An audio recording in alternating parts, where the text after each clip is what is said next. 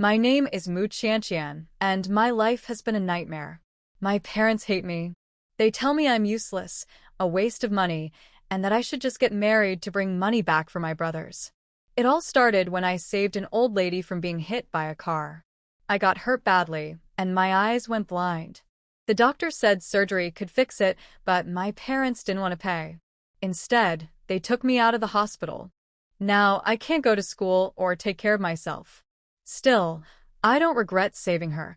It was worth it to save her life. What makes it worse is that my parents scammed that kind old lady out of 1,000,000 yuan. She paid for my treatment, but they used the money for themselves and took me home without helping me. They even planned to marry me off to a disabled man in his 40s to get more money. At home, I'm treated like a servant. My brothers get everything, while I'm ignored and insulted. My clothes are old, and all my savings were used up by my family. I thought going to college would change my life, but now it feels like my future is ruined. Tonight, I decided to leave. I packed my things, grabbed a stick to guide me, and quietly walked out. But as soon as I stepped outside, a black car stopped beside me. A man with a cold, sharp face rolled down the window and stared at me. My heart raced. Who was he, and what did he want? I was walking with my little yellow duck backpack, using a stick to guide me, when I noticed a car following me. Feeling nervous, I asked if they were after me, and a tall man stepped out. His deep voice caught me off guard. He said he was the grandson of the old lady I saved and thanked me for saving her life. I didn't know what to say. When he asked why I had left the hospital, I explained I had nowhere to go and couldn't afford more treatment. He insisted on taking me back to the hospital, saying my eyes could still be healed. I hesitated, but eventually agreed. He seemed distant but kind, even helping me into his luxurious car. The car felt like something from another world, soft seats, a faint, pleasant smell. I was too scared to move, worried I might damage something. He reassured me not to worry. Exhausted, I accidentally fell asleep, leaning on his shoulder. He pushed me away coldly, and I shifted to the window, feeling embarrassed. At the hospital, I was given a private room. I overheard him making sure I wouldn't be able to leave again, as if he genuinely wanted to help. It was hard to believe someone like him would care about me. Later, I heard loud footsteps and arguing outside my room. A woman burst in, dressed glamorously, her voice sharp. She accused me of trying to steal Brother Sihan. I froze, unsure of how to respond. What was going on? Why was all this attention suddenly on me? I was lying in bed, trying to rest, when a woman stormed in. She looked furious, and before I could react, she yanked out my four, calling me terrible names.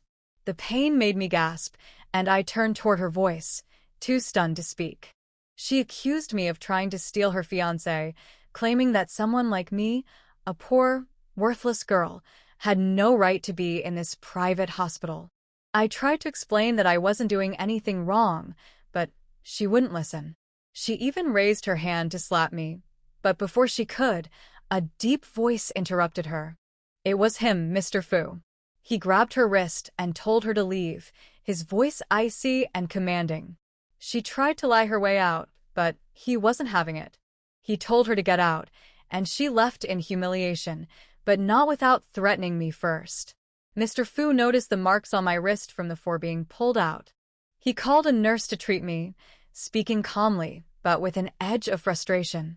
I couldn't help but feel like I was causing trouble. I timidly asked if I was being a burden, but he reassured me, saying I should focus on recovering and that he would handle everything else. Later, I overheard the nurses saying someone had tried to investigate me, and I began to wonder if I was safe here. Mr. Fu's grandmother seemed kind, but even she was insistent. She wanted me to stay, and she even suggested to Mr. Fu that he should marry me to protect me. I was shocked. Marriage? To someone like him? He seemed just as surprised, but his grandmother was serious. I don't know what my future holds, but everything feels like it's spinning out of control. I never wanted any of this attention, and I certainly didn't expect my life to change so much after that accident.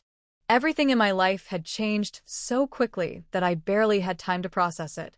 Mr. Fu's grandmother, A kind woman who had insisted on helping me made an unexpected suggestion that I marry her grandson. Mr. Fu reluctantly agreed, saying it would ease her worries. To him, it was just a formality, a marriage on paper. He made it clear that if I stepped out of line, he had no problem ending it. The truth was, I had no choice. My eyesight could be restored, but the surgery was unbelievably expensive, an eight-figure sum I could never repay. Without his help, I would remain blind forever. He said covering the costs was natural if I became his wife, and I couldn't refuse. Deep down, I still felt uneasy. I didn't know him well, but his grandmother's kindness gave me some comfort. I told myself this was the only way I could get my life back on track. That same afternoon, he took me to the civil affairs office. Everything happened so fast. The staff kept complimenting us, calling us a perfect couple, and saying we looked like we were destined to be together. I felt awkward, especially when they asked me to open my eyes for the marriage photo. My vision was cloudy and dim, and I couldn't even see the picture clearly. Holding the small red marriage certificate in my hand felt surreal. I didn't know much about my husband, not even his appearance, but I silently promised myself I wouldn't stay longer than necessary. Once my eyes were healed, I'd leave and repay the kindness in any way I could. Back at the hospital, Mr. Fu left to return to work, and his assistant drove me back. During the ride, I told the assistant my plan to divorce Mr. Fu as soon as my surgery was over. I didn't want to cause any trouble or seem ungrateful. The assistant chuckled and told me I was naive. He also corrected a mistake I'd been making. I thought Mr. Fu's name was Fuzong because everyone called him that, but it turned out to be his title, not his name. Embarrassed, I stayed quiet for the rest of the ride. As we neared the hospital, my old phone started ringing loudly, its cracked screen lighting up. I struggled to answer, knowing it was probably my mother. Sure enough, her sharp voice cut through the line. "Where the heck have you been? How dare you not come home last night? Do you know how much trouble you've caused?" I froze as she continued. "I've found you a husband. He's coming today with a betrothal gift. Get back here immediately so he can see you." Her tone was harsh, leaving no room for argument. My stomach churned. My parents had been planning to marry me off to a much older man to bring money into the family. They never asked if I wanted this, they never cared. How could I tell her I'd just married someone else, someone powerful and untouchable, not for love but for survival? Would she even believe me? I ended the call quickly, my hands trembling. The weight of everything, my rushed marriage, my family's neglect, and my uncertain future, was crushing me. But I reminded myself why I'd made these decisions. I had a chance to restore my sight, to go back to school, and to finally take control of my life. No matter how messy things got, I couldn't give up now. When my mom called and mentioned a husband, my heart sank. I asked if she was talking about the 45-year-old disabled man she'd planned to marry me off to. She mocked me, saying I should be grateful anyone would want a blind girl like me. Over the phone, I could hear the man's disgusting voice, asking if I could have children and if the dowry was a scam. My mom assured him I was still a pure girl and could give him a healthy son, her tone full of flattery. Hearing their conversation shattered me. My own mother was bargaining my life away, selling me off like I was nothing. If I hadn't met Mr. Fu, they probably would have already dragged me back to that horrible man. I gripped my phone tightly and spoke firmly. "Mom, I'm already married. I'll never come back to that house." She was furious, demanding to know who I married and when it happened, but I hung up. My mom cursed me, calling me worthless and claiming they'd wasted years raising me. I blocked their numbers immediately. I didn't want their voices poisoning my mind anymore. Sitting on the curb outside the hospital, I couldn't hold back my tears. Mr. Fu's assistant handed me a tissue, telling me my family wasn't worth my pain. I handed him my phone and asked him to block all contact with my parents and brother. It was time to cut ties. He reassured me gently, reminding me that crying too much would harm my eyes. I stood up, wiping my tears. I'd been through so much, but I couldn't let myself fall apart now. I needed to stay strong for the surgery, for my future. As I tried to calm myself, I noticed the assistant glancing at me, as though I were some delicate flower. His kindness surprised me, and for a moment I felt seen, not as a burden but as a person. Unbeknownst to me, a man in a passing car noticed me crying. He was struck by how much I resembled someone from his family, someone they had lost. He got out to look for me but couldn't find me in the crowd, leaving him with a sinking feeling. Back in the hospital, I received a call from my best friend, Liu. She explained that my university needed a direct relative to verify my absence to keep my enrollment. Otherwise, they would cancel my registration. My heart raced at the thought of losing my spot. After everything I'd endured to get into school, I couldn't let this happen. But I couldn't ask my parents. They'd never supported my education and would likely use the opportunity to sabotage me. Desperate, I suddenly thought of Mr. Fu. Does a husband count as a direct relative? I asked. Liu was stunned, asking when I got married. This morning, I replied, still barely believing it myself. She was worried, wondering if I'd made a mistake by marrying someone I didn't know. I reassured her, saying that he was paying for my treatment and didn't seem like a bad person. I admitted I didn't even know his full name, thinking his surname was Fu. Liu laughed, telling me there was no prominent family in Beijing with that name. She thought he might just be moderately wealthy, not a tycoon. I didn't mind. I told her I wasn't looking for a rich husband, just someone who could help me stand on my own feet. Just as I finished explaining, Mr. Fu walked into my hospital room. I froze, unsure of how much he had overheard. My life was spinning in a direction I never expected, and I could only hope I was making the right decisions. Mu Qianqian couldn't see anyone, but she heard the sound of a door being pushed open and footsteps. I'll hang up first and talk to you later. Okay. After the call, Liu thought of the Fu family. However, this Fu is not the Fu that Mu Qianqian mentioned.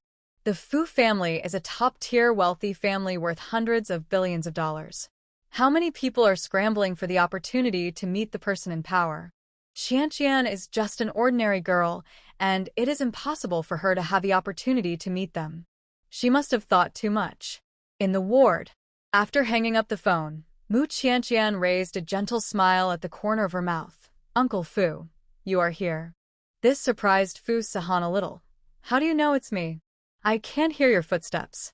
Mu Qianqian explained obediently. Fu Sahan curled his lips. She looked stupid, but her ears were sensitive. Fu Sahan informed her, I came here to tell you that the overseas doctor has made an appointment and will come to perform surgery on you in 2 days. You can be discharged after the surgery is completed. Mu Qianqian's heart jumped with excitement. Uncle, after the surgery, can I recover my eyesight? Not immediately. I need some time to recuperate. This news was enough to make Mu Qianqian so happy that she wanted to jump up. Great, her eyes can see again. The blue sky, the green trees, and the warm and bright sun will all re-enter her field of vision.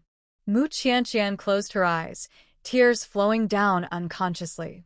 She sat on the hospital bed, her face pale, her body petite and thin, and she looked pitiful when she cried. Fu Sahan looked at her steadily, and a trace of helplessness flashed through his heart. Why are you so fond of crying? He doesn't like women who are too fragile. It's troublesome. Mu Qianqian thought of something and said hesitantly, Uncle, I have no place to live after I am discharged from the hospital. We are already married. Of course you can live with me. Fu Sahan has already bought a house in the community near her school, and she can move in when the time comes. If she behaves herself, she can always keep the title of Mrs. Fu. But if she is not honest, don't blame him for being ruthless. Thank you. Mu Qianqian thanked her, and she suddenly thought of a question. Uncle, are we going to live together? Fu Sahan smiled. What do you think, Mrs. Fu? Mu Qianqian was shocked to find that she had asked a stupid question. They are all married, and if they don't live together, do they have to separate? Well, just live together, it's better than going back to her original home. Thinking that she is going to live with a strange man under the same roof, Mu Qianqian's face is unconsciously hot. She grabbed the quilt in front of her, nervous and expectant, her little heart pounding. What are you thinking about? Fu Sahan interrupted her thoughts. Mu Qianqian said quickly, "No, nothing." If he knew what she was thinking, he would definitely laugh at her. She still didn't know what her husband looked like, and hoped that he wouldn't be too ugly. Mu Qianqian was more obsessed with appearance. "Uncle, I want to ask you a favor." "Go ahead." "Because of the car accident, I didn't report to school on time. The school asked my immediate family to go to the school to handle the procedures, otherwise my student status would be revoked." Fu Sahan was quick-witted and responded quickly, "Do you want me to go for you?" Yes. "My family doesn't support me going to college. If they knew, they would definitely tell the school leaders to revoke my student status as soon as possible." Her family just wanted to marry her off quickly and use her betrothal gift to buy a car and a house for her brother. Fu Sahan said lightly, "Leave this to me." After leaving the ward, he called his assistant and asked him to handle the matter.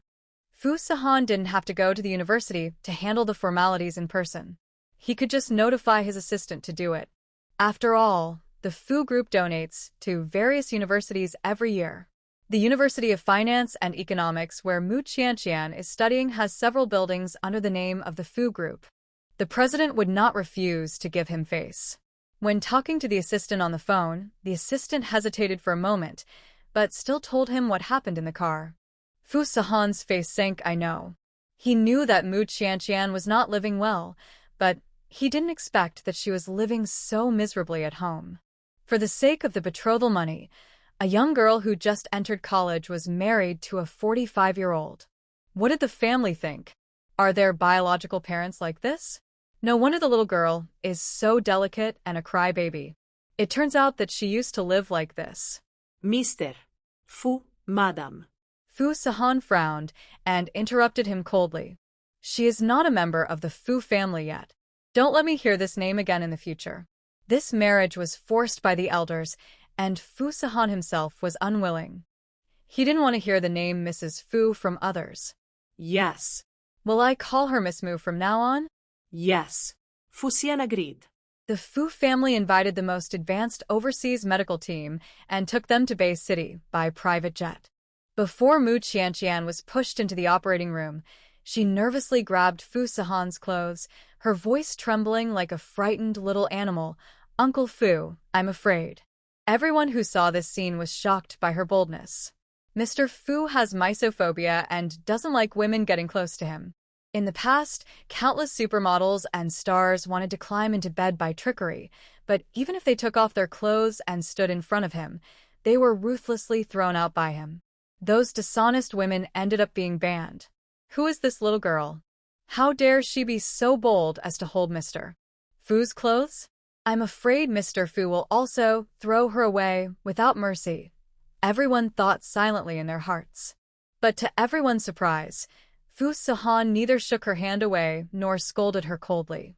This heir to a wealthy family, who is always decisive and frugal with words, actually comforted her for the first time. "Don't be afraid, I'm here." The sun was rising from the west. Mr. Fu actually comforted people and comforted a woman. Everyone had a thought in their mind. Is this person still their Mr. Fu? The doctor pushed Mu Qianqian into the operating room, and a nurse came out. "Mr. Fu, we need Miss Mu's family to sign the consent form." "I'll do it," Fu Sahan said firmly. "But you are not her direct relative, and legally, you can't sign for her." Fu Sahan swept over with a cold look, frightening the little nurse, and she dared not say any more questioning words. She returned to the operating room and learned from the leader that Mr. Fu was indeed Miss Mu's direct relative. "They have different surnames. What kind of relatives are they?" The leader was very secretive. "You don't need to know this. Just concentrate on preparing for the operation." The operation lasted for 4 hours. When Mu Qianqian was pushed out of the operating room, a circle of white cloth was wrapped in front of her eyes. Her little face was not even the size of a palm, and the white cloth almost covered most of her face, revealing only the tip of her small nose and pointed chin. She seemed to have slept for a long time. After waking up, the world in front of her was no longer dark, but a faint light emerged. Although there was a layer of white cloth between them, she could still feel the hazy light shining through the cloth into her vision. I can see now, Mu Qianqian said happily. Fu Sihan's voice appeared above her head. The white cloth cannot be removed for the time being. Mu Qianqian realized that the uncle was also in her room. Uncle, I didn't cry once when I had the operation. Am I very brave? Fu Sihan raised the corner of his lips. Yes. So, I want to give you a gift. Mu Qianqian licked her lips and asked expectantly, what gift? Fu Sihan put an icy cube in her hand. Mu Qianqian touched it and immediately knew what it was. Cell phone. Although she had never bought this type of phone, she had seen her best friend Li Xiyu using it, so she immediately realized that this was the latest high-end phone, and it was very expensive. Fu Sihan asked, do you like it? Mu Qianqian nodded repeatedly with gratitude. I like it. She had wanted a new phone for a long time. The old phone was so slow, and the volume couldn't be adjusted. She would be woken up by a sudden spam advertisement in the middle of the night. Mu Qianqian held the new phone lovingly and said sincerely, Uncle Fu, you are so nice. She didn't expect that she would be able to see the light of day again. Uncle Fu not only cured her eyes, but also bought her a new phone, helped her keep her student status, and even let her live in his house in the future. She will never be able to repay his kindness in her lifetime. Hearing her compliment, a hint of surprise flashed across Fu Sihan's eyes. He had heard too many people say that he was cold-blooded and ruthless, but this was the first time he heard someone praise him. When she knows his identity in the future, she might regret saying such a thing. After all, he has never been a soft-hearted person. I still have things to deal with. You can talk to the nanny or the assistant if you have anything. Fu Sihan walked to the door of the ward and held the door handle. My mobile number has been saved in your phone and set as your emergency contact. You can call me if there is anything important, but try to call as little as possible. He didn't want to do this at first. After all, Mu Qianqian was only his wife in name, and they were not actually husband and wife. But Grandma kept nagging in his ear, saying that Qianqian was a poor child and asked him to be nicer to Qianqian.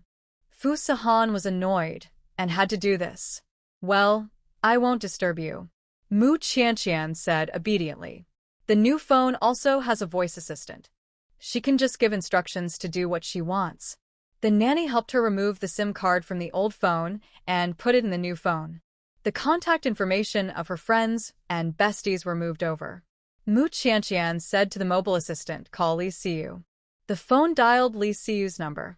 Qianqian, why did you call me on your own initiative? Can you see it? Mu Qianqian smiled happily. I just had surgery, and the doctor said I will be fully recovered in a while. But I bought a new cell phone which can give voice commands, so I can call you. You bought a new cell phone? Who bought it for you? Mu Qianqian hesitated and said shyly, my husband. I didn't expect your husband to be so thoughtful and even consider this. Hearing that her bestie had found a good home, Li Xiyu was relieved. Where does your husband work? What does he look like? He seems to be an employee of the Fu Group, but I don't know what he looks like. If I didn't have to stay in school every day, I really want to go to the hospital to see you and, by the way, see what your husband looks like for you. After all, you are a face control. What if your husband is not good-looking? Wouldn't you feel wronged? Mu Qianqian chuckled. It doesn't matter. Even if he is ugly, I am willing. After all, Uncle Fu is so good to her. Even if he is an ugly man, she is willing to spend her whole life with him. People should be grateful and repay kindness. Mu Qianqian is not a conscienceless person. The school has assigned a dormitory to you. I have reported your contact information. Someone may pull you into the dormitory group when the time comes. Well, okay. You should have a good rest. The instructor blew the whistle again and called us to assemble. Alas, the military training is so long that people are exhausted. Li Xiyu envied Mu Qianqian for not having to undergo military training and suffering less. Mu Qianqian said goodbye to her. You should go quickly. Otherwise, you will be punished by the instructor if you are late. After hanging up the phone, the voice assistant of the mobile phone rang. Fong Yanran applied to add you as a friend. Mu Qianqian shouted to the outside of the ward, Aunt Lu, please come in. Can you help me operate the phone? Help me approve my roommate's contact information. The nanny clicked twice on the phone to help her approve the other party's friend request. Thank you. Mu Qianqian was pulled into a small group of 4 people. Someone accidentally pulled her into the class group. She didn't make any remarks, so no one knew who she was. The group was discussing heatedly. Have you heard? Someone in our class didn't report and didn't participate in the military training, but the school didn't expel her. I heard that she was sick and couldn't go to the military training. Hee. She wasn't sick during the college entrance examination, but she got sick during the military training. Do you believe these excuses? I guess she's a relative. I didn't expect that there are people with connections in universities who use backdoors. It's so unlucky. Whether she is a fool who uses backdoors or not, we will know when she returns to school. Mu Qianqian had turned off her phone a long time ago, so she didn't know that people in the group were discussing her. After the operation, she can be discharged early. The assistant drove her to Mingyuan Community near the University of Finance and Economics. The nanny took Mu Qianqian's hand and took her upstairs and into the house. Miss Mu, this house is in Unit 2, Building 5, Room 1314. Well, I remember it. Mu Qianqian sat on the soft sofa and nodded. Aunt Lu said to her, I live in the next room. You can call me at any time if you have any instructions. Aunt Lu, how many rooms are there here? 4 in total. In addition to the master bedroom and the second bedroom, there is also a study and a children's room. Mu Qianqian thought for a while. I'll live in the second bedroom first. You don't live with Mr. Fu? Mu Qianqian's cheeks flushed instantly. She has never lived with a man before, let alone sleeping. She hasn't even kissed or hugged. Mu Qianqian was a little uncomfortable with suddenly asking her to sleep in the same room with her nominal husband. Then I'll take you to the second bedroom. Aunt Lu held her arm and took her to the second bedroom. Knowing that Mu Qianqian had poor eyesight, Mrs. Fu had the extra furniture in the house vacated in advance. The sharp edges of the tables and chairs were also covered with protective covers so that even if Mu Qianqian accidentally fell, she would not hit the corners. Aunt Lu prepared lunch for her. After dinner, Aunt Lu brought her a cup of goat milk. This is Mr. Fu's special order to supplement your nutrition. The nutritional value of goat milk is higher than that of cow's milk. Mu Qianqian has been hungry and cold since she was a child, lacking nutrition, and needs to supplement more protein. Thank him for me. Mu Qianqian took the warm glass and drank it while pinching her nose. This was Uncle Fu's kindness, and she couldn't let him down. There was a noise at the door. Mr. Fu is back. Mu Qianqian's heart tightened. As soon as Fu Sahan came back, the nanny left home tactfully and lived in the next room. There were only 2 of them left at home. Mu Qianqian tugged at the hem of her clothes, a little nervous, uncle. She was wearing a white floral dress, like a white jasmine flower swaying in the wind. The little girl had just finished drinking milk, and there was still a little white milk stain on her pink lips, which made her look cute and adorable. Have you bought everything? Mu Qianqian answered stiffly. Not yet. Fu Sahan said without allowing any argument. Let's go. I'll take you shopping. Mu Qianqian was a little flattered. No, just let Uncle Wang take me. Uncle Wang is Fu Sahan's assistant. Hearing her call him uncle, Fu Sahan felt inexplicably unhappy. What did you call him? Fu Sahan's tone was cold, and a cold breath lingered around him. Mu Qianqian was a little scared, and didn't dare to say a word. Call him Assistant Wang from now on. Mu Qianqian answered cautiously, I know. Come with me. Fu Sahan took the glass from her hand, put it on the table, then took her wrist and walked out of the room. He had a serious obsession with cleanliness and never liked those women to get close to him. But unexpectedly, when he held the hand of this silly girl, he didn't feel any disgust in his heart. Maybe it was because she didn't smell like makeup, only a faint scent of flowers and milk. Uncle, why did you take me shopping in person? Mu Qianqian asked curiously. Fu Sahan's face sank. Don't ask so many questions. He was busy in a meeting, but he couldn't stand the old lady as phone calls urging him, so he had to put down his work and come to take care of this little blind man. She is your wife. If you don't take care of her, who will? That's what Mrs. Fu said. Mu Qianqian lowered her head and looked a little disappointed after being inexplicably scolded by Fu Sahan. Fu Sahan felt a little annoyed, but he was not good at coaxing people, let alone delicate girls. Women are trouble. Seeing someone selling candied haws on the roadside, he casually asked, "Do you want to eat candied haws?" The little girl he was holding finally raised her head and stammered, "Yes." She is not only a face control but also a foodie. Fu Sahan asked his assistant to buy a string of candied haws. Mu Qianqian licked the outer sugar shell and was extremely satisfied. Seeing her inexperienced look, Fu Sahan sneered, "A string of candied haws makes you so happy?" Mu Qianqian said softly, "I haven't eaten it before. My mother only buys it for my brother." Once, Mu Qianqian was so greedy that she picked up the candied haws stick her brother had finished eating and secretly licked it. She still remembers the sweet taste. Fu Sahan's face froze, and he felt a little uncomfortable. As soon as she got in the car, Mu Qianqian found that they had changed cars. This was not the car she had been in before. The seats in the previous car were very soft, but this car was a little hard.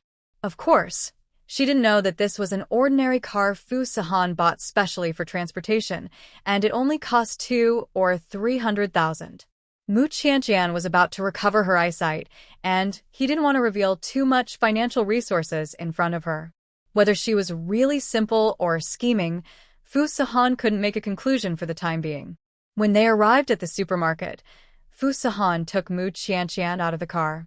Walking in front of the dazzling shelves, Mu Qianqian could only see the vague outlines in front of her through a layer of white cloth and couldn't choose by herself. "What color do you want for toothbrushes and cups?" Mu Qianqian's voice was sweet and soft. "Pink." Fu Sahan put the pink toiletries into the shopping cart. "What about towels?" Pink too. Walking to the towel shelf, Fu Sahan's breathing paused slightly, his eyes dimmed a little, and he threw the pink towel into the shopping cart with a cold face. While shopping, Mu Qianqian noticed that the eyes of the people around seemed to be looking in their direction. She thought it was because it was too strange to cover her eyes with a white cloth, so it attracted other people's attention. Mu Qianqian felt lost and slowed down involuntarily. But Fu Sahan was tall and had long legs, and she walked slowly, so she soon distanced herself from him. People were coming and going in the supermarket, and Mu Qianqian stood there at a loss. She shouted twice, "Uncle, uncle?" But no one answered. She was like a kitten abandoned on the roadside, and everything around her was strange and dangerous. Mu Qianqian's heart kept sinking.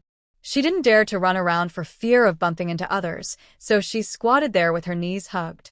She didn't know if it was her illusion, but she vaguely felt her lower abdomen swollen and a little painful. 2 minutes later, Fu Sahan hurried over and found her in the corner. "Why are you squatting here?" Hearing the familiar voice, the haze in Mu Qianqian's heart was swept away. She stood up, threw herself into his arms, and shouted in a trembling voice, "Uncle, I finally found you." The little girl's face was not very good, and her hands were cold. She was probably really scared. Seeing this, Fu Sahan didn't have the heart to blame her anymore. Forget it. Just treat her as a child who has not grown up. "How long are you going to hold me?" Fu Sahan said coldly. Mu Qianqian blushed and quickly withdrew from his arms. She was so scared just now that she took the initiative to throw herself into his arms. She was really unrestrained. However, the uncle had a clear and mature scent of agarwood, which was really nice. Fu Sahan continued to take Mu Qianqian shopping. This time, he watched closely, fearing that the little blind man would get lost again. On the way back, Mu Qianqian kept holding her stomach. She had just got off the car, and Fu Sahan looked up and saw a bright red mark on the back of her skirt. "Wait." Mu Qianqian stopped. "Uncle, what's wrong?" Fu Sahan looked a little embarrassed. "Wait for me in the car for a while." "Oh, okay." Mu Qianqian obediently didn't ask any more questions, and fumbled back to the car and waited obediently. Fu Sahan went to the nearest convenience store and went straight to the women's product shelf. He had never bought these products for a woman and didn't know how to choose, so he looked at the labels and chose the most expensive ones and took a few packs. The cashier was just peeking at him. It's rare to see such a handsome guy. In addition to his handsome appearance, what's more attractive is his cold temperament that keeps strangers away. Unexpectedly, the handsome guy came to buy sanitary napkins for his girlfriend. The cashier thought to himself, what a pity. Fu Sahan was carrying a bag of sanitary napkins. His face became even colder, and the girls who wanted to chat up on the road didn't dare to approach him. Back in the car, he took Mu Qianqian upstairs, threw the sanitary napkins to her, and said in a hard tone, "Do you know how to change it?" Mu Qianqian felt the stickiness of her clothes and finally realized what had happened. She suddenly got her period, soiled her skirt, and asked her husband, whom she had never met, to buy her sanitary napkins. Oh my God! Why was she so embarrassed? Uncle Fu would definitely dislike her. Mu Qianqian had eye problems, so she finally asked Aunt Lu to come over and help her change into clean clothes. But now she can see a hazy outline, and she can still go to the toilet to change her sanitary napkin by herself. When Mu Qianqian came out of the bathroom, Fu Sahan was talking on the phone with his secretary. "Mr. Fu, I found out. The car that hit the old lady was bribed by the adopted daughter of the Lu family." Hearing this, a hint of murderous intent flashed across Fu Sahan's eyes. I know. Fu Sahan is not a kind-hearted person. Usually, anyone who provokes him will be cruelly retaliated. This woman dared to touch his reverse scale, so she must not be kept. Fu Sahan had heard of the Lu family's adopted daughter before. The Lu family once lost a daughter. At that time, they mobilized all their connections to find her and even asked the Fu family for help, but unfortunately, they didn't find her in the end. So the Lu family adopted an adopted daughter casually and claimed to the outside world that she was their biological daughter. Only a few people knew that she was just an adopted daughter with no blood relationship. Mu Qianqian waited for him to finish the call before asking softly, "Uncle Fu, are you going to sleep here tonight?" Fu Sahan glanced at her coldly. That glance made Mu Qianqian feel like she was falling into an ice cellar, and she couldn't breathe for a long time. Fu Sahan left the house coldly. Mu Qianqian didn't know what happened and stood there helplessly. Did I provoke him in any way? Is it because she soiled her skirt that made him think she was sloppy? But she is usually very clean. Aunt Lu comforted her. "Don't think too much, Miss Mu. The husband must have something urgent at work, so he left suddenly." "Well, I won't blame him. Are you going to bed? I'll go get you a bath." Mu Qianqian lay on the unfamiliar bed, tossing and turning, unable to fall asleep. Thinking back to everything that happened during this period, it seemed like a dream. She went from the small broken bed full of debris at home to this big bed that is as soft as a cloud. She can stretch her body at will without worrying about falling. She doesn't have to eat leftovers every day, and there is plenty of meat to eat. She eats well, and her body is full of strength. In the past, every time she had her period, Mu Qianqian's stomach would hurt a lot, and she had to endure the pain and wash clothes and dishes for the family with cold water. Maybe it's because her nutrition has caught up during this period, and her physical fitness has improved a lot. This time she didn't have dysmenorrhea. Thank you very much. Thank God. When her eyes are fully recovered, she can go back to school, find a job after graduation, and make money to repay Uncle Fu. He spent so much money on her treatment, he must have spent all his savings. Mu Qianqian silently kept this kindness in her heart. Thinking about it, Mu Qianqian fell asleep. In the dream, she dreamed of Uncle Fu's appearance with a square face, thick lips, and a serious look, but not very handsome. After waking up, Mu Qianqian couldn't help laughing at herself for having such a dream. Although she is a face control, if that person is Uncle Fu, she would be willing to be ugly. Fu Sahan stood outside the French window on the top floor and called to inform the shareholders, "Withdraw our investment in Lu's." But Mr. Fu, now is the critical period of cooperation. If you withdraw your investment at this time, Lu's may face a broken capital chain, which will cause heavy damage to them. Fu Sahan opened his lips coldly. Withdraw. Dare to attack his family, let alone severely injure them. Even if they go bankrupt, it will not be easy to dispel the anger in Fu Sahan's heart. The person on the other end of the phone did not dare to question it again. Yes. The Fu group suddenly took action against the Liu family, causing great turmoil in the stock market, and everyone in the Beijing circle was in danger. I don't know how the Liu family offended that person, and it seems that the offense was serious. Liu Yunbai, the heir of the Liu family, came to visit in person, anxious and worried. Madam, our Liu family has cooperated with the Fu family for many years and has always abided by our duties and has never done anything improper. Why did you suddenly withdraw your investment? Madame Fu lives in a Chinese-style garden. She sits under the pavilion drinking tea and says slowly, I have long stopped caring about the company's affairs. You have to ask Sahan about these matters. Liu Yunbai smiled bitterly. We don't have a way to contact President Fu. You see.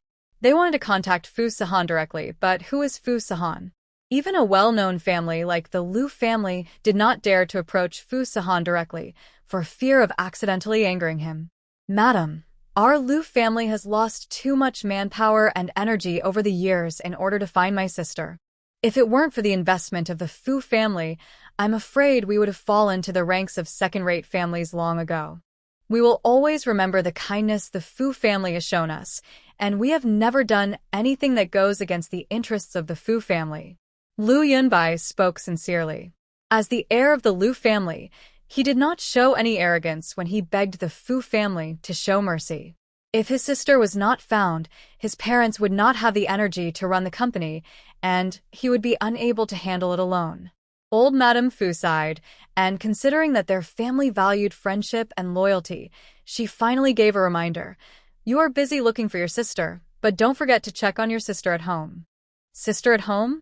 Liu Yunbai was stunned, and immediately realized that it was his adopted sister, Liu Yunxiang. Yunxiang has always been scheming. Liu Yunbai strongly opposed adopting her as a daughter at first, but this woman relied on the similarities between herself and her sister and deliberately imitated her sister's preferences, winning the sympathy of her parents and bringing her back home. Liu Yunbai had expected that Liu Yunxiang would not be an easy person to deal with, but he did not expect that she would bring so much trouble to the Liu family. What a jinx! Liu Yunbai hid his emotions. Thank you, old lady, for your reminder. I will check the matter when I go back. The Liu family left the expensive gifts and walked out of the Chinese garden. Madame Fu just took a sip of tea and suddenly remembered that Qianqian seemed to have some similarities with Liu Yunbai. Thinking of Liu Yunbai, Madame Fu thought of Madame Liu. Qianqian's appearance was almost cast in the same mold as Madame Liu when she was young. It's just that Madame Liu has become more and more haggard in recent years and has not appeared in public, so she didn't think of it for a while. Madame Fu was afraid that she remembered it wrong, so she ordered the servants, help me find some old photos of Madame Liu. Yes. Madame Fu smiled and said, I don't know how Qianqian and Si Han are getting along. That little girl wasn't scared by this cold devil in her family. After Liu Yunbai came back from the Fu family, he immediately asked someone to check Liu Yunxiang's recent actions. Sure enough, clues were found. Which? Who gave you the courage to drive a car to hit Madame Fu? Do you want to kill the Liu family? Liu Yunbai angrily went to Liu Yunxiang and kicked her door open. The door hit the wall with a thud and bounced back violently. Liu Yunxiang was lucky enough to think that she would not be discovered, but she underestimated the power of the wealthy family. Liu Yunxiang smiled and said flatteringly, Brother, things are not what you think. I made a mistake accidentally. I didn't mean to. She was wearing a white dress, and the room was decorated in pink colors. I'm not your brother. Liu Yunbai's voice was cold. Looking at the man in front of him, who looked 3/4 like his sister and made such a flattering expression, he just felt disgusted. Not intentional? Humph. Do you think I will believe it? If it wasn't intentional, why were you there at that time? Liu Yunbai threw out a few surveillance photos and dropped them on the coffee table. The surveillance footage showed clearly that Liu Yunxiang was hiding in the dark at the time, ready to rush out to save people at any time. Is this not intentional? It was obviously intentional to harm people, and she was smart enough to put on a show to deceive Madame Fu and gain the favor of the Fu family. When Liu Yunxiang saw the surveillance photos, she immediately picked them up and flipped through them. Her first reaction was relief. Fortunately, that woman was not photographed. Lu Yunxiang originally wanted to rush out to save Madame Fu that day, but she saw a face that looked like her adoptive mother. That's why she froze in place and forgot to move. By the time she reacted, Madame Fu had been rescued by that woman. Lu Yunxiang acted seductively and said delicately, "Brother, I'm doing this for the good of the Lu family. The Lu family is in decline. If I can hook up with President Fu, wouldn't our Lu family be able to move to a higher level?" A hint of sarcasm flashed across Lu Yunbai's eyes. "Idiot. Do you think Fu Sahan is something you can dream of? I really should show my parents what a stupid person they adopted." So many famous ladies from aristocratic families wanted to climb into Fu Sahan's bed, but what happened in the end? One ending was uglier than the other. Just because she is a fake princess, she wants to win Fu Sahan's eyes?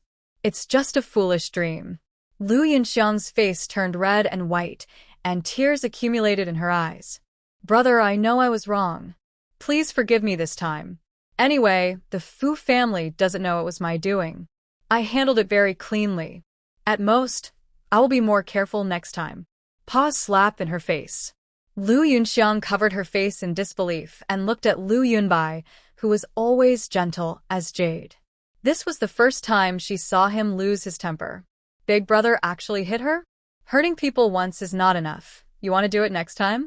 If the Fu family hadn't given face to the Lu family, you should have been in jail now. Lu Yunbai wanted to throw the woman in front of him out and cursed with a vicious look in his eyes. "You're still dreaming of becoming Mrs. Fu. Why don't you look in the mirror and see who gave you everything you have now? If it weren't for the Lu family, she would still be begging on the street. How could she live the life of a young lady today? I didn't expect her appetite to be so big. Luxury cars and villas can't satisfy her. She still wants to climb up the Fu family. She is really ambitious. How can such a stupid and vicious person be worthy of being his, Lu Yunbai's sister?" Lu Yunbai ordered his assistant, "Stop all her cards. When she goes out in the future, send someone to watch her so that she won't do anything weird again." After saying that, he turned and left. Lu Yunxiang's face was burning with pain. In front of so many servants at home, Lu Yunbai dared to hit her? She would remember this grudge. Didn't they want to find his biological sister? Then she would find a way to prevent his biological sister from coming back. A sinister light flashed in Lu Yunxiang's eyes. Mu Qianqian had lived in Mingyuan community for several days, but she hadn't seen Uncle Fu. She asked the nanny, but the nanny didn't know what was going on, and just comforted her. "Miss Mu, just relax and take good care of yourself. Mr. Fu is probably just too busy at work, so he has no time to go home." Is that so? But why didn't he even call her? Mu Qianqian felt a little disappointed. She was sitting in the living room watching TV and fell asleep on the sofa unknowingly. When Fu Sahan came back, he found her sleeping on the sofa in only a thin skirt, without covering herself with anything. His face suddenly sank. Did this woman forget that she was still having her period? She dared to sleep like this in the air-conditioned room, and she wasn't afraid of getting sick. "Get up." He stood in front of the sofa and shouted coldly. Mu Qianqian curled up her petite body and seemed not to hear. Fu Sahan increased the volume and shouted again, "Hurry up and get up." But the person on the sofa still did not move. Fu Sahan found that her face seemed to be abnormally flushed. He touched her forehead with the back of his hand, and the temperature was burning. This action finally woke up Mu Qianqian, and she moved her nose. "Uncle Fu, you are back. How do you know it's me? I can smell the smell on you." Mu Qianqian smiled sweetly and cleanly, like a child who is ignorant of the world. Fu Sahan has a mature and clear scent of agarwood on his body. Every time she smells the scent, she feels at ease. "Uncle Fu, are you very busy recently? You don't even have time to go home." Fu Sahan looked a little uncomfortable. Yeah. In fact, he had some doubts about Mu Qianqian because of the Lu family's adopted daughter, so he didn't want to come to see her. The reason why Fu Sahan came here today was because he was urged by his grandmother and had no choice but to come to Mingyuan community to see her. He didn't plan to stay, so he just took a look and left. Mu Qianqian held his sleeve dependently, her cheeks were hot, and her voice sounded weak. Uncle, don't work too hard. You must take care of your health. When I graduate from college, I will help you share the pressure of supporting the family. Hey, why do I have a headache? Mu Qianqian finally realized that she was feeling a little unwell. Fu Sahan sneered. You don't even know you have a fever. You are such a fool. Mu Qianqian tilted her head in a daze. Do I have a fever? Well, who told you to sleep on the sofa and don't even know to cover yourself with something? Fu Sahan brought an air conditioning quilt and covered her. He called his assistant, asked the family doctor to come to Mingyuan as soon as possible. Mu Qianqian felt dizzy and had no strength in her body. Uncle, when people are sick, they will unconsciously think of the person they rely on the most. Fu Sahan heard her calling him again and again, her voice as weak as a hungry kitten. His eyes were complicated and dark. Is this woman really cunning, or is she really simple and kind? Uncle, I feel so uncomfortable. Mu Qianqian felt so dizzy that her head seemed to be about to split. She called him in a soft voice, and even her voice was filled with tears. Fu Sahan exhaled a long breath, took out an ice pack from the refrigerator, and put it on her forehead through a towel. Mu Qianqian felt hot all over, and at this moment, she felt a touch of coldness on her forehead. It was like a spring of water, which relieved her pain at once. It will be better soon. Hearing Uncle Fu's low voice, her floating heart settled down at once. The family doctor came over, gave Mu Qianqian a simple physical examination, and prescribed medicine. Don't worry, sir, Miss Mu is fine. Just take a dose of antipyretic medicine. Yes. Fu Sahan said lightly, I will ask Wang Yong to tell the finance department about your bonus. The doctor hurriedly thanked him. You are too polite. You don't need to give me a bonus for such a small matter. He has worked in the Fu family for so many years, and he earns much more money than outside. Not only is the salary high, but there is also an extra bonus every time she is called to see a doctor. Fu Sahan said coldly, You are loyal to the Fu family, so your treatment will not be bad. Yes, yes. After the family doctor left, Fu Sahan wanted to ask the nanny to come and take care of Mu Qianqian. But she grabbed his clothes and said in a daze, Uncle, don't go. Take the medicine. Fu Sahan poured her a glass of warm water. Mu Qianqian sat up, but she had no strength in her body and couldn't sit steadily. Fu Sahan had to frown and let her lean on his arms. He rudely stuffed the pills into her mouth, and the glass cup was against her lips. Drink water. Mu Qianqian drank the water in small sips. After drinking, she had a bitter face. I can't swallow it. Open your mouth and let me see. Fu Xian ordered. When he spoke, his breath brushed her face, warm and a little itchy. Mu Qianqian's heart beat quickly, and she slowly opened her mouth, with the white pill still on the tip of her tongue. So stupid. Fu Sahan hated troublemakers like her the most. She was delicate, clingy, and had a lot of things to do. Hearing the disgust in his voice, Mu Qianqian lowered her head aggrievedly and tried to swallow the pill. But without the help of water, she couldn't swallow it at all. Instead, the bitterness melted on the tip of her tongue, and her little face wrinkled with bitterness. Drink water. Fu Sahan fed her a big mouthful of water, pinched her chin with his tiger's mouth, and lifted it up. Mu Qianqian was so scared that she gulped and swallowed the pill and water together. She touched her throat and murmured, So this is how to drink medicine. No one taught you before? Mu Qianqian shook her head. No, I haven't taken medicine. She was sick before, and she couldn't even drink a bowl of hot water, so she could only go back to that small bed and endure it. No one had ever told her how to swallow pills.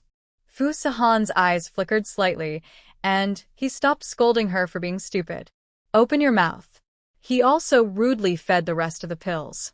Mu Qianqian's chin was pinched red by him, and 2 bright red fingerprints were imprinted on her originally fair skin. Her bright red lips were covered with a layer of water stains, sparkling and tender. Fu Sahan's throat was dry, and he subconsciously poured a glass of water and drank it. After drinking it, he realized that this was the cup that Mu Qianqian had just used. His face froze, and he put the glass heavily on the bedside table. Uncle Fu, What's wrong? Fu Sahan cleared his throat and tightened his jaw. Nothing. Mu Qianqian asked in a low voice. Uncle, are you angry because I dirtied your car before? If she hadn't brought it up, Fu Sahan would have forgotten about it long ago. If it was dirty, he would just change a car. For him, it was not a big deal at all. Fu Sahan asked, Why do you think so? Because you haven't come to see me these days, so I'm wondering if I did something wrong. After thinking about it, Mu Qianqian felt that it was very likely that she was too sloppy last time and dirty his car, so he was angry. Fu Sahan stared at her with a burning gaze, not missing any expression on her face. I found out that someone was behind the car accident of Grandma. Mu Qianqian was surprised. Someone wanted to kill Grandma? No. Fu Sahan pursed his lips. That person wanted to take the opportunity to save people and make Grandma grateful to her. Mu Qianqian was indignant. Even if you want to trick Grandma into being grateful to her, you can't use this method. It's so dangerous. What if Grandma accidentally gets hurt? She has a strong sense of justice, and her cheeks puffed up with anger, and she wanted to fight that person immediately. Even though Fu Sahan is used to seeing all kinds of men and women who are good at disguise, he can't find a trace of guilt and panic on Mu Qianqian's face. Did she have a clear conscience? Or was her disguise so good that she even fooled him? Let's call the police and arrest that person. Such a person has evil intentions, and who knows what terrible things he will do next time. Yes, I've called the police. That's good. Mu Qianqian breathed a sigh of relief. No one wants to be targeted by such people, and calling the police to arrest them is the best way. From beginning to end, Mu Qianqian didn't realize that this was Fu Sahan's test of her. With her stupid brain, she couldn't think that far. After taking the medicine, Mu Qianqian felt even hotter, and she secretly stretched her feet out of the quilt. Fu Sahan was about to get up and leave, but he saw her little action and was speechless. He ordered coldly, Pull your feet back. Did she know that she was having her period and was sick? She didn't care about her body at all. Oh. Mu Qianqian obediently retracted her feet. If I see you sleeping on the sofa again, don't blame me for throwing you out of the window. His voice was so cold that ice chips could fall out, and there was no hint of joking at all. Mu Qianqian's heart sank with fear, and she pulled the quilt up and hid herself in it. I won't dare to do it again. Fu Sahan curled his lips with satisfaction. That's better. He originally wanted to go back to the company to deal with things, but Mrs. Fu learned from the doctor that Mu Qianqian was ill, and immediately called him. What happened to Qianqian? Is she okay? She just had a nice surgery, nothing can go wrong. Fu Sahan pressed his eyebrows. Don't worry, Grandma. She just caught a cold and had a fever. Nothing serious. Mrs. Fu was relieved. Are you in Mingyuan now? I'm going back to the company. Don't go back, just deal with anything in Mingyuan. Qianqian's health is not good. I'm worried about letting her stay there alone for a night. Don't forget, she is your legal wife now. You should pay more attention to her. Fu Sahan pulled the corner of his mouth. I know. The old man said so much, he couldn't refuse anymore. It seems that he can only stay in Mingyuan tonight. Mrs. Fu said on the phone, By the way, the kid from the Liu family came to visit our house today and said a lot of good things. I felt sorry for their family who lost a daughter, so I said something to him. After all, Mrs. Fu also has a daughter, and when she saw the situation of entering the Liu family, she couldn't help but feel soft-hearted. Fu Sahan's voice was cold and full of hostility. Grandma is kind-hearted. But don't forget that their family dared to plot against you in order to plot against the Fu family. Calculating against his family really touched Fu Sahan's reverse scale. This is just the personal decision of the adopted daughter of the Liu family. There is no need to involve other people in the Liu family. MRS. Fu advised. She did this. In fact, there are other considerations. After all, Fu Sahan is the only heir of the Fu family and has no brothers to help. She is afraid that her grandson will make too many enemies and will be targeted and framed by other families in the future. Fu Sahan is so smart that he saw through Mrs. Fu's plan at once. He snorted coldly, his tone full of arrogance and contempt. Grandma, don't worry, these rabble are not worthy of my attention. The Fu family has long been an unshakable giant in Bay City. Anyone who dares to touch the Fu family can only be like an egg hitting a stone and seek death. Old Mrs. Fu sighed and said, I'm not afraid of gentlemen, but I'm afraid of villains. Now that you have a family, you have to consider Qianqian's safety when doing things. Old Mrs. Fu was not worried about the business tactics. She knew her grandson's ability better than anyone else. However, she was afraid that some people had bad intentions and would use some despicable and insidious means. I know. I will pay attention to it in the future. I heard that the Liu family has punished the adopted daughter. You should let the Liu family go for this matter. If someone is dishonest next time, it will not be too late to punish them. You seem to have a good impression of the Liu family? Fu Sahan keenly noticed the strangeness of the old lady. Mrs. Fu smiled mysteriously. The secret cannot be leaked. She was still sending people to verify this matter, so she didn't tell her grandson for the time being, so as not to be disappointed. After hanging up the phone, Fu Sahan asked his assistant to send the computer and documents to Mingyuan community. He did not return to the company, but sat in the living room to handle various affairs. In the evening, Mu Qianqian got up to drink water and heard the sound of the keyboard. She groped her way to the living room. Uncle, you haven't left yet? Fu Sahan had just finished sending a work email and looked at her leisurely. This is my home.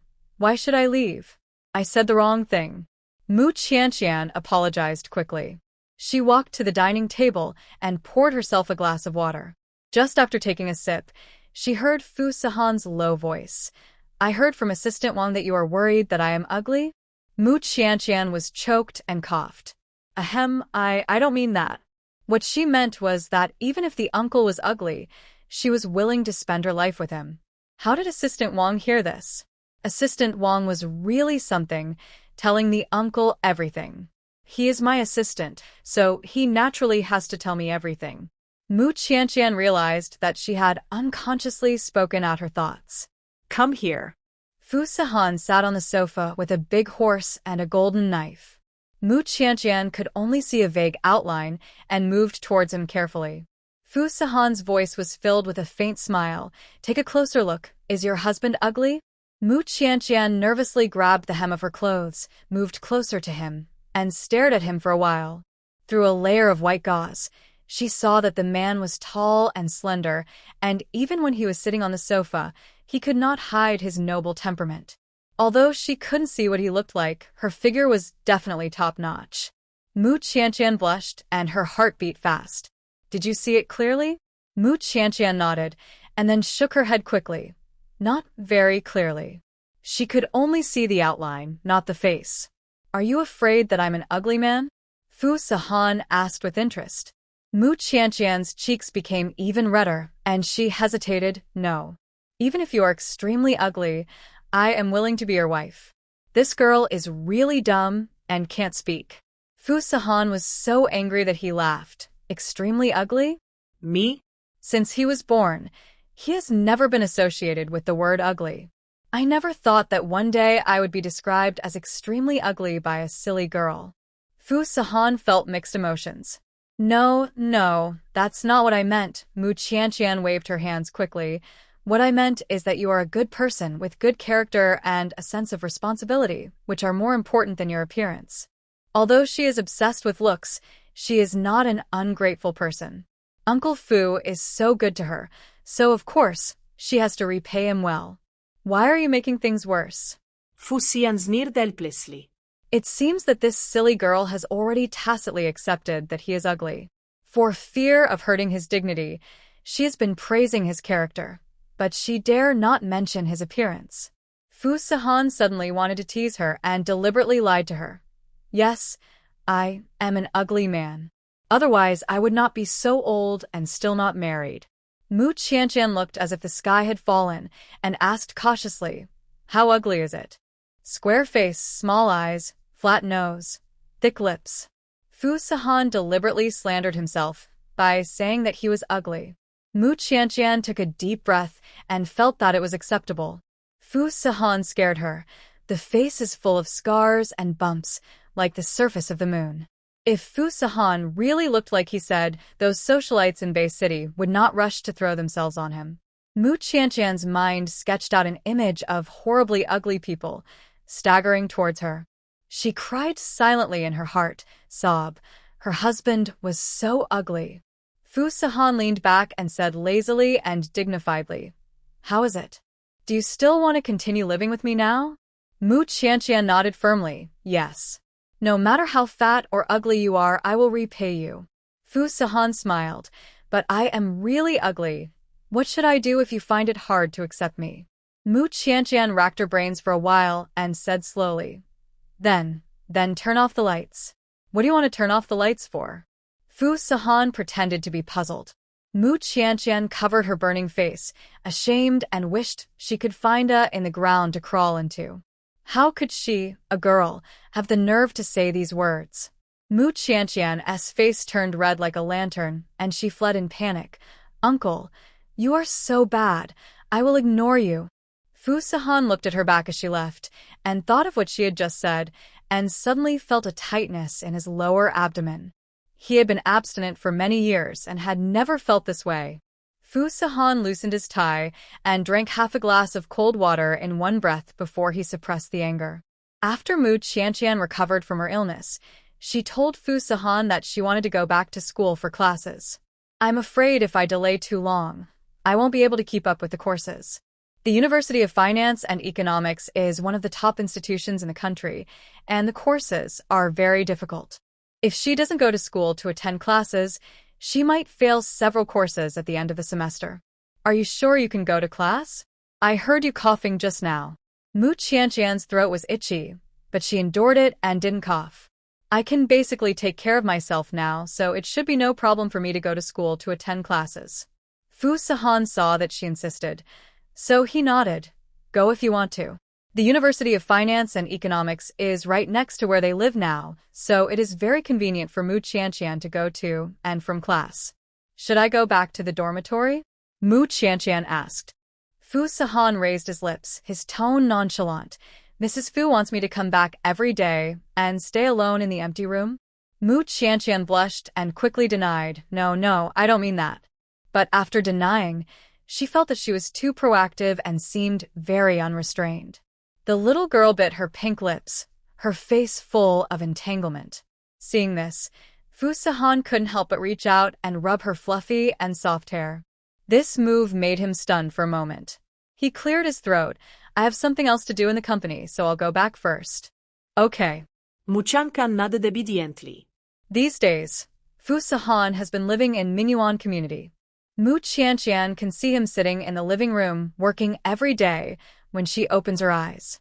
She didn't dare to disturb him, so she silently poured him a glass of water and put it next to him. This time he left suddenly, and the house suddenly became quiet. Mu Qianqian was really a little uncomfortable. However, she didn't have much time to sort out her mood. Uncle Fu promised to let her return to school, and she had to start preparing for school immediately. Mu Qianqian went out wearing a mask even though she hadn't recovered from her cold. Her eyes couldn't stand strong light, so Fu Sihan had someone prepare a pair of sunglasses for her, which almost blocked most of her face. Mu Qianqian's appearance in the classroom dressed like this naturally caused a lot of discussion. "Who is this person? How come I haven't seen her before? Is there such a person in our class? It's so hot, and she's wearing sunglasses and a mask, thinking she's a big star. TSK, she's so pretentious." Mu Qianqian sat in the last row, and she felt very uncomfortable when she heard other people's discussions. It wasn't until the roll call in class that everyone knew that her name was Mu Qianqian. So she is Mu Qianqian, the relative who didn't report and didn't participate in military training. She hasn't been to class for so many days, but the school still keeps her student status. If she's not a relative, then what is she? Why is she covering her face and eyes? It's not that you are too ugly and you are too embarrassed to see people, ha ha. There was a girl sitting next to Mu Qianqian, who happened to be her roommate, Fang Yanran. Fang Yanran had a carefree personality, and when she saw a gentle and well-behaved girl like Mu Qianqian, she had a strong desire to protect her. "Qianqian, don't listen to what they say. I know you are not a relative. You were just injured in a car accident, so you didn't come to class." She thought that Mu Qianqian was wearing a mask because she had a car accident and injured her face, so she was embarrassed to show her true face. But in fact, Mu Qianqian just didn't want to pass the cold to other people. Mu Qianqian thanked sincerely. Ahem, thank you. Fang Yanran said to her enthusiastically. You're welcome. You didn't come to the previous class. If you have any questions, you can ask me at any time. After class, Mu Qianqian supported her blind stick and stood under the shade of a tree waiting for someone. Who are you waiting for? Fang Yanran asked. I'm waiting for a relative. Mu Qianqian didn't tell her that she was waiting for her husband. After all, she is still a college student, and there are not many people who get married right after entering college, so she doesn't want to be too conspicuous. Fang Yanran was worried, so she said, I'll accompany you, and I'll leave when someone comes to pick you up. Originally, Fu Sihan said that he would let Assistant Wang pick her up, but unexpectedly, he came in person. Qianqian. Fu Sihan stood in front of her and spoke in a cold voice. Uncle, you are here. Mu Qianqian curled her lips, and her voice was unconsciously stained with a smile. As soon as Fu Sihan appeared, Fang Yanran beside him seemed to be frozen, staring at him motionlessly. Mu Qianqian thought that she was shocked by Uncle Fu's ugliness, and hurriedly whispered to her, although he looks a little ugly, he has a good character. You don't have to be afraid. Fu Sihan heard her words, and the corners of his mouth twitched silently. Forget it, he didn't bother with the little blind man. Fang Yanran opened her mouth so wide that an egg could fit in it. She blinked, wondering if she had heard it wrong. Ugly? Mu Qianqian actually said that the man in front of her was ugly? Does she have any aesthetic sense at all? This man in front of her instantly beats the big stars she has seen on the screen, okay? He is so handsome and has such a noble temperament, but he can be said to be ugly. It seems that Mu Qianqian's aesthetic sense is indeed different from that of ordinary people. Fang Yanran laughed dryly twice, haha, since the person who came to pick you up is here, I will leave first. Mu Qianqian waved to her sweetly, well, Yanran, goodbye. Fang Yanran had left, and Mu Qianqian was still looking at the direction she left. For some reason, Fu Sihan felt a little unhappy in his heart. He pinched her chin and forced her face to turn to face him. His face was cold, and his tone was chilly. Everyone is gone. What are you still looking at? She was the first friend I met in college. Li Siyu didn't know that she had returned to class, and she and Li Siyu were not in the same major, so it was difficult for them to meet in class. Fortunately, she had a friend like Fang Yanran, otherwise she would be left alone. Fu Sihan held her wrist forcefully. Come back with me. Mu Qianqian was afraid of being seen, so she struggled slightly, but failed to break free from the man's strong grip. Fu Sihan teased her deliberately. What? Do you think I'm ugly and not worthy of you? Mu Qianqian quickly retorted, No, I don't dislike you. Uncle, I just think I'm still a student now, and it's not good for others to see me. What's wrong with that? You're an adult, and it's not a premature love affair. Hearing what Fu Sihan said, Mu Qianqian thought, yes, she is an adult, who says that adults can't have contact with men. So she stopped struggling and let Fu Sihan take her home. That night, Mu Qianqian had a fever in the middle of the night. Fu Sihan was still dealing with work matters. He was responsible for such a large Fu group alone, and there were many things he needed to worry about. He heard whimpering sounds coming from the second bedroom, so he walked to the door and knocked. Qianqian? Mu Qianqian fell into a deep nightmare.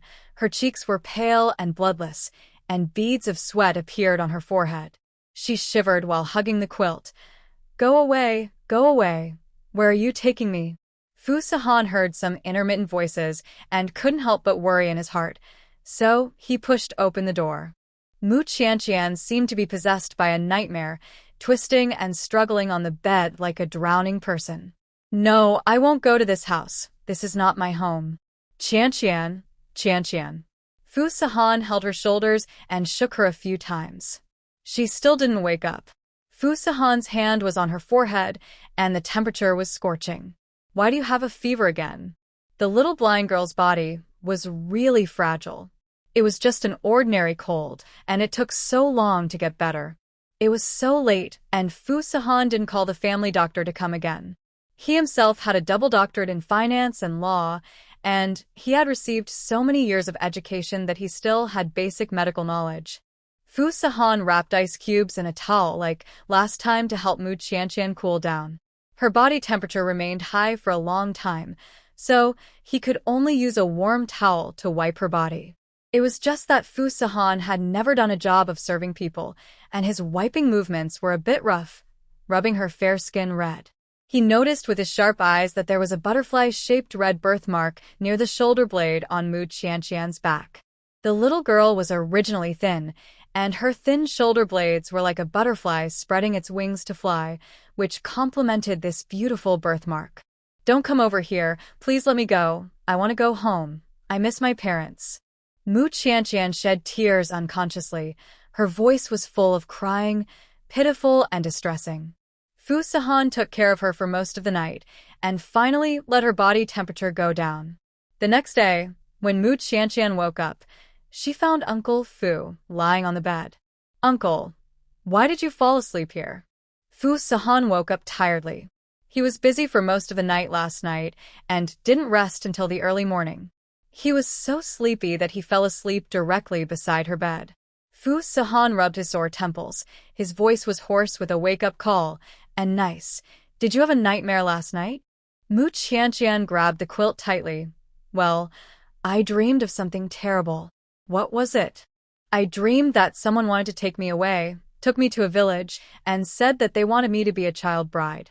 This dream was too real, just like something that really happened." Mu Qianqian was trapped in a small body. She wanted to escape, but couldn't.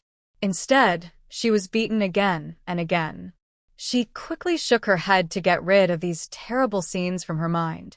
Fu Sahan's brows stern when he heard this. Why would she have such a dream out of the blue? Mu Qianqian felt much more relaxed now. "Uncle, were you taking care of me last night?" Although she was trapped in a nightmare, she was still vaguely conscious. She remembered that someone patiently helped her wash her body over and over again and used ice cubes to cool her down over and over again. From childhood to adulthood, no one had ever been so good to her. Mu Qianqian's heart seemed to melt, and warmth flowed through her heart. She was silently grateful in her heart. "Uncle, thank you." In the morning, Aunt Lu came over to make breakfast.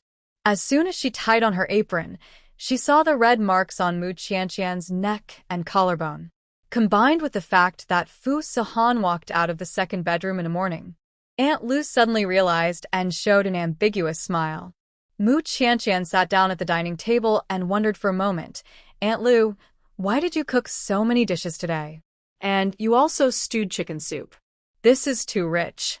Aunt Lu smiled and said, "I was afraid that you were tired last night, so I gave you more nourishment." Mu Qianqian tilted her head. "I didn't feel tired yesterday, but the uncle was exhausted." She wanted to help the uncle serve a bowl of chicken soup, but Fu Sahan snatched the spoon from her hand. "Don't move if you can't see it. Be careful not to burn yourself." Fu Sahan's voice was cold, with the texture of metal collision, and it sounded a little fierce. But Mu Qianqian knew that he was concerned about her, so she sat in her seat obediently. "Oh." Aunt Lu covered her mouth with her hand and smiled like an ant. Fu Sahan guessed that she must have misunderstood, so he asked her to go next door first and come back to clean up later. "Well, I won't disturb you too." Aunt Lu retreated tactfully. Mu Qianqian was simple-minded and ignorant of the world, so she didn't understand what was going on. "Why did Aunt Lu disturb us?" "Eat your meal." Fu Sahan put a bowl of ginseng chicken soup in front of her with a cold face. Mu Qianqian pushed the bowl to him and said seriously, "Uncle, you were exhausted last night. You should drink more." Fu Sahan's face darkened. This silly girl still doesn't know how easy it is to be misunderstood by this sentence. Besides, he exercises regularly and has a good physical fitness. He is not reduced to the point of needing to drink tonic soup. On the contrary, Fu Sahan glanced at her thin arms and legs, afraid that she could not withstand much tossing. Fu Sahan ordered coldly, "Eat more vegetables." "Yes." "Are you full now?" Seeing her small appetite, Fu Sahan couldn't help but frowned. No wonder she hasn't gained weight after being raised for so long. She only eats so little, and cats eat more than her. Mu Qianqian touched her round belly. I can't eat anymore. Eat 2 more bites. Fu Sihan picked up a shrimp and fed it to her mouth.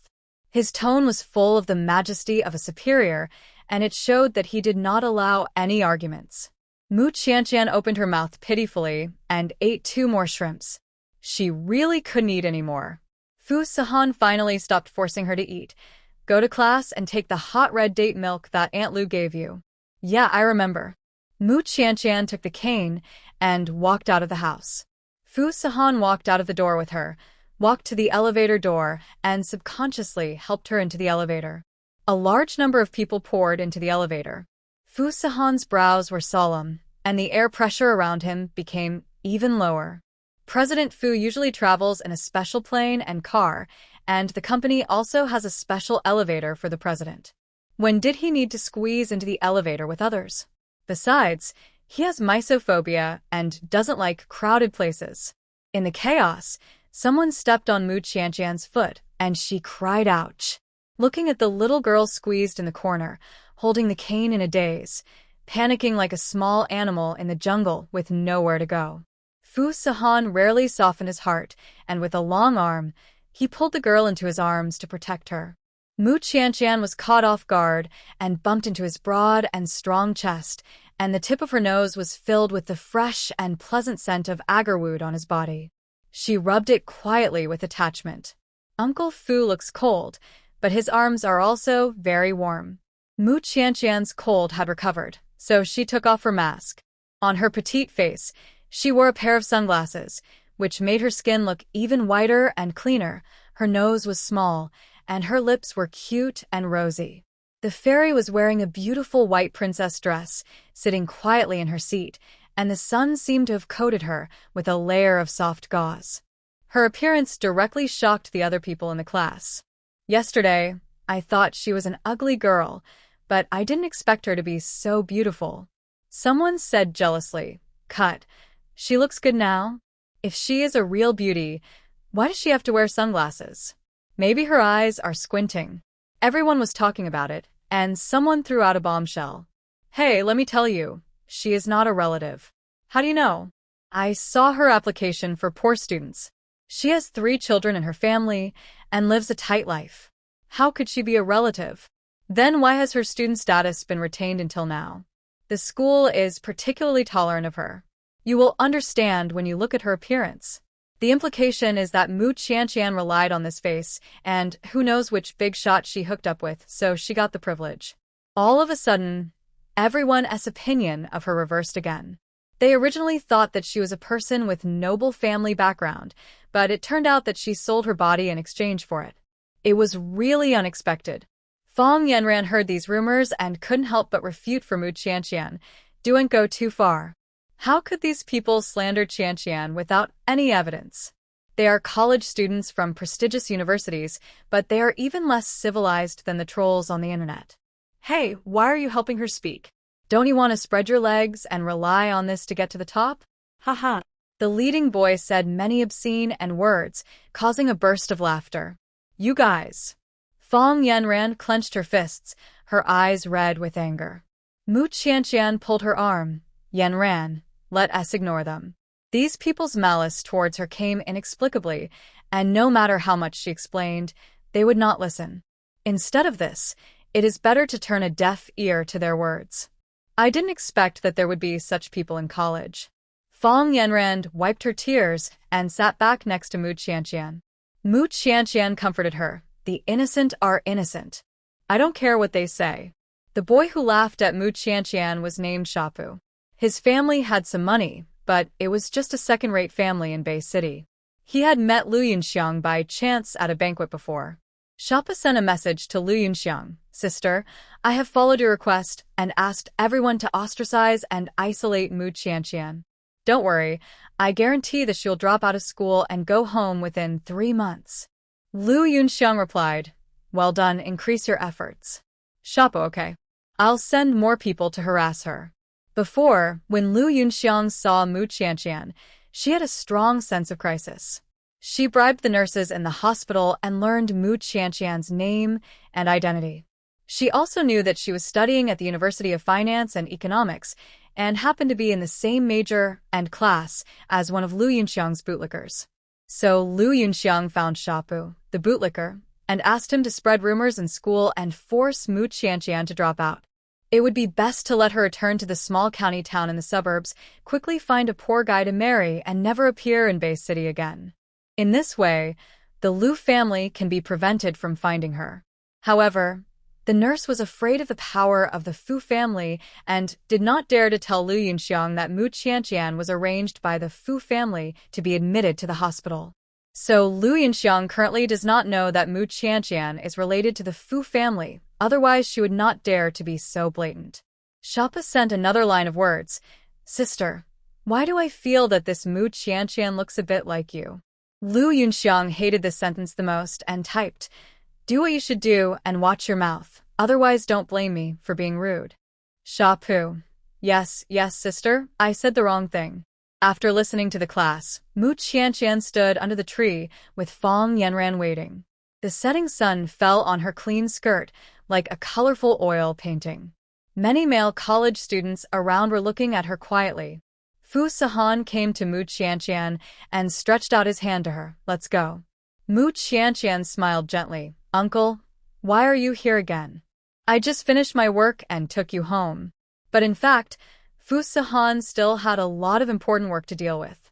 He was originally attending an international conference, but was bombarded with calls from the old lady, so he rushed to the school to pick up his wife after school. You don't go to pick up your own wife, but let others do it. Is this reasonable? When Qianqian becomes someone else's wife, you will cry. With these two sentences, President Fu was driven out of the company. When Fu Sahan came over just now, he naturally saw the admiring gazes of those young men. It must be said that the old lady was still foresight. Mu Qianqian had a pure and well-behaved first love face, and those college students were like they had never seen a woman before, and they couldn't wait to pounce on her. Although Fu Sahan only regarded Mu Qianqian as his wife in name, since she was still on his Fu family's household registration book, he would not allow others to covet her. Fu Sahan took Mu Qianqian's hand. Let's go. Mu Qianqian greeted the stunned Fang Yanran. Yanran, I'll go back first. See you tomorrow. See you tomorrow. On the way back, Mu Qianqian thought that every time Fang Yanran saw Uncle Fu, she would be frightened. Is the uncle so ugly? He is probably uglier than she imagined. He should be described as extremely ugly. I don't know how many people have looked down on and ridiculed the uncle because of his appearance. Thinking of this, Mu Qianqian took the initiative to hold his warm big hand. Uncle, don't care too much about what others think. Her incoherent words made Fu Sahan puzzled. He raised his eyebrows and asked, Huh? No matter how good-looking you are, appearance is just a facade. Inner sincerity and kindness are the most important things in life. The little girl is not very good at comforting people, and she racked her brains to come up with these words. It turned out that she had been thinking for a long time with her head down, thinking about how to comfort him. A smile flashed across Fu Sahan's eyes. You are right. However, the sincerity and kindness she mentioned were not in him at all. Mu Qianqian thought that Fu Sahan would take her home directly, but she didn't expect that he would lead her into the car. This time she was not sitting in an ordinary car, but in the previous 9-digit luxury car. The change could be detected from the seat. Mu Qianqian raised her little face and said naively, I thought you sold this car. Why sell it? To treat my eyes. Fu Sahan couldn't help laughing and curled his lips. Don't worry, your husband is not so poor. Mu Qianqian fastened her seat belt obediently. Where are we going? Take you back to the old house to meet the elders. Mu Qianqian exclaimed, but I haven't prepared anything. It was her first time meeting an elder, and she didn't even buy a gift. Moreover, she went there right after class, so she wasn't mentally prepared. No need to prepare, just show up. With Uncle Fu's words, Mu Qianqian felt much more at ease. The car drove smoothly all the way to the Fu family's old house. This was a family banquet, and it was not a big event. Just a few tables were set up in the pavilion by the lake, and all the guests were from the Fu family. Mu Qianqian didn't see the plaque at the door and thought it was a park. After all, whose home would have such a big lake? There are so many pavilions, just like the ancient prince's mansion. Qianqian is here. Mrs. Fu called her kindly. Mu Qianqian recognized the old lady's voice and spoke softly. Grandma, are you feeling better? I've been feeling better for a long time. I haven't seen you for so long, and I still miss you a little. Mrs. Fu smiled. How are you doing in Mingyuan? Did my grandson bully you? Mu Qianqian lowered her head shyly. Grandma, don't worry. Uncle treats me very well. When she was sick before, her uncle took care of her the whole night. That's good. If you live a good life, I, an old woman, will be relieved. Don't stand there, sit down, and prepare for the banquet. Mu Qianqian and Fu Sahan sat next to Mrs. Fu. The family was happy and harmonious because it was a family banquet. No one mentioned the company's affairs. Fu Sahan is the only son of the third room, and his parents died unexpectedly a few years ago. He has several cousins, but these guys are not in the right mind, and they are unwilling and have no ability to take up the responsibility of the Fu family. Anyway, with such an excellent cousin to support them, they are happy to indulge in pleasure below. How comfortable. Fu Sahan has a pair of twin nephews and nieces. The two little ones especially like Mu Qianqian and circle around her. The little niece raised her face. Her eyes were like black grapes. Sister, aren't you afraid to live with your uncle? Mu Qianqian blushed. The other elders laughed and teased her. Mian, you should call aunt. Why call her sister? Fu Wenmian, with two little pigtails, pouted. I want to call sister. Calling aunt is too old. She climbed onto the stool, leaned close to Mu Qianqian's ear, and spoke in what she thought was a very low voice. My brother and I are so scared of my uncle. You are so brave, sister. You dare to marry him. He is a very nice man. Mu Qianqian said. No one dares to marry my uncle. He is very fierce, and we are most afraid of him. After saying that, Fu Wenmian suddenly shuddered. She shrank back and saw that Fu Sahan, who she had said bad things about, was standing behind her, looking at her with a smile. Ah! My uncle is here. Fu Wenmian jumped off the chair and ran away with her short legs. She quickly hid behind her twin brother. Brother, please protect me. The elders laughed out loud. Mu Qianqian was infected by the atmosphere and couldn't help but smile. She had never felt such a warm atmosphere in her original family. In her memory, there were only sharp and harsh beatings and insults, and never any laughter. Fu Sahan's slender hands pressed on her furry hair and rubbed it gently twice. Qianqian, don't believe her lies. Mian is a smart girl. Even adults can be fooled by her. Being slandered by her little niece deepened Qianqian's misunderstanding of him. In her heart, he was probably already a fierce, cold, and ugly man. Mu Qianqian said playfully, I think what Mian said makes sense. You must be very fierce. Even children are afraid of you. Fu Sahan was helpless and laughed dumbly. After dinner, he took Mu Qianqian away. After they left, Mrs. Fu whispered to her daughter, You saw how Qianqian and Sahan get along? Since Sahan's parents passed away, the child has rarely smiled. He only knows how to work all day long, which makes people feel distressed. Fu Sahan used to be taciturn and serious. So the young juniors were afraid of him and did not dare to approach him. Yes, I see that Sahan has become more cheerful than before, and I'm afraid he hasn't even noticed it. Mom, you helped Sahan marry the right wife. Mrs. Fu smiled with satisfaction. Look at how old I am. I still have some ability to judge people. I hope Qianqian can stay with Sahan forever, otherwise I will not be able to see Sahan's parents when I die. Tears welled up in the eyes of the aunt. Mom, don't say that. My brother and sister-in-law must be very happy for Sahan to see that he has a wife now. On the way back, Mu Qianqian was so sleepy that her head nods, and she couldn't help but fall asleep against the car window. Last time, she leaned on Fu Sahan's shoulder to sleep, but was ruthlessly pushed away by him. But this time, she took the initiative to sleep against the car window. Fu Sahan saw that she was sleeping uneasily and took the initiative to put his palm under her head. He didn't feel sorry for this woman, but just treated her a little better because of her good performance today. After all, He married her just to deal with the elders, and now that she can make the elders happy, it can be said that it was not in vain. With this soft cushion, Mu Qianqian slept particularly sweetly. After she woke up, she found that Fu Sahan's hand was cushioned next to her face, and her face immediately blushed with shame.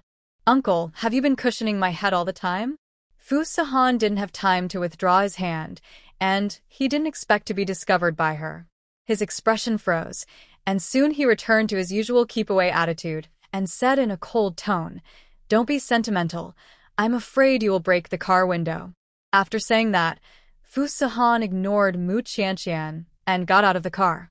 Mu Qianqian puffed her cheeks in annoyance and got out of the car behind Uncle Fu. She walked very slowly. Fu Sahan was almost in the elevator. When he turned around, he found that she was still lingering by the car. "Why don't you come quickly?" "Oh, I'm coming." Mulyan yan hurriedly quickened her pace. When she was about to reach the downstairs, she tripped and fell forward. Fu Sahan frowned. His body reacted faster than his brain. He took 2 steps forward and caught her steadily. "Why are you so stupid? You can fall on flat ground?" Mu Qianqian rubbed the tip of her nose that was hurt and said pitifully, "Uncle, my eyesight is not good. I really don't know what the uncle's body is made of, why his chest is so hard. He almost made her cry just now." Fu Sahan said with disgust, "If you can't see, just hold my hand." "Oh."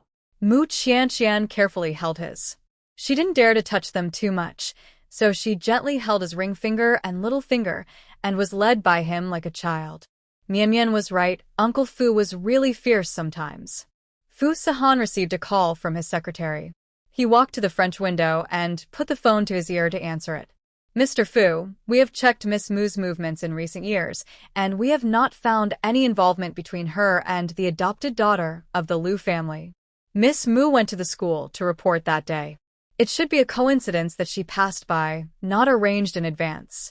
Fu Sahan is such a cautious person. Although Mu Qianqian is only his wife in name, he also has to find out whether she has other purposes. If she has ill intentions, he will naturally not show mercy. After hearing the secretary's report, Fu Sahan said softly, "Well done. The bonus this month will be doubled." "Thank you, Mr. Fu." The secretary thanked him sincerely and then couldn't help saying, "Mr. Fu, I have something to say personally.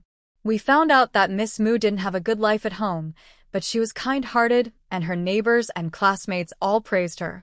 She treats people sincerely, unlike those women who try to climb high branches." The secretary has been with Fu Sahan for many years and naturally has seen many women who want to fly up to the branches and become phoenixes. Each one is more vicious and cruel than the other. In the middle of a group of hungry wolves and poisonous snakes, a pure and clean little white rabbit suddenly jumped in, so it must be well protected. Fu Sahan interrupted him coldly. "Why are you telling me this? Mr. Fu, Miss Mu is a very good person. With her by your side to take care of us, we subordinates can feel more at ease. I know my own limits in my own affairs." Fu Sahan hung up the phone directly. The sound of water in the bathroom stopped, and Mu Qianqian came out in a silk nightgown. She rummaged around in the living room for a long time, as if she was looking for something. Fu Sahan opened the balcony door and returned to the living room. "What are you looking for?" "Uncle, I can't find the hairdryer." Fu Sahan frowned. "Why do you always lose things?"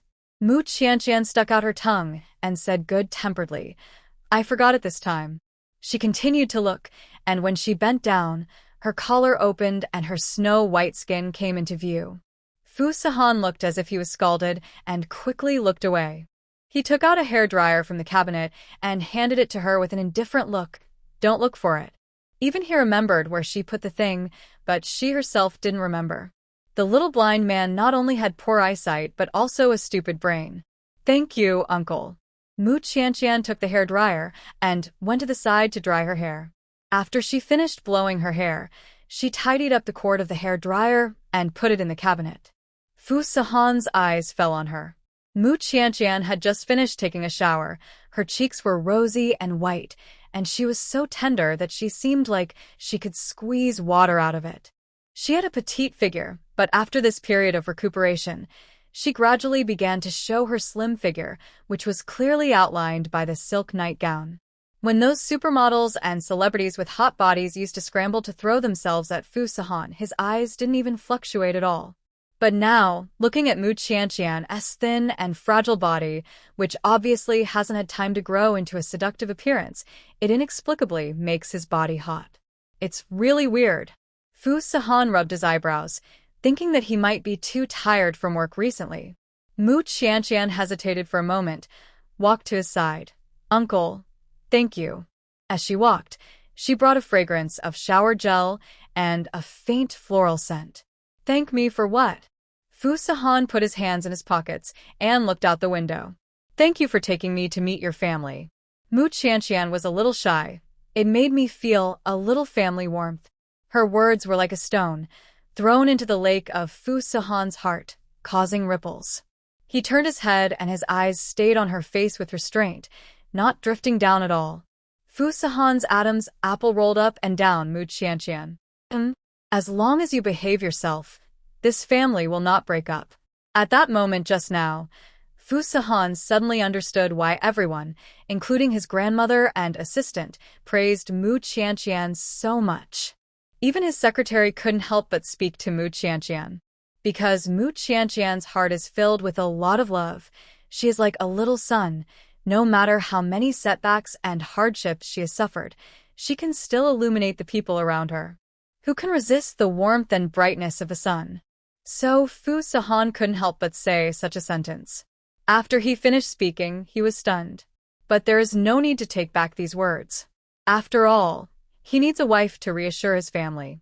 At present, Mu Qianqian seems to be a very suitable candidate. As long as she can continue to be so well-behaved, he can let her sit firmly in the position of Mrs. Fu and let her live a wealthy and luxurious life. Mu Qianqian was stunned for a moment, then raised her lips sweetly, took his hand. "Uncle, don't worry. I will work hard to manage our small family and will not let this family fall apart." She was not as scheming as Fu Sahan. She just thought that she would be nice to whoever treated her well. The uncle was so good to her, and she would treat him wholeheartedly. Even if the uncle was an ugly man. Fu Sahan curled his lips with satisfaction. "How are you doing in school?" Mu Qianqian hesitated for a moment and only told him the good side, not the bad side. "I'm doing well in school, and I've made new friends." After all, the uncle worked hard enough, and she didn't want him to worry about her own affairs. That's good. It was getting late, and Mu Qianqian was ready to go back to the house to sleep. Fu Sahan stopped her. "Wait." Mu Qianqian held the door handle nervously, her heart pounding. The uncle called her at this time. Could it be that he wanted to let her fulfill her husband's obligations? Although she had decided to live a good life with the uncle, she hadn't seen what he looked like after all. It's not that she disliked the uncle as ugliness, but Mu Qianqian didn't want her first time to be hazy. At least she wanted to see the other person clearly. She couldn't use her period as an excuse, after all. The uncle knew clearly when she had her period last time. Oh, what should she do? Fu Sahan didn't know about Mu Qianqian's rich psychological activities. He just reminded her lightly, "You haven't drunk the milk yet." Mu Qianqian heaved a long sigh of relief, moved to the living room, picked up the glass, and drank milk in small sips. In order to supplement the nutrition she had been missing over the years, in addition to the various fish soups, chicken soups, and sea cucumber soups that Aunt Lu often cooked, there was also a glass of milk every morning and evening. Mu Qianqian almost forgot. After she finished drinking the milk, she put the cup in the sink and walked past Fu Sahan. "Uncle, I'm going to bed." Yeah. Fu Sahan nodded slightly. Mu Qianqian pushed open the door of the second bedroom, walked in, and leaned against the door in a daze. It was really strange. She should have breathed a sigh of relief, but why did she feel a little disappointed in her heart? The next day, when Mu Qianqian went to class again, the rumors became more and more excessive. Look at the internal forum of the school. Yesterday, Mu Qianqian was photographed getting into a luxury car. She must have left with an old and ugly man. Oh my God, she openly hangs out with rich men in school and uses the back door. Is there any justice in this world? This is a place to study. not a place for some unclean women to hook men. I have reason to suspect that Mu Qianqian was admitted to our school by improper means. I implore the school to conduct a thorough investigation and expel Mu Qianqian. Expel Mu Qianqian. Make the university clean again. Mu Qianqian has never logged into the school forum, but when she went to class, she found that many people from other majors came to watch and whispered to her. She is Mu Qianqian and she is really good looking. If she was ugly, would the big guys like her? What a pity. I wonder if she will feel sick and want when she sleeps with a stinky old man. Some people kept thinking rationally and raised doubts. What if that is her family's car? It's better not to talk nonsense about things without evidence. TSK, don't you know? She was a poor student when she first entered the school, and in the blink of an eye, she was sitting in a luxury car. Who would believe that she is not dating a rich man? Mu Qianqian felt cold hands and feet, and her heart sank when she heard these doubts. Who was it that had been fabricating rumors to harm her? Why did he do this? Fong Yanran argued. The truth of the matter has not been found out yet. Don't believe everything you hear, or you'll be used as a gun without knowing it. I advise you to stay away from her. This woman is not simple. Fong Yanran clenched her fists in anxiety, her face flushed with anger. What kind of person is Qianqian? I know better than you strangers. What rights do you have to slander an innocent person? What you said is a dirty rumor. Don't you know how much harm it can do to a girl? What rights do you have to say that we are spreading dirty rumors? Were you listening under the bed when Mu Qianqian was in the old man's bed? Shap had a wretched face and kept making trouble in the crowd. You are shameless. Fong Yanran was so angry that she started to cry. Mu Qianqian's eyes were red, and she couldn't help but say weakly, I don't have a sugar daddy. These are all rumors. Please believe me. I have withdrawn my poverty application a long time ago, and I don't know who leaked my personal information. Please don't spread my privacy anymore. Her voice was soft and gentle, and her logic was clear, which made many people sympathize with her. But more people were just looking for fun, and there were always a few voices in the crowd making trouble, which made the impact of this incident bigger and bigger.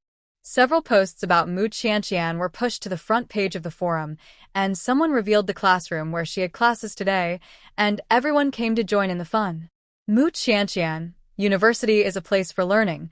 It should be sacred and clean, but because of the dirty things you did, it has become a mess. If you still know how to save face, you should drop out of school voluntarily, so as not to affect everyone. Mu Qianqian, how much money can you make in one night? Did you earn the tuition easily? I really envy you, ha ha ha ha. In the end, more and more people gathered around, filling up the entire classroom. The teacher couldn't teach at all, and could only report to the school leaders.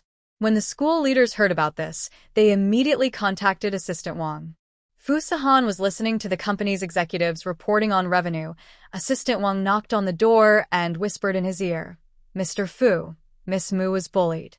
Fu Sihan frowned immediately. What's going on?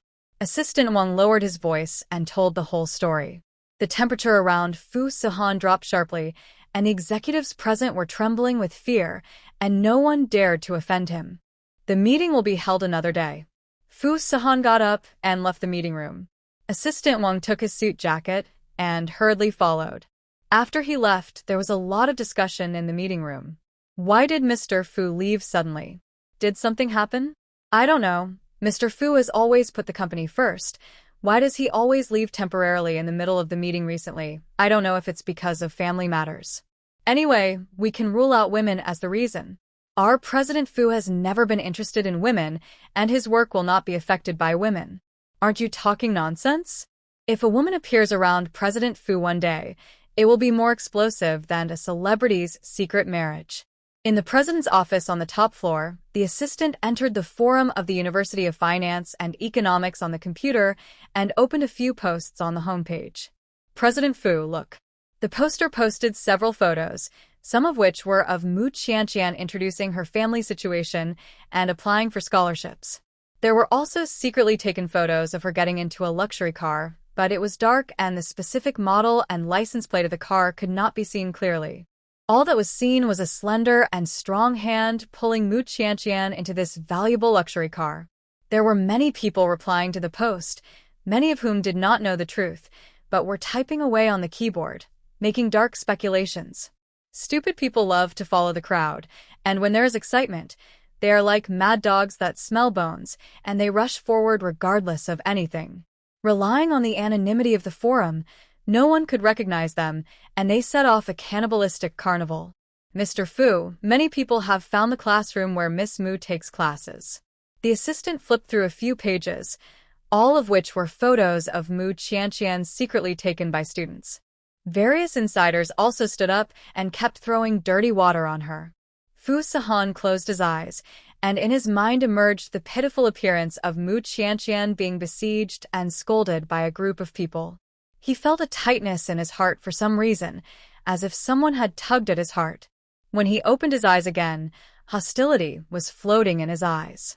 Fu Sahan tapped the table twice with his long fingers and spoke slowly, reveal the real name system of all the people in the post, find out the mastermind behind the scenes, and get him out of the University of Finance and Economics. Yes.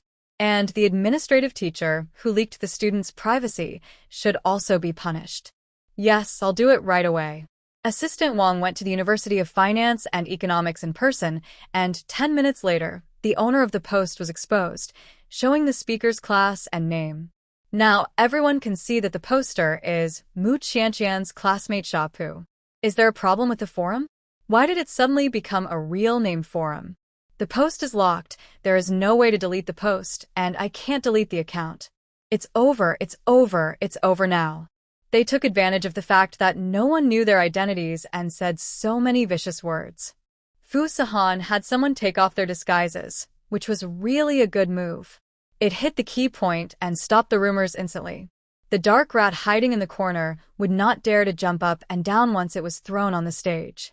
Mu Qianqian was comforting the crying Fang Yanran, but suddenly heard someone say that the forum had cancelled anonymity, and those who had slandered her were rushing to delete their posts. Someone shouted, "The security team is here, and there are a lot of people.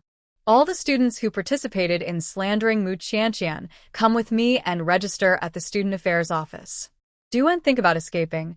The school is full of surveillance cameras, and anyone who escapes privately will be punished with a serious offense, which will be written into your file and will follow you for the rest of your life." Everyone's face turned pale and blue, and their legs were weak with regret. "Teacher, we just came to join in the fun. We didn't want to slander my classmates. Take them all away." All the students who were watching the excitement in the classroom were taken away. Under the supervision of the teacher, they wrote down their names, classes, and the name of the counselor. They thought that there would be no consequences for participating in this matter, so they dared to act recklessly. Unexpectedly, they were put on file because of such a small matter. Now, they regretted it so much. It was all that Shapa's fault. He didn't know the truth, but he made up some unfounded gossip and implicated them. Fang Yanran wiped the tears from her face. "That's great, Qianqian. Now you can finally be cleared of all charges." Mu Qianqian also breathed a sigh of relief. Well, fortunately the school leaders know right from wrong, and are not led by those people by the nose. Not long after, a girl ran over and shouted anxiously, "Qianqian, are you okay? See you? Why are you here?" Mu Qianqian recognized that it was the voice of her good friend Li Xiu. "I didn't have classes this morning, and I was sleeping in the dormitory. I heard about your situation from my roommate, so I hurried over." Li Xiu didn't even have time to put on makeup, and hurried to the classroom where she was. Where are those gossipers? They are already in college, and they actually use such vicious words to slander a girl. I will beat their mouths. Li Xiu has learned Sanda and has a very bad temper. She said she wanted to beat people up. Mu Qianqian was moved and helpless, and quickly grabbed her. "Don't fight for me. Don't worry, those people have been taken away by the teacher. The few people who caused trouble in the forum have all removed their vests, and there will definitely be punishment in the future." Is our school so quick and decisive in handling things? Li Xiu was a little surprised. "No matter, I just want to go to school quietly, and don't let anyone bother me anymore." Li Xiu sat down next to Mu Qianqian. "Qianqian, I think you are more beautiful than before." Mu Qianqian touched her face. "Really? No, how can I change? She just wore sunglasses at most. Is the change so big? You used to be good-looking, but your face was a little pale. Now your complexion is much rosy, and you look more lively and delicate than before. Li Siyu and Mu Qianqian hadn't seen each other for a while, so she noticed her changes at once. The original Mu Qianqian was also very beautiful, but due to lack of nutrition, she looked a little sick. Now she has a good complexion, like a little flower pampered by a wealthy family, and her whole body exudes a bright vitality. Mu Qianqian was naturally happy to be praised by her friends. She knew in her heart that all this was due to Uncle Fu. I forgot to introduce you to each other. Her name is Fong Yanran, and she is my roommate. This is Li Siyu. We have been good friends in high school. With Mu Qianqian's introduction, Li Siyu and Fong Yanran also added each other's contact information. Li Siyu was swiping her phone. Hey, you two, look, there is a post on the forum. Mu Qianqian looked over blankly and could only see a blurry light and shadow. I forgot that you can't look at your phone now. Qianqian, can you see my face clearly? Li Siyu asked. Mu Qianqian shook her head. I can't see it clearly now. The doctor said I need to rest for a while. It was like there was a layer of frosted glass. Only a general outline could be seen, but not the features. Then let me read it to you. This post was sent by the school leaders. Because some classmates questioned the rationality of Mu Qianqian's admission to the University of Finance and Economics, the school applied for her college entrance examination papers and announced them to everyone. Mu Qianqian's grades are reasonable and compliant, far exceeding the score line of the University of Finance and Economics, and there are no violations. Regarding Mu Qianqian's poverty application, she had already taken the initiative to withdraw it during the application stage and did not occupy anyone's quota. Teacher Li from the administrative office who leaked Mu Qianqian's privacy has been dismissed by the school. Fong Yanran burst into tears and laughed. That's great. Now your innocence is finally proved. Shapa from your class spread rumors and caused trouble. The school has suspended his classes. It is estimated that he will not have to attend classes in the future. After reading this, Li Siyu and Fong Yanran both felt very happy. He deserved it. Who made him wrongly accuse others for no reason? Qianqian, there are still many classmates praising you in the forum. Mu Qianqian tilted her head. What are you praising me for? They praise your beautiful handwriting, clean papers, and good grades. Li Siyu is proud of it, even prouder than her. They don't know that you are a top student in our school. It is natural for you to get into a University of Finance and Economics. Although the University of Finance and Economics is also a key university, not everyone has the ability of Mu Qianqian, who actually got nearly full marks in several subjects. A humble and low-key top student like her is still very popular. Mu Qianqian smiled indifferently. That's all in the past.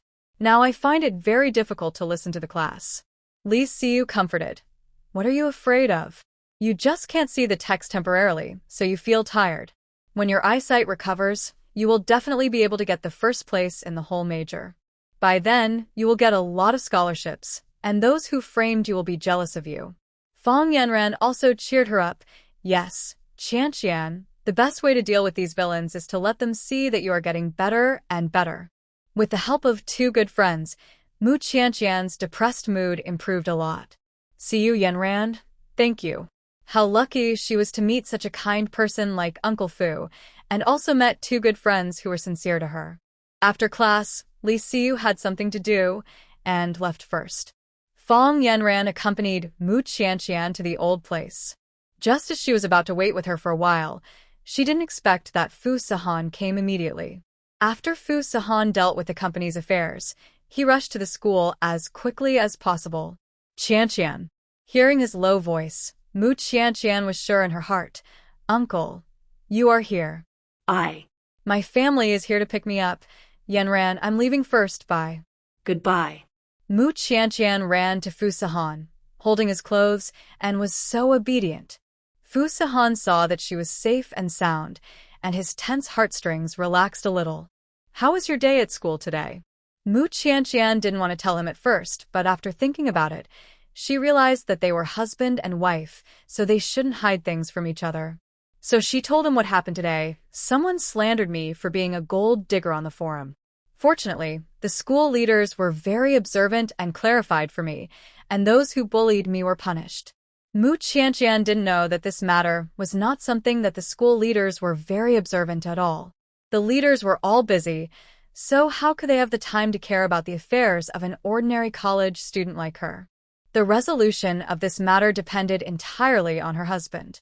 Fu Sahan curled his lips slightly. Gold digger? Who's gold digger? Of course it's yours, uncle. They seem to think your car is a very expensive luxury car. But uncle, I know you are a diligent office worker, not a rich man. Mu Qianqian knew nothing about cars, so she thought that others just made a mistake, or deliberately photoshopped the picture to frame her. From beginning to end, she never thought that her husband could really afford a luxury car. Why am I not a rich man? Fu Sahan asked with interest.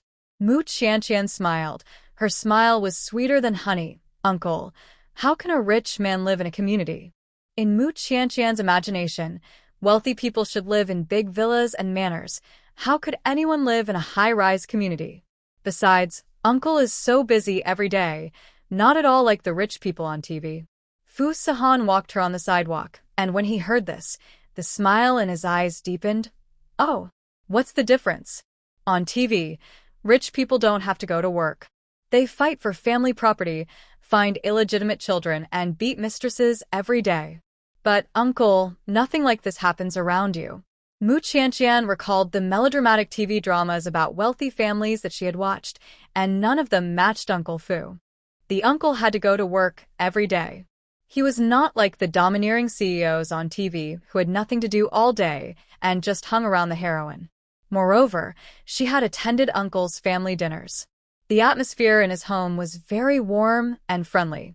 It was not like the wealthy families on TV where brothers turned against each other and fought over the family property. So Mu Qianqian couldn't believe that she would be so lucky that she could just find a stranger to get married quickly, and that person turned out to be a well-known wealthy man. Those were all made up in novels. How could it happen in reality? Fu Sahan curled his lips. Watch less TV dramas. It's not good for your eyes.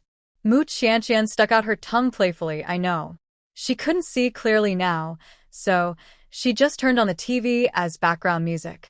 Fu Sahan thought that Mu Qianqian would be sad and cry because of being slandered. Unexpectedly, she was in a good mood today and was humming a song while walking. Fu Sahan couldn't help asking, "Someone slandered you. Aren't you sad?" "No. What they said was false, and false can never become true." Mu Qianqian straightened her chest and said firmly, "But what if others misunderstood you?" Mu Qianqian's attitude was very free and easy, as long as the people I care about believe me. As for those insignificant people, they can think whatever they want. Fu Sahan's gaze stayed on her for 2 more seconds, and his smile deepened inadvertently. It seems that this little blind man is not that stupid, and he is more open-minded than many people. 2 days later, the news that Shap was expelled from school came out.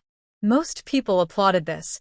It serves him right, who made him slander others without finding out the truth of the matter, causing those of us who came to join in the fun to be criticized by the counselor. What kind of deep hatred does he have with Mu Qianqian? He can even spread such rumors, so despicable. Who dares to be friends with such a person? I dare not. I am afraid that one day he will stab me in the back and make rumors about me. Shapo had not yet left the grade group, but when he saw the messages in the group, he was so angry that his face turned purple, and he blamed all this on Mu Qianqian. It was all this woman's fault. He had only posted a few posts, so was he expelled from school? Who was backing this woman behind her? How could he protect her so much? Shapa sent a message to Lu Yunxiang, "Sister, who is Mu Qianqian? Is there someone protecting her?" Lu Yunxiang. How is that possible? She is just a poor country girl. What can she be? Shapo. But I've been expelled from school now. What should I do, sister? If my dad knew, he would probably beat me to death. Lu Yunxiang replied to him anxiously, "As long as you drive Mu Qianqian out of Bay City, don't worry, I can solve your schooling problem." Shapa didn't know her true identity and thought she was the biological daughter of the Lu family. If the Lu family had spoken for him, his father would not have touched him. Shapa thought about it, with a sinister light in his eyes. "Don't worry, I will definitely kick her out of the University of Finance and Economics this time. This little girl caused me to be expelled from the school. If I don't teach her a lesson, I'm not a man. Lu Yunxiang felt much better after seeing this piece of news. She had not been sleeping well recently, and Mu Qianqian's face kept appearing in her dreams.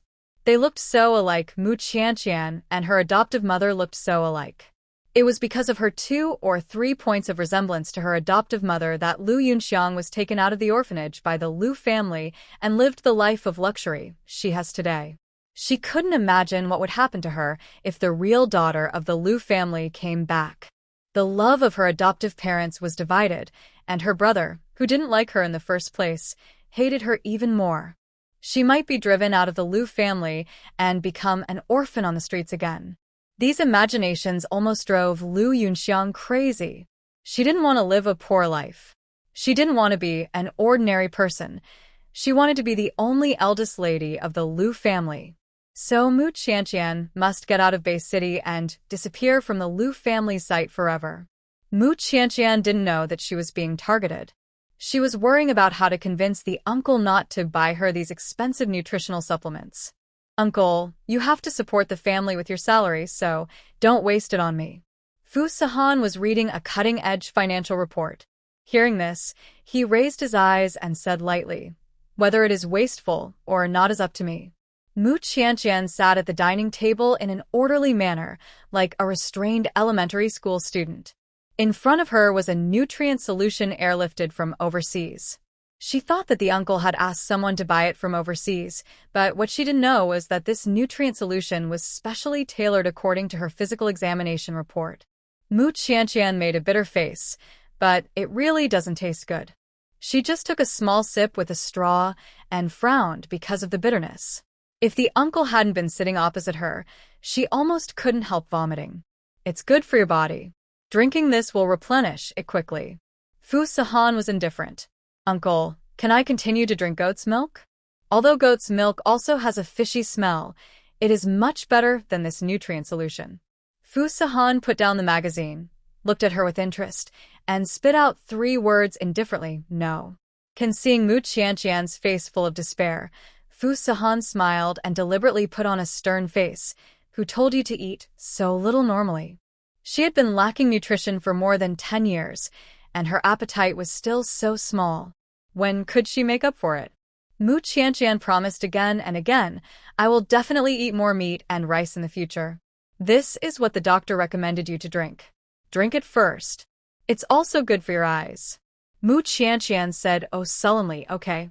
She simply threw away the straw, pinched her nose, and gulped down the nutrient solution in the cup. After drinking, she rushed to the kitchen, took a large glass of orange juice and gulped it down. Mu Qianqian returned to her room, put on her headphones, and listened to the recordings of the class. She couldn't see clearly, so she used her mobile phone to record the teacher's voice in class and listen to the parts she didn't understand several times when she came back at night. Although it is said that college can be relaxing, Mu Qianqian doesn't want to slack off. She wants to work hard to get a scholarship to relieve her uncle's pressure to support the family. After she hid in the room, Fu Sahan called the overseas medical team. Change the taste of the nutrient solution and make it more delicious. But Mr. Fu, our supplements have always had this taste for so many years and have never changed. Fu Sahan is rich and powerful. The research and development bonus will be increased tenfold. The other side immediately changed its tone. "Okay, Mr. Fu, what flavor do you want? We will start research and development immediately." On this day, Mu Qianqian was about to drink the nutrient solution in one gulp as before. But as soon as she took a sip, she opened her eyes wide in surprise. "It's so sweet. It tastes like strawberry." Mu Qianqian licked her lips with a sense of satisfaction. Why did the taste suddenly change? Could it be that it's broken? She called Uncle Fu to ask about the nutrient solution. Fu Sahan was signing a document and put his phone on the table, turning on the speakerphone. "It's not broken, just drink it with confidence. The nutrient solution has turned into strawberry flavor. It tastes so good." Assistant Wang watched his CEO lie. "Maybe I bought the wrong one." "Uncle, can you buy this flavor in the future? I like it. Whatever you want." After hanging up the phone, Fu Sahan handed the document to Assistant Wang, who was standing there in a daze. Fu Sahan raised his eyebrows. Wang Yong? Oh. President Fu, I'm sorry. I was distracted just now. Wang Yong took the document in his hand and went out to run errands. Coming out of the CEO's office, Wang Yong was wondering in his heart that President Fu had clearly increased the bonus for the overseas medical team tenfold in order to make the nutrient solution taste better. He personally supervised the payment process, and there was absolutely nothing wrong with it. How come when he got on the phone, he just said, I bought the wrong flavor? If he could just buy the wrong flavor, he wouldn't have to spend 8 figures on research and development. Mr. Fu's operation is getting more and more incomprehensible. Fu Sahan was busy dealing with the company's affairs, and his secretary brought him a cup of coffee. While he was drinking the coffee, he suddenly remembered Mu Qianqian's expression when she drank the nutrient solution. Is it really that bad? Thinking of her eyes sparkling when she drank the strawberry-flavored nutrient solution, like a sated kitten, Fu Sahan couldn't help but smile. The secretary on the side was stunned. Mr. Fu, are you happy about something? Fu Sahan's eyebrows were cold, and he returned to his usual indifference. Do your job well, and don't ask questions that you shouldn't ask. He didn't deliberately spoil Mu Qianqian, but because she was his nominal wife, he couldn't be too cold-blooded to her. Moreover, if Mu Qianqian secretly threw away the nutrient solution because it was unpalatable and her eyes never recovered, her grandmother would definitely blame him. He didn't have the time to watch Mu Qianqian 24 hours a day to see if she drank the supplements on time. Somehow, Fu Sahan remembered what she said, that the domineering CEOs on TV don't have to go to work and do nothing all day. It was very different from him in reality. How could there be a CEO who doesn't have to work? He has countless meetings, negotiations, contracts every day. He is so busy that he doesn't even have time to rest. Why did he think of this little blind man again? Fu Sahan pulled his tie, feeling inexplicably upset. In the evening, Fu Sahan had a social event and went back very late. I thought the little blind woman had gone to bed a long time ago, but I didn't expect that the lights in the living room were on and the little girl was sleeping on the table. She was only wearing a thin silk nightgown, and the light shone softly on her, coating her whole body with a layer of soft gauze. Mu Qianqian's sleeping face was peaceful, her fair cheeks were flushed, and her eyelashes were black and thick, casting a shadow under her eyes. Fu Sahan changed his shoes at the entrance and walked into the living room. He thought his movements were very gentle, but he still woke up the person lying on the table. Mu Qianqian moved her nose. Uncle, have you been drinking? Fu Sahan smelled of alcohol and tobacco, but it was not unpleasant. On the contrary, it blended well with the scent of agarwood, forming a mature and charming masculine scent. Well, Fu Sahan's voice was low and magnetic, a little hoarse. Why did you fall asleep here? Mu Qianqian stood up. If you don't let me sleep on the sofa, I'll wait for you here. Fu Sahan was speechless. He didn't let her sleep on the sofa because he was afraid that she was weak and would catch a cold. But she slept on the table. Wouldn't she still be prone to catching a cold? Fu Sahan extended an index finger and touched her forehead helplessly. His tone was full of doting that he himself did not realize. Little blind man, you are so stubborn. Mu Qianqian covered her forehead and said weakly, I am just following your instructions. Fu Sahan seemed to be a little uncomfortable and staggered towards the sofa. Mu Qianqian quickly took his arm and helped him sit on the sofa. Please sit here for a while. I will go to get you some water. Mu Qianqian was about to leave when Fu Sahan grabbed her wrist. No need. The man could not help but sneer. His hoarse voice was full of fatigue. Little blind man, you should take care of yourself. Mu Qianqian puffed up her cheeks and argued with him. Uncle, I am not a little blind man, I can see. Fu Sahan raised his eyebrows, and his handsome face took the initiative to move closer to her. Can you see what I look like? Mu Qianqian tried to open her eyes wide and looked for a long time, but still couldn't see clearly. The scene in front of her was foggy, as if there was a layer of frosted glass. Mu Qianqian pulled down his hand. Okay, uncle, just sit here and don't move. She went to the kitchen to pour a cup of warm water and put it in front of him. Drink some water first. I'll go find medicine for you. Mu Qianqian opened the family medicine box and looked at the medicine boxes for a long time. Because she couldn't see the words on them clearly, she couldn't tell which medicine to take. Fu Sahan caught a glimpse of her little action. Give it to me. I'll find it myself. Mu Qianqian bit her lower lip in annoyance and had to take the medicine box to him. Fu Sahan picked up a medicine box with his slender fingers, took out a board of medicine, and drank 2 pills with the warm water she poured. I've boiled the hot water, you can just go and wash it later. Fu Sahan said spread his knees apart, rested his elbows on his knees, and lowered his head slightly to rest. He calmed down and was about to take a shower, but he found that the little blind man was still standing there, as if he was worried about him. Fu Sahan smiled nonchalantly. I'm going to take a shower. You want to follow me? Huh. Mu Qianqian didn't react. After 2 seconds, she finally realized what he was talking about, and her cheeks flushed instantly. No, I didn't. She was just afraid that he drank too much and couldn't take care of himself, so she wanted to stay and help. Fu Sahan pretended to misunderstand her meaning, pulled off his tie, and threw it on the sofa. His slender jade-like fingers slowly unbuttoned the top 2 buttons of a shirt. It was obviously a simple action, but he did it very pleasingly. Anyway, you can't see it, so it's okay to follow. Mu Qianqian didn't remember how she ran back to the bedroom. She only remembered that her mind was blank at the time, and she was stunned. Then, the blood in her body rushed to her head, and the temperature of her face was amazingly hot. Mu Qianqian ran back to the second bedroom and slammed the door shut.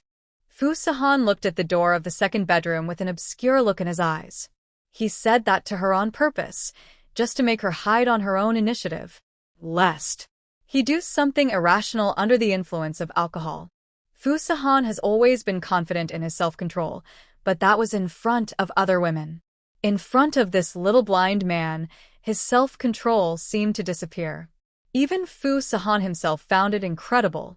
Mu Qianqian hid in the second bedroom, covering her hot cheeks, her heart pounding. She leaned against the door and heard the uncle walk into the bathroom. Later, the sound of water stopped, and footsteps came out of the bathroom and returned to the master bedroom.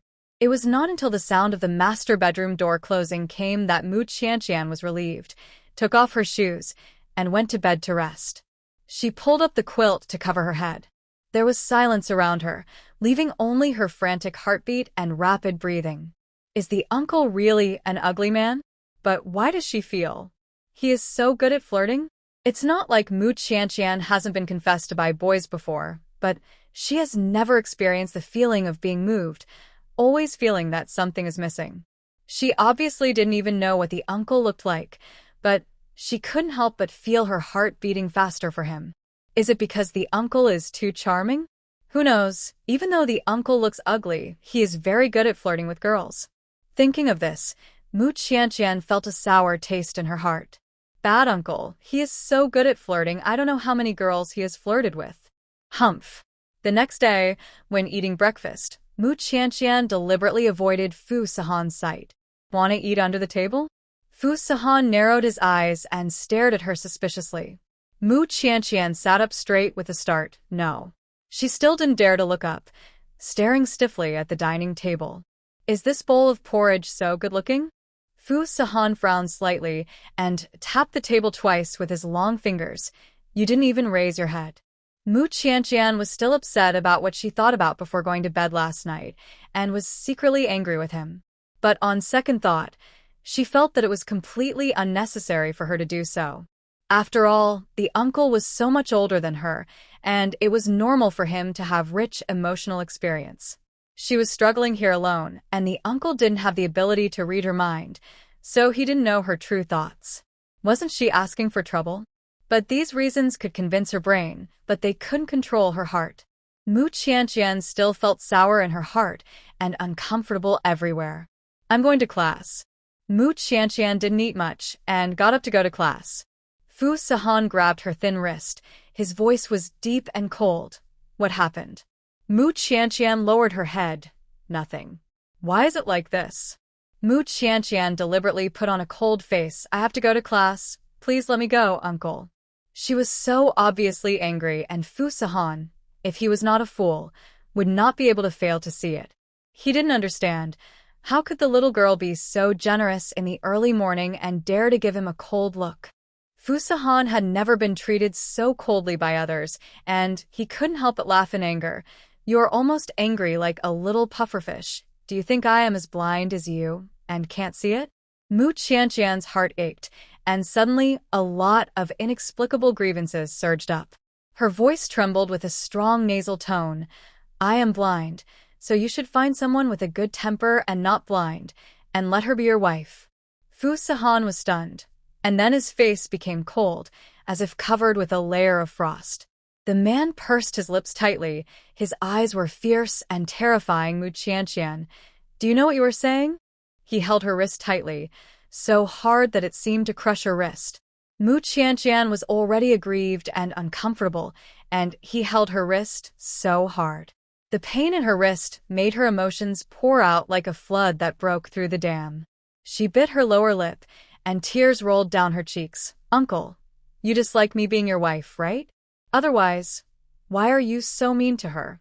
It's as if he wants to eat her alive. Mu Qianqian has no experience in love and is a complete novice in relationships, so she hasn't realized that she's been quietly moved without knowing it. When people face the person they like, they always fall into inferiority involuntarily. "When did I dislike you?" Fu Xian frowned. "I know, my eyesight is not good and my family background is not good. I can't compare to your ex-girlfriends." Mu Qianqian said with sobs. "Ex-girlfriend? Or them?" He has always been clean and self-disciplined. He has been a monk for nearly 30 years. When did he have an ex-girlfriend? The little blind man couldn't throw dirty water on him like this. Fu Si sneered angrily, emphasizing every word. "When did you see that I had an ex-girlfriend?" "Mu Qianqian, tell me clearly. Don't you have one?" "No, never. You are the first." Mu Qianqian wiped her tears. Her eyes were red, and she pouted. "I don't believe it. The uncle must be lying to her. He is so old. How could he not have been in love? If he really has never been in love, how could he be so good at flirting? Why don't you believe it?" Because you are 29 years old. As long as she is not a fool, she will not believe that a 29-year-old man has never had a love experience. Even he may have had experience a long time ago. Although it is normal to know that her husband has an ex, Mu Qianqian still feels uncomfortable, and the more she thinks about it, the more uncomfortable she feels. "Oh, do you think I'm too old?" Fu Sahan was speechless. He also understood at this time that the little girl was jealous. Mu Qianqian cried until her nose was red, and she looked pitiful. "I'm not." "Uncle, don't change the subject." Fu Sahan took a deep breath, his voice low and cold. "Don't forget, your husband is an ugly man. How can he find a partner? Only you, a little blind man. Don't despise your ugly husband. I have never dated any woman before, and I won't in the future." "Mu Qianqian, don't say such words again. Let me find someone else, remember?" The last sentence, his tone was particularly heavy, and it was obvious that this sentence hurt Fu Sahan's self-esteem. Fu Sahan didn't care about Mu Qianqian, but since the two of them had already obtained the certificate, they had to try their best to get along. They couldn't avoid problems when they encountered them, but had to actively solve them. He was older and more experienced, while the little girl was sensitive and tended to think too much. When encountering things, he would give in to his wife more, so as not to lose face. When Mu Qianqian heard these words, all the bitterness in her heart disappeared, replaced by deep joy and sweetness, as if she was soaked in a honey pot. She put on a gentle smile and apologized. "Uncle, I know I was wrong. I will never say such words again. There is no overnight hatred between husband and wife. If there is anything, just talk it out." Mu Qianqian realized her mistake, and she would never quarrel with the uncle because of unfounded thoughts. Although the uncle is not good-looking, he is a good person, responsible and motivated, mature and stable. Such a man is hard to find even with a lantern. If she gets by him, she will regret it. Fu Sahan hooked his lips with satisfaction. "Go to class." "Well, goodbye, uncle." Mu Qianqian took the blind stick and skipped out. In the morning, She was still drooping her little head and looking dejected, but now she looks like a primary school student going on a spring outing. Don't mention how happy she is. Fu Sahan looked at her back, and the smile on his lips deepened. She is still a child. As soon as Mu Qianqian walked into the school gate, she heard many people excitedly rushing in one direction. Oh my God, Senior Gu is here. She just participated in the Financial Cup competition some time ago and won the first prize in the country. Several buildings in our school, including the library, were donated by her family. Was it donated by the Gu family? Why did I hear that it was donated by the richest man in Bay City? Oh, your news is too outdated. Senior Gu is the fiancé of the richest man in Bay City. Who doesn't know this? Senior Gu? Who is Senior Gu? Mu Qianqian didn't know this person, but everyone around her went to join in the fun. She was squeezed in the crowd and couldn't see, so she almost fell several times. Oh. Someone in the crowd pushed her, and Mu Qianqian fell forward and was about to fall to the ground. At this moment, a strong arm reached out and supported her. Classmate, are you okay? Mu Qianqian was still in shock and adjusted her sunglasses. I'm fine. Thank you. You're welcome. I saw you were holding a blind stick. Are you blind? Let me help you to the side first. There are too many people here. It's too dangerous. The boy helped Mu Qianqian out of the crowd and stood by the flower bed. It was much quieter here. Mu Qianqian asked curiously, what are these people doing? Don't worry about them. A senior named Gu Qingyu returned to school, and her fans rushed over. Mu Qianqian was surprised. Ah, there are fans in the school? The boy sneered, just a group of followers. It sounded like he was quite disdainful of this woman and these fans. What's your name? What's your major? My name is Mu Qianqian. Mu Qianqian was on guard, so she didn't tell the stranger her major and class. The boy smiled brightly. My name is Fu Qianqing, and I'm from the Department of Physical Education. Which class are you going to? I'll take you there. No, I can go by myself. Mu Qianqian quickly rejected his kindness. Fu Qianqing saw that she was on guard against him. Okay, you have to be careful and don't go to crowded places. I know.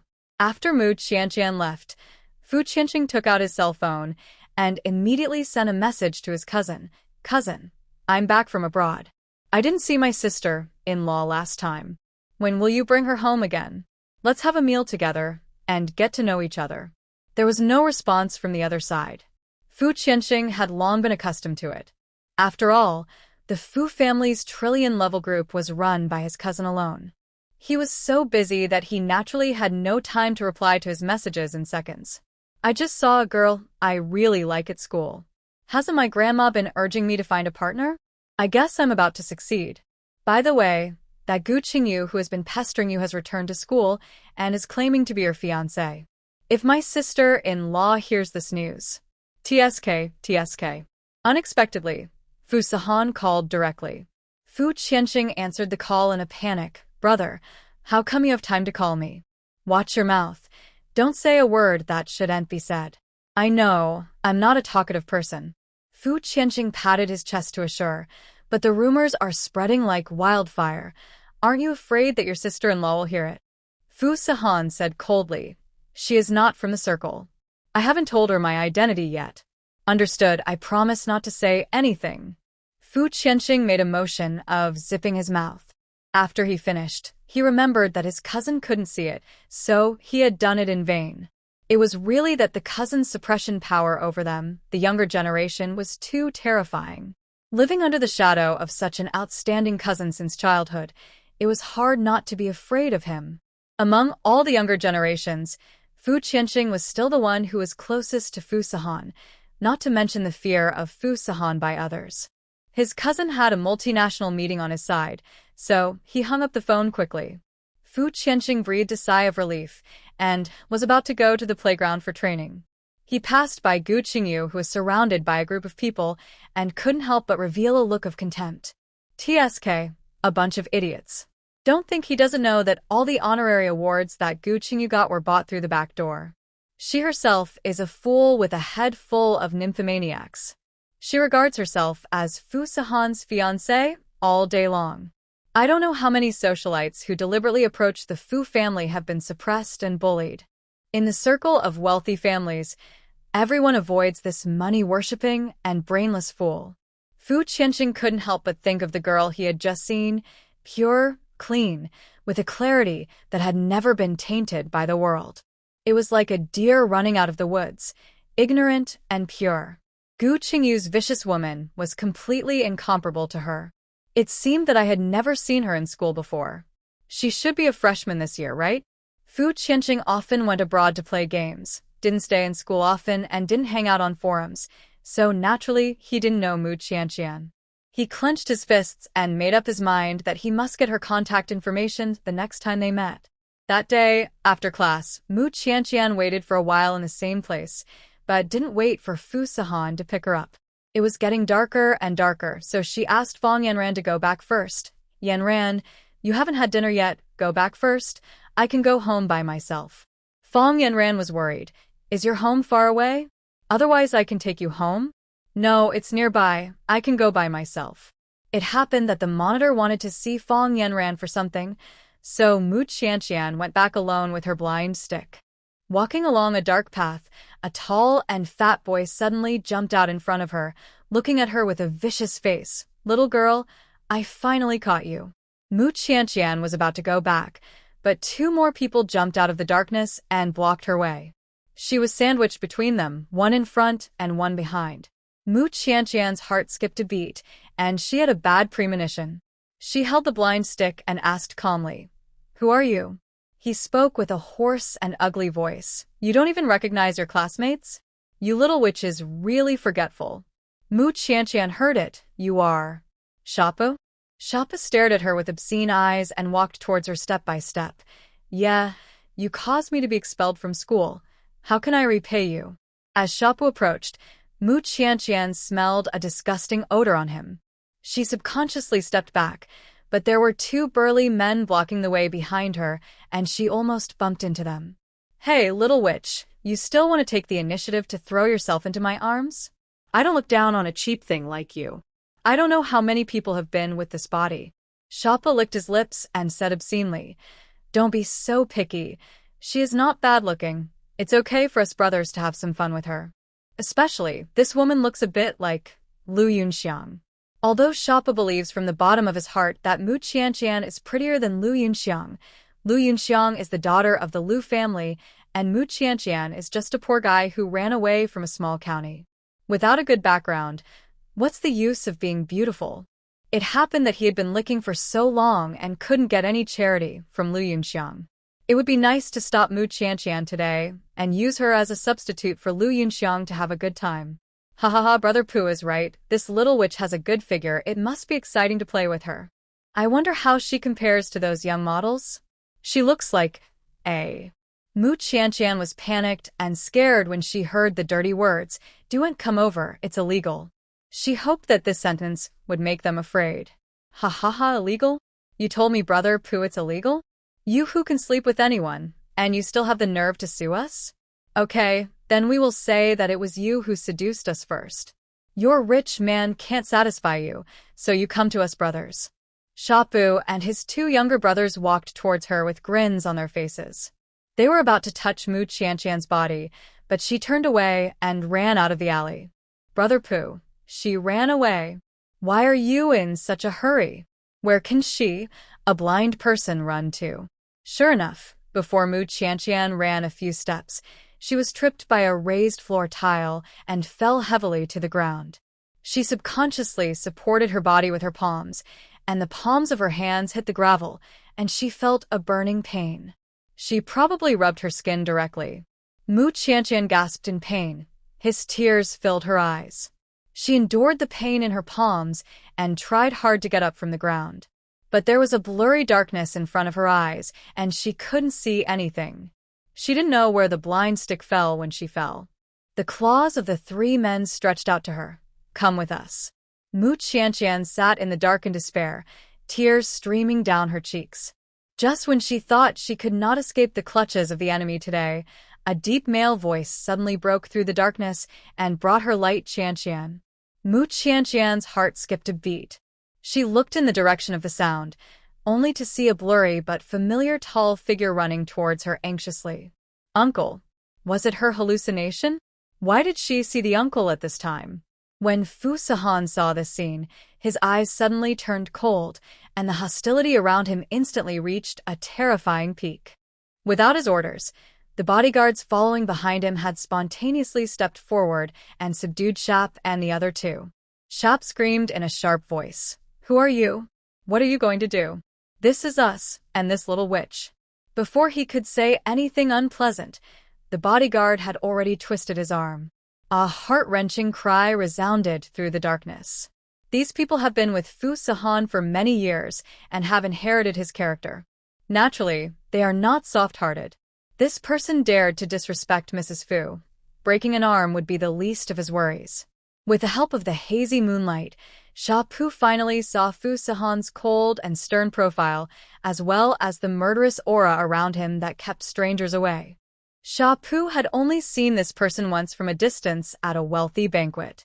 Even his father, the head of the Sha family, was not even worthy of carrying this person's shoes.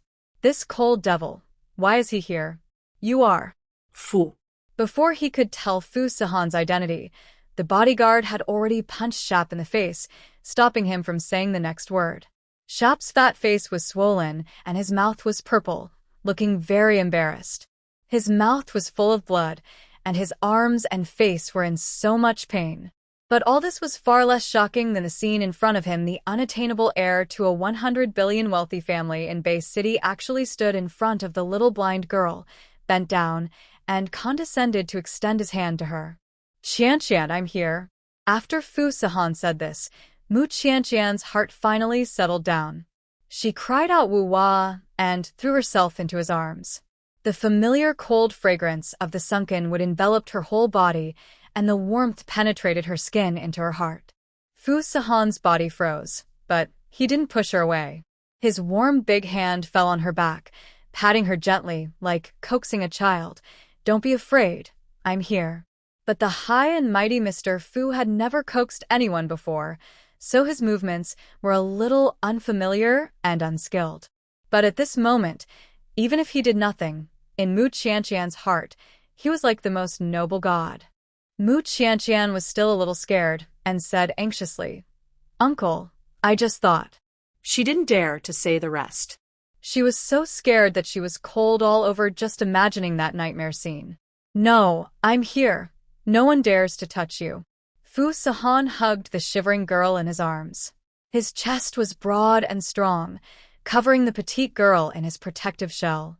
Mu Qianqian was frightened and cried in his arms for a while, and fell asleep while crying. It was not that she was careless, but that her body activated the protection mechanism under the great fear, allowing her to fall asleep to restore her energy. After Mu Qianqian fell asleep, Fu Sahan hugged her and turned to look at Shapu and the other two. He swept a sharp and cold look over, and Shapu and the other two were so scared that they trembled like sieves. "Fu, President Fu, we didn't know she was you." If he had known that this woman was related to President Fu, even if he had 100 guts, he would not dare to do anything to her. He offended the Fu family, let alone Lu Yunxiang. Even if the entire Lu family was added together, he could not protect him. At this point, Shapu could not help but blame Lu Yunxiang. All because of this woman's instigation, but she hurt him miserably. Fu Sahan's eyes were as cold as if he was looking at 3 dead things, and his voice was without a trace of emotion. "Find out their identities. Those who should go bankrupt will go bankrupt, and those who should not stay in Bay City." Fu Sahan didn't need to say the rest of the words. His men already understood. President Fu's weak spot is his family. Shapa dared to touch his family, which could be said to be because he thought he had lived too long. With the Fu family's strong financial resources and capital, it would only take a flick of the finger to make the Sha family bankrupt. According to Fu Sahan's intention, not only should the Sha family be completely bankrupted, but they should also be driven out of Bay City, leaving them with no face in the circle of wealthy families. It seems that this time, President Fu is really ruthless. Sha Pu was anxious and begged for mercy, almost kneeling down to him. "President Fu, we know we are wrong. Please let me go." We didn't know she was your woman. If we had known that she was yours, I would not dare to go against the Fu family even if I had eaten a bear heart and a leopard's courage. Fu Sahan picked up Mu Qianqian horizontally and walked past coldly, not even giving them a glance. President Fu, please give us a way out, President Fu. We will never dare to bully your people again. We were also confused for a moment. President Fu, we just wanted to play a joke on her and didn't really want to touch her. Please be magnanimous and give me a hand. Sha Pu knelt on the ground in despair, his face pale. It's over, it's all over now. He shouldn't have targeted Mu Qianqian from the beginning, otherwise he wouldn't have been expelled from school and offended the evil spirit that he shouldn't have offended. How should he explain to his father after he goes back? The Sha family was bankrupted by the Fu family. Wouldn't his father break his legs? I'm afraid he'll be punished directly by family law. In the future, their family will have no money and will be driven out of Bay City. He can never think about his previous life as a young master again. It's all because of that witch Lu Yunxiang. If it weren't for her instigation, would he have fallen to this point today? Sha Pu didn't dare to hate Fu Sahan, so he pushed all the responsibility and anger onto Lu Yunxiang. Mu Qianqian slept for a while and then woke up. Her palms were itchy, and she subconsciously wanted to scratch them. A voice came from the side. Don't move. Mu Qianqian blinked in confusion and turned to look over. Just by this vague figure, she could recognize who it was. Uncle. Mu Qianqian called him in a delicate voice with a strong nasal tone. Don't move. I'm disinfecting you. It will hurt a little. Fu Sahan held her finger and wiped the wound on her palm with an iodine cotton swab to disinfect it, then applied medicine and bandaged it carefully. He was not a talkative person. He remained silent at this moment and focused on helping her treat the wound. Mu Qianqian did not make a sound to disturb her. She blinked her thick eyelashes and lay quietly on the sofa. The living room fell into silence for a while. Mu Qianqian looked at him without blinking, a little absent-minded, and could not help but raise her other hand to touch his face with her fingers. Just when her fingertips were about to touch him, he turned his head away. Fu Sahan raised his eyebrows. What are you doing? Nothing. Mu Qianqian lowered her head and said in a low voice. For some reason, she wanted to know what the uncle looked like, so she couldn't help but stretch out her hand. But he avoided it. Mu Qianqian felt a little disappointed. Fu Sahan treated the wounds on both her hands, raised his eyes to look at her, and asked in a low voice, Does it hurt? Mu Qianqian came back to her senses from her daze and shook her head, No. The wound cannot get wet. You can put on plastic wrap and take a bath at night, or let Aunt Lu come to help you? Mu Qianqian refused. No. I can wash myself. Bathing is such a private matter. She is not used to having another person around. Fu Sahan said him lightly, and then said, I'll take you to the hospital for a checkup tomorrow. Why? It's not time for a follow-up check yet. You cried a lot today and your intraocular pressure increased, which is not good for your eye's recovery. Mu Qianqian was a little resistant, biting her lower lip and arguing in a low voice, I didn't cry very hard. It shouldn't have any effect. Fu Sahan curled his lips. Not crying hard? My coat is still wet now. The little girl leaned on his chest, wetting a large area of his clothes with her tears, and said that she didn't cry very hard. Mu Qianqian's cheeks flushed slightly, and she was a little embarrassed and stammered. Then I will help you wash your clothes. No need, you. Have a good rest. Fu Sahan originally wanted to blurt out the name Little Blind Man, but thinking that Mu Qianqian was a little concerned about these words, he swallowed the words back. Mu Qianqian sat up from the sofa, folded the summer quilt on her body, and put it in the corner of the sofa. She was about to take a shower, and suddenly thought of a question. How did she get upstairs when she fainted from crying? Before she lost consciousness, she was leaning on the uncle's arms, so. Thinking of this possibility, Mu Qianqian was stunned, and asked without thinking, Uncle, did you carry me up? Fu Sahan admitted frankly yes. What else? After that, he saw Mu Qianqian's clear eyes gradually widened, her mouth slightly opened, and her cheeks became red with blood. The little girl blinked in panic, ashamed as if she wanted to find in the ground to crawl into. Her reaction was so big that Fu Sahan had to remind her, Mu Qianqian, I am your husband. Can't you hug your wife who has obtained a marriage certificate? Mu Qianqian's voice was as thin as a mosquito's hum, and her tone was soft. Well, I know, I just can't get used to it for a while. She didn't say he wasn't. It's just that she has never been in contact with a man, so she is a little uncomfortable. Fu Sahan looked at her deeply, his tone unquestionable. In the future, you have to get used to it slowly. Mu Qianqian puffed up her cheeks and said him quickly. She ran into the second bedroom shyly and slammed the door. If Fu Sahan hadn't had good hearing, he wouldn't have heard her The corners of his lips curled up in a happy arc. Why didn't he realize before that teasing her was so fun? The little girl was silly and stupid, soft and cute, like a stupid little rabbit, making people want to bully her. The next day, Mu Qianqian asked Fang Yanran to ask for leave for her. Yanran, I have to go to the hospital for an eye check today. Please ask the teacher for leave for me. I'm afraid the teacher will call my name. Okay, is your eye okay? When can you come back? I'm fine. I can come back after the check. Thank you, Yanran. After the voice call, Mu Qianqian heard the phone prompt. The emergency contact sent you a text message. The content is as follows. I have something urgent to do and can't go to your school in time. I asked my assistant to drive to the East Gate to pick you up. The only emergency contact in her phone is Uncle Fu, who was set up for her when he bought the phone. Mu Qianqian muted her phone during class yesterday, so she didn't hear the message. It turned out to be a big mistake. If she had heard the news earlier, she would have gone to the East Gate to wait, and she wouldn't have encountered the following things. Fu Sahan had something to do in the company, and today it was Assistant Wang who drove Mu Qianqian to the hospital. On the way, Assistant Wang explained to her, Miss Mu, the gate you usually come out of cannot park, so I can only wait for you at the East Gate. Mu Qianqian nodded, okay, I see.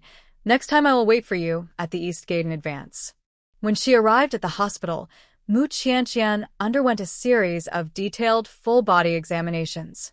Fu Sahan finished dealing with the matter and hurried to the hospital. What's the result? Mu Qianqian was lying on the bed receiving an 4. Uncle Fu, don't worry, the doctor said I'm fine. Really? Of course it's true. Why would I lie to you? Fu Sahan didn't realize it himself, and he breathed a sigh of relief. The people who hurt you will never appear in front of you again. Mu Qianqian was stunned, and her first reaction was not to think of Sha Pu, but to think that the uncle didn't accompany her in the morning, and it turned out that he went to deal with this matter. For a moment, Mu Qianqian's heart seemed to be stepping on cotton, light and fluttering, and there was an indescribable sweetness. Fu Sahan didn't say in detail, and Mu Qianqian thought he went to call the police to deal with what happened last night. But in fact, Fu Sahan used the business method to remove the third-rate Sha family from the Beijing circle and overnight became the object avoided by all the wealthy families. Today, the Sha family is facing a serious debt crisis and is on the verge of bankruptcy. It will soon be completely uprooted and driven out of Bay City. As for his 2 followers, their end is even more miserable. From then on, Sha Pu will naturally never appear in front of Mu Qianqian again. Uncle, why did you appear there yesterday? Fu Sahan raised his eyelids and glanced at her, explaining in a light voice, I just happened to pass by. Oh. Mu Qianqian was half believing and half doubting. On the one hand, she felt that things would not be so coincidental, but on the other hand, she was afraid that she was overthinking. Her heart was in turmoil, beating back and forth. Did Uncle Fu go to pick her up specifically? Glancing at the confusion on Mu Qianqian's face, Fu Sahan's smile flashed in his eyes. It was so late, and he was walking towards the University of Finance and Economics. What other reason could he have except to pick her up? The assistant sent him a message when he didn't wait for anyone. Fu Sahan had just finished a meeting. When he saw the news, he immediately took people to search nearby. As expected, they found her near the alley. Mu Qianqian picked up the thermos cup and was about to drink some water, but found that the cup was empty. Fu Sahan asked, Are you thirsty? Yeah. Fu Sahan asked his assistant to go out and pour water for her. He washed an apple, cut it into small pieces with a fruit knife, and fed it to her mouth. eat some fruit first. Mu Qianqian had never been taken care of like this before, and her heart was sweet and warm. She took Fu Sahan's hand and ate a piece of crisp apple shyly. At this time, an old woman walked into the ward. "Hey, what's going on? Why is there someone else in my room?" Her children ran over and grabbed her arm. "Mom, you went to the wrong ward. Your ward is next door." "So, I went to the wrong ward. Ha ha ha ha, sorry." The old woman was a cheerful person, smiling. It's okay. Mu Qianqian curved her eyes and said kindly. The children helped the old man out of the ward, and the old woman was still muttering, "Young people have a good relationship. They support and take care of each other in the hospital. Your father took care of me in the same way when I was hospitalized before." So many years have passed in the blink of an eye. Mu Qianqian was quite touched when she heard this. If only her relationship with the uncle could be as stable as this old couple and go through decades. They don't ask for wealth and honor, but for mutual support and being the only one for each other. "Uncle, will you always be so good to me?" Somehow, Mu Qianqian couldn't help but say this. Fu Sahan looked up at her and sneered, "Why are you still like a child?" Mu Qianqian mustered up her courage and pulled his wrist. "Uncle, answer me." Fu Sahan was not the kind of person who spoke sweet words. He would only prove it with his actions. He didn't like to boast. He said lightly, "I will fulfill my duties as a husband." The weight of this sentence was enough for Mu Qianqian. She absolutely trusted Uncle Fu's character. He said he would fulfill his responsibilities as a husband, so he would never abandon her easily. Before leaving, Fu Sahan talked to the doctor alone for a while. "Her eyes won't have any sequelae, right? Don't worry, Mr. Fu. Miss Mu's eyes are recovering well and won't have any sequelae. But you still have to pay more attention in the future and not cry often. It's not good for your eyes." Fu Xian nodded coldly. Yeah. Coming out of the office, he took Mu Qianqian's hand and took her to the car. "In the future, you can't cry anymore, do you understand?" Mu Qianqian nodded obediently. "I'll try not to cry." Fu Sahan looked at her obedient appearance and curled his lips happily. "Little crybaby." Mu Qianqian stuck out her tongue playfully. She used to call her a little blind girl, but now she starts to call her a little crybaby. Why does the uncle love to give her nicknames so much? "Wang Yong, drive away." Fu Xian ordered. As soon as the car left, Gu Qingyu hurried to the hospital and found the ward where Mu Qianqian was. However, the ward was empty. Gu Qingyu grabbed the nurse passing by. "Where is the person? Where is the person inside?" "Miss, who are you talking about?" "The patient in this ward has left." "Where is the man who came with her?" "He left too." The nurse said, "Gone." "The patients are gone, and the family members will definitely leave with them." Gu Qingyu gritted her teeth and suddenly raised her voice. "What family members?" "She is just a witch who didn't know how to live or die. Sihan got tired of her after playing with her for 2 days." The nurse saw that she was not in a good mental state and did not dare to talk back. The old lady in the ward next to her came out for a walk. When she heard her words, she couldn't stand it. "How can you talk like that, little girl? The young couple has a good relationship, and you are talking too harshly. Be careful not to create bad karma." The little girl who stayed in the ward today was so nice. She was beautiful and polite. She and her husband were a perfect match made in heaven. Her husband was also very handsome, like a big star, but he looked a little cold. Gu Qingyu had no respect for the old man and yelled back, "What couple? If you don't know, don't talk nonsense. Si Han is my fiancé, and that witch is a shameless mistress." "Why are you speaking for the mistress? Are you also a mistress?" The old woman was so angry that her face turned pale and blue, and she cursed crazy, and then was helped back to the house by her children. Gu Qingyu pulled the nurse and went crazy. "If you see this woman again, tell me immediately. I will tear her face apart." It was not easy for her to get a chance to contact Sihan, but before she arrived, they had already left. It must be that witch who was on guard against her and took Sihan away and hid him early. If she caught that woman, she would definitely not let her go. Before Gu Qingyu had time to find trouble with Mu Qianqian, trouble found her first. Several security guards came over and surrounded her. "Ms. Gu, President Chung has ordered that you cannot set foot in any hospital under the name of the Chung family. Please leave quickly. Why won't you let me in? I'm sick and you're not letting me into the hospital? How can that be justified? The security guard said with a fake smile, no matter how serious your mental illness is, you can't go to the Chung family's private hospital. How dare you call me mentally ill?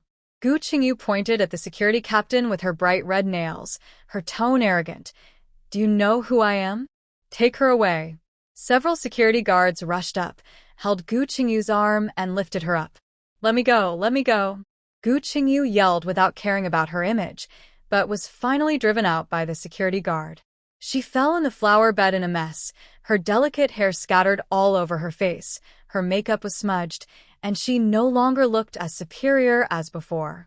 Mu Qianqian naturally didn't know what happened in the hospital. When she got home, she wanted to put some eye drops in her eyes, but every time she was about to put them in, she couldn't help closing her eyes. After several times, the eye drops dripped outside, which was a waste.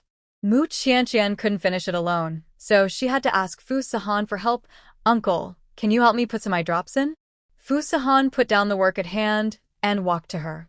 Give me the eye drops. Yes. Mu Qianqian handed it over obediently. Fu Sahan pinched her chin with one hand and raised the eye drops with the other hand, pretending to drip them. But Mu Qianqian's eyes kept blinking. Her eyes were dark, like fine obsidian, but because they were temporarily invisible, they seemed a little out of focus, as if covered with a layer of mist. Fu Sahan stroked her chin, pondered for a moment. Open your mouth. Ah? Mu Qianqian was puzzled. She was going to drip the drops into her eyes. Why did the uncle tell her to open her mouth? Open. His slender fingertips gently tapped the corners of her mouth twice.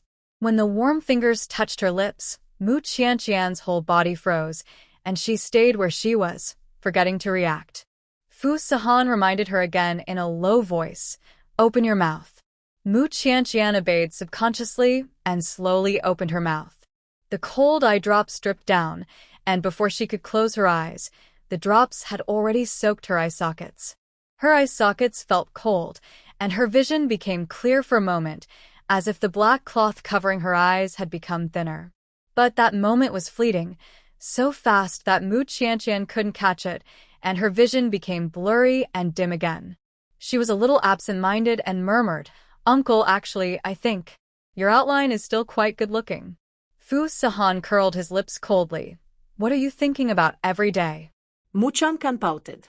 Just now, when she took a quick glance and saw the tough outline like a knife and an axe, she almost forgot that her husband was an extremely ugly man.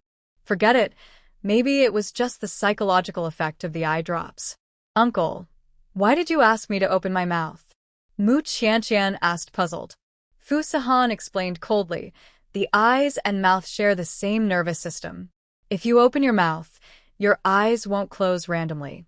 Mu Qianqian actually had some half-understanding, oh, so that's how it is.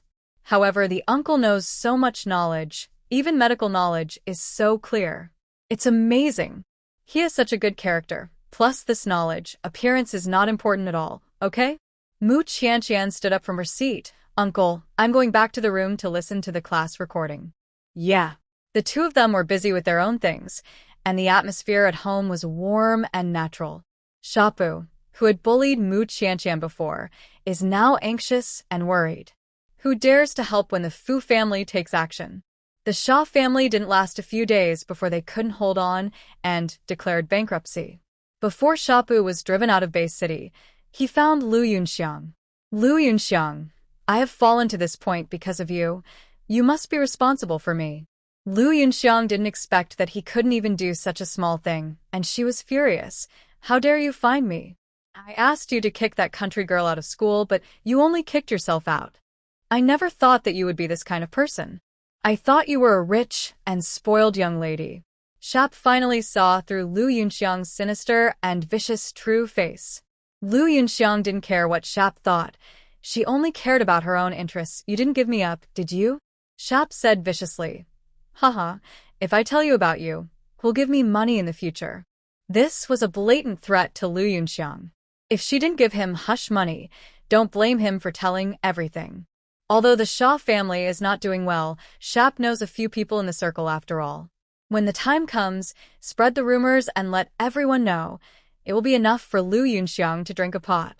Lu Yunxiang suppressed her resentment and pretended to be gentle and generous. How can I ignore you when you say that? Just tell me how much money you want. Give me 10 million. 10 million? Lu Yunxiang unconsciously raised her voice sharply. Where can I get so much money for you? My card has been suspended by my brother a long time ago, and I only have a few 100,000 in my hand. Then give me 1 million first and owe the rest.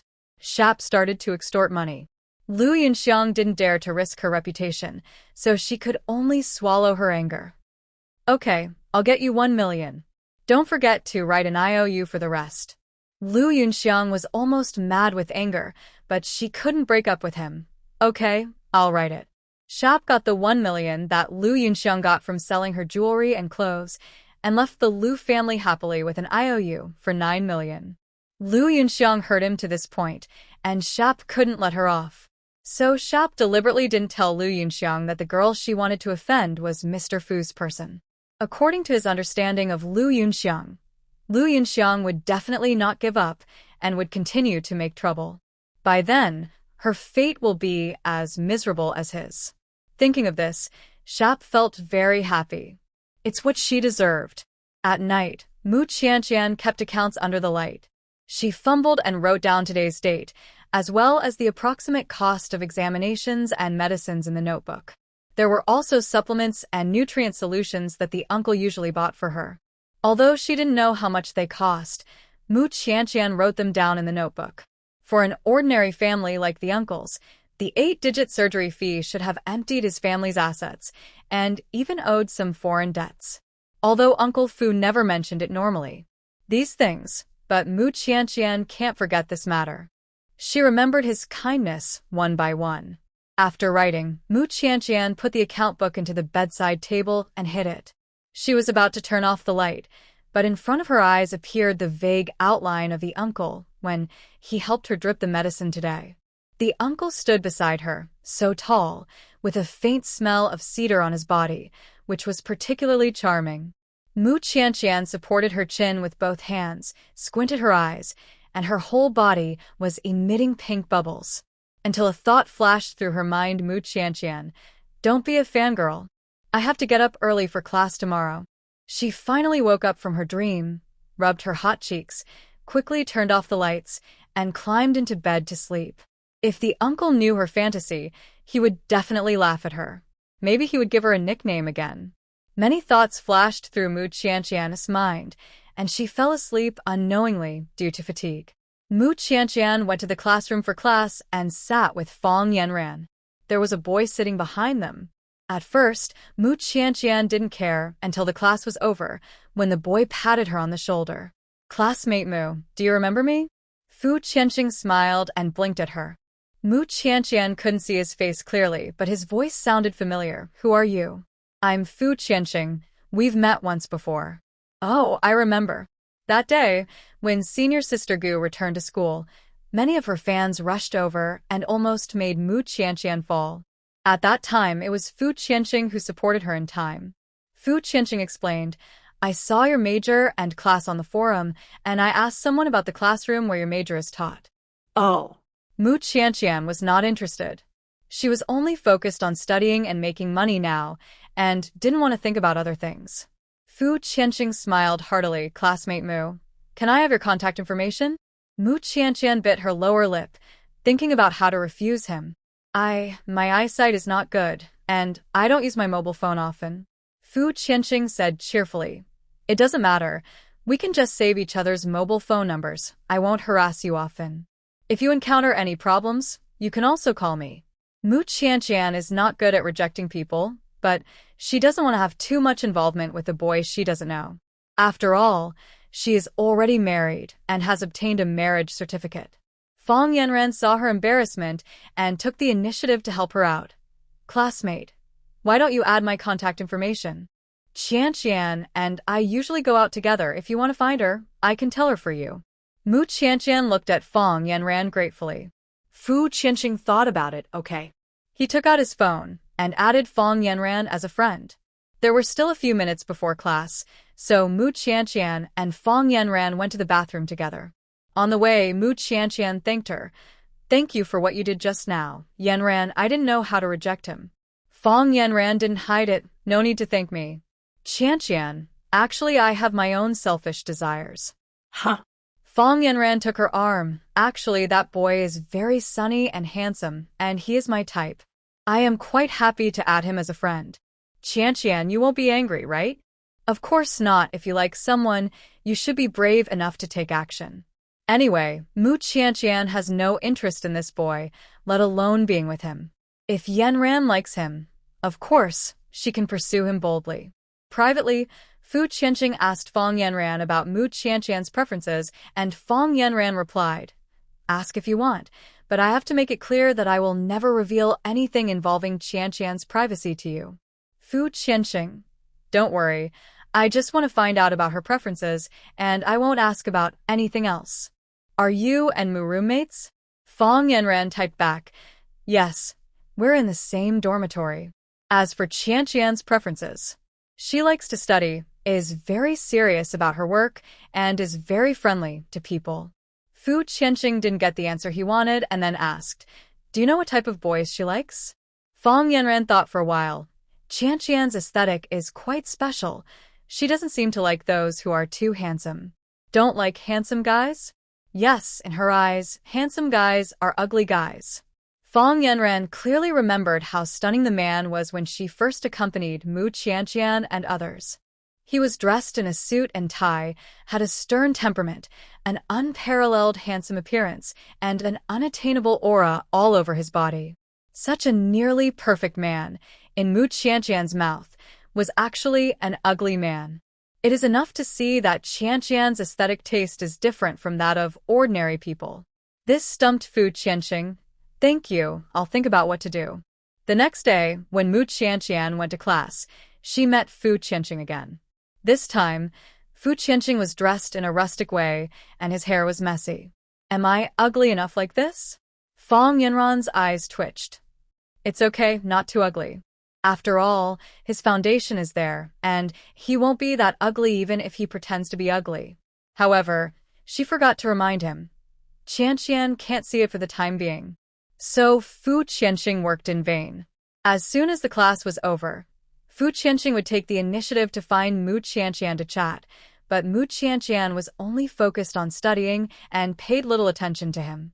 Fu Qianqing kept hitting a wall and was so anxious that he scratched his head. He went to a secluded place and asked his cousin for help. "Brother, the girl I like doesn't like me. How can I pursue her?"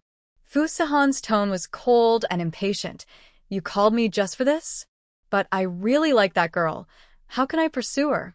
Fu Sihan sneered. "You asked me this question?" Fu Qianqing thought about it. Yes, his cousin has been single for many years, and it has always been the women who take the initiative to approach him. How could he lower himself to pursue women? When it comes to business and finance, his cousin can make things happen with a wave of his hand, and he can be said to be a master. But when it comes to emotional problems, his cousin is also a blank slate. He was so anxious that he tried all kinds of methods, and even called his cousin in a fit of rage. "I forgot, you are a stubborn person, so I asked the wrong person this question." His cousin is such an icy person, and he doesn't know how his cousin's wife can stand it. Fu Qianqing complained silently in his heart. Just as he was about to hang up the phone, Fu Sihan remembered his grandmother's advice and finally reminded him, "As for women's matters, ask Xinglin. He has a lot of experience." "Oh, why didn't I think of that? Thank you, cousin." Fu Qianqing hurried to ask Xinglin for advice on relationship issues. Xinglin was hanging out in a bar and took the time to send him a voice message with some advice. The general idea was to let him observe the girl's preferences and what she needs, and start from these aspects. Fu Qianqing observed for a few days and found that Mu Qianqian was a relatively frugal girl, and it seemed that she had applied for a scholarship before.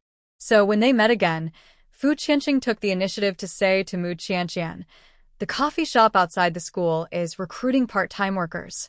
The salary is not bad. Do you want to try?" Mu Qianqian was indeed very interested in this. "My eyes are not good." Can I do it? Sure, don't worry, you only need to serve coffee and desserts. So after class, Mu Qianqian followed Fu Qianqing to the coffee shop for an interview. After a simple interview, Mu Qianqian was admitted.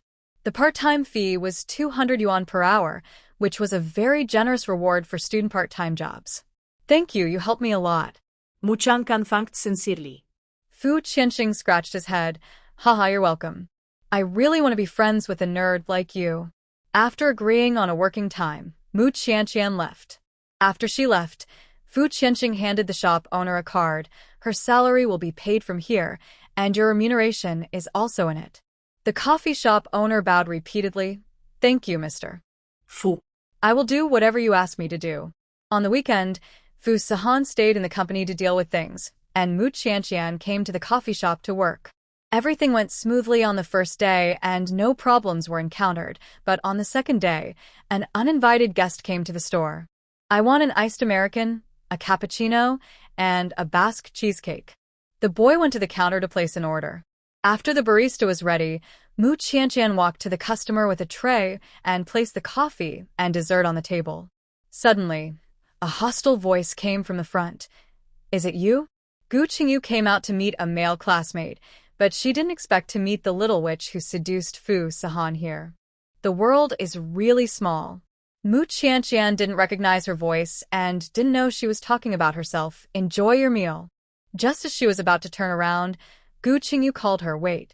Mu Qianqian turned around and looked at her. What can I do for you? Gu Qingyu stood up, crossed her arms across her chest, and looked her up and down critically, as if she was measuring some goods. You are so poor that you come to the coffee shop to work? Mu Qianqian tightened her hand, holding the tray slightly. I don't know you. Please speak with respect. Oh, respect? Gu Qingyu pushed her big wavy hair behind her, her red lips seductive, and said arrogantly, You are a mistress who destroys other people's feelings. What qualifications do you have to talk to me about respect? I said I don't know you. It's inexplicable. Mu Qianqian is not made of clay. She also has a temper. This person slandered and accused her so much that anyone would think she was sick. Mu Qianqian didn't intend to argue with her and was about to go back to the counter, but was grabbed by Gu Qingyu's uniform sleeve. Don't go. You want to leave after just a few words? Gu Qingyu looked crazy and shouted at the top of her voice. Why are you wearing sunglasses in the room? Who are you pretending to be for? She stretched out her hand and knocked off Mu Qianqian's glasses. The light shone on her face unexpectedly, and Mu Qianqian quickly closed her eyes and subconsciously raised her hand to block it. Little witch, you didn't expect it, I caught you again. Everyone come and see. This person is a mistress, destroying the relationship between me and my fiancé. Such a witch. Doesn't she deserve to be beaten? Even if you her clothes and throw her on the street, I am still right. There were many customers in the cafe, and their attention was attracted. Mu Qianqian put her hands in front of her eyes and argued. I'm not a mistress. I don't even know you. When you were in the hospital before, I saw you seducing my fiancé with my own eyes. Mu Qianqian felt that her voice sounded familiar. When she heard her say that, she finally remembered who she was. When she was first hospitalized, wasn't there a crazy woman who came to cause trouble? It turned out that she was in the same school as her. How unlucky. I don't know your fiancé. Who are you? Why do you cause trouble to me again and again? Gu Qingyu didn't believe her words. Haha. Are you still pretending here? Who would believe it? I've seen a lot of women like you, trying their best to get to the top, right? I'm going to take off your clothes today and let you have enough fun. The male classmate who came with her couldn't help but hold her. Senior Gu. That's enough. Don't go too far. Get out of here. Gu Qingyu shook off his arm and held Mu Qianqian tightly, refusing to let go. You cheap mistress. Don't think you can become the main wife just by sleeping with her for 2 days. I tell you, you don't have that good life. You are only worthy of marrying a poor man in this life and giving birth to a bunch of poor ghosts. Mu Qianqian bit her lower lip in anger. You keep saying that I'm a mistress. Then why don't you tell me, what's my last name and what's my name? What's the name of your fiancé? I said I don't know you at all. Gu Qingyu didn't know Mu Qianqian's name. Anyway, you are a mistress, and you dare to talk back to me. I'll take you to the street now. She was very strong and she pulled Mu Qianqian hard, trying to take her to the street to her clothes. The onlookers talked about it. Is this girl a mistress or not? I'm confused. I think she's very well behaved, not like a mistress. Besides, even if she is a mistress, she can't her clothes in the street. It's too humiliating. Yeah, this woman can't even tell me my name, but she still insisted on stripping me off. Is she a crazy woman? Gu Qingyu's face became even uglier when she heard these discussions. You have all been deceived by this witch. Don't be fooled by her innocent appearance. She is a behind-the-scenes. As soon as she pushed open the glass door, Mu Qianqian bit her wrist in a hurry. Witch. How dare you bite me? Gu Qingyu felt the pain and couldn't help but let go. Mu Qianqian took the opportunity to escape behind the counter. Manager, call the police quickly. There is a crazy person here. Mu Qianqian asked the manager for help in panic. The female boss protected Mu Qianqian behind her. Don't be afraid. I'm here. I won't let this man take you away. Gu Qingyu continued to yell and curse at the inside across the counter, this time even scolding the manager. Hand over this witch quickly. You're protecting her. Are you also a mistress? Mu Qianqian was panicked and hid under the counter, calling an emergency contact. As soon as the call was connected, Uncle Fu said coldly, hello. Mu Qianqian lowered her voice and asked for help. Uncle, I'm working in a coffee shop, and someone is causing trouble. Can you come and save me? Now? Well. Forget it, if it's inconvenient. Fu Sahan was in a very important meeting, but he could vaguely hear some insults through the phone. If it wasn't an emergency, the little crybaby wouldn't call him. Fu Sahan said in a low voice, wait for me, I'll be there soon. Hearing this, Mu Qianqian seemed to have taken a tranquilizer, and her panicked heart settled down all of a sudden. She stood up from behind the counter, and when Gu Qingyu saw her, he grabbed the things at hand and threw them at her. The female manager firmly protected Mu Qianqian. If you don't stop, we'll call the police. Gu Qingyu shouted hoarsely, call the police, call the police. I don't believe that the mistress dares to call the police to arrest the original wife these days. She was like a mentally ill and violent person. No matter what she caught, she would throw it behind the counter. Go to Hades, mistress. As long as you die, he will change his mind and marry me. Gu Qingyu was almost crazy. The space behind the counter was limited, and the manager could no longer protect Mu Qianqian.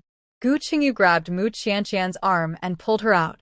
With her other hand, she viciously unbuttoned Mu Qianqian's chest. She actually wanted to someone's clothes in public. This woman is crazy. At this critical moment, the wind chime on the glass door rang. Fu Sahan arrived with his men. Several bodyguards rushed up, forcibly pulled Gu Qingyu away, and held her down forcefully, pressing her face on the counter. Let me go, let me go. Gu Qingyu was still roaring. Fu Sahan walked to Mu Qianqian, held her slender shoulders, and asked nervously, Qianqian, are you okay? He didn't even realize how hurried his steps were. Mu Qianqian was still in shock, breathing rapidly. I'm fine. She raised her head timidly. Uncle, will it interfere with your business if I call you suddenly?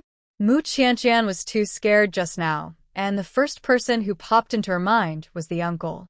She called the uncle without thinking.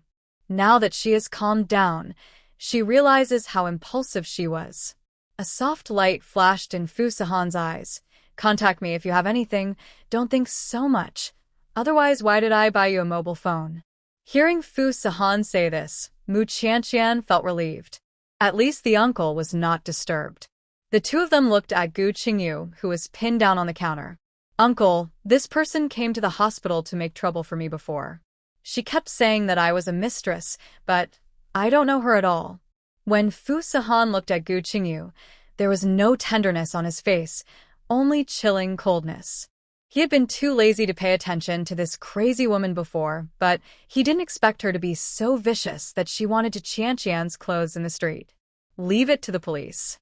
Fu Sahan said coldly. Sahan. You can't do this to me, I'm your fiancée.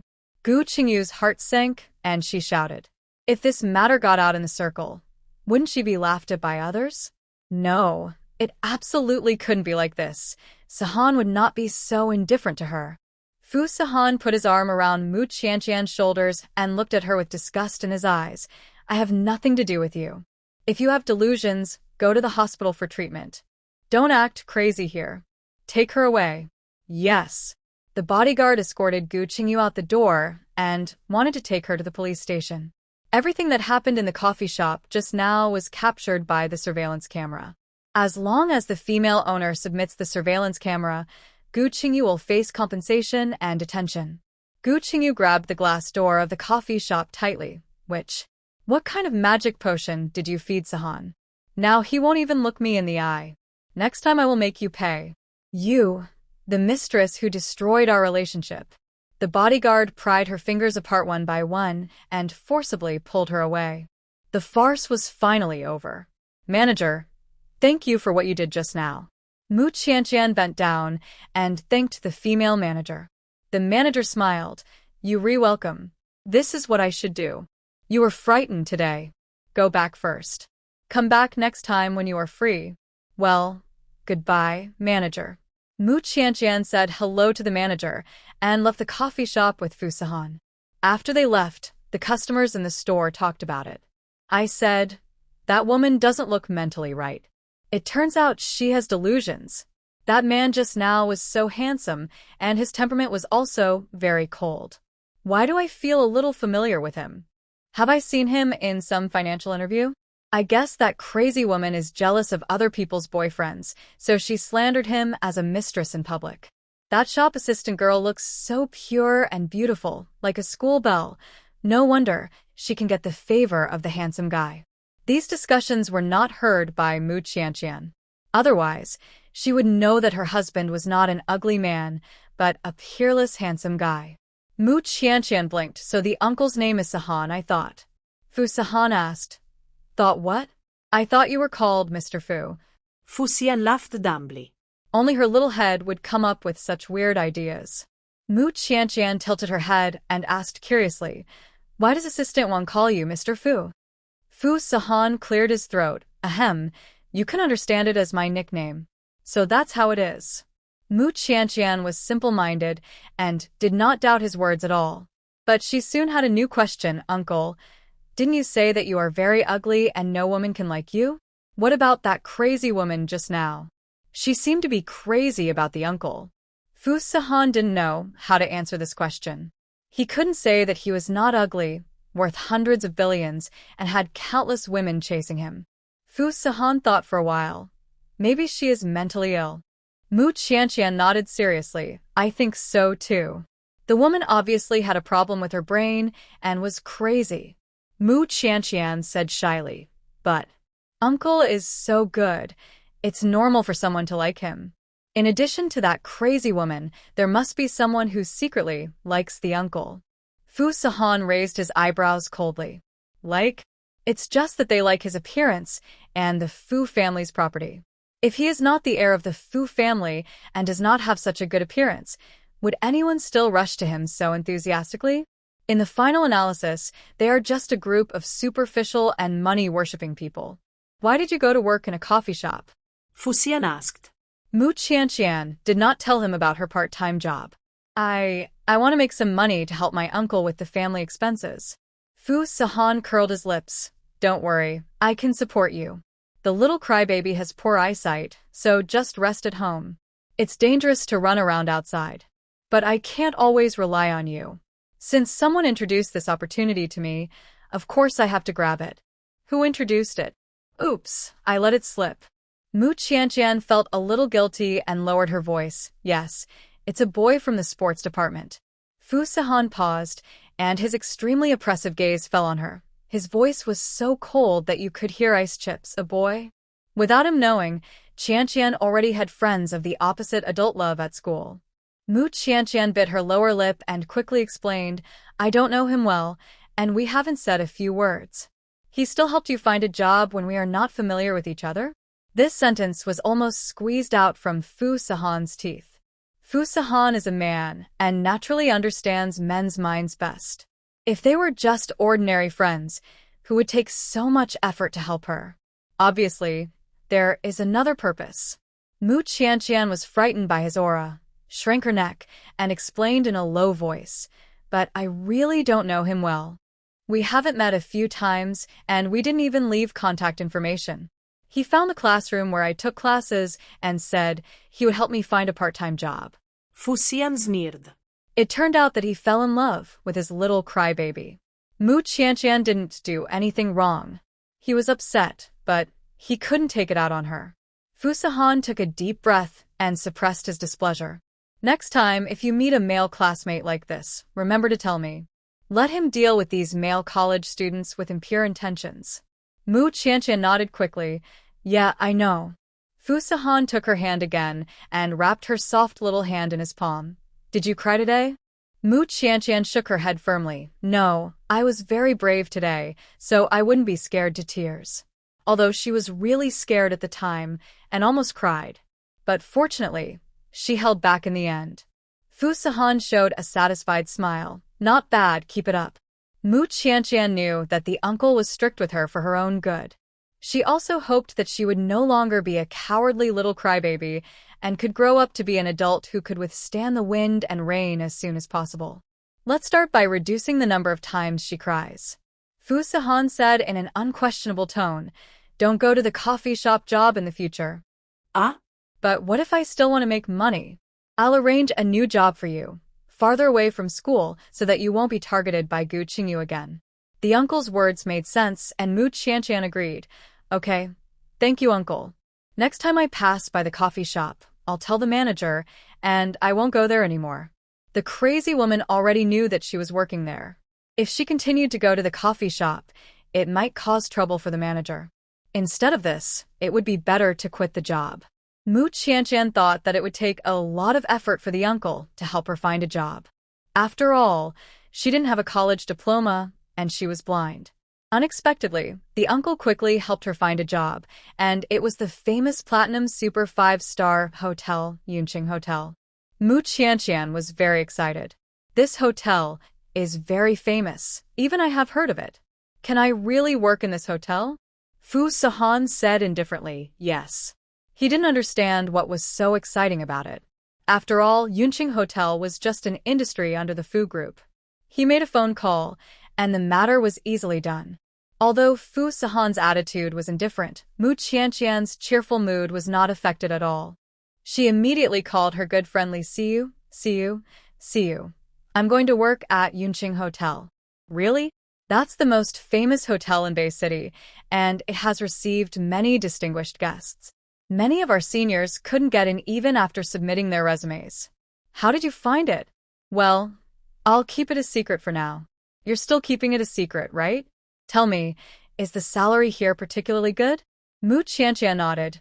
"Yes, I'm just a part-time worker, and I get 3,000 yuan a day. If I can become a formal employee after graduation, the salary will definitely be higher." "Wow, the salary is so good?" "Qianqian, you're going to get rich." Mu Qianqian smiled. "Yes, I've never made so much money before." All this was thanks to the uncle's help. Otherwise, she wouldn't have found such a good job. She only needs to work in the hotel on weekends and work 8 days a month to get 24,000 yuan.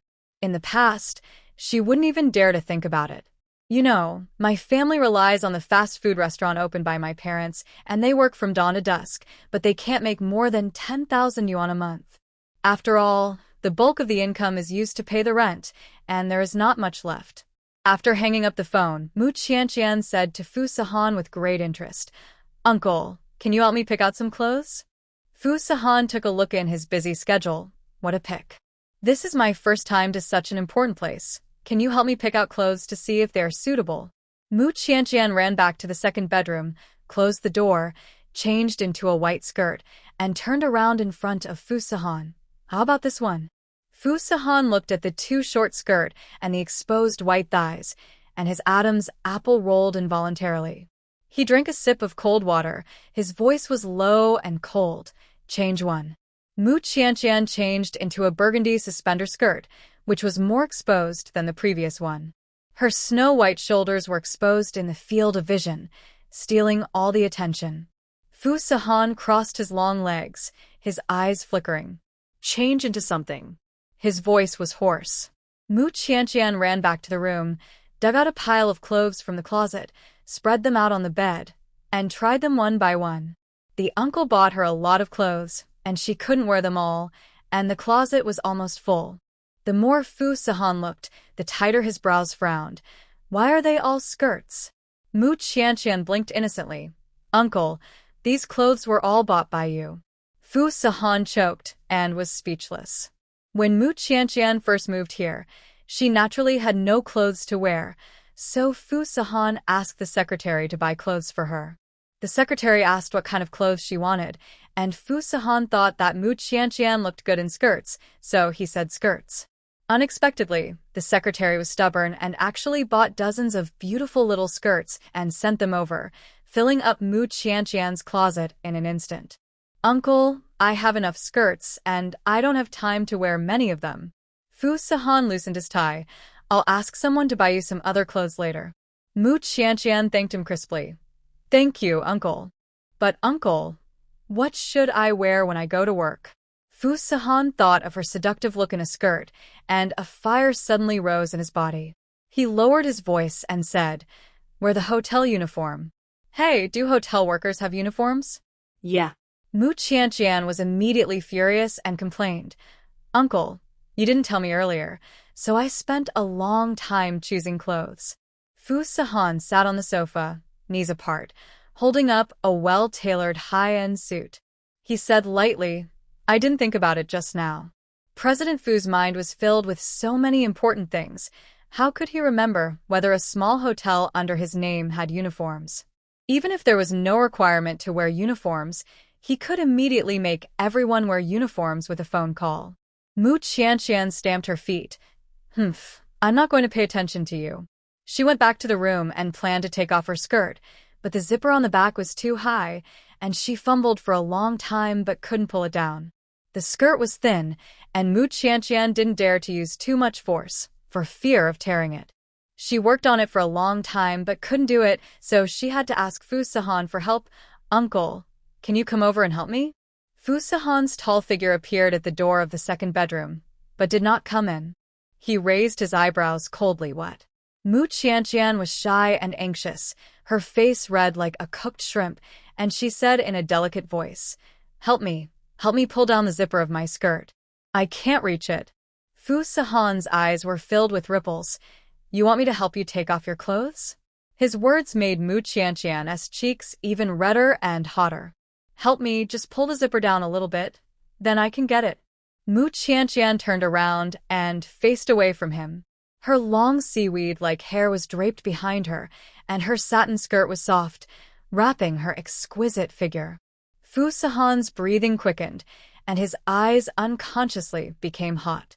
Mu Qianqian pushed the hair that was in the way to the front, revealing a slender, white neck. Although she had her back to the uncle, she could inexplicably feel that his burning gaze was as real as a substance, sweeping across her body inch by inch, bringing her an electric shock-like feeling. Although her clothes were neatly worn on her body, she felt a sense of shame for being. Mu Qianqian's face was red as blood, and she urged softly, Uncle, hurry up. If this stalemate continues, she will be so shy that she will find a in the ground to crawl into. Steady footsteps were heard behind her. Mu Qianqian bit her lower lip and held her breath nervously. Fu Sahan stared at the skin on the back of her neck and gently brushed away the nearby hair with his big hand and found the zipper at the top of her skirt. His palm was rough and hot, and Mu Qianqian seemed to be burned and let out a short moan. This sound was like a cat's claw scratching Fu Sahan's heart, causing him to pause slightly. Fu Sahan held the zipper and only restrainedly pulled it down a short distance, so as not to expose her too much. His eyes were deep and his voice was low and hoarse. Can I touch it now? Mu Qianqian's heart was pounding with nervousness. She slowly raised her arm and fumbled to find the zipper of her clothes. She blushed and nodded, her voice as thin as a mosquito's murmur. Yes, it can be touched. Thank you, Uncle. I'm leaving. Call me if you need anything. Fu Sahan turned and left the room, and even closed the door for her. Mu Qianqian took off her clothes smoothly and changed into soft and comfortable home clothes. But she felt a little disappointed. The uncle seemed to have no interest in her at all, and was indifferent to her body. She was so aroused that her face turned red, but the uncle was like nothing happened. After helping her, he left calmly. Is she so unattractive? Stinky uncle, he is the one who is blind. Mu Qianqian threw herself on the bed, imagined the pillow as Uncle Fu, and greeted it fiercely with her fist. What she didn't know was that Fu Sahan was not as cold as he looked on the surface. Quiet. He wanted to continue with his work, but it was as if someone had thrown a cluster of flames into his body, burning fiercely. Fu Sahan not only felt dry mouth and tongue, but also hot all over, and he couldn't concentrate on his work at all. He had been celibate for so many years, but this was the first time he encountered such a situation. Unexpectedly, he would fall into the hands of a little girl. Even Fu Sahan himself found it unbelievable. He exhaled a breath of hot air, finally got up, walked into the bathroom, and the cold water washed down his Adam's apple, finally extinguishing the heat in his body. At dinner in the evening, Fu Sahan saw that Mu Qianqian didn't eat much, so he kept picking up dishes for her, and a small mountain of food piled up in her bowl. Mu Qianqian made a bitter face. Uncle, my appetite is not that big. She was only a little older, and when she stood in front of Uncle Fu, she couldn't even reach his shoulders. How could she compare to his appetite as a grown man? Eat more, you're too thin. The ends of Fu Sahan's black hair were still damp, his face was tough and cold, and his thin lips were slightly pursed. Mu Qianqian, who was obsessed with looks, had no idea that the person sitting opposite her for dinner would be such a handsome guy. Am I too thin? Yeah. Fu Sahan originally just said it casually, but Mu Qianqian took it to heart. She secretly wondered if the uncle was not interested in her because she was too thin. Mu Qianqian looked down at her figure and found that she was indeed unattractive. She was a little embarrassed and annoyed, and secretly made up her mind that she must keep her figure up so that she could make the uncle bleed from the nose in the future. After dinner, the nanny Aunt Lu came over to clean up the dishes.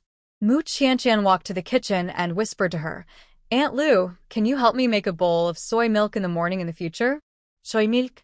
Sure, Miss Mu likes to drink soy milk recently. Aunt Lu's voice was loud, and Fu Sahan, who was working in the living room, heard it immediately and glanced over indifferently.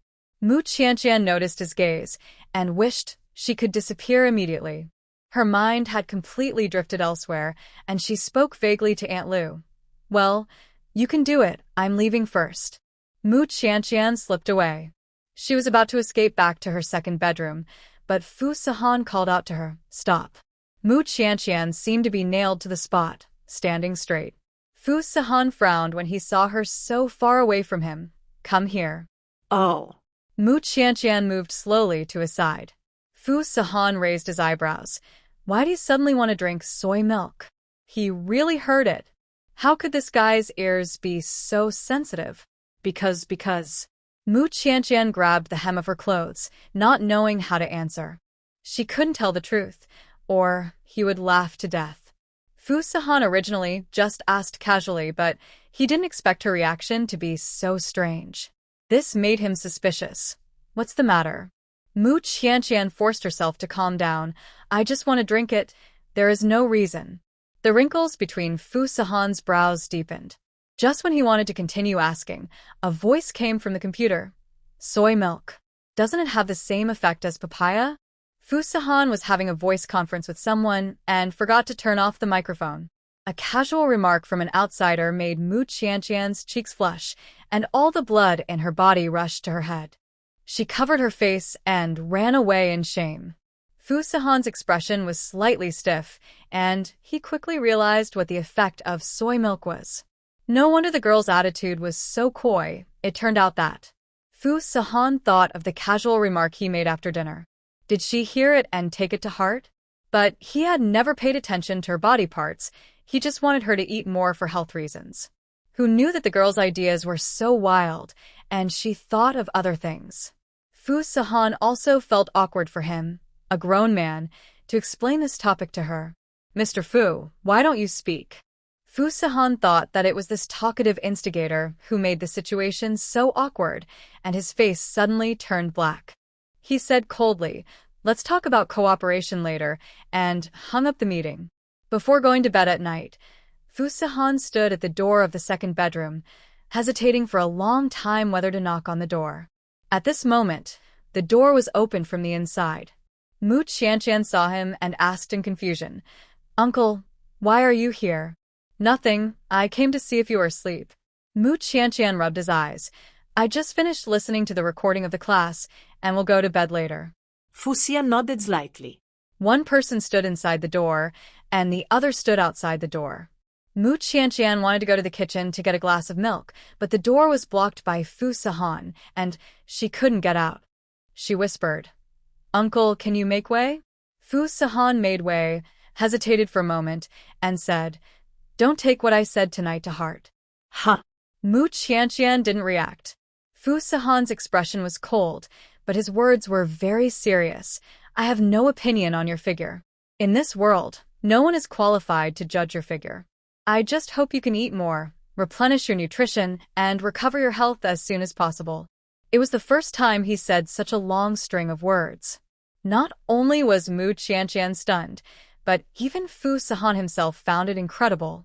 When did he become so long-winded? After Fu Sihan finished speaking, he left with a cold face. Leaving Mu Qianqian alone, it took her a long time to react. The whole person seemed to be soaked in a honey jar, and strands of sweetness wrapped her whole body. Mu Qianqian blushed shyly, but soon, she couldn't help but smile. Although the uncle has a cold temper, his character is still very good.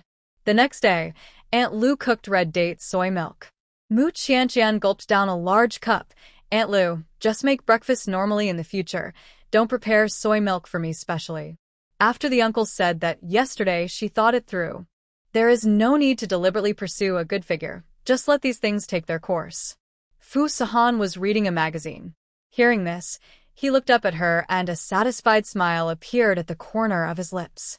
The little crybaby has lived in a bad environment since childhood and is prone to lack of self-confidence and trying to please others. After raising her in the future, she will no longer be as inferior as before and will not fall into self-doubt because of a word from others. Mu Qianqian took the thermos cup and waved to Fu Sihan, "Uncle, I'm going to class, goodbye." Fu Sihan said in a high-handed manner and watched her jump out of the door. After arriving at the classroom, Fu Qianqian greeted Mu Qianqian as soon as he saw her, "Classmate Mu." Mu Qianqian sat down next to her roommate. "Thank you for finding me a job, but I won't go next time." Why? "Is it because of the woman who caused trouble last time?" "Don't worry, she is still in detention." Fu Qianqian had heard about the coffee shop. Gu Qingyu was really crazy to want someone's clothes in the street. Mu Qianqian replied, "I will be released sooner or later. I'm afraid that if I continue to stay in the coffee shop, it will cause trouble for the manager." After listening to her words, Fu Qianqian felt that she was a good girl with a kind heart. Compared with Gu Qingyu, Mu Qianqian was simply a little angel. "Okay, then I won't go. I can help you find other jobs." Mu Qianqian shook her head. "Thank you for your kindness, but I have found a new job." Fu Qianqian thought it was just an excuse for her to refuse. "I'll help you find a job that pays more than before." After all, in his eyes, Mu Qianqian was blind, so what kind of good job could she find? She must be just making an excuse to refuse him. Mu Qianqian waved her hands repeatedly, "Really no need." The teacher walked into the classroom, and Fu Qianqian had to give up for the time being. After class, Mu Qianqian went to a coffee shop and told the owner that she would not come again. The owner was reluctant to let her go. "Although I like you as a little girl, I respect your choice. This is your salary. I will transfer it to your mobile phone." "Thank you, manager." Mu Qianqian got her first salary, and she was so happy. She was about to go home and happened to pass by a cake shop. From childhood to adulthood, Mu Qianqian never celebrated her birthday, but her brother and younger brother celebrated their birthdays every year, and their parents would buy them cakes. The cake was shared by her parents and her brother and sister, and all that was left for Mu Qianqian were the crumbs left on the cake plate. Mu Qianqian once secretly licked the remaining cream on the cake tray. She would never forget that sweet taste in her life. Thinking of this, Mu Qianqian pushed open the door of the cake shop as if possessed by a ghost. The sales lady asked her, "Hello, what kind of cake do you want to buy?" It was Mu Qianqian's first time buying a cake, so she was a little reserved. "I want a smaller one. Do you have strawberry flavor? How many people are eating?" 2. The sales lady said kindly, "For 2 people, I suggest buying a 4-inch cake." However, the price difference between a 4-inch cake and a 6-inch cake is not much, so a 6-inch cake is more cost-effective. Mu Qianqian asked about the price. A 4-inch cake cost $138, and a 6-inch cake cost $168, which was indeed not much different. "Let's get a 6-inch cake." The sales lady recommended a strawberry mousse cake to Mu Qianqian, saying it was her bestseller. She packed the cake and handed it to Mu Qianqian. Mu Qianqian thanked him softly. "Thank you." She was in a very good mood holding the cake. But when crossing the road, a delivery rider ran a red light in a hurry and scratched Mu Qianqian. Mu Qianqian was knocked to the ground by the electric bike, and the cake in her hand flew out and broke into pieces. "Don't you have eyes?" The rider cursed unreasonably. He picked up his electric bike, saw the sunglasses on Mu Qianqian's face, and spat on the ground. "Pa. It turns out to be a blind man. So unlucky." This scene happened to be seen by the people in the car. The driver looked out the window. "Hey, isn't that Miss Mu?" Fu Sahan was on the phone, and he also looked out the window when he heard it, and he saw Mu Qianqian, who was bullied.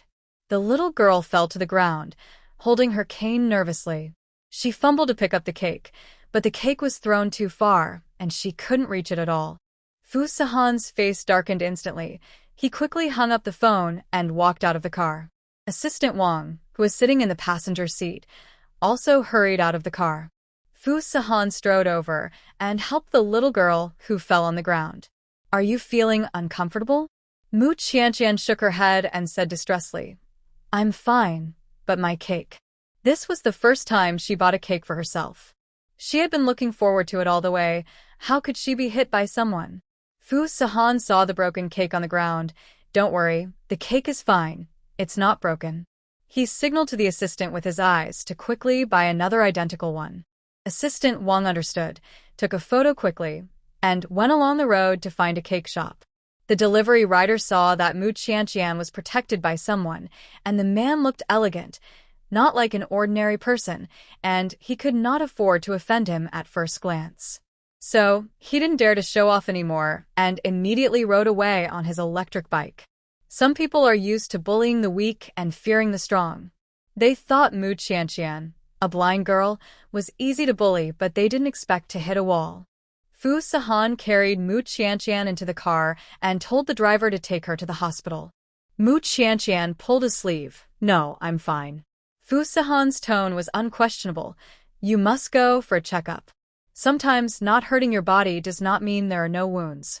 Mu Qianqian couldn't get away from him, so she had to let him take her to the hospital again. After a series of examinations, the good news was that Mu Qianqian only suffered some skin injuries and no internal injuries. This made Fu Sahan feel relieved. He made a phone call and asked someone to find out the platform the rider belonged to and his work number. This platform happened to cooperate with the Fu group. After learning the whole story, it quickly dealt with it. From then on, this person was fired by the platform, and other platforms would also blacklist him, so that he would not run red lights again and cause traffic accidents. When returning home from the hospital, Mu Qianqian did not forget to pick up the broken cake on the back seat of the car. She could only see the transparent shell on the outside, but not the broken cake inside, and thought that the cake was really not broken, as Fu Sahan said. Fu Sahan held her hand calmly. "Let me do it." "Thank you, uncle." She smiled. Fu Sahan went around to the back of the car, and Assistant Wang had just arrived in a taxi, holding an identical new cake in his hand. Fu Sahan and Assistant Wang exchanged the cakes in their hands, then took Mu Qianqian's hand and walked into the elevator. The strawberry mousse cake was placed on the table. Mu Qianqian touched the tray under the cake. "Hey, why is the 6-inch cake so big? How can the 2 of us finish it?" It turned out that she bought a 6-inch cake. But Assistant Wang only paid attention to the style of the cake, not the size, and directly bought the largest 8-inch one, which was naturally much larger than the 6-inch one. Fu Sahan said coldly, "If you can't finish it, Give it to Aunt Lu. She has children at home. Mu Qianqian agreed. This is a good idea, uncle. You are so kind. The cakes were cut into small plates to eat, so the leftover cake would not be dirty, and it would not be dirty to take it back for the children. Fu Sihan didn't know what to say when she praised her kindness again. If she knew his reputation as a cold and bloodthirsty Yama king in the circle, she would probably be shocked. Cut the cake. Fu Sihan cut a piece for Mu Qianqian first, and cut the most strawberries into her small plate. Mu Qianqian took a bite. The sweet and soft cream melted in her mouth, and it was accompanied by sour and sweet strawberries, and the whole mouth was occupied by the sweet taste. It turns out that the cake is so delicious. Fu Sihan doesn't like sweets. After taking a bite, he frowned. It was too greasy. He took 2 big gulps of water to suppress the cloying sweet taste in his throat. Mu Qianqian likes everything with strawberry flavor, and this mousse cake is sweet to her heart. In addition, she could only watch her brothers eat cake before and never had the chance to eat it herself. This time, such a big cake is all for her and her uncle. The psychological satisfaction made her feel that this cake was simply her most precious treasure. Uncle, do you like it? Fu Sihan felt it was too sweet just by smelling the cream. But he did not suppress Mu Qianqian's interest but said restrainedly, "It's okay. I'll help you serve another piece." Mu Qianqian was as happy as a child. She picked up the plastic knife for cutting the cake, fumbled, and cut off another piece. Fu Sihan took an empty plate and put the small cake on it. Mu Qianqian couldn't see that his brows were so furrowed that they could almost pinch a fly to death. "Uncle, please eat quickly. I've almost finished this piece." Mu Qianqian eyed expectantly. She liked to share the things she thought were delicious with the people she thought were important. Fu Sihan gritted his teeth and ate both pieces of cake. Mu Qianqian wanted to help him cut it, but Fu Sihan quickly grabbed her wrist. "That's enough. I can't eat anymore." "Okay, uncle, you still scolding me. Your appetite isn't that big." Fu Sihan endured the discomfort in his throat and made an excuse. "I don't have a good appetite today." "Oh. "You eat first, I have something to take care of." "Okay." Fu Sihan got up and left the living room, walked into the bathroom, turned on the shower and used the splashing sound of the shower as a cover for his vomiting while holding the toilet. It would have been fine if he had taken a few small bites, but he ate 2 large pieces of cake in one breath. The sweet taste blocked his throat, making him feel uncomfortable all over. Mu Qianqian couldn't finish an 8-inch cake by herself, so she only ate a small half and packed the rest and brought it to Aunt Lu. Fu Sihan rinsed his mouth and brushed his teeth, and finally washed away the sweet taste. Only a faint mint taste remained between his lips and teeth, which was much more refreshing than before. However, he still felt a little uncomfortable in his stomach, so he didn't eat much for dinner. At night, Fu Sihan was working in the master bedroom. There was a knock on the door suddenly, and Mu Qianqian's gentle voice came. "Uncle, are you asleep?" "No, are you okay?" Mu Qianqian's voice was a little nervous. "I'm here to bring you something." "Deliver something?" "What?" Fu Sihan took a deep breath. "The door is not locked. Come in." Mu Qianqian carefully opened the door and walked in with a bowl of soup. "What is this?" Mu Qianqian explained. "Uncle, you didn't eat much at night. I was afraid you were hungry, so I asked Aunt Lu to stew you a bowl of soup to stimulate your appetite and nourish your body." A light flashed across Fu Sihan's eyes. "Just put it on the table next to you." "Yes." Mu Qianqian put the bowl of soup on the table. When she withdrew her hand, Fu Sihan noticed that Mu Qianqian's fingers were a little red. Fu Sihan's face suddenly became serious. "Are you scalded?" "No." Mu Qianqian quickly hid the hand behind her back. Fu Sihan looked displeased and said in a tough tone, "Stretch it out and let me see." "Really not." The man was very strong. He grabbed her wrist and pulled her in front of him. Mu Qianqian wanted to resist, but her strength was like that of a chicken in front of him, and she couldn't beat him at all. With the help of the light, Fu Sihan saw that the girl's delicate fingertips were flushed red. She must have been scalded by the soup bowl.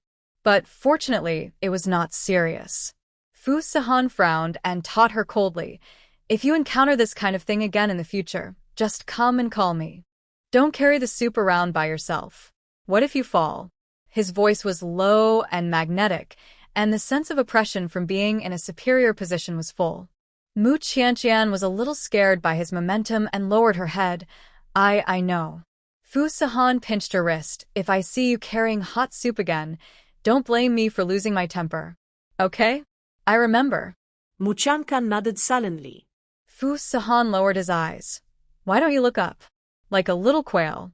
Mu Qianqian was too embarrassed to say that she was scared by the uncle. She nervously grabbed the hem of her clothes and mustered up the courage to say, Sahan, you have such a bad temper. You will never be able to find a wife. This was the first time that Mu Qianqian called him by his name. Fu Sahan was slightly stunned. A smile flashed across his eyes. Who said I can't find a wife? Aren't you my wife? Mu Qianqian's cheeks puffed up like a little pufferfish. Huh. If you continue to be so fierce, I won't be your wife. Fu Sahan narrowed his eyes slightly, with a hint of danger, and his tone was cold. If you don't want to be my wife, whose wife do you want to be? Anyway, it's not you. After Mu Qianqian said this, she turned around and was about to run. Fu Sahan subconsciously grabbed her wrist, and under the action of inertia, Mu Qianqian was pulled into his arms and crashed into his strong chest. Ah! Mu Qianqian called out briefly. The masculine scent enveloped her, and her cheeks flushed, her heart beating fast. The uncle smelled so good, a very cold cedar scent, mixed with the heavy background of agarwood. Fu Sahan looked at the timid girl in his arms. His eyes gradually dimmed, and his breathing became heavy. But it's not the time yet. At least wait until her eyes recover. Fu Sahan hooked his lips, and his tone was mixed with pampering and tolerance that he himself did not realize. You are getting bolder and bolder. Mu Qianqian's little face turned red, and she quickly withdrew from his arms. She said unconvinced, I learned all this from you. With me? Mu Qianqian snorted softly. Sahan, if you dare to be mean to me again, I will run away, and I will not be your wife anymore. The little girl didn't know how soft and sweet her voice was. She called out his name tenderly, like the whispers of lovers, and Fu Sahan's throat tightened. He had the urge to pull her into his arms again. Fu Sahan's eyes were dark, and he threatened coldly, if you call my name again, don't even think about going back tonight. Then where do I sleep? Fu Sahan's eyes were full of aggression, and he bit every word heavily. What do you think? Although the master bedroom was large, there was only one bed. If Mu Qianqian was kept by him, she would have to sleep in the same bed with him. Thinking about this clearly, Mu Qianqian's cheeks suddenly became incredibly hot. You are shameless. But her voice was as thin as a mosquito's hum, without any deterrent power. It was like a cat showing its soft pads, trying to scare the other person, but it only made the other person feel adorable. This little crybaby must not know how attractive her current appearance is to men.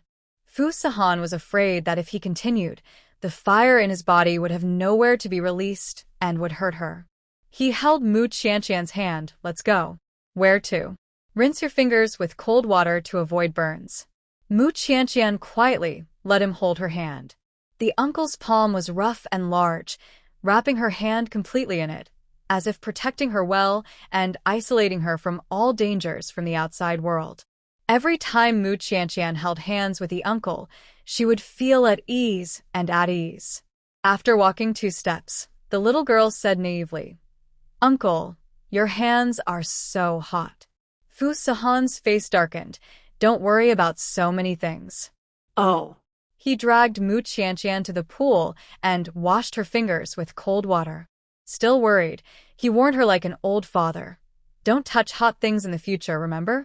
Mu Qianqian pouted. Uncle, you have said it many times. I have remembered it a long time ago. She is not a fool. How can she not remember after being told so many times? How can the uncle be more nagging than the old lady? If it were someone else, they would have been kicked out long ago if they dared to say these words in front of Fu Sahan. Only this little girl, who didn't know his identity, dared to talk back to him. Fu Sahan sighed helplessly in his heart. After washing her hands, Mu Qianqian returned to the second bedroom and locked the door. Hearing the sound of her locking the door, Fu Sahan was so angry that he laughed. In her eyes, he is such a lustful person? Why does she feel so uneasy? It's a pity that he treats her so well. How can the little girl be like an ungrateful little wolf? However, Fu Sahan misunderstood her on this point. Mu Qianqian locked the door at night purely because she was too insecure before. It was not easy to get her own room, so of course, she wanted to guard her territory well and not let anyone invade. That day, Mu Qianqian had no classes, so she went to work at Yunqing Hotel. Her job is receptionist and also exhibition hall guide. Yunqing Hotel occupies a large area in the city center where every inch of land is valuable. It is magnificent and magnificent from the outside to the inside. It also has the largest exhibition hall in Bay City, which displays some ancient paintings by famous artists and rare antiques. Many bosses are interested in the collections here and will choose Yunqing Hotel to discuss cooperation. Mu Qianqian, right? I'll have someone take you to familiarize yourself with the exhibition hall later. The location and number of each collection are fixed. You only need to remember the number and the story behind them. Mu Qianqian nodded. Okay. Go to the locker room to change into your uniform. The person in charge handed her a set of professional clothes. The person in charge was a woman in her 30s with a very pleasing round face and a very kind attitude. Okay, thank you. Mu Qianqian went to the locker room and came out after changing her clothes. The female college student who looked innocent and clean just now changed into a professional suit, which made her look more mature and mature.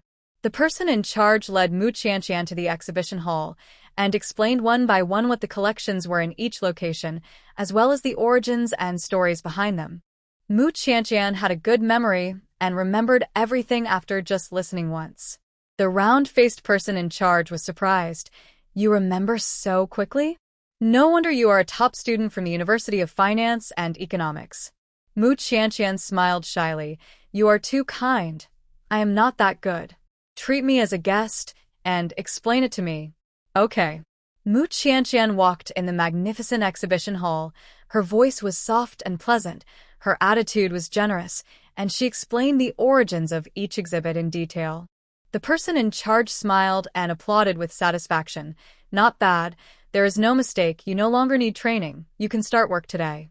Thank you, senior. Don't be so unfamiliar. My last name is Lee. You can just call me Sister Lee. Sister Lee, please take care of me in the future. Mu Qianqian stood at the door to greet the guests, led them to the exhibition hall, and then talked about all the exhibits. This wave of guests was a little special. Several CEOs in suits and leather shoes surrounded a young and tall man in the middle. The figure of that man. Why does he look familiar? One of the CEOs wanted to call Boss Fu, but as soon as he shouted one word, he was stopped by Fu Sahan with a look. He quickly swallowed the rest of the words. Mu Qianqian stared at the man in the middle blankly and did not greet him immediately. How are you doing business? Why are you standing there like an idiot? A CEO with a trapezoidal face and a face full of flesh shouted. Mu Qianqian hurried over. Excuse me, I'm the receptionist here. I'll take you to the exhibition hall to rest. The trapezoid-faced boss looked at her with disdain. Where did you find this wild girl? She has no professional quality and is uneducated. Do you know who our guest is today? You've lowered the standard of such a prestigious and luxurious Yunqing hotel. I'll tell the person in charge later and have you replaced immediately. Mu Qianqian was scolded so much that she couldn't raise her head and was about to cry. The man surrounded in the middle looked cold. The assistant was good at observing people's expressions and immediately stood up to speak for him. Boss Zhu, it's just a small matter. There's no need to be so fussy, right? Boss Zhu, who had a trapezoidal face, was humiliated, and in front of so many people, his fat face drooped all of a sudden. However, the person who spoke was Boss Fu's assistant, representing Boss Fu's opinion. Who dares to make things difficult for Boss Fu? Boss Zhu had to swallow his unhappiness and put on a smile. Yes, I'm too petty. I shouldn't have been fussy about a service staff. He took out his wallet, pulled out a few RMB bills, and threw them in front of Mu Qianqian, all over the floor. Boss Zhu looked up and said proudly, "This is a reward for you." Fu Sahan's aura was cold and gloomy, and the frost in his eyes almost solidified into substance. Mu Qianqian held back her tears and forced a smile. "Everyone, please follow me." The red banknotes on the ground were still lying there, and no one cared about them. President Zhu smiled sarcastically. "Why are you pretending to be noble? She will definitely pick up the money later, do you believe it? I have seen a lot of such spineless poor people." Tears welled up in Mu Qianqian's eyes, but she tried hard not to cry on the spot. She led everyone to the exhibition hall and introduced each exhibit with a forced smile. During the period, President Zhu treated Mu Qianqian like a servant, asking her to serve tea and pour water. Others couldn't stand it anymore. "President Zhu, we should still be gentlemanly and don't bother with a little girl." "Yes, President Zhu, just let her go so that she won't be an eyesore in front of us. We're going to talk about work later, and it's not appropriate for her, an outsider, to be present." Under the persuasion of everyone, President Zhu waved his hand disdainfully. "Why are you still standing there like an idiot? Why don't you get out of here quickly? Are you waiting for me to kick you?" The moment Mu Qianqian turned around, tears welled up in the corners of her eyes. She left the exhibition hall as if she was escaping, hid in the lounge alone, and cried secretly. Another assistant, Xiao, was with Fu Sahan today. He pretended to pass by the door of the lounge casually, heard the faint crying inside, and went back to tell Fu Sahan the truth. Fu Sahan's expression was grim, and the murderous intent around him almost condensed into substance. But President Zhu on the side was so excited that he was still brazenly expressing his prejudices. "Just wait, this woman will definitely go back to pick up the money I threw, haha. This kind of person, as long as you give her money, she can do anything. In our eyes, women are just playthings. Why should we be too nice to them? Instead, they will be arrogant and really treat themselves as toys." Fu Sahan put down the teacup in his hand heavily. In an instant, all the sounds in the exhibition hall disappeared instantly, and even President Zhu shut his mouth obediently. Just kidding. He dared to unscrupulously mock the inferior people in his eyes, but in President Fu's eyes, he himself was the ant that could be crushed to death at any time. President Zhu deliberately said this just now, and it was also because he heard the rumor that Fu Sahan was not close to women, so he deliberately belittled women in order to gain President Fu's approval. Maybe he could be honored to enter the upper circle. But he didn't know that his words were flattering the wrong place. Fu Sahan's mouth corners raised a cold arc. "Zhu Dimeo, if I remember correctly, you have an old mother at home?" President Zhu was so excited that his face turned red, and he quickly stood up from his seat. "Yes, President Fu, I am flattered that you actually remember my family." Fu Sahan's tone was cold, with a hint of bloodthirstiness in his voice. "You said at home, in front of your old mother, that women are playthings?" Boss Zhu was stunned for a moment, as if someone had poured a bucket of cold water on his head. The fat on his face trembled, and his lips shivered for a long time. Some CEOs who were usually close to Fu Sahan showed unfathomable smiles. They all knew that Boss Fu valued the people around him the most, and that was his untouchable reverse scale. Who was born out of thin air? Who doesn't have female relatives around him? Boss Zhu's words were indeed disgusting, and it would be strange if Boss Fu was not angry. Who brought Zhu Dimeo in? Fu Sahan tapped the sandalwood table lightly with his fingertips. A thin CEO stood up, looking ashamed. "Boss Fu. He and I are related, and he begged me to bring him here to see the world. I couldn't resist his request, so I brought him here." Fu Sahan lightly sentenced his fate. "The scale of the company under your name is too small, and the level of funds is not enough. You don't have to come to participate in future talks on new energy." The thin president pleaded anxiously. "Mr. Fu, please give me another chance. I have already attracted the investment. If you kick me out now, I will not be able to explain to the investors. Such a big piece of cake can bring countless profits, and he naturally wants to have a share." But because of Zhu Dimeo's stupid words, he was kicked out directly. At that time, he will not only lose huge profits, but also anger the investors and maybe even lose his company. Fu Sahan didn't even raise his eyelids. "How you explain is your own business. Mr. Fu, please show mercy." Fu Sahan ordered in a cold voice. "Someone come." The entire Yunqing Hotel is the property of the Fu family, and everyone naturally listens to Fu Sahan's orders. The security personnel pushed open the golden door and drove the thin president and his relative Zhu Dimeo out of the venue. The entire exhibition hall was much quieter. Fu Sahan said in a cold voice, "The meeting continues." The others were silent, and each of them was on high alert, fearing that they would be kicked out as well. The most important thing to learn when following a superior like President Fu is to keep your mouth shut and not say things that should not be said. After being kicked out of the Yunqing Hotel, the skinny president kicked Zhu Dimeo without caring about his image. "Do you have a pig brain? Why do you have to mess with that living devil when you can mess with anyone else? You've lived enough, don't drag me down." His company was only second-rate in Bay City, and it barely squeezed into the upper-class circle, and it hasn't gained a firm foothold yet. All his years of business were ruined by this relative named Zhu. "It's all over, all over." Zhu Dimeo was filled with anger. "What are you afraid of? If you don't want to take us, then don't take us. At worst, you can continue to live off your previous capital and live comfortably. You messed with President Fu, and you still want to run the company peacefully? So what? At worst, you can move the company to another city. No matter how long his arms are, can he still reach out to Bay City to control me?" Zhu Dimeo is not an insider after all, and he has no idea of the status of the Fu Group in the entire business world. He also does not understand Fu Sahan's thundering means of killing people without bloodshed. The thin president was too lazy to say more to him. "You're asking for death. Don't implicate me." He had to find ways to smooth things over and see if he could dispel President Fu's anger. As long as he follows these first-class families, any benefits that slip through their fingers will be enough for him to eat for a lifetime. Everyone knows how to choose. Only a fool like Zhu Dimeo would think that the struggle in the business circle is as simple as playing house. Mu Qianqian was crying in the lounge, and suddenly, the door of the lounge was knocked. She wiped her tears and opened the door. Assistant Xiao next to Fu Sahan was standing outside the door. "Are you Miss Mu? These are the desserts that our boss asked me to send. Our boss said, don't be sad for those insignificant people, and don't take their stupid words to heart."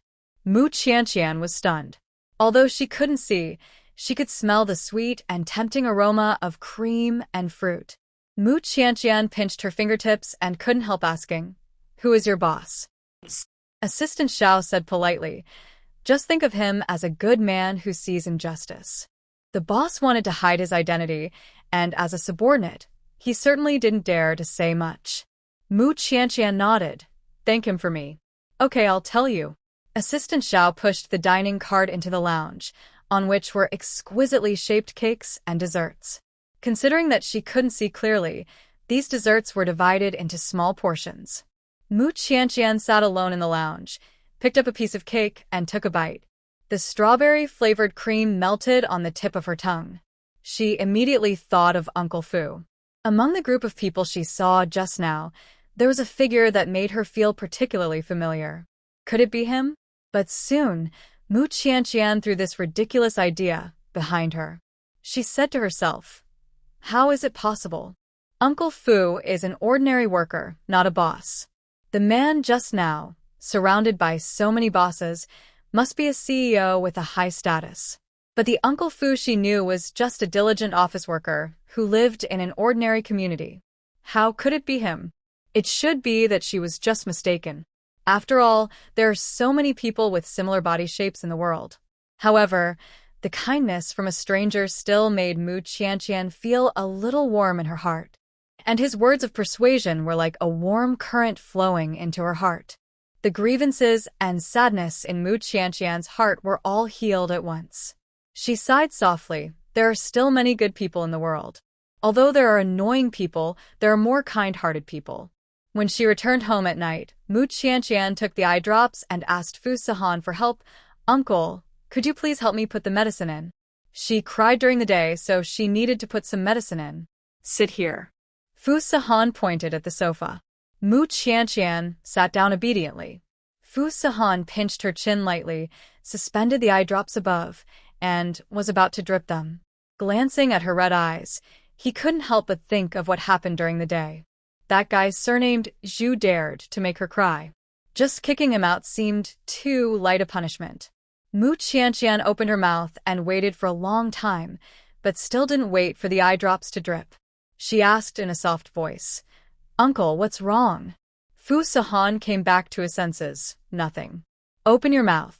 Mu Qianqian curled her lips and complained softly, "I've been opening my mouth for a long time. I'm tired of opening my mouth." A smile appeared in Fu Sahan's eyes, and he quickly and accurately dripped the eye drops. This time, Mu Qianqian's eyes were clear again for a moment. She vaguely saw the man's handsome sword eyebrows and starry eyes, with a faint smile in his eyes, which was more beautiful than the big stars on TV. However, this moment was fleeting, and she didn't have time to see more. It was probably an illusion in front of her. After all, in real life, how can anyone be so handsome? It's impossible. Mu Qianqian closed her eyes for a while, waiting for the effect of the eye drops to wear off. She couldn't help but reach out and rub her cheeks. She opened her mouth for too long just now, and her mouth was sore. Fu Sahan saw her rubbing her cheeks, and couldn't help reaching out and pinching her face. Mu Qianqian was caught off guard. Her mouth pouted subconsciously, her almond eyes were dark, like a confused little pufferfish. "Uncle, what are you doing?" Her face was pinched, and she couldn't speak clearly. Fu Sahan just thought she was so cute, and her cheeks were so soft that he couldn't let go. The man pinched her face with his big hand and rubbed it for a few times. Muchankan struggled repeatedly. Seeing that the little girl was getting anxious if he didn't let go, Fu Sahan reluctantly let go. Mu Qianqian bit her lower lip and held her face with both hands. "Stinky uncle. Why are you pinching me?" Fu Sahan's eyes were full of desire. "It seems that the nutrient solution is effective, and there is more flesh on my face than before." It felt so good. He wanted to pinch it. Mu Qianqian didn't know what he was thinking, and thought he was really just concerned about her health. "My appetite has improved recently. I'm afraid that if I continue like this, I will get fatter and fatter." Fu Sahan curled his lips. "Eat as much as you want. I can afford it." Mu Qianqian's cheeks were pinched red, and her face was white, tender and rosy, more beautiful than gems. She explained, "Uncle, I'm not afraid of eating you out of money. I'm afraid that I will become a fat man, and then I won't look good." Fu Sahan stared at her delicate little face and imagined what she would look like after getting fat. The girl has a good foundation, and she is still very cute even if she gets fat. Fu Sahan doesn't care much about her appearance. Don't worry about whether it looks good or not, as long as you are healthy. Mu Qianqian noticed his gaze on her face, and her cheeks became hot unconsciously. Why did the uncle keep looking at her? It was so embarrassing.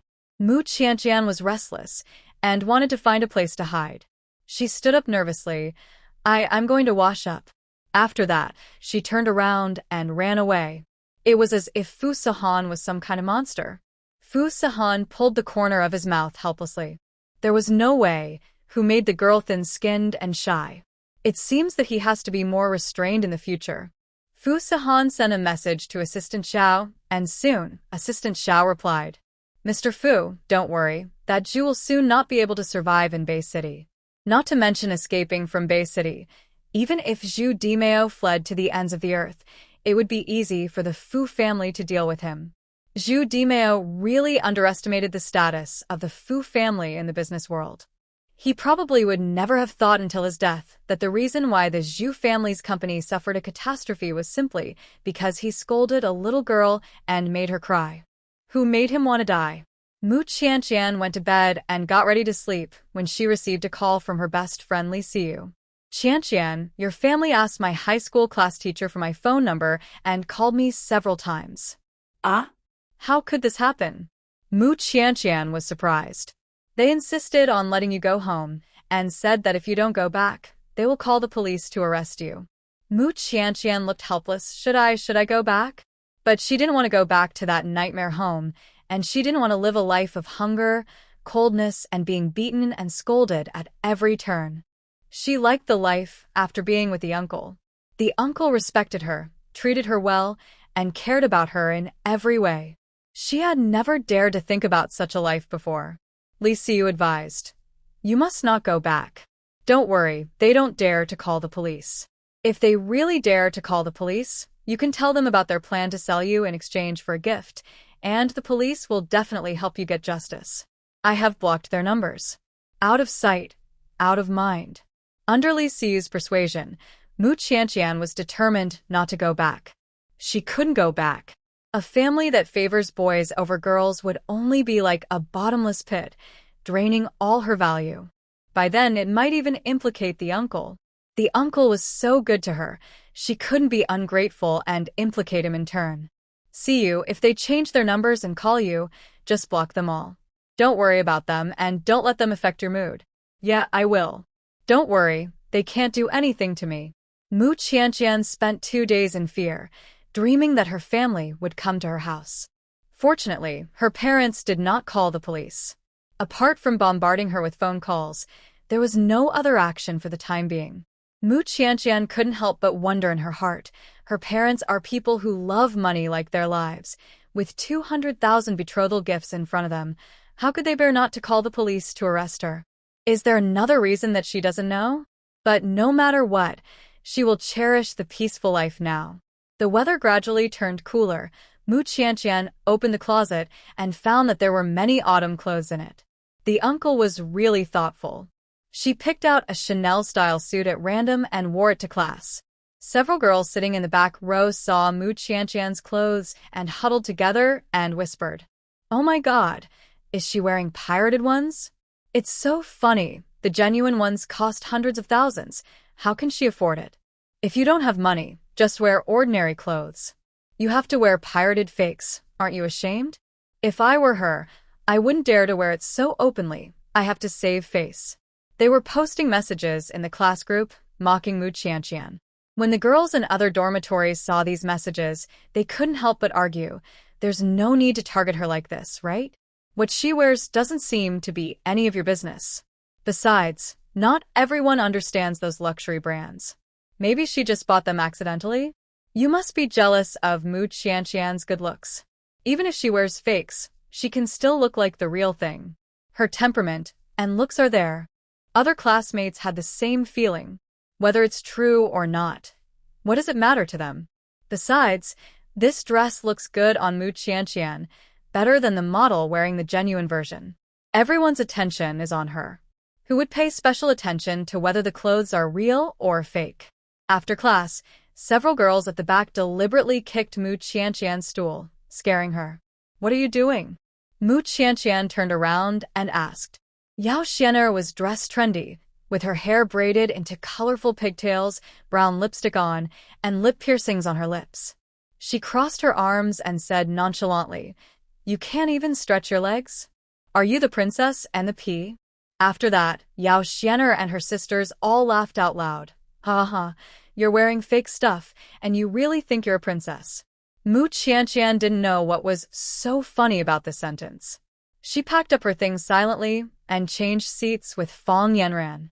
As a result, Yao Xianer and the other little gangsters also moved behind them and deliberately kicked their stools. One kick after another, full of provocation. Mu Qianqian couldn't concentrate on studying at all. She turned back in exasperation. "What on earth do you want to do?" Yao Xianer chewed gum. "Is this classroom owned by your family? You don't allow us to stretch our legs? There's no way. My legs are long and it's uncomfortable if I don't stretch them." Mu Qianqian and Fang Yanran moved directly to the first row and sat down, right under the teacher's nose. These little gangsters were most afraid of the teacher, so they didn't dare to follow and continue to make trouble. After class, Fang Yanran asked her friends and found out the whole story. "Qianqian, I asked my friend, and she told me that Yao Xianer likes Fu Qianqing from the Department of Physical Education. Knowing that Fu Qianqing likes you, she gathered her little sisters and deliberately targeted you." Mu Qianqian felt absurd and speechless. What do these people have to do? If you like Fu Qianqing, just chase him. Why are you looking for trouble with me? She came to school, not to mess with men.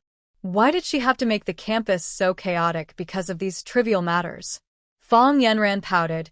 "Yao Xianer and the others have average grades, and they only entered our school because of some awards and extra points from their families. To put it bluntly, they are a group of little gangsters who have been bullying people since the past. It's really bad luck to get involved with this group of people. Mu Qianqian just wanted to concentrate on her studies and didn't want to get involved in these meaningless fights. So in her later classes, she only sat in the first row and tried to stay away from those little gangsters. But after class that day, the little gangsters directly blocked them. "Princess and the P, where are you going?" Mu Qianqian frowned while holding her books. "I'm going home."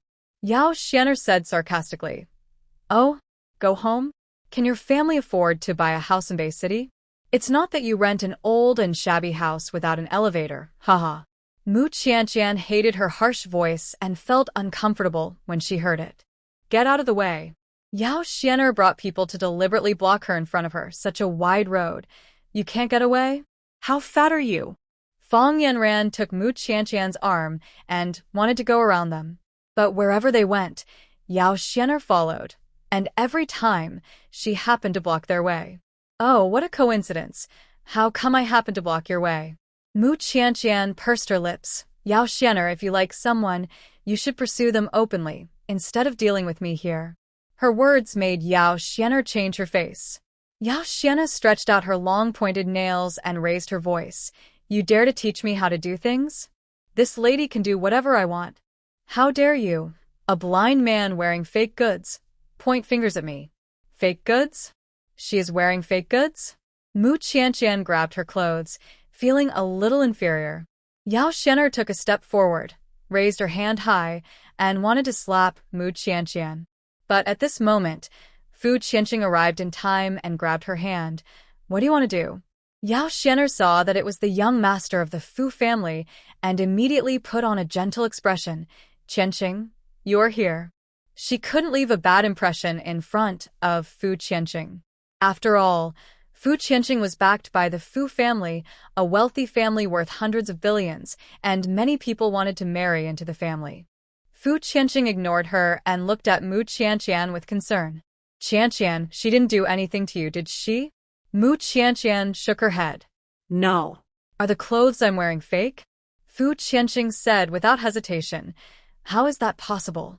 Your clothes are so real, they are obviously limited edition genuine ones. Who dares to say that you bought fakes?" She must have never seen the real ones herself. He didn't care that Yao Xianer was still there. What he said was equivalent to slapping Yao Xianer in the face. Yao Xianer's face turned pale and blue, and her nails dug deeply into the palm of her hand.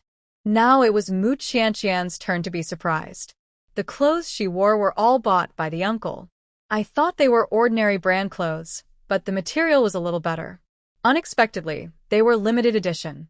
Why was the uncle so generous to her? He was an ordinary office worker. Why did he buy her such expensive clothes? After returning, I have to talk to him about it. Mu Qianqian thanked Fu Qianqing. "Thank you for saving me just now. I'm going home. Bye." Yao Xianer forced a smile. "Young Master Fu, everything just now was a misunderstanding. I have no ill will towards Mu Qianqian. I just want to make friends with her. After all, she is blind. Who would want to pay attention to her? Make friends? Humph, who wants to make friends with you?" Fu Qianqing pushed her away fiercely. Yao Xianer was thrown aside. If the little sister hadn't reached out to support her, she would have fallen to the ground in embarrassment. Fu Qianqing's eyes were full of disgust and indifference. Although Qianqian's eyes are blind, her personality and character are much better than yours. Who said that no one wants to pay attention to her? I wish I could follow her every day. Yao Xianer's eyes flashed with jealousy. Yes, I said the wrong thing just now. Fu Qianqing said sarcastically. You are not even as good as a strand of her hair. If I see you bullying her again in the future, don't blame me for being rude to you. Yao Xianer almost bit her lips. How could I bully my classmates? Don't worry, I will definitely get along well with Mu Qianqian. Fu Qianqing glared at her coldly and turned away. As if he disliked her dirty hands, he rubbed his right hand on his body several times, trying to rub off the dirt on it. Yao Xianer was almost mad when she saw this scene. Mu Qianqian, don't think I will let you go. You and I are irreconcilable. After leaving school, Mu Qianqian received a call from Sister Li. the person in charge of Yunqing Hotel. Qianqian, please come here quickly. Someone reported you for stealing. Mu Qianqian was shocked. What? I didn't steal anything. I know you didn't, but you should come here quickly and explain it to my face, so that no one will gossip about you behind my back. Okay, I'll be there right away. Mu Qianqian stopped a taxi on the side of the road and rushed to Yunqing Hotel. When Sister Li saw her, she said, Qianqian, Wang Yanru found the gifts we provided for the VIPs in your lounge and reported you for stealing the VIPs' gifts. Mu Qianqian eagerly defended herself. Sister Li, how is it possible? I didn't steal anything, really. Wang Yanru stood aside indifferently. Oh, the facts are in front of you, and you still dare to quibble? What facts? Tell me clearly. Mu Qianqian's face turned red with anxiety. You said you didn't steal anything. Then what is this? Wang Yanru pointed to the pure gold princess ornament on the table. It was exquisitely made, and this one was worth hundreds of thousands. This is a gift only for VIPs. You're a waiter. If you didn't steal it, where else could you get it? It was given to me by a VIP. He gave me a lot of desserts, and this is one of the souvenirs. This pure gold decoration is too expensive for her, but for the guest, it is just a souvenir that is not worth mentioning. Mu Qianqian wanted to return the item, but she didn't know the guest's name, so she kept it with her for the time being. Wang Yanru was aggressive. A VIP gave it to you? Haha, which VIP? Mu Qianqian couldn't answer. I don't know him. Since you don't know him, why would he give you desserts and even such an expensive ornament? You think we are fools, don't you? Who would give you such a big gift if we are not related? I tell you, Mu Qianqian, this thing is worth millions. If we call the police now, you can just wait to go to jail. Mu Qianqian was pointed at and scolded by Wang Yanru. Tears accumulated in her eyes, but she tried hard not to let them fall. She couldn't cry. It was bad for her eyes. Mu Qianqian was strong enough to push back the bitterness in her eyes and didn't cry in front of everyone. She analyzed clearly. If it's true as you said, that I stole this thing, then why didn't I take it home? Instead, I left it in the lounge, waiting to be discovered by others? Wang Yanru choked. What Mu Qianqian said did make some sense. If she really wanted to steal something, she should have secretly taken the thing back after so many days. How could she have left it here? Wang Yanru rolled her eyes a few times and continued to throw dirty water with bad intentions. Who knows what you're thinking? Maybe you just haven't found the right opportunity. Or maybe you want to steal more things and take them home together when the time comes. You are slandering me. What evidence do you have to prove that you didn't steal this gift? Can you contact the person who gave you the gift and ask him to come out and clarify for you? Mu Qianqian didn't even know who the kind-hearted person was, so how could she contact him? Besides, when he saw her crying because of being scolded, he kindly gave her desserts and gifts to comfort her. Mu Qianqian was embarrassed to let the other party be involved in these messy things. You can't tell, right? I think you are the thief, Sister Li. Let's call the police and send her to jail. If we let her off easily this time, she might steal things again in the future. Sister Li stood up and spoke for Mu Qianqian. Yanru, don't be too sure. There is no evidence to prove that what Qianqian said is false. Wang Yanru said complacently, but there is no evidence to prove that what she said is true, right? Sister Li sighed. Qianqian, after something like this, we can't let you stay and continue to work. You go back first. Your salary will be paid to you by the finance department later. Mu Qianqian bit her lip unwillingly. No matter whether I can stay or not, I hope that this matter can be found out as soon as possible and I can be cleared of all charges. If there is new progress in the investigation, we will contact you. If it is proved that all this is false, don't worry, we will give you some compensation. Mu Qianqian didn't want any compensation. She just wanted to clarify her innocence. After leaving Yunqing Hotel, she returned home in a daze. Before getting on the taxi, a man saw Mu Qianqian's familiar back and couldn't help but exclaim, "Ha! Isn't that his sister Mu Qianqian? How did she come out of the hotel?" Mu Qinghui, the eldest brother of the Mu family, quickly called his parents with a vicious and resentful tone. "Dad, Mom, I found that witch Mu Qianqian. She just came out of the hotel. She is so shameless. Well, this girl doesn't stay at home and wait to get married, but runs out to do some shameful things with men. When he catches her back, he will see how he, as the eldest brother, will teach her a lesson. What? You saw this witch? Mu Chinghui nodded. Yes, I just saw her coming out of the hotel. I don't know which wild man she went to hang out with. This girl, quickly bring her back to me. She doesn't want to get married, but has to fool around with someone without any name or status. She is really crazy. Hurry up and bring her back. I will contact her husband and ask him to transfer the betrothal money to us as soon as possible. Mu Chinghui was about to tell his family, but Mu Qianqian had already got in the car and left. But his family was eager for the betrothal money and hung up the phone long ago. Mu Chinghui thought about the 200,000 betrothal money and ran after her. But how could his two legs outrun the taxi? He was soon left behind. Mu Chinghui was full of resentment and returned to the security booth. Unfortunately, he was caught by the security captain. Mu Chinghui, where have you been? Mu Chinghui's eyes were weak.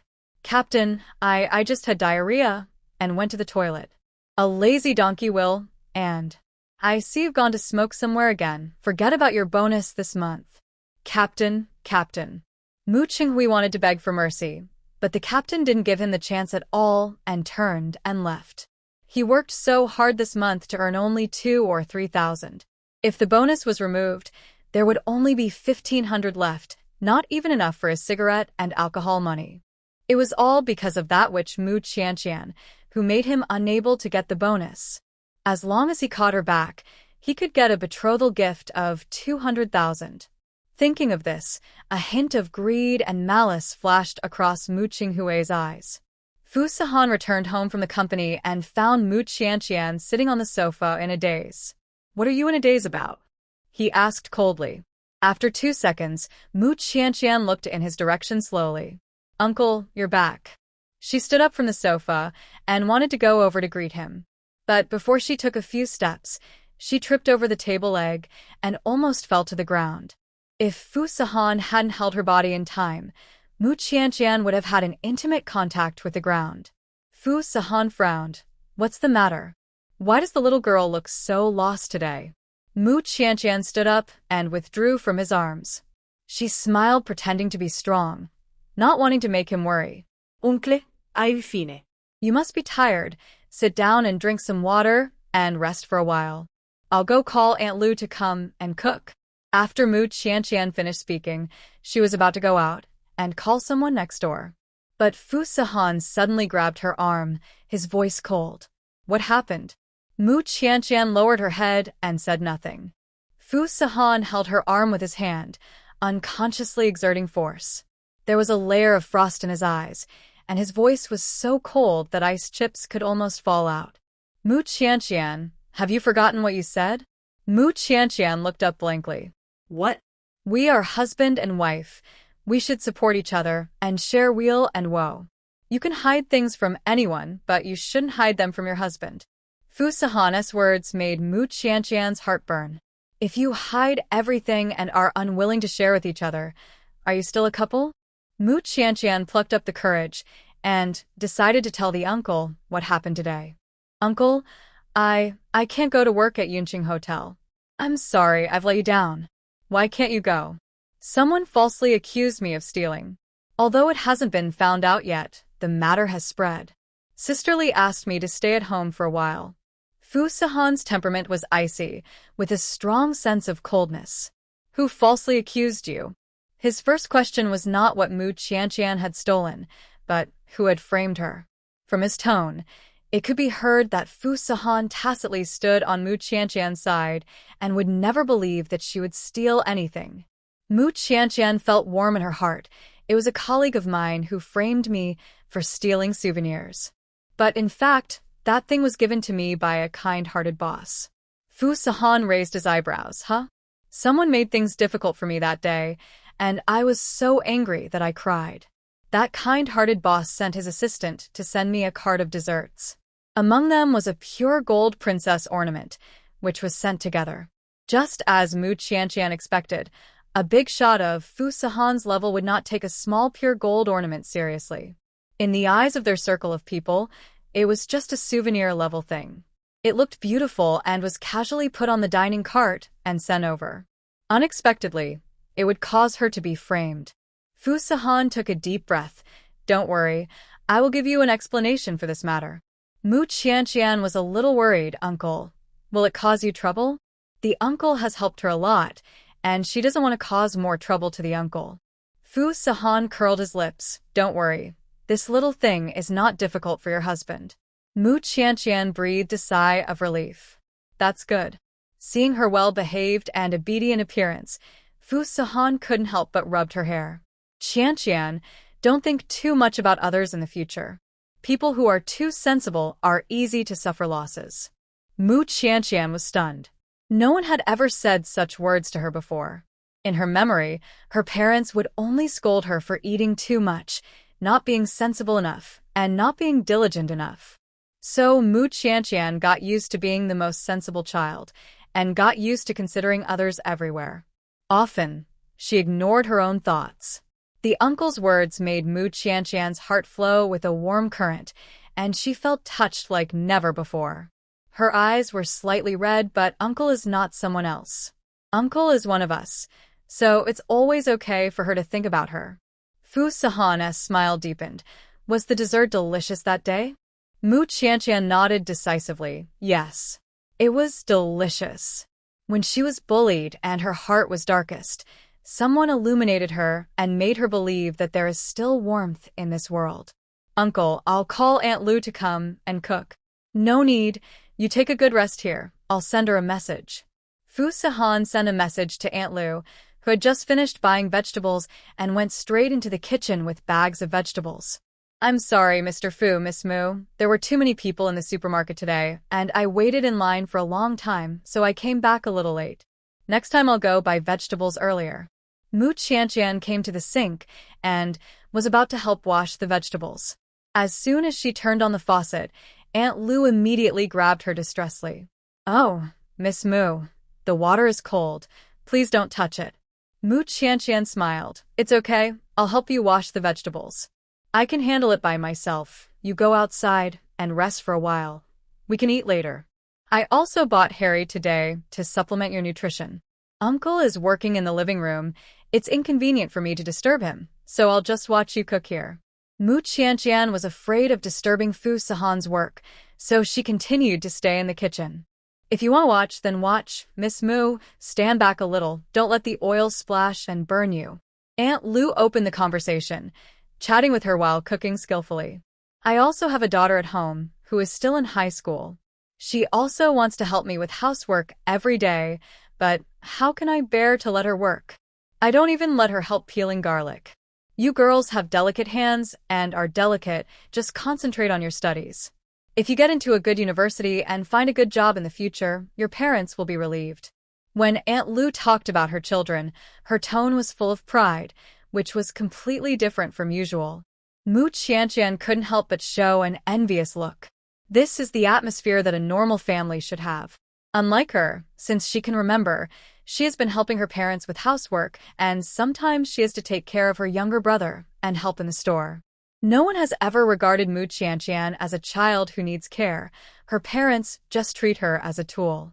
Mu Qianqian does not envy other people's families for having endless money, but only for having endless love in their families.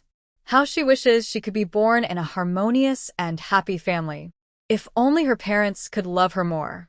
Aunt Lu quickly prepared a large table of dishes, and when she was done, she prepared to go back next door. Mu Qianqian invited, "Aunt Lu, please stay and eat with us." Aunt Lu smiled. "No need, Miss Mu. I still have to video call my daughter. We both talk a lot, and I'm afraid of disturbing you." She took the remaining ingredients and went back next door. Mu Qianqian and Fu Sahan sat at the dining table, ready to eat. However, Mu Qianqian had never eaten Harry before and had no idea how to eat them. She picked up a hairy crab and bit into it directly. "This shell is so hard." Mu Qianqian's teeth were hit, and she almost cut her lip. Fu Sahan was a little amused. You have to peel the shell before you can eat it. I'll help you. No need, uncle. I can do it myself. Mu Qianqian thought she could peel the crab shell like peeling a shrimp shell. As a result, the crab shell was as hard as a rock. She picked it for a long time, but still couldn't open it. What on earth does this thing grow? Fu Sahan's eyes were filled with smiles. Let me do it. Mu Qianqian bit her lip and had to hand the crab to the uncle. Fu Sahan usually peeled the crab meat for his meals. He was a germaphobe and rarely did things by himself. This time, for the sake of Mu Qianqian, the silly little girl, Fu Sahan endured the discomfort and peeled the crab for her. The man's fingers were slender and clean with distinct joints. He used the crab-picking tool to carefully pick out the crab meat. If Mu Qianqian's eyesight recovered, it would be very pleasing to watch such a handsome guy peeling elegantly. Fu Sahan piled all the peeled crab meat and crab roe into Mu Qianqian's bowl. Uncle, you are so amazing. How did you open such a hard shell? Fu Sahan wiped his fingers with a wet towel. I'll teach you when your eyes are better. Mu Qianqian agreed sweetly, okay. She took a big bite of crab roe and crab meat, and the rich, sweet taste rushed straight to her head, making Mu Qianqian's eyes widen. This was the most delicious thing she had ever eaten. It's delicious. Uncle, you try it too. Mu Qianqian fed it to Fu Sahan's mouth. Fu Sahan's eyes flickered slightly, and after hesitating for a moment, he still ate it. He had never eaten anything fed by others since he was a child. This was the first time. Unexpectedly, there was no rejection or disgust as he imagined, and he accepted it calmly in his heart. Mu Qianqian asked expectantly, "Is it delicious?" Fu Sahan actually thought it was just average, but he didn't want to discourage her enthusiasm, so he said insincerely, "Not bad." After that, when Mu Qianqian was eating by herself, she fed Fu Sahan a bite from time to time. Fu Sahan put the peeled crab meat in her bowl, and then she fed it to him. Then, why didn't he just eat it himself? Fu Sahan wanted to bring up this topic, but Mu Qianqian was in high spirits and didn't pay any attention to it. Never mind. It's rare that she's happy, so let it be. Fu Sahan also heard a few words of the conversation between Mu Qianqian and Aunt Lu in the kitchen just now. The little girl has never been loved by her family since she was a child and has always grown up in a very bad environment. Under such circumstances, she neither complained about the world nor was she withdrawn and dark. Instead, she grew up to be a positive and optimistic little son. It really made Fu Sahan look at her with new eyes. Mu Qianqian ate more than usual for this meal. She hadn't listened to the recording of today's class yet and sat at the table to study after dinner. Old Mrs. Fu called Fu Sahan on video, and after just a few words, she asked him to call Mu Qianqian over. "Let me see Qianqian." Fu Sahan was helpless. "You just pretended to care about me, but you actually wanted to see Qianqian. You are a grown man. What is there to worry about? I am just afraid that you will bully Qianqian, and I will be worried if I don't see her for a few days." After all, Fu Sahan has a cold temper, and everyone knows that Mrs. Fu is afraid that Qianqian, such a delicate little girl, will be wronged by being with him. Fu Sahan got up and went to the second bedroom and knocked on the door. "Uncle, is there anything? Grandma is video chatting with me and wants to see you. I'll be there soon." Mu Qianqian likes the amiable Mrs. Fu very much. When she heard that the elder wanted to see her, she immediately put down what she was doing and opened the door happily. Fu Sahan took her to the living room and sat in front of the computer. "Grandma, I brought the person to you. Go and do what you need to do. I'll talk to Qianqian for a while." As soon as she saw Mu Qianqian, Mrs. Fu forgot about her grandson and sent him away casually. "Grandma." Mu Qianqian called softly. "Hey, Qianqian, sit closer so Grandma can have a good look at you." Mu Qianqian sat forward a little. Although she couldn't see Mrs. Fu in the video, she could hear her voice. Fu Sahan was handling work nearby and looked up from time to time. Seeing the smile on Mu Qianqian's face, he couldn't help but curl his lips. After the video call, Fu Sahan was about to hang up. Mrs. Fu's face was full of joy. "Take good care of Qianqian. You have to pay attention in these few months and take good care of Qianqian." Our family doesn't have those bad habits of favoring boys over girls. Whether it's a boy or a girl, they are all treasures of the family. What happy thing has happened to you? Fu Sahan was puzzled. In a few days, you will find out when you take Qianqian to the hospital for a checkup, the old lady said mysteriously. Mrs. Fu kept it a secret, and Fu Sahan was confused. After a while, he saw Mu Qianqian holding her belly and drinking water in front of the table. Suddenly, he understood everything. Maybe she ate too much tonight. From a while ago, Mu Qianqian kept touching her belly, and her nutrition has been improved recently. Her face is rounder than before. She looks plump and healthy. It is easy to mistakenly think she is pregnant. It seems that Grandma has misunderstood that she is pregnant. This misunderstanding is a big one. In a few months, if Grandma doesn't see her great-grandson, she will probably be disappointed for a while. Fu Sahan couldn't help but feel a headache. What should he do now? Fu Sahan walked to Mu Qianqian and asked with concern, "Do you feel uncomfortable in your stomach?" Mu Qianqian was a little embarrassed. "I think I ate too much, my stomach has been bloated, and drinking a lot of water doesn't help." "Don't drink water if your stomach is bloated." Fu Sahan opened the cabinet, took out the medicine box, and handed her a plate of lactase. "Take a few pills and rest for a while, and you will be fine. This medicine is a digestive aid." Soon, Mu Qianqian's bloating was relieved a lot. Uncle is really amazing. No matter how many problems there are in life, he can solve them. "Thank you, Uncle. I'll go back to my room to sleep." Wait.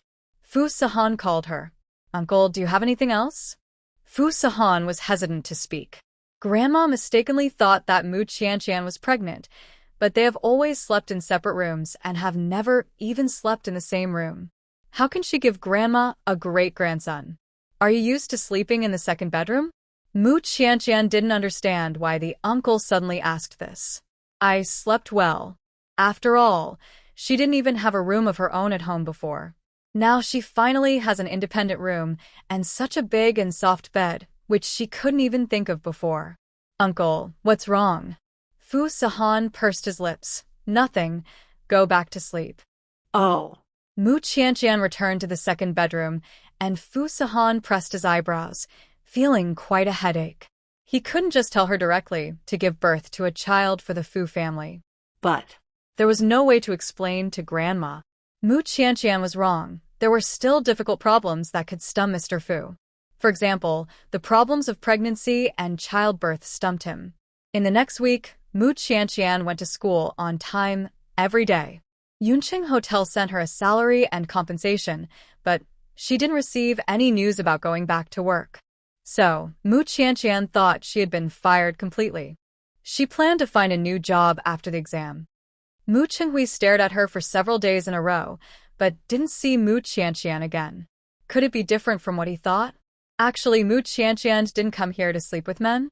Impossible. This is a high-end hotel.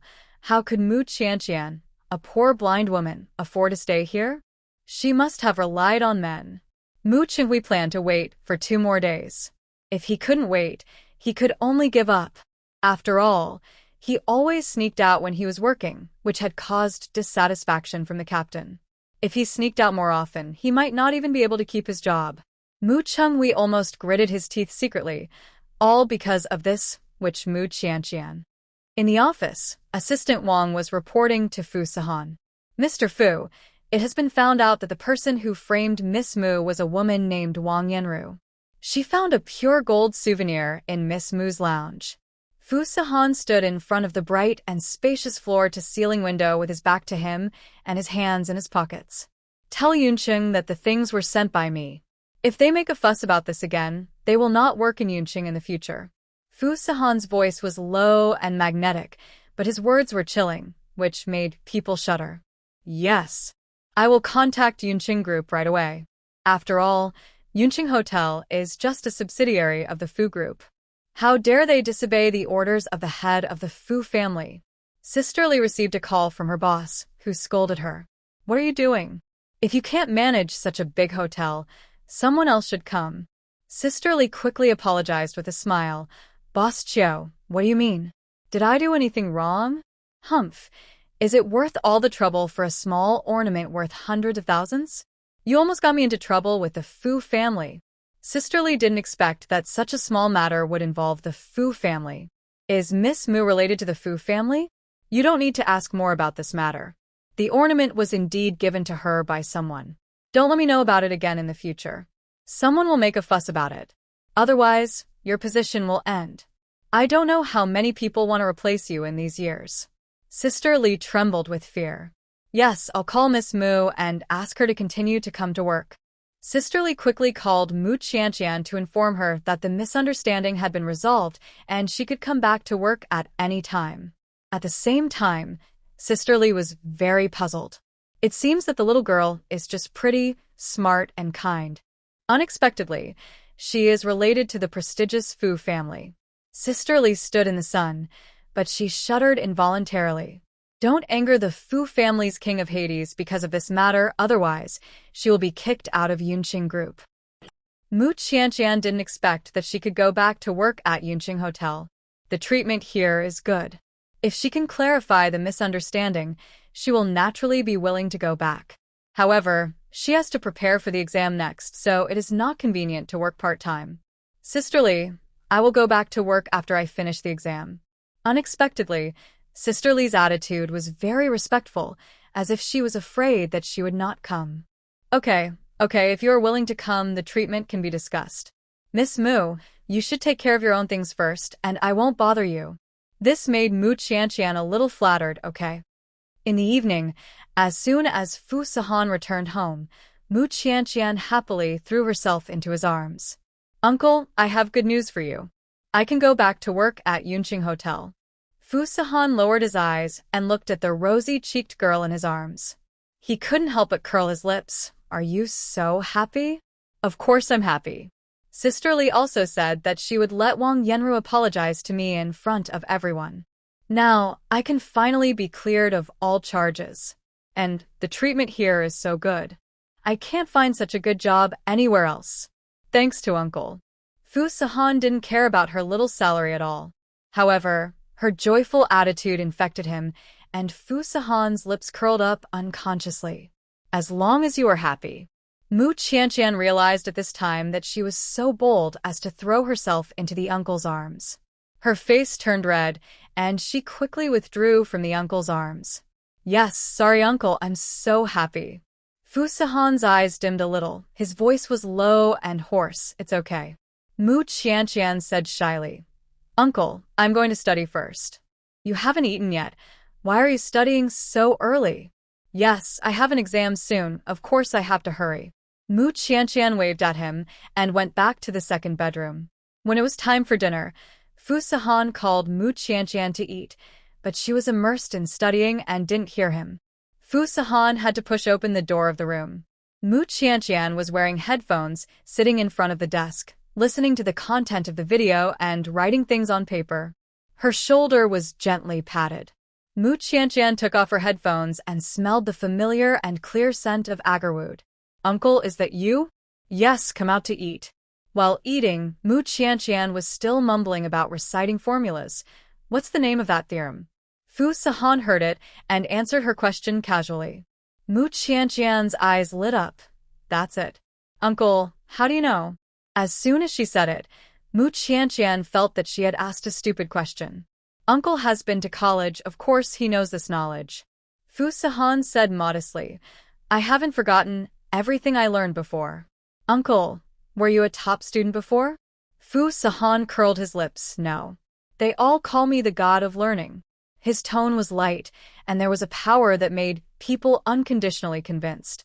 Mu Qianqian was stunned and stood there. Why? Don't believe it? Fu Xian asked. Mu Qianqian quickly shook her head. No, I believe it. Uncle is so smart. He must have been a very outstanding person on campus before. She was just fascinated by the uncle's domineering and self-confidence. When the uncle said he was a god of learning, his tone was full of the arrogance of a superior, which made people involuntarily admire him. Mu Qianqian rubbed her face quickly when she noticed her cheeks were getting hot. Stop being a fangirl. Uncle, I have a small request. Fu Sahan seemed to have seen through her thoughts, and before she could take the initiative to ask, he said, "If there is anything you don't know, I will teach you." Mu Qianqian was so happy that she almost jumped up. Her voice was clear and crisp. "Thank you, uncle." She wanted to go back to the room to study right away. Mu Qianqian was eager to learn, and she didn't want to eat after a few mouthfuls of rice. Fu Sahan's face darkened more. "I'm full." Do you still want me to teach you? "Eat these dishes first," Fu Sahan said coldly. Mu Qianqian pouted and obediently picked up the chopsticks to eat the dishes. Seeing this, Fu Sahan's expression finally eased a little. After dinner, the two went to the second bedroom together and sat at the desk to study. "Your solution to this problem is wrong. You should start from here. You are right to do so. I have a faster solution. You can try it." Fu Sahan's voice was deep and magnetic. His explanation was clear and easy to understand. After listening to Mu Qianqian, many things she didn't understand suddenly became clear. While Mu Qianqian was reciting the formula, Fu Sahan took a notebook from her desk and planned to check her homework. As a result, he turned to her small notebook for accounting. It clearly recorded that the uncle helped her with the operation and spent 8 figures. The uncle bought her a mobile phone. The uncle took her to buy daily necessities, bought her a lot of supplements and nutrient solution. There were also daily nutritional recipes as well as milk and goat milk. Every expense was recorded in the notebook by Mu Qianqian. Fu Sahan looked at her beautiful handwriting, and his eyes unconsciously deepened a lot. "Uncle, come and listen. Am I reciting the formula correctly?" Fu Sahan did not respond for a long time, so Mu Qianqian touched his arm. "Uncle?" Fu Sahan's eyes flashed. "You recited." "Okay." Mu Qianqian sat upright and began to recite formulas and theorems. Fu Sahan put her account book back. Mu Qianqian did the questions in front of Fu Sahan. "This is wrong." "Where?" Fu Sahan held her hand, moved it to the paper, and taught her to write. "I'll teach you how to do it." The man's big hand completely wrapped her small hand. His palm was warm and rough, with a reassuring warmth. As he approached, his refreshing and pleasant scent penetrated into Mu Qianqian's nose. Mu Qianqian bit her lower lip, and her heartbeat accelerated unconsciously. "Have you learned it?" Fu Xian whispered. The hot air he exhaled when he spoke sprayed on her small earlobe. Mu Qianqian shrank her shoulders, and her heart trembled violently. It was like a pool of spring water melting and flowing through her whole body. Fu Sahan lowered his eyes to glance at her and saw that the little girl's fair cheeks were flushed, and even her ears were red. She remained stiffly in her original position, motionless. Fu Sahan's chest overflowed with a low laugh. "Am I so scary?" Mu Qianqian licked her lips. No. "Then why are you hiding so far away?" Mu Qianqian carefully moved back to his side and was enveloped by his breath again. Fu Sahan taught her again, but Mu Qianqian's mind was completely out of control. One moment she thought that the uncle's voice was so nice, and the next moment she felt her ears itchy. The hot air from his speech blew into her ears, making her feel itchy and numb. "Mu Qianqian, what are you thinking about?" Fu Sahan noticed her distraction and tapped the table with his fingertips. "No, nothing." Mu Qianqian sat up nervously. Fu Sahan pinched the tip of her nose. "Listen to the class well. I have something to do later and can't talk to you for a long time. Teacher Fu, you talk, I will listen carefully this time." Fu Sahan curled his lips with satisfaction. "That's about right." On the day of the exam, Mu Qianqian was alone in an exam room. The teacher read the test questions for her and asked her to write down the answers on paper. Many of the questions had been explained to her by the uncle, so Mu Qianqian had clear ideas and solved the questions quickly. The teacher thought she was writing randomly and frowned unhappily. "It's better not to answer the questions you don't understand than to write them randomly. You won't get any points if you write randomly." "Well, teacher, I know." After saying that, Mu Qianqian continued to answer the questions quickly on the test paper. The invigilator lowered his head and glanced at her. This glance made his impatience freeze on his face and was replaced by deep shock. The test paper was clearly organized, and the fastest and smartest solution was used for each question. More importantly, Mu Qianqian got every question right. Even the finale question was done flawlessly, and it was impossible to find any mistakes. The teacher sighed silently in his heart. I didn't realize that this girl is still a college bully. I thought she was just writing nonsense so fast, but who knew she was so good? In the whole major, there is probably no one with a higher score than her. After the test, Mu Qianqian walked out of the examination room, and Fong Yanran grabbed her arm. Qianqian, I didn't expect this test to be so difficult. I couldn't answer several questions. What about you? Mu Qianqian smiled. I'm fine. I have reviewed the test content in advance. How are you so good? Mu Qianqian smiled but said nothing. The reason why she is so good is that the uncle has marked the key points for her in advance. Mu Qianqian reviewed according to the marked points, and the test questions she encountered were all within this range. It was natural for her to do these questions. Several students from the same major walked over and whispered, Haha, I'm laughing to death. Is Fong Yanran stupid? Why talk so much to a blind man? Can that blind man pass? When the results come out, she won't be the one with the lowest score, right? Don't lower the average score of our major. Our school attaches great importance to test scores. If Mu Qianqian fails the exams frequently, she will still be expelled from school. Mu Qianqian didn't take these ugly taunts to heart. But Fong Yanran couldn't stand it anymore and couldn't help arguing with these people. Qianqian is just temporarily blind. Her vision will recover sooner or later. You are blind all the time. Haven't your family members taught you to respect the word? You are a college student from a prestigious university after all. How can you be so uneducated? A boy with acne scars all over his face said viciously, Stinky girl, how can you talk like that? Do you think I dare not touch you? The boy wore thick glasses and had a face full of flesh, looking scary. Fong Yanran was a little scared, but couldn't help but speak for her friend. If you dare to bully Qianqian again, don't blame me for telling the counselor. Have you forgotten what happened in the forum last time?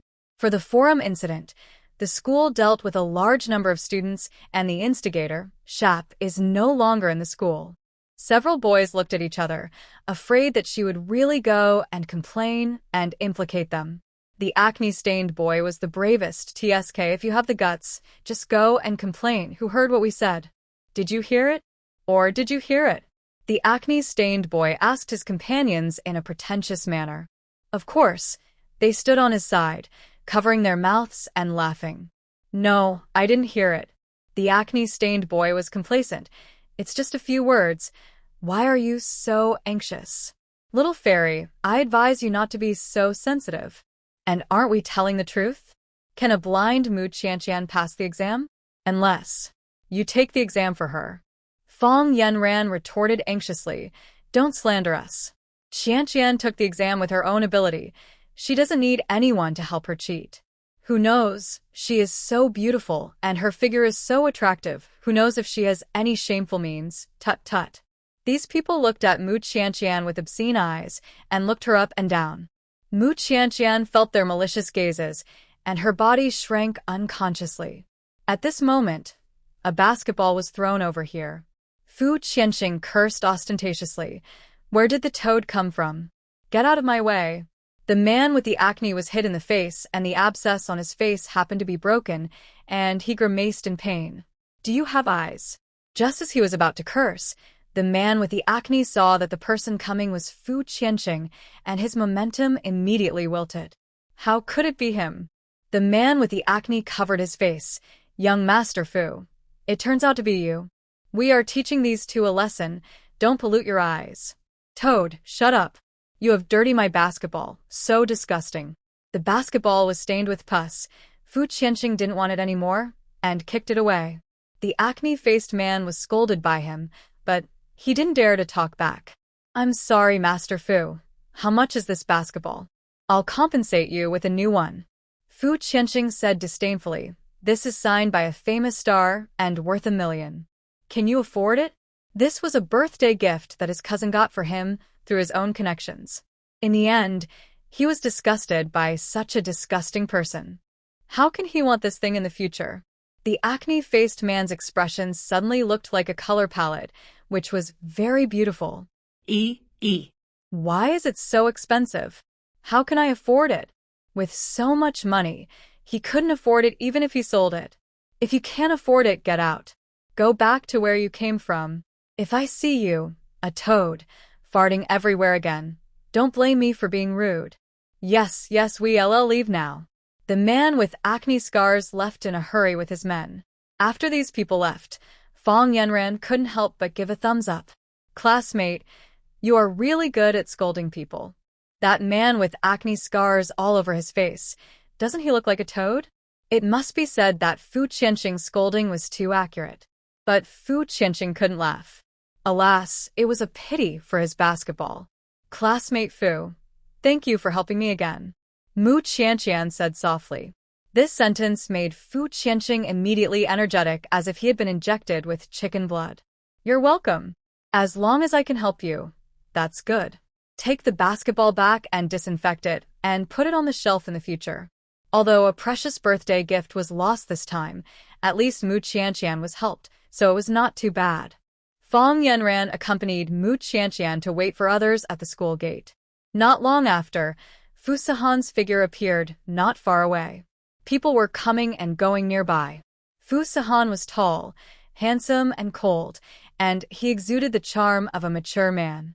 This unique temperament alone is something that male college students can't catch up with. Many female college students were stunned and stood there like crazy. Wow, who is this person? So tall and handsome. His temperament is so mature and steady. He shouldn't be from our school, right? Could he be a leader? Is there such a young leader? Fu Qianqing took a look from a distance. That person, why does he look so much like his famous cousin? But the cousin shouldn't come to this school. Maybe he saw it wrong? Fu Qianqing scratched his head, and just then a classmate called him to play basketball, so he turned and ran away. Mu Qianqian curved her lips. Uncle, you're here. Fu Sihan said lightly. Well, let's go. The gazes around were too intense, making it impossible to ignore them. Fu Sihan couldn't help but turn cold, his eyes icy. Seeing this, the girls who wanted to go up to ask for his contact information didn't dare to move forward. The handsome guy looked good, but he looked like he had a bad temper. The crowd dispersed. Fu Sihan held Mu Qianqian's wrist and took her out of the school. He ordered in a cold voice, "Next time, wait for me in a place with fewer people." Mu Qianqian was stunned for a moment and nodded obediently, okay. The uncle had a cold temper and didn't like to stay in crowded places. She understood. What Mu Qianqian didn't know was that what Fu Sihan hated most was not the crowds, but being stared at by a group of superficial people. Just relying on a face or a prominent status, they can make them love each other to death. Such superficial feelings are the cheapest. He looked down on them. Uncle, I want to go to Yunqing Hotel to work tomorrow. I just finished the exam. Why don't you take 2 days off? Mu Qianqian shook her head.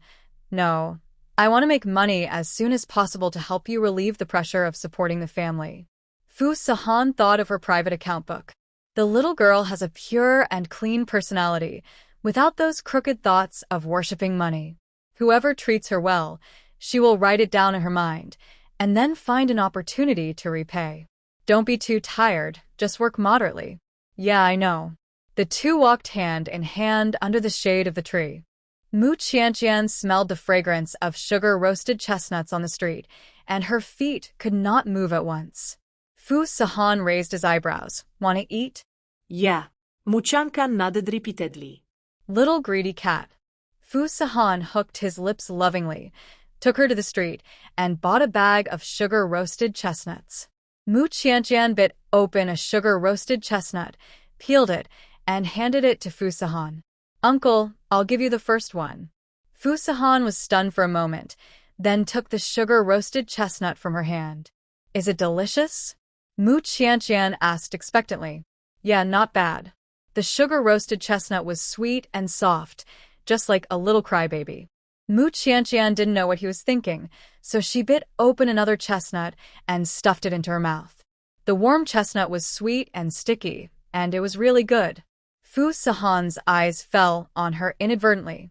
The sun shone through the gaps between the leaves, and her whole body seemed to be glowing. Her little face was so white and tender that you could almost pinch out water. Her nose was small, and her cherry-red lips were stained with a little chestnut powder. So cute. Fu Sahan didn't know why, but suddenly thought of his grandmother's misunderstanding in his mind. The elders misunderstood that they had a child, and if they couldn't produce the child at that time, he would have no way to explain. Thinking of this, Fu Sahan's eyes deepened. Do you think I'm good to you? Mu Qianqian tilted her head, smiling innocently. Of course I am good to you. Uncle is the best in the world to me. No one has ever been so good to her since she was a child. Buying you sugar-roasted chestnuts means I'm good to you? Fu Sahan teased her deliberately. No, Uncle has helped me a lot. I also helped me with this exam. Otherwise I couldn't answer so smoothly.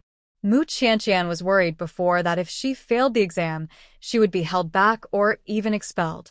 Now that she has Uncle, the god of learning, to help with tutoring, all these problems are solved, and she doesn't have to worry about it anymore. Mu Qianqian had just peeled a chestnut, but it was snatched away by Fu Sahan. Uncle, if you want to eat it, just tell me directly, why do you have to it? Fu Sahan was not interested in sugar-roasted chestnuts. But when he saw her angry like a little pufferfish, he was reluctant to return the chestnut. Open your mouth. Mu Qianqian opened her mouth in confusion. Ah.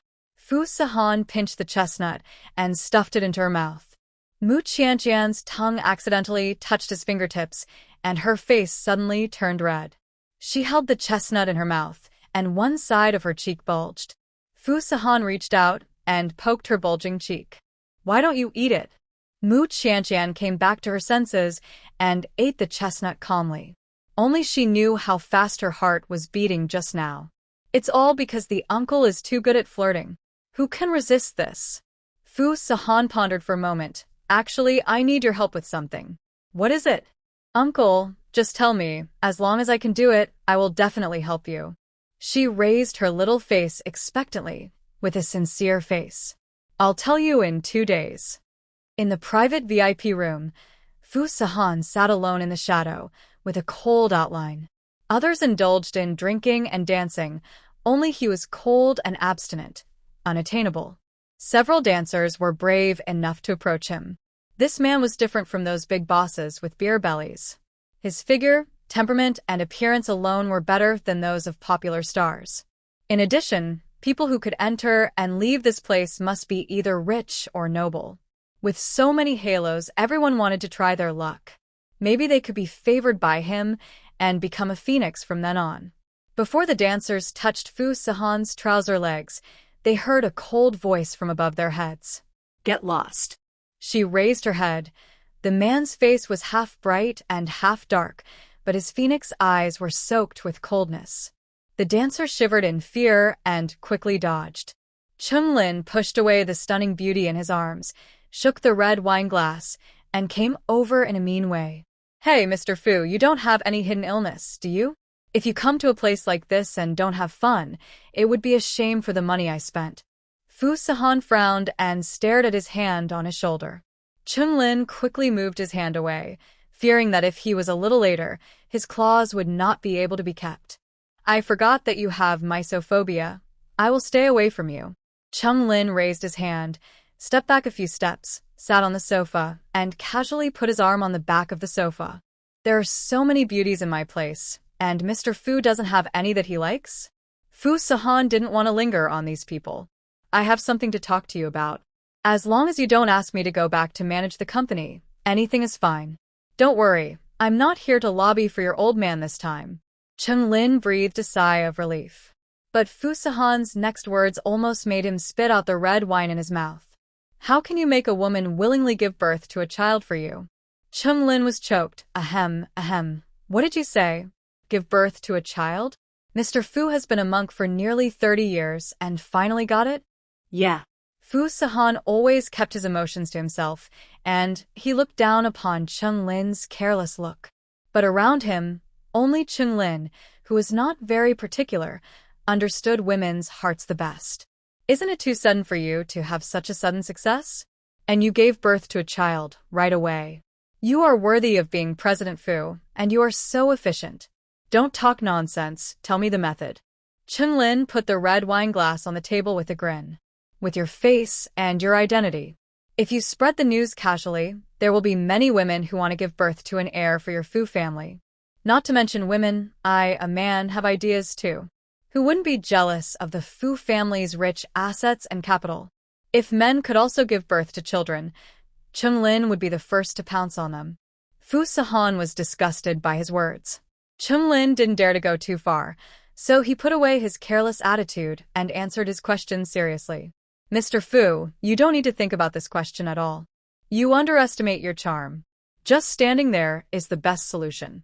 Fu Sahan pressed his brow impatiently. Apart from these? Even if you don't want to reveal your identity, with your face here, which woman wouldn't be tempted? She doesn't care about your appearance. Impossible. Even if she doesn't care about your appearance, she can't help but be moved when she sees your face. Unless she is blind. As soon as he finished speaking, Fu Sahan's sharp eyes shot over. Seeing this, Chunlin's heart trembled, and the alcohol was scared away. He didn't know what he said to anger this gentleman.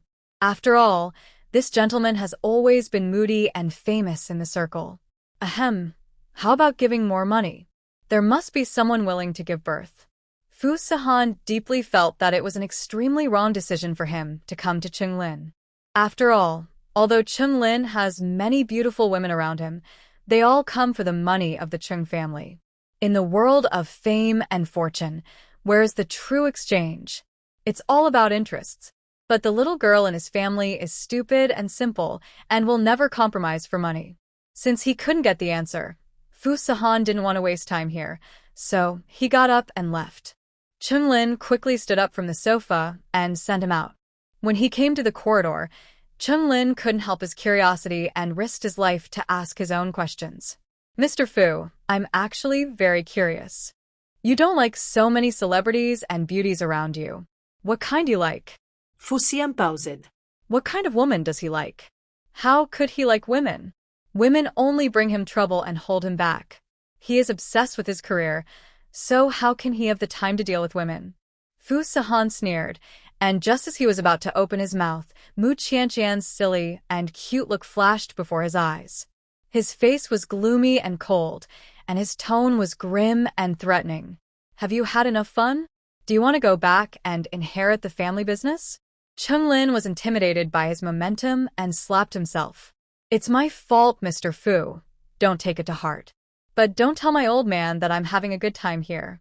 Fu Sahan could get him out of this ecstasy cave and stuff him into the company as a coolie by saying a few words to his old man. He didn't dare to take the risk. However, Fu Sahan's momentary distraction just now was captured by Chunlin.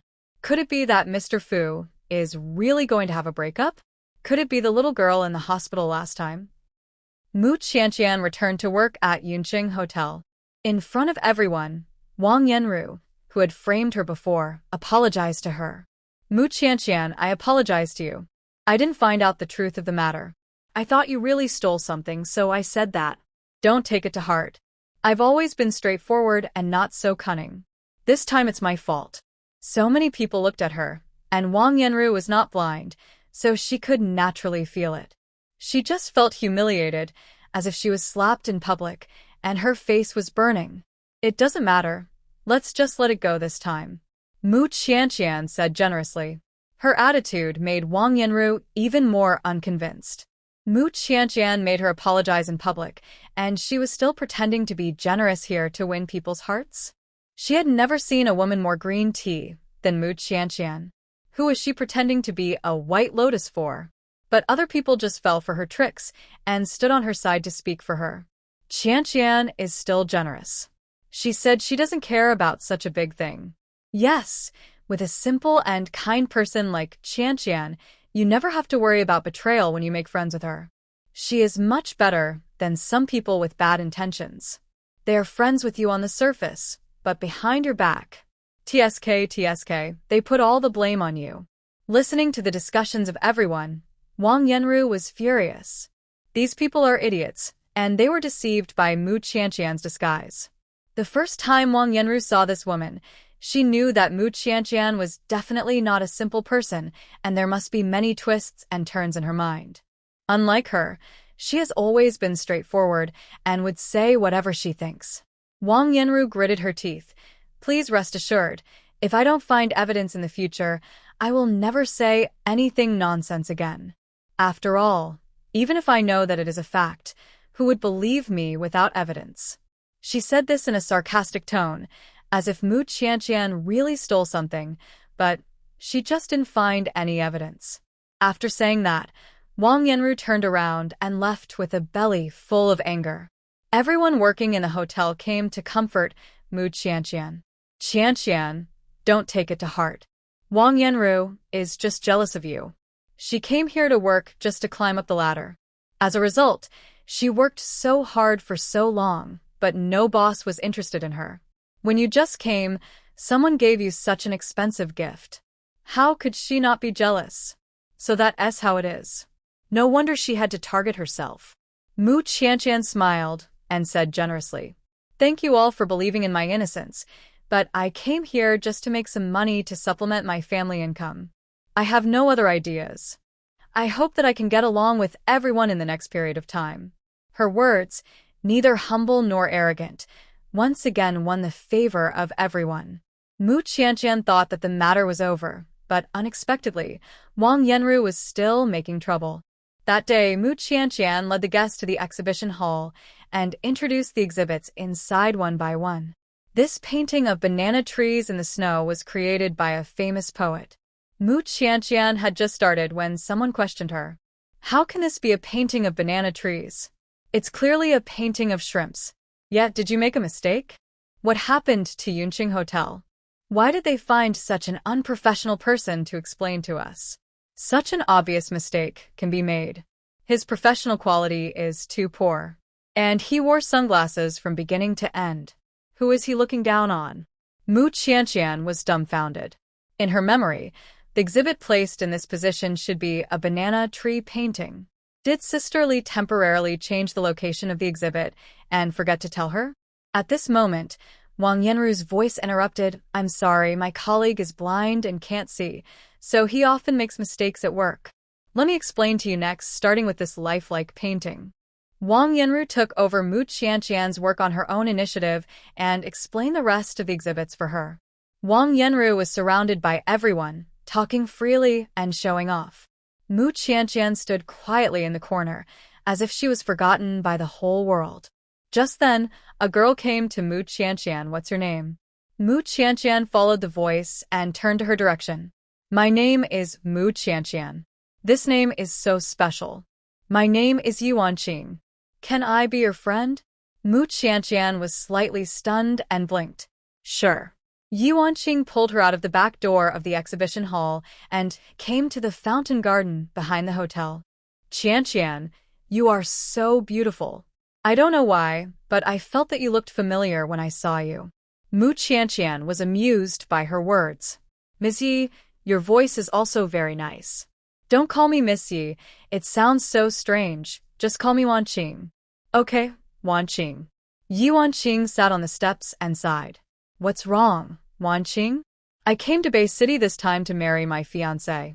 But I don't even know what my fiancé looks like, and I don't know if he is handsome or ugly. What if he is an ugly guy? Wouldn't I be at a big loss?" "Have you never met your fiancé?" "Yes, it's a childhood marriage arranged by my family. Two people who don't know each other at all are tied together by a marriage contract." "Well, let's not talk about this. Let's talk about something happy. At least I just came here and met you, a good friend." Mu Qianqian smiled shyly. Yuanqing was a very outgoing person, and she didn't care whether Mu Qianqian was willing or not, and pulled her to complain. "I think your colleague is very hostile to you. You'd better be careful in the future, and be careful that she'll continue to deal with you." "Thank you for your reminder, I will." In the evening, Mu Qianqian called her good friend Li Xiu. "I met a new friend today. Her name is Yuanqing. We also added each other's contact information." Yevanving? Isn't that the name of the eldest daughter of the Yi family? If I remember correctly, she is the fiancée of Lu Yunbai, the young master of the Lu family. For some reason, when Mu Qianqian heard the name Lu Yunbai, Her heart trembled inexplicably. However, among the people she knew, there was no one with this name. So, what was the reason for her emotional fluctuations? Qianqian, what's wrong with you? Li Xiu asked. Mu Qianqian pressed her chest. Nothing, I just think this name is very special. To her, it was inexplicably special and kind. The Liu family still has a high status in Bay City, but an incident happened to the Liu family more than 10 years ago, which led to the decline of the Liu family. Now it has become a second-rate family. Mu Qianqian asked involuntarily, what happened? Qianqian, you were not interested in the affairs of wealthy families before. Why are you interested in the Liu family today? I don't know. She suddenly became very interested in the affairs of the Liu family, and even she didn't know the reason. Since you want to know, then I will tell you. More than 10 years ago, the daughter that the Liu family held in their hearts was lost. Over the years, the head of the Liu family and his wife have spent a lot of energy looking for their lost daughter, and they can't even take care of the company. Naturally, the Liu family has gradually declined. My biological daughter is lost, my God. Has she been found now? How many people can bear such a big? Not yet. So many years have passed. I think it will be difficult to find her. I heard that Mrs. Liu has become ill due to depression. If she can't find her daughter, she may not live long. Mu Qianqian was slow to speak. For some reason, she suddenly felt her heart tighten. It was as if she was grabbed by a big hand, and the pain made her breathless. What's going on? The Liu family has nothing to do with her. Why does she feel so uncomfortable when she hears news about the Liu family? The Liu family also has an adopted daughter named Liu Yunxiang. I heard that she looks a bit like the biological daughter of the Liu family, so she was adopted by the Liu couple. However, this adopted daughter has not appeared in the circle recently. It seems that she has a conflict with her brother Liu Yunbai. Even her credit card has been suspended. I don't know why. Mu Qianqian sat on the bed, in a daze for a long time. That night, Fu Sihan came back from outside very late. When Mu Qianqian smelled the alcohol and tobacco on him, she knew that the uncle had another social engagement today. Uncle, take care of yourself. If you can postpone these social engagements, try to do so. Mu Qianqian supported his body and couldn't help but admonish him like an old mother. Fu Sihan rubbed his aching forehead and sneered. When did it become your turn to take care of me? Usually, he took care of her, watching her drink supplements on time, eat more, and not cry. Today, it was the turn of this little crybaby to take care of him. It was really fresh. Mu Qianqian glared at him and threatened, if you don't listen, then keep drinking. If you have problems one day, I can remarry. She spoke softly, without any deterrent power at all. However, these words still made Fu Sihan feel a little bit uncomfortable. Fu Sihan reached out and pinched Mu Qianqian's cheek, squeezing her small face into a bun. He curled his lips in a good mood. Got it, little housekeeper. If the social event could be postponed, he naturally didn't want to participate. It's just that he is in the big melting pot of the business world and carries the burden of the entire Fu group on his shoulders, and sometimes he has to do it.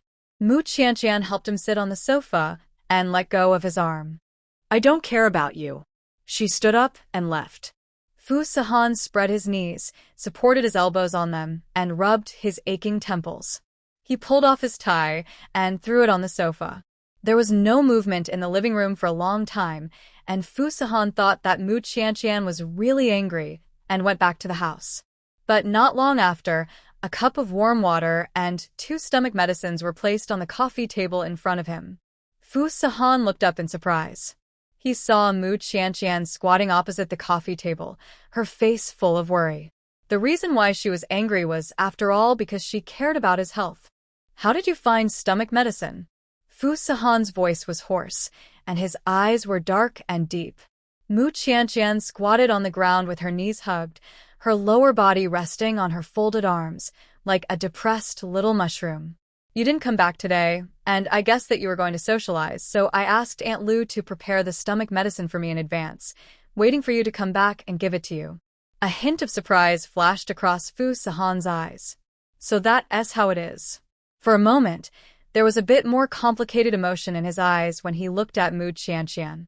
Hurry up and take the medicine. Do you still want me to feed you? The little girl was in a bad mood, and her tone was different from usual. She wanted to make herself sound fierce. But in Fu Sahan's ears, she just thought her fierce look was so cute. Fu Sahan wanted to tease her and deliberately said, "Your husband has a severe headache, so I have to trouble Mrs. Fu to feed me the medicine." Mu Qianqian blushed when he said Mrs. Fu. How shameless. MS. Fu. When will you feed your husband the medicine? Mu Qianqian covered her hot face, wishing she could block his mouth with something. Don't say it, can I feed you? She picked out a pill and held it in her palm. After hesitating for a long time, Mu Qianqian finally plucked up the courage and handed the pill to his mouth. Fu Sahan took the pill obediently. Mu Qianqian breathed a sigh of relief and picked up the water cup to feed him a sip of water. After feeding him a sip, she continued to feed him with the water cup. Fu Sahan turned his face away. One sip is enough. Mu Qianqian was a little skeptical, but you didn't tilt your head back just now. Did you really swallow the medicine? Fu Sahan was speechless. This silly girl. She thought everyone was as stupid as her and couldn't even drink medicine. I've swallowed it, don't worry. Mu Qianqian was half believing and half doubting. After all, when she drank the medicine like this before, she tried several times but failed to swallow it. After feeding 2 pills, Mu Qianqian was about to leave, but Fu Sahan grabbed her wrist. Then, her eyes were spinning.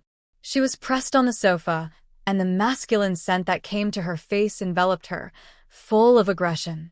Mu Qianqian's little heart was pounding, and her cheeks were redder than persimmons. She couldn't even speak clearly. Uncle, what are you going to do? Under the anesthesia of alcohol, Fu Sahan said something that he would never say normally. Qianqian, give me a baby. His voice was low and magnetic, revealing the charm of a mature man. Although Mu Qianqian couldn't see it, she could feel his burning gaze sweeping over her body. This made her extremely ashamed, and she wished she could find in the ground to crawl into. She didn't respond for a long time, and Fu Sahan couldn't help frowning. You don't agree? Mu Qianqian's face turned red so much that blood was about to drip out. The uncle was too direct. She had never hugged or kissed a man before, and she was not used to the transition to the childbirth stage all of a sudden. Fu Sahan pinched her slender waist, his tone revealing unquestionable determination. Qianqian, answer my question. Mu Qianqian was so embarrassed that she couldn't utter a word, and struggled under him. Fu Sahan thought she was going to escape, and instinctively restrained her hands and pulled them above her head. Qianqian, speak. His low and hoarse voice was close at hand, and the hot breath he exhaled brushed against her nose. Mu Qianqian didn't dare to breathe.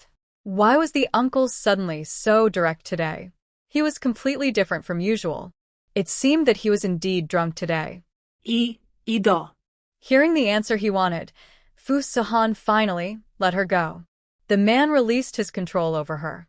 Mu Qianqian quickly got up from the sofa and stood several steps away from him. She was breathing rapidly and was still in shock. The effect of the alcohol gradually wore off, and Fu Sahan's reason returned little by little. He was also intoxicated by alcohol and actually did such a thing. Now, the little girl must have been scared by him. She might even cry. Fu Sahan suddenly felt his head hurt even more. He pursed his thin lips and opened his mouth in a cold voice. Don't take to heart what I said just now when I was drunk. Mu Qianqian covered her burning cheeks and turned to run back to the second bedroom. Fu Sahan wanted to follow her, but was turned away. It was the first time that the great President Fu was humiliated by a woman. Mu Qianqian went to work at the Yunqing Hotel. The distinguished guests had not arrived yet, and everyone was sitting in the lounge chatting. Wang Yanru walked in proudly, wearing a suit jacket that looked very expensive. Yanru, where did you get this suit? If I'm not mistaken, this is a men's style, right? Wow, look at the workmanship. It seems to be that famous Italian brand. One piece starts at 6 figures. Yanru, which rich young man are you dating? It seems that you are about to get what you want. These words of envy and praise made Wang Yanru feel a little flattered. She stroked the suit jacket lovingly and spoke with pride. This one was given to me by the young master of the Yi family. After saying that, she glanced at Mu Qianqian with disdain. Wow, is it the Yi family, the #1 family in Sioux City? I heard that their family is about to marry the Liu family. I saw it in the financial news. The distinguished guests they welcome and see off every day are all well-known figures in Bay City. In order to better serve the distinguished guests, they naturally have to pay attention to some business developments. Wang Yanru said anxiously, "Don't get it wrong. The marriage is between Miss Yi and young Master Liu. Young Master Yi has no engagement. Everyone is a smart person and who can't hear the hidden meaning of Wang Yanru. Then should we congratulate you in advance? Yanru, Master Yi is still single. If he takes a fancy to you, you will be rich for the rest of your life. We can't curry favor with you even if we want to." These words made Wang Yanru very happy, and she couldn't hide the pride on her face. She pretended to be modest and said, "Oh, it's something that hasn't happened yet, don't spread it. Master Yi and I are just friends." Wang Yanru fiddled with her long bright red nails and glanced at Mu Qianqian meaningfully again. So, what if Mu Qianqian is scheming? She's just a blind person. She only needs to use a little trick to squeeze her out and the opportunity to show her face. Once she marries into the Yi family, she will enjoy endless wealth and glory for the rest of her life. From then on, she and these poor friends are people from two different worlds. As for Mu Qianqian, who is she? During the lunch break, Mu Qianqian came to the fountain garden and sat on the steps listening to the birds singing in the garden. Not long after, Yuanqing came out to get some fresh air. "Qianqian, I see you again. It's you, Yuanqing." Yuanqing ran over lively and sat next to Mu Qianqian. "What are you daydreaming about here?" Mu Qianqian lowered her head. "Nothing. She was just thinking about what happened last night. The uncle was drunk and asked her if she was willing to have a baby. Later, the uncle sobered up and apologized to her. She was so ashamed that she ran back to the room. Early this morning, in order to avoid embarrassment, she didn't even eat breakfast and hurried out as soon as she got up. Have you had lunch?" Mu Qianqian nodded, yes. But she was thinking about something and didn't eat much. While the two were talking, Wang Yanru passed by in a suit. Yi Wanqing recognized it at a glance. "Hey, isn't that my brother's clothes?" "Yes, it seems that Master Yi gave it to her." "Did Wang Yanru tell you that?" Yeah. After hearing this answer, Yi Wanqing covered her mouth and laughed. "Wanqing, what are you laughing at? I heard my brother mention this yesterday. He said that when he was serving him wine, a woman deliberately spilled the wine. My brother, out of gentlemanly demeanor, gave her his clothes. He just gave her a piece of clothing out of courtesy. How did Wang Yanru say it as a gift?" Mu Qianqian suddenly realized, so that's how it is. This woman must want to return the clothes. It's going to be exciting. Let's go and see. Yi Wanqing took Mu Qianqian's hand and took her to follow quietly. Wang Yanru came to the door of the VIP room, shook her hair, and ordered the doorman in a condescending manner. "Go and tell young Master Yi that I'm here to return the clothes." She took this time to quickly take out a mirror and check her makeup and hairstyle. After a while, the doorman came out and said, "Young Master Yi's assistant said that young Master Yi doesn't want the clothes anymore. You can do with them as you like." Wang Yanru's smile froze on her face. "Don't want it anymore? These are young Master Yi's clothes. Can his assistant make the decision? Whether the assistant's words count or not is none of your business. Take the clothes back and deal with them yourself." The doorman was about to close the door, but Wang Yanru stopped him. "Wait. Why don't you go ask young Master Yi again? I'm Wang Yanru, who helped them explain yesterday, and they praised me for explaining it clearly yesterday." The doorman showed a sarcastic look. "You take it seriously if it's just a casual move? What do you mean by casual move? These are clothes that young Master Yi gave me personally, do you understand? If you tell him my name, he will definitely see me. TSK, young Master Yi is not an idle person. He doesn't have the time." After saying that, the doorman closed the door directly. Wang Yanru was so angry that her face was distorted, and she stomped her feet fiercely. It must be that the doorman was lazy and didn't pass on the message. Otherwise, young Master Yi would never refuse to see her. She is just an assistant, and she dared to interfere in young Master Yi's affairs without authorization. If she is with young Master Yi in the future, the first thing she will do is to fire this assistant. But the most urgent task now is, how can she meet young Master Yi? Wang Yanru came out of the corridor and saw Mu Qianqian and another strange woman. She immediately changed her expression, smiled coquettishly, and said complacently, "Oh, young Master Yi asked me to meet alone in the evening. Isn't this a bad idea? I'll think about it again." After Wang Yanru left, Yuanqing covered her stomach and laughed unceremoniously. Haha, this woman made me laugh to death. My brother doesn't even want to pay attention to her, but she is dreaming. How could there be such a ridiculous woman? She used to be in Sucheng, but she had never seen one. There are still many talents in Bay City, and there are all kinds of weirdos. Mu Qianqian couldn't help but smile after hearing her words. At this moment, her cell phone rang, and the voice assistant prompted, "The emergency contact called you." "Wanqing, I'm going to answer the call." "Okay, go ahead." Mu Qianqian found a secluded place and hesitated for a long time before answering the phone. Her voice was as soft as a cat's meow, timidly. "Hello?" Fu Sihan's low and magnetic voice came from the receiver. "Have you had lunch?" Mu Qianqian grabbed the hem of her clothes to relieve her tension. "I have." "Why did you leave without eating in the morning?" I had breakfast here at the hotel." After that, Mu Qianqian held her breath nervously, waiting for a response from the other end of the phone. She was afraid that Fu Sihan would mention what happened last night again. Well, eat well. Fortunately, he did not bring up this embarrassing topic. The uncle called specially, as if he was concerned about whether she had eaten on time. Mu Qianqian felt as if someone pinched her heart, and many indescribable emotions surged up, sour and sweet, with some ignorant immaturity. After Fu Sihan hung up the phone, Assistant Xiao stepped forward. "Mr. Fu, Mr. Xia wants to make an appointment with you to discuss cooperation." "What do you think?" "Is it Mr. Xia who works in the semiconductor industry?"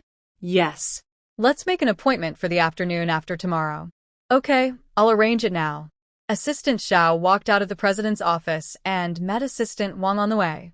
"Hey, Assistant Wang, where did you go this morning?" "Why didn't I see you?"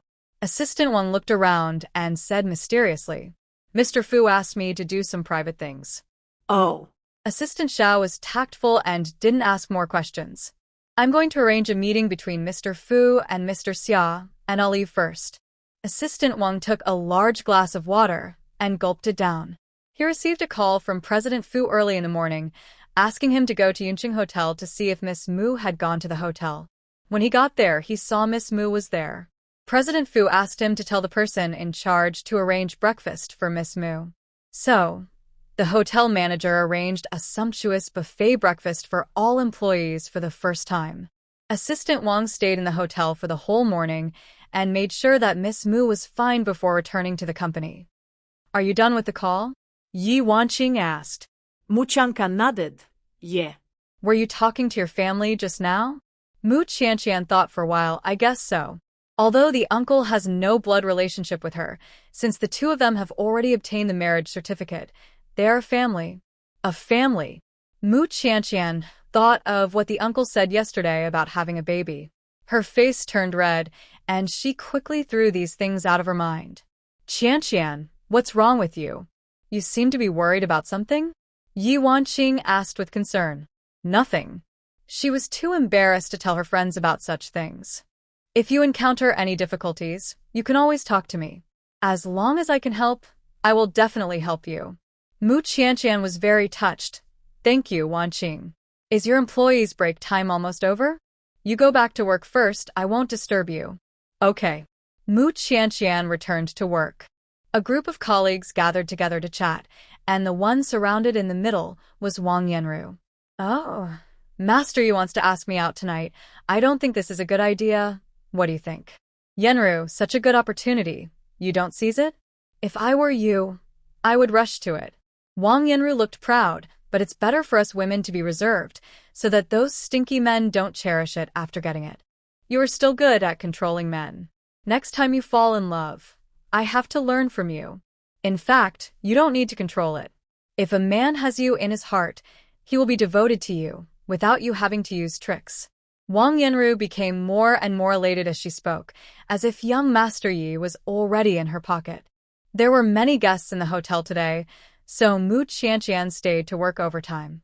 In the evening, Mu Qianqian received a call from Yi Wanqing. Qianqian, go to the fountain garden. I have something to bring you. What is it, Wanqing? You'll know when you get there. Just then, a colleague ran in excitedly. Yanru, I just saw young Master Yi in the garden. He must be waiting for you. Come over quickly. Wang Yanru was almost ecstatic when she heard the news. Could it be that Master Yi heard what she said at the door? So, he came here specially to wait for her in the garden? Thinking of this, Wang Yanru's heartbeat accelerated unconsciously, and she quickly took out her makeup mirror and reapplied her lipstick in front of the mirror. Even if Master Yi was not waiting for her, she could take the opportunity to get close to him by returning the clothes to him and leave him with a good impression of not worshipping money. Wang Yanru closed the makeup mirror with a snap, stepped on her high heels, and went to the fountain garden arrogantly. She had just taken a few steps and looked up and found that Mu Qianqian was walking in the same direction as her. Wang Yanru sneered disdainfully. What? You blind man also want to see Master Yi? Mu Qianqian was too lazy to pay attention to her and didn't even turn her head. Wang Yanru thought that everyone was like her, with only the idea of climbing up the social ladder in their heads. Mu Qianqian was just going to find her friend Yi Wanqing, and it had nothing to do with men. Wang Yanru scolded. TSK which? Why are you pretending to be noble in front of me? There was a small castle-style pavilion in the middle of the fountain garden. Young Master Yi was standing under the pavilion like a noble prince. Wang Yanru walked towards him eagerly. The road leading to the pavilion was lined with lush bushes on both sides. Mu Qianqian was walking in front, but Wang Yanru was anxious to show her face in front of young Master Yi, so she quickened her pace to catch up with her. Wang Yanru twisted her hips and pushed Mu Qianqian to the side. Fortunately, the lush bushes supported her. Otherwise, she would have fallen to the ground. Wang Yanru, why did you hit me? Why did you fall down for no reason? Wang Yanru shouted in a pretentious manner. She noticed from the corner of her eye that young Master Yi's sight was attracted to them. Wang Yanru was secretly pleased with herself and helped Mu Qianqian to stand up. The road in the garden is not stable. You have to be careful. In a corner where no one could see, she approached Mu Qianqian and threatened viciously. Get out. If you dare to ruin the good thing between young Master Yi and me, don't blame me for being rude to you. Wang Yanru twisted her waist and walked towards the pavilion in a charming manner. Young Master Yi, I'm sorry. One of my colleagues has poor eyesight and can fall even when walking on flat ground. I helped her just now and wasted a lot of time. You must have been waiting for a long time, right? This is the clothes you lent me yesterday. I heard from my friends that clothes of this brand are very expensive, so I washed them and brought them back to you. Wang Yanru thought that she had said these two sentences very well. First, it showed her kindness and helping colleagues. Second, it also showed her non-materialistic character, which set her apart from other women. Wang Yanru looked at Master Yi with seductive eyes, waiting for his praise. Unexpectedly, Yi Xianlin stared at her with confusion.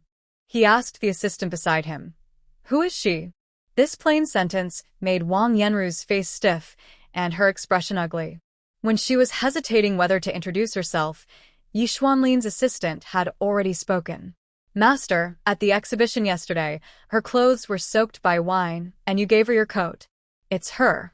Yi Xianlin had a vague impression in his mind, but he couldn't remember it clearly.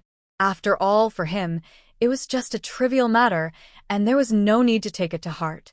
Wang Yanru thought that Master Yi finally remembered her, and she played with her curly hair coquettishly. Master Yi, I'm here to return the clothes. Wang Yanru smiled as if she was a flower and handed over the suit in her hand. She heard that Yi Xianlin was elegant and easygoing, and was well known for his good temper in the circle. He never liked to embarrass others. In this way, wouldn't she have a chance to get close to him? No need. Yi Xianlin said in a distant tone. But this suit is so expensive. How can I have the nerve to keep it? Wang Yanru stepped onto the stairs and got closer to Yi Xianlin. The suit in her hand was stained with a pungent smell of women's perfume, which she left on purpose. Yi Xianlin was in the red wine business and was very sensitive to smells. When he smelled the perfume, he took a half step back in disgust. He raised his hand, and the assistant stepped forward. "Miss Wang, give me the clothes." Wang Yanru hesitated for a moment, but still handed the clothes to him. Although she couldn't return the clothes to Master Yi in person, at least she could leave a good image of not worshipping money, not vain in front of him. Unfortunately, the assistant's next move made Wang Yanru's plan fail, and she lost face. The assistant carried the suit in one hand, walked out of the pavilion, and threw it directly into the trash can. The high-end suit worth hundreds of thousands of dollars, with a full smell of powder and perfume, was thrown into the trash can. "That's Master Ye's clothes. How dare you, an assistant?" Wang Yanru almost bit her teeth, her face flushed purple, pointing at the assistant and accusing. The assistant had a blank expression. "The clothes have been returned. Miss Wang, please." Wang Yanru took one last look at Master Yi, but unfortunately Yi Xianlin had no intention of keeping her. All her plans for tonight had come to nothing. If she went back in such a dejected manner, wouldn't her colleagues laugh at her to death? Wang Yanru stood outside the pavilion, not knowing whether to leave or stay. A crisp female voice interrupted. "Excuse me, is Wanqing here?" Yi Xianlin was sitting in the pavilion, burning incense and brewing tea. Hearing this, he paused and asked in a gentle voice, "What do you want to see her for?" "Wanqing asked me to come to this pavilion, saying she had something for me." Mu Qianqian stood there listening for a long time, but did not hear Yi Wanqing's voice. If Yi Wanqing was there, she would have run over and hugged her arms. "Isn't Wanqing here?" Before Yi Xianlin could speak, Wang Yanru couldn't help but interrupt. "What Wanqing? If you want to get close to Master Yi, you can't just make up an excuse, right? I think you are the one who shamelessly wanted to come here, and you made up such a stupid name." Wang Yanru was already full of anger, and when she saw Mu Qianqian, she naturally took her as a punching bag. She couldn't even handle this young Master Yi, so why should Mu Qianqian, a little girl who hadn't grown up, join in the fun? The little witch didn't even look at herself in the mirror. Her figure was like an airport. How could she compare to her figure? Mu Qianqian got angry when she heard Wang Yanru's words. "Don't you dare say that about my friend. We agreed to meet here. Maybe she was just tripped up by something and will come over later. This pavilion is so big, only you are allowed to come, but not me?" "Oh, I didn't say you can't come. I just look down on some people who say one thing and do another. Who are you showing off your green tea to?" She said that she only wanted to work to make money and was not interested in wealthy families. But when young Master Yi showed up, the little witch came faster than anyone else. "How many times do I have to tell you before you understand? I'm waiting for a friend here. What's it to you? Waiting for a friend? Your Wanqing is also a gold digger like you who wants to hook up with rich men, right? You two want to join forces to mend together?" Yi Xianlin put down the teacup in his hand heavily, and the tea in the cup splashed onto the table, and some of it wet his slender fingertips. Compared with many young masters, he has a good temper, but that doesn't mean he has no temper. Yi Xianlin lowered his eyes and ordered, "Throw the person out." Wang Yanru was very proud. "Did you hear me? Get out now. You are covered in mud and rotten leaves, so dirty." With such a charming beauty like himself here, it is impossible for Yi Xiao to be interested in a bean sprout like Mu Qianqian. When Yi Xiao said to throw her out, he must be referring to Mu Qianqian. Mu Qianqian was so angry that her face turned pale, and she wanted to scold Wang Yanru. She was dirty. Wasn't it because Wang Yanru pushed her? Besides, she was standing outside the pavilion. How would she bother other people? "I won't leave." Mu Qianqian was young after all, and she got angry. She hugged the pillar of the pavilion in a fit of anger and refused to let go. No one could drive her away until Wanqing came. Her behavior made Yi Xianlin smile a little. This girl has a stubborn temper, just like his devilish sister. Wang Yanru crossed her arms and said sarcastically, "Oh, have you exposed your true colors? You can't walk when you see a man, like a sticky candy. You can't drive her away. I'm ashamed for you. It was Yi Xuanlin's limit to be patient until now. Noisy. As soon as Yi Xiao said these two words, the assistant walked straight over. Wang Yanru was about to watch the show, but saw the assistant came to her. That girl is over there, don't make a mistake. Wang Yanru pointed at Mu Qianqian. This place has been booked by young Master Yi. Please leave. Why did young Master Yi drive me away? If you want to drive someone away, you should drive her away, right? Look how dirty she is, the assistant said with disgust. That's not as dirty as your mouth. Wang Yanru was full of disbelief. Why can that witch Mu Qianqian stay, but she is to be kicked out? I'll give you 3 more seconds. If you don't leave, don't blame me for calling the security team. If it really comes to that and everyone knows about it, Wang Yanru will be completely embarrassed. Wang Yanru's face turned pale and blue, and her nails dug into her palms. I'll go by myself. She walked down the steps unwillingly, and before leaving, she glared at Mu Qianqian viciously. As soon as Wang Yanru left, the area near the pavilion finally quieted down. Mu Qianqian hadn't figured out what happened yet, and she hugged the pillar and looked over here blankly. Yi Xianlin smiled handsomely, and his voice was as gentle as a spring. Little girl, do you think I want to throw you out? Mu Qianqian let go of her hand holding the pavilion pillar and smiled embarrassedly twice. Sorry, I thought you were in cahoots with her. Yi Xianlin was misunderstood, but he was not annoyed. He spoke slowly. Excuse me, is your last name Mu? Well, my name is Mu Qianqian, and I'm here to wait for a friend. As if she was afraid that he would misunderstand, Mu Qianqian quickly added, not to find you. She is a married person. She has no interest in other men at all. Yi Xianlin's smile deepened, and his whole body was shrouded in the temperament of a gentleman, elegant and gentle. Miss Mu, why don't you sit in the pavilion and rest for a while? Okay. Mu Qianqian sat stiffly in the seat opposite Yi Xianlin. The assistant had already retreated outside the pavilion, and there were only 2 of them left in the pavilion. The cool night breeze blew in the ears, and the tea boiled on the clay stove was bubbling. After waiting for a while, there was still no sign of Yi Wanqing. I'll go out for a while and call her to ask. Have a cup of tea before leaving.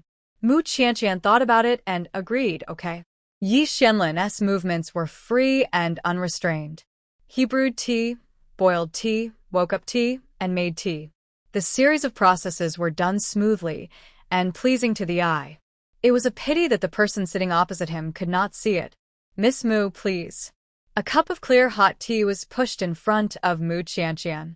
She held the tea tray under the teacup, blew away the hot air, and took a sip. Mu Qianqian frowned. It's so astringent. She didn't know how to taste tea, and she only felt astringent when she first took a sip. Miss Mu, you can savor it carefully and feel the aftertaste of this tea. Following his guidance, Mu Qianqian relaxed her mind and savored the aftertaste in her mouth. The taste doesn't seem to be astringent anymore. It smells so good, with a faint floral scent and orchid scent. What she didn't know was that this was top-grade Mingqian Longjing tea, and 1 or 2 ounces could be sold for a lot of money. Mu Qianqian gradually realized the mystery of tea tasting. After a cup of tea, Yi Xianlin asked, Miss Mu, would you like another cup? No, I'd better go call Wanqing. She hasn't been here for such a long time. I'm a little worried. Okay. Mu Qianqian got up anxiously, walked out of the pavilion, and with the help of the voice assistant, called Yi Wanqing. Wanqing, I've been waiting for you in the pavilion for a long time. Why didn't you come? Yi Wanqing was lying on the soft big bed, crunching potato chips. Although I didn't go, you should have received the gift I sent, right? What gift? The tea my brother made.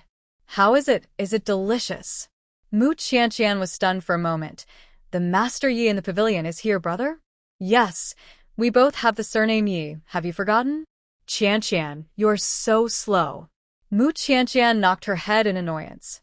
I didn't forget, but I was always thinking about the agreement with you, so I didn't think so much. She was only busy waiting for people. How could she have time to think about these things? How is it? My brother is pretty good at making tea, right? It's delicious, but I don't know how to taste tea, so I can only taste 2 or 3 points, and I can't taste a higher level. Mu Qianqian felt that giving her such delicious tea was like a cow chewing a peony. It was a waste of nature. Haha, it's okay. You will taste it slowly if you drink it a few more times in the future. I believe you. I'm relieved that you're okay. I should get off work today, so I'll go back first and see you another day. After talking to Yi Wanqing on the phone, Mu Qianqian returned to the hotel lobby. Sisterly asked everyone, "Where's Yenru? Has anyone seen her? I don't know. She may still be dating Master Yi. She came late today and hasn't punched in enough time. I'll deduct her bonus." Mu Qianqian was not interested in Wang Yenru's affairs, so she said something to the person in charge and prepared to go home. She had just come out of the hotel and was about to ask the voice assistant to help her get a taxi. At this moment, a limited edition luxury car stopped in front of her. "Miss Mu, get in the car." This voice is Assistant Wang's voice. So, the uncle is here to pick her up from work? Mu Qianqian's heart suddenly lifted. But the uncle is so busy, he probably doesn't have time to come in person. He probably just sent his assistant to pick her up. Mu Qianqian relaxed her heartstrings a little, opened the door of the back seat, and got in. As soon as she got in the car, she noticed a familiar breath and a sense of oppression. Oh no, the uncle is here too. The moment this thought came to her mind, Fu Sihan's low and indifferent voice came. "Why are you off work so late today?"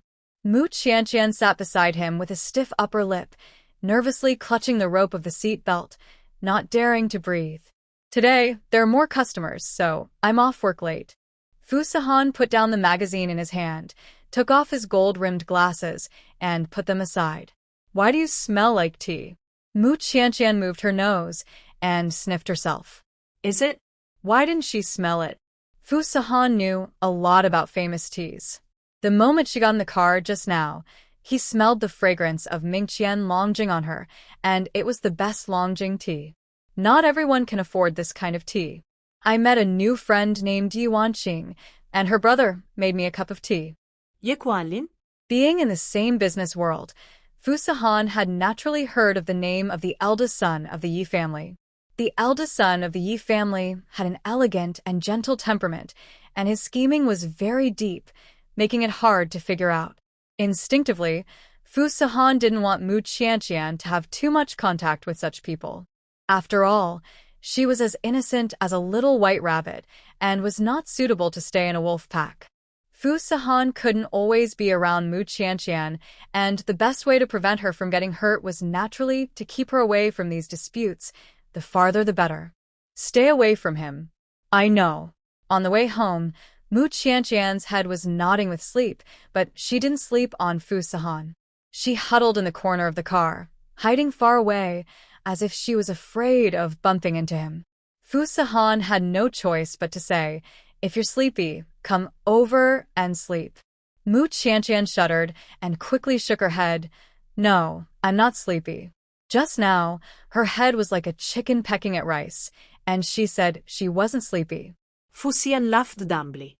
He stretched out his long arm and directly pulled the person into his arms. "Go to sleep." The uncle's shoulders were broad and strong, and he had a reassuring charm. Mu Qianqian was already sleepy, and she couldn't hold on any longer, so she soon fell asleep leaning on him. The car drove downstairs. Fu Sihan looked at her peaceful sleeping face and gently helped her unbuckle her seatbelt. He picked her up horizontally, carried her down from the car, and carried her all the way upstairs. Fu Sihan originally wanted to put Mu Qianqian on the bed in the second bedroom, but the little girl didn't know what she was dreaming about, and she held him and refused to let go. She closed her eyes, her cheeks flushed with a healthy blush, and her pink lips pouted slightly. Mu Qianqian was deeply immersed in sleep, uttering unconscious mumbling. Don't go." Fu Sihan's body stiffened. The girl was warm and soft in his arms, and her breath was full of the fragrance of orchids, which was deeply fascinating. Mu Qianqian moaned softly, "Don't go." Mr. Fu, who was always hard-hearted and ruthless, was disturbed by her words. He looked at her sleeping face with deep eyes, hesitated again and again, and finally did not leave her. The next morning, when Mu Qianqian woke up, the uncle was no longer beside her.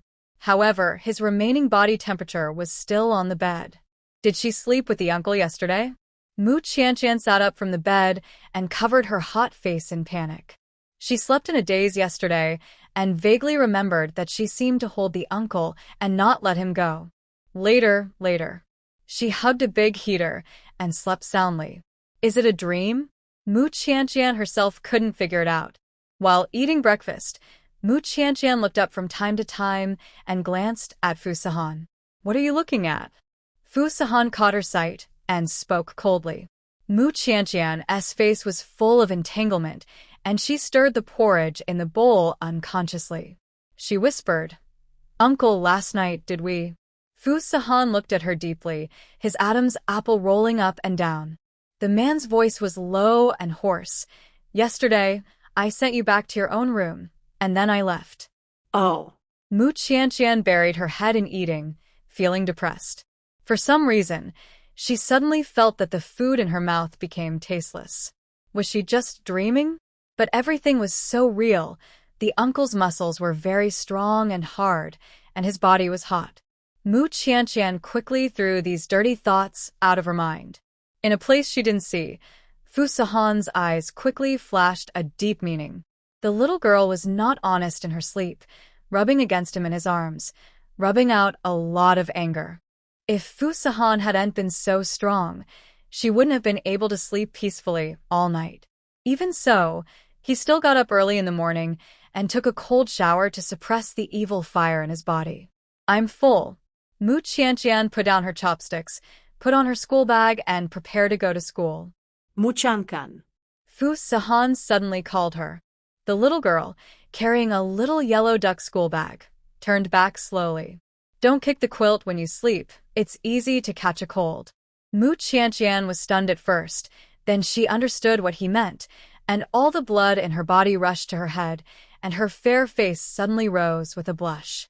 The uncle meant they last night. If they didn't sleep in the same bed, how could he tell her not to kick the quilt? So they did sleep in the same bed last night. The strong and powerful, hot body she hugged was the uncle. Thinking of this, Mu Qianqian was so embarrassed that she just wanted to disappear on the spot. "I'm going to school. Goodbye, uncle." She said this quickly and left home in a hurry. If she stayed any longer, she was afraid that her heartbeat would explode. The elevator came to the first floor, and Mu Qianqian ran out from it, covering her heart. Her heartbeat has not recovered yet. It is beating so fast that it hurts her chest. Uncle said before that he wanted her to have a child for him. Uncle is older than her, so his family must be in a hurry, and he is under a lot of pressure. But they haven't known each other for long enough, and Mu Qianqian doesn't even know what uncle looks like. Would it be too fast to have a child just like this? Fu Sihan went to work an hour later than usual today. The driver and assistant were waiting downstairs. Fu Sihan finally showed up, with a cold and stern look and wet black hair. "Mr. Fu, why are you taking a shower so early in the morning?" Fu Sihan's cold eyes flew over. Assistant Wang immediately fell silent and dared not say anything more. Fu Sihan exuded an aura of keeping strangers away from him, which was frightening. After all, taking a cold shower in the morning would make anyone angry. Today, the executives of Fu Group were discussing one thing in private. What's wrong with our President Fu today? He's so angry that several plans have been rejected. I don't know. President Fu is always picky, and today he's even harder to please than usual. It's over. If I had known this plan would come up a few days later. I don't want to be caught in the crossfire. If the matter at hand is not urgent, I advise you to wait until tomorrow to report to President Fu. Mu Qianqian and Li Xiyu met in an elective class. I met Wanqing's brother at Yunqing Hotel yesterday. Li Xiyu widened her eyes in shock. Are you talking about Master Yi? I think so. The tea he brewed is delicious. I didn't taste much of it at the time. Now I realize how mysterious this cup of tea is. Do you know the significance of Master Yi brewing tea himself? How many nobles and wealthy families want to win over the Yi family, but this Master Yi is very mysterious. Outsiders only know that he loves classical and elegant things such as tea art, chess, calligraphy, and painting. He is proficient in all these things and is at the level of a top master. Master Fu of Bay City and Master Yi of Sioux City. These two are the two men that the socialites most want to marry, ranking first and second respectively. Hearing what you said, this Mr. Yi seems to be similar to the hermits in ancient times. Li Xiu nodded. That's what I mean. He doesn't look like a businessman, but rather like a scholar who is not tainted by the dust. Hearing what Li Xiu said, Mu Qianqian felt that this Mr. Yi had a unique temperament. However, it had nothing to do with her. The old professor walked into the classroom and distributed the test papers to everyone. Students, the test questions this time are more difficult, and there are many students who failed. Let's hand out the papers first, and I will explain the difficult questions in the test papers. The class representative handed out the papers to the students. Li Xiu and Fang Yanran both received their papers, but Mu Qianqian had nothing in her hands. Mu Qianqian stood up and said weakly, "Teacher, my paper has not been distributed." A burst of sneer came from behind her. Yao Xianer sneered unceremoniously. "It's so funny. This blind girl has the nerve to ask the teacher. She must have done poorly on the paper, so the teacher tore it up. If I were a teacher, my blood pressure would soar when I saw what she scribbled. I'd be saying I have a good temper if I didn't tear it up for her. I just don't understand. Why does a blind girl like her not stay at home, but has to run to school to embarrass herself? What's the matter with her?" These malicious ridicules did not shake Mu Qianqian at all. She was frail, but her back was straight, like a strong little white flower on a cliff. No matter how the wind and rain blew, she was still as pure and tough as ever. The old professor laughed. "Mu Qianqian, right? Sit down first. I will need your paper later." What did the teacher want to do with her paper? Mu Qianqian was confused. Soon, Mu Qianqian's doubts were answered. "Classmates, please look at the PPT." The content on the screen was a perfect answer sheet. Her paper was clean, her problem-solving ideas were clear, and she wrote another newer and faster solution. Whose paper is this? It's amazing that she even answered the most difficult questions. You won't give me full marks, will you? I remember that this professor is very strict in grading. Since the start of the course, no one has ever gotten full marks in his class. It shouldn't be full marks, but it must be above 95. If you can get such a high score in Professor Chen's class, you can brag about it for a whole year. There was no name written on the paper, and everyone was guessing who it belonged to. Mu Qianqian squinted her eyes. Her eyes were sore, and she could only see a blur. She didn't know whose paper it was. Professor Chen aroused everyone's curiosity. He smiled casually and announced the answer. This is Mu Qianqian's paper. I didn't expect that she could master such an advanced solution just after entering college. She is the first and only one in our entire grade. So, I made an exception and gave her full marks. A stone stirred up 1,000 waves. The discussion in the classroom was boiling. The blind man's paper? How is it possible? She can't see anything. How can she do the questions? I have the review materials of seniors in my hand. Even they don't know such advanced solutions. How can Mu Qianqian know? Who did she learn from? Is her relative also a professor? This is the only full mark given by Professor Chen in all his years of teaching, and he actually gave it to a blind man. Even Li Xiu and Fang Yanran couldn't help asking, "Qianqian, where did you learn this solution from?" Mu Qianqian smiled. "A friend of mine taught me." She was always embarrassed to say that it was her husband who taught her. After all, she was still a student, and if her married status was exposed, it might bring her a lot of criticism. Professor Chen asked, "Student Mu Qianqian, can you leave this paper with me for the time being? When I teach the next class of students, I would like to borrow this paper to teach more advanced knowledge." My goodness, others are scrambling to get high scores in exams. Mu Qianqian got full marks easily with just a paper, and she was promoted to a teaching tool for the old professor. For a while, everyone felt infinite envy and admiration for her. The name Mu Qianqian is likely to spread among all the freshmen. Not only that, seniors and other teachers may also pay more attention to her. However, some people were psychologically unbalanced and said some sour words. TSK, isn't it just a powerful relative? If I had such a great private teacher, I could also get full marks. Mu Qianqian turned a deaf ear to these discussions, stood up, and replied calmly, "Okay. Thank you, Professor, for your appreciation." Her attitude of not being surprised by praise or criticism won the favor of many people. After class, Mu Qianqian was surrounded by classmates, asking her for study skills. Mu Qianqian generously shared her study methods and some test-taking skills. Qianqian has a really good personality. She shared with us so generously without hiding anything. Yes, our class is Qianqian, a college bully. I guess the top scholarship this year must go to her. Yao Xianer and her group of little girls were squeezed in the corner, jealous. Isn't it just studying well? What's so great about it? No matter how good you are at studying, you're just a nerd. What's the use? Xianer, your family is so rich. When Mu Qianqian graduates in the future, remember to let her work as a cleaner in your company. Haha.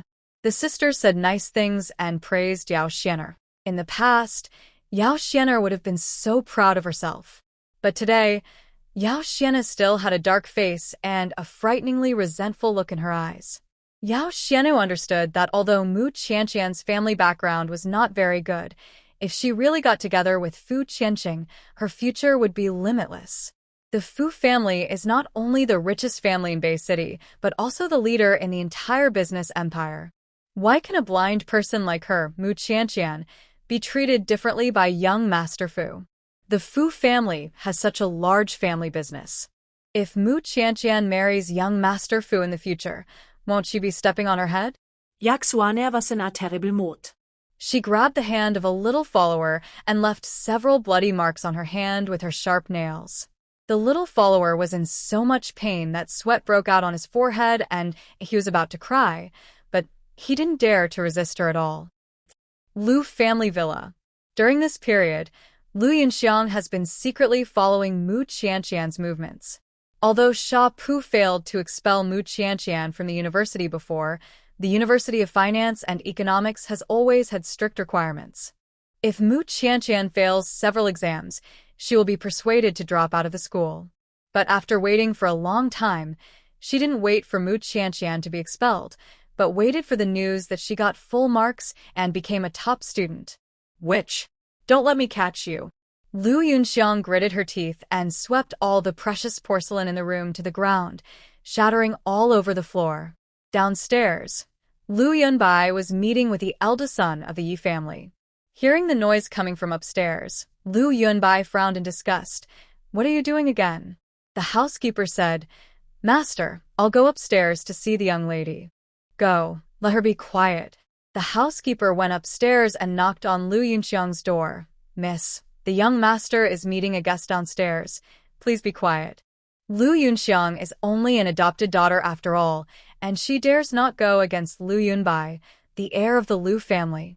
She even dares not to be disrespectful to the Lu family's housekeeper, and she doesn't even dare to yell at the housekeeper. Otherwise, she may be kicked out at any time. Lu Yunxiang suppressed her anger and said aggrievedly, "Yes, I will pay attention." The upstairs finally quieted down. Downstairs, the hall was burning with calming incense. Yi Xianlin is not like an ordinary rich boy. He likes Chinese robes, which are plain and gentle. The whole person is like a monk who transcends the mundane world. Let's talk to Mr. Lu here today. I will bring my sister to visit another day. Lu Yunbai stood up to see him off. The two came to the garden in the yard, and Lu Yunbai said hesitantly, "To be honest, in order to find my younger sister over the years, my parents have put in too much effort and energy, and they don't have the extra energy to take care of the company." The Lu family is no longer the same Lu family as it was in the past, and the Yi family's business is thriving. I'm afraid. I'm not worthy of Miss Yi. Marriage is a serious matter. It's the parents' orders and the matchmaker's words. How can an engagement be cancelled casually? I'm afraid of wronging Miss Yi. Yi Xianlin said softly, "I'll bring my sister to visit the elders another day. If Master Lu and my sister don't like each other, our family won't force you to get married." "Well, that's fine. Lu Yunbai's brows were filled with an indelible melancholy. If he doesn't find his little sister back, he will never have peace in his life. Yi Xianlin walked out of the Lu family villa, not knowing what he was thinking, and looked back again. Why did he feel that Master Lu's eyebrows and eyes looked familiar? It was as if he had seen him somewhere. When school was about to end, Mu Qianqian received a call from Fu Sihan. As soon as the call was connected, Mu Qianqian couldn't help sharing her good news with him. "Uncle, thanks to you, I got the only full score in this exam. The teacher and classmates all praised me for being awesome." The little girl was so happy that she couldn't hide the little pride in her tone. Fu Sihan raised his eyebrows. "Are you so happy to get a full score?" "Of course. This is the first full score since Professor Chen started the class." "Am I awesome?" Fu Sihan had also heard of Professor Chen from the University of Finance and Economics. Previously, the Fu Group had invited Professor Chen to be a consultant for its financial strategy. Not bad. Fu Sihan curled his lips slightly. "I'm about to get out of school. Uncle, are you going to pick me up?" "I can't get away for the time being, so I'll send Assistant Wang to pick you up at the same place." Mu Qianqian said, "Oh," her voice a little disappointed. Fu Sihan caught her little emotion. "What? Are you unhappy?" No. "It's just that I'm very happy today, and I can't wait to share this happiness with you." So Mu Qianqian is looking forward to the uncle getting off work early and picking her up from school. Fu Sihan lowered his eyes and thought for a moment. "I'll pick you up now." Ah? "But will it affect your work?" "No, don't worry." Fu Sihan called the secretary. "Postpone the meeting with President Ma tonight." Ah? "But President Fu, this meeting is of great significance to the group, and it may affect our in-depth cooperation with the other company." The secretary talked a lot about the importance of this meeting and finally got only a two-word answer. Fu Sihan said coldly, "Postpone it." Several group executives were standing outside the president's office. "President Fu should be in a good mood now, right? I plan to take the plan in to ask him to approve it. I just heard from Assistant Wang that President Fu is in a much better mood now than in the morning." It's strange to say, Assistant Wang has been mysterious recently and has been running out all the time. What secret mission did President Fu assign him? Just then, the door of the president's office opened from the inside. Fu Sihan strode out, with the oppressive feeling of a superior surrounding him. Everyone outside the door shut their mouths and remained silent. They didn't dare to discuss in a low voice until Fu Sihan left the company. "Does President Fu have any schedule today? When will he be back?" The secretary said, "President Fu has already left work today. If you have anything, please come back tomorrow." "Isn't there a meeting with President Ma tonight? Why did President Fu go back so early?" The secretary spread his hands. "I don't know about that. The executives had to go home and come to President Fu tomorrow to report on their work. I guess something happened at home. Otherwise, President Fu wouldn't leave in such a hurry." This statement was unanimously recognized by everyone. If there was no matter at home, how could Mr. Fu abandon his work? No one could have imagined that Mr. Fu, who had always been devoted to his work, would abandon his work and run home to celebrate just because his little wife got full marks in the exam. Fu Sihan's figure appeared at the school gate. Fang Yanran was stunned again, and it took her several seconds to come back to her senses. "Qianqian, your family is here to pick you up." "Qianqian." Fu Sihan stood in front of her. Mu Qianqian heard the familiar magnetic voice, and she threw herself forward and threw herself into his arms. "Uncle, you are really here." Mu Qianqian's heart was filled with surprise. She didn't expect that such a small matter would be taken seriously by the uncle. For her, the uncle actually turned down his work and rushed back from the company to pick her up. Mu Qianqian was used to being ignored and neglected. No one had ever taken every little thing she said to heart like the uncle did. Fu Sihan curled his lips, and his usually cold face became more tender. "How could I go back on my word to you?" Mu Qianqian then remembered that there were outsiders present. She raised her head from the uncle's arms embarrassedly and said to him, "Yanran, I'll go back first, goodbye." Goodbye. Mu Qianqian held Fu Sihan's hand and skipped home. Fu Sihan glanced at her and saw that her bright little face was full of joy, with the corners of her pink mouth raised high. She was still a child, and she could be so happy to get a full score. In the evening, Mu Qianqian tugged at Fu Sahan's sleeve. "Uncle, let us have a drink to celebrate?" Fu Sahan's face sank, and he said without thinking, "No." Why? How old are you? Why do you want to drink? Mu Qianqian pouted unhappily, hugged his arm, and said coquettishly, "I'm over the legal age for marriage. Why can't I drink? I just drink a little, just a little, isn't it okay?" She used to see on TV that everyone toasted together to celebrate happy things. She wanted to try it too. The little girl's voice was soft and delicate, and she acted like a kitten. Who could resist it? Even a man with a heart of stone like Fu Sahan sighed helplessly and chose to give in. "Only one small glass is allowed." "Okay." Mu Qianqian responded sweetly. Fu Sahan made a phone call and had someone send the world's top Romane Conti red wine. As soon as the red wine was opened, Mu Qianqian smelled the rich and deep grape aroma, which aroused her addiction. "Drink slowly. This wine is very strong and has a strong aftertaste." Yeah. Mu Qianqian picked up the red wine glass and shook it gently, like she did on TV to shake out more mellow wine aroma. She took a sip and was deeply impressed by the complex and mellow taste of the red wine. "Do you like it?" Mu Qianqian closed her eyes and nodded. "Yeah." The little girl's lips were stained with bright red wine, like a touch of tempting color. Fu Sahan stared at her lips and suddenly felt dry mouth. Deep in his heart, there surged an impulse that was not unfamiliar. Fu Sahan's eyes were dim, and he drank the red wine in the glass, barely suppressing the evil thought.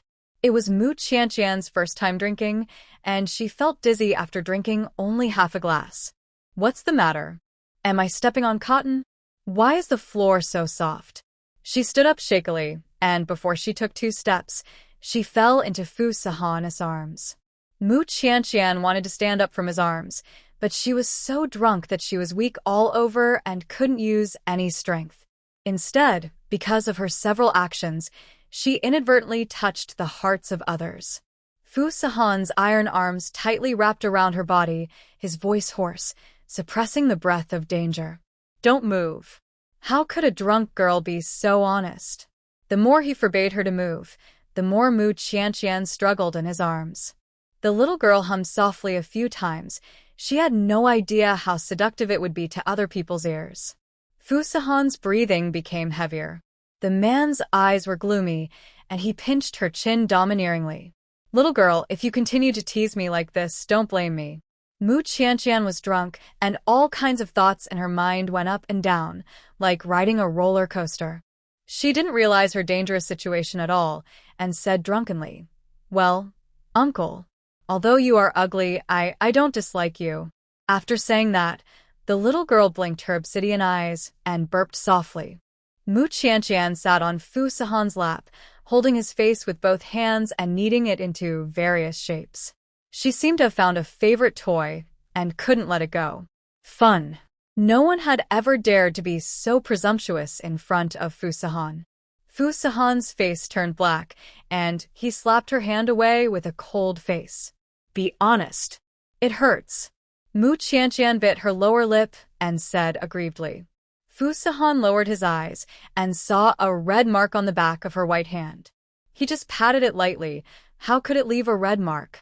Why is the little girl's skin so delicate? Fu Sahan frowned, held her wrist, and rubbed it gently. "Uncle, hoo-hoo." Mu Qianqian held out her wrist to him. Her hand was fragrant and soft, as if it had just been soaked in flower petal water. Fu Sahan's eyebrows twitched. His face was as gloomy as water, and he couldn't resist Mu Qianqian's coquetry, so he blew twice with a cold face. "Is it okay? It doesn't hurt now." Mu Qianqian grinned and smiled foolishly in his arms.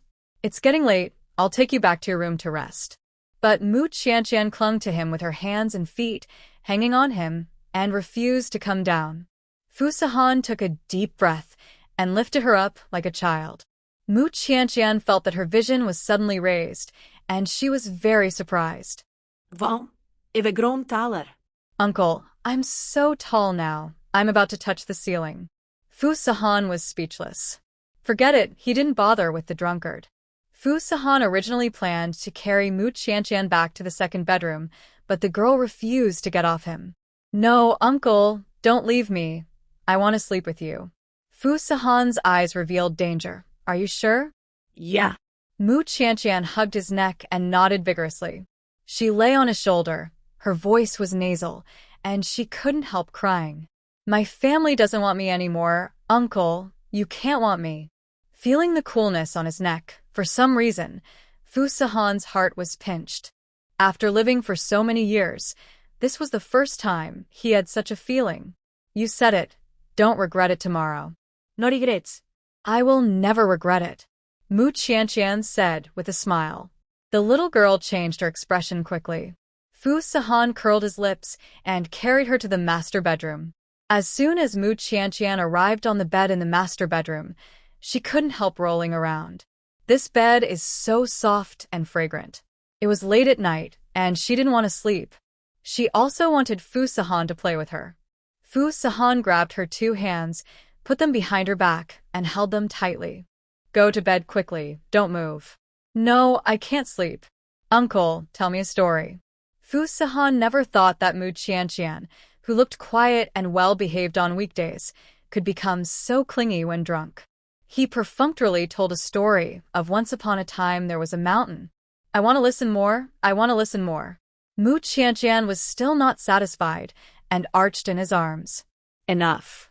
The veins on Fu Sahan's forehead were throbbing, and his breath was incredibly hot. His eyes were terrifying, as if he wanted to eat her alive. But Mu Qianqian couldn't see it. "Uncle." Mu Qianqian called him tenderly. Fu Sahan clenched his fists, and he was almost at the limit of his endurance. He would rather stay in the company to work overtime than to coax a drunk little girl. Not even a body of iron could stand being able to look but not eat. Fu Sahan's eyes were bloodshot, staring at her. "Mu Qianqian, if you don't sleep yet, don't even think about sleeping tonight." Mu Qianqian blinked in confusion. "Uncle, what do you mean?"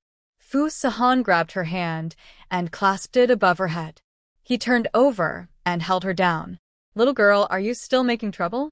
Mu Qianqian pushed his shoulder, but did not shake him at all. She was like a little white rabbit who had strayed into the territory of a hungry wolf, weak and delicious.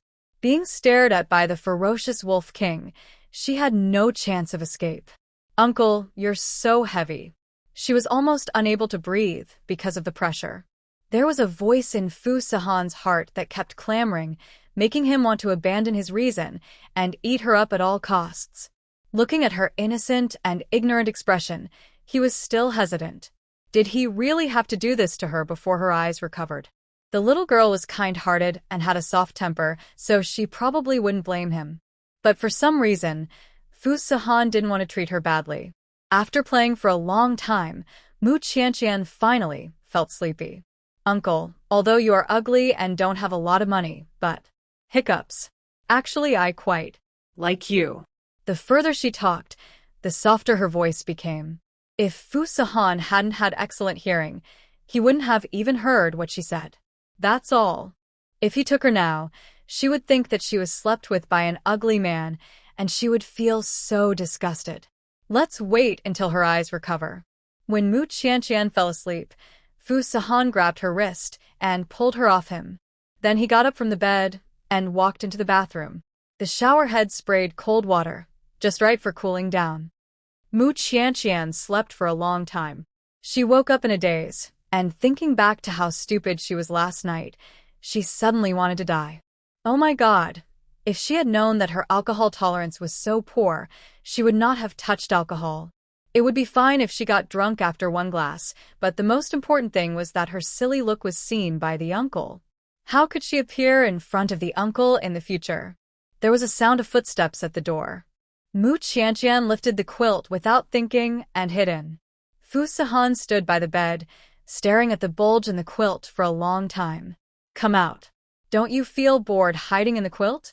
After saying that, he directly lifted the quilt. Mu Qianqian's furry head was revealed, and her pretty face was red. It was not known whether she was bored or shy. Looking at her timid and cute appearance, Fu Sahan wanted to hug her in his arms and rub her hard. You were drunk yesterday. What you did and said don't count. I won't take it to heart. Mu Qianqian said weakly. Really? Yeah. Get up quickly, or you'll be late. Oh, I forgot I have class today. Mu Qianqian slapped her forehead and quickly got up from the bed. After she left, Fu Sihan looked at the mess on his bed and had a headache. Now, his bed is full of the fragrance of the girl, faint but pleasant. How is he going to fall asleep tonight? Mu Qianqian couldn't help being in a daze during class. After class, Fang Yanran asked with concern, Qianqian, what's wrong with you? You seem to be worried. Mu Qianqian held her cheeks with both hands, feeling a little distressed. Yanran, tell me, if a woman takes the initiative to come to the man, but the man is unmoved, what does that mean? Is that woman pretty? Mu Qianqian pointed at herself. Not very pretty, about the same as me. About the same as you and not pretty? Ha ha ha, these are all peerless beauties. I don't believe any man can sit still, unless he is Liu Xiaohui. But he really didn't do anything. Fang Yanran said firmly, there are only two possibilities. What? The first is that he has someone else in his heart. The second is that he has a special orientation and is not interested in women. Mu Qianqian felt that the second possibility was not the case. If the uncle really had a special orientation, he would not marry her. The uncle was a very responsible person and would not cheat on her. So, the first possibility was left. The uncle had someone else in his heart. Thinking of this possibility, Mu Qianqian felt sour in her heart, as if she was pricked by a needle. Qianqian, what you said will not happen to you, right? Mu Qianqian forced a smile. How is it possible? This is a matter of a friend of mine. I'll ask for her. Lu Yunxiang had nightmares for several days in a row. She dreamed that the real daughter of the Lu family came back and the Lu family kicked her out of the house. Overnight, she went from a high-ranking daughter to an unwanted homeless person. No, she can't just sit there and wait for death. While Lu Yunbai was at the company, Lu Yunxiang sneaked out of the Lu family's old house. She put on a mask and sunglasses and found Mu Qianqian's house. Who are you? Mu's father asked vigilantly. Lu Yunxiang threw out 100,000 yuan, and immediately all the Mu family members' eyes were straightened. Don't care who I am, do things for me, and the money is yours. Mu's mother greedily held the money in her arms. My dear, whatever you want us to do, just tell us, we will do it for you. Go to the University of Finance and Economics and make trouble and get Mu Qianqian expelled from the school. Mu Qianqian is in school? How is it possible? That which can't afford the tuition. She must have been expelled from the school long ago. Just go if you're asked to go, otherwise this 100,000 yuan. Mu's mother said with a flattering face. Okay, let's go. I don't know where that witch got the money to pay the tuition, and she doesn't know how to bring the money home when she has it. It's really a waste of raising her so big. Mu's father's eyes were sinister, revealing his calculations. It's just right. If we get her back, we can contact her husband and ask him to send the betrothal money to us. Kill two birds with one stone. Husband? Mu Qianqian has a husband? Lu Yunxiang asked anxiously. Yes, although he is and much older than her. But he has paid the betrothal money and is determined to marry a blind woman like her, who knew that she was so ignorant and dared to run away from marriage. A girl is staying out of the house, and I don't know which wild man she is fooling around with. Lu Yunxiang raised a vicious arc at the corner of her mouth. It's really a case of searching for something without any effort. I didn't expect that Mu Qianqian was already married and married a lame old bachelor. Very good. You bring her husband with you to make trouble. I want to ruin Mu Qianqian's reputation, and she will never have the face to show up at the University of Finance and Economics again. If this matter is handled beautifully, I will give you another 100,000. After these words came out, Mu's parents wanted to kneel down to Lu Yunxiang. This is 200,000, plus the betrothal money, a full 400,000. If they can get this money, plus the 1 million blackmailed for Mrs. Fu before, they can buy a house for their son and marry a wife. Mu's mother licked her face and flattered. Thank you, benefactor. You are really a living bodhisattva. I think you are blessed with your looks. Unlike that cheap girl in our family, who was born to be a cheap person. It's lucky that someone wants her, but she dares to be picky. Lu Yunxiang looked down on the poor Mu family from the bottom of her heart. However, Mu's mother's words that belittled Mu Qianqian and praised Lu Yunxiang still made her feel very useful. Lu Yunxiang's eyes flashed with ferocity. Born to be a cheap person, you should stay in a poor family like yours. Don't be foolish to want to take away things that belong to others. Mu Qianqian, get out of Bay City right now. During class, a leaf floated onto Mu Qianqian's desk. She picked it up and tore it into small pieces. Uncle has someone he likes, no one he likes, someone he likes. Fong Yanran saw her mouth moving nonstop and asked curiously, Qianqian, what are you doing? Nothing, nothing. Mu Qianqian blushed, collected all the leaf fragments together, and put them in her pocket. After school, Mu Qianqian and Fong Yanran just walked to the vicinity of the school gate when they heard a commotion. What happened? Fong Yanran said, it seems that someone wanted to break into the school and was stopped by the security guard. A burly peasant woman put her hands on her hips and cursed, let us in. We have said that we are parents of students. Why don't you let us in? The security guard explained kindly, this is the school rule. If you want to enter the school, call the child first and ask her to come out to pick you up. Mu's mother's face turned purple and she yelled at the top of her voice, that which didn't answer our calls. How can we get her to come out and answer them? Let us in first, and when we find her, her father will beat her in the face. Mu's parents followed Lu Yunxiang's command and came to the gate of the University of Finance and Economics to make trouble. They also brought a lame old farmer with them. The man had a sunken face and squinted eyes. He looked at the young female students walking around in a way which made people feel sick. The security guard had never seen such unreasonable parents and immediately showed doubt. Are you really the parents of the students? How can you say that to your child? Call the child again. If no one comes to pick you up, I can't let you out. How can a parent insult their own child like this? They call her witch and, just like a shrew in the countryside. The security guard dare not let them in. If they hurt any students in the school, it will be their fault. Father Mu was smoking on the side, tacitly allowing Mother Mu to throw a tantrum and curse, with countless calculations flashing in his turbid eyes. Suddenly, he saw Mu Qianqian coming over. Isn't that Qianqian? After not seeing her for a while, Mu Qianqian has changed so much that Father Mu almost couldn't recognize her. Mu Qianqian used to be thin and small, like a firewood stick.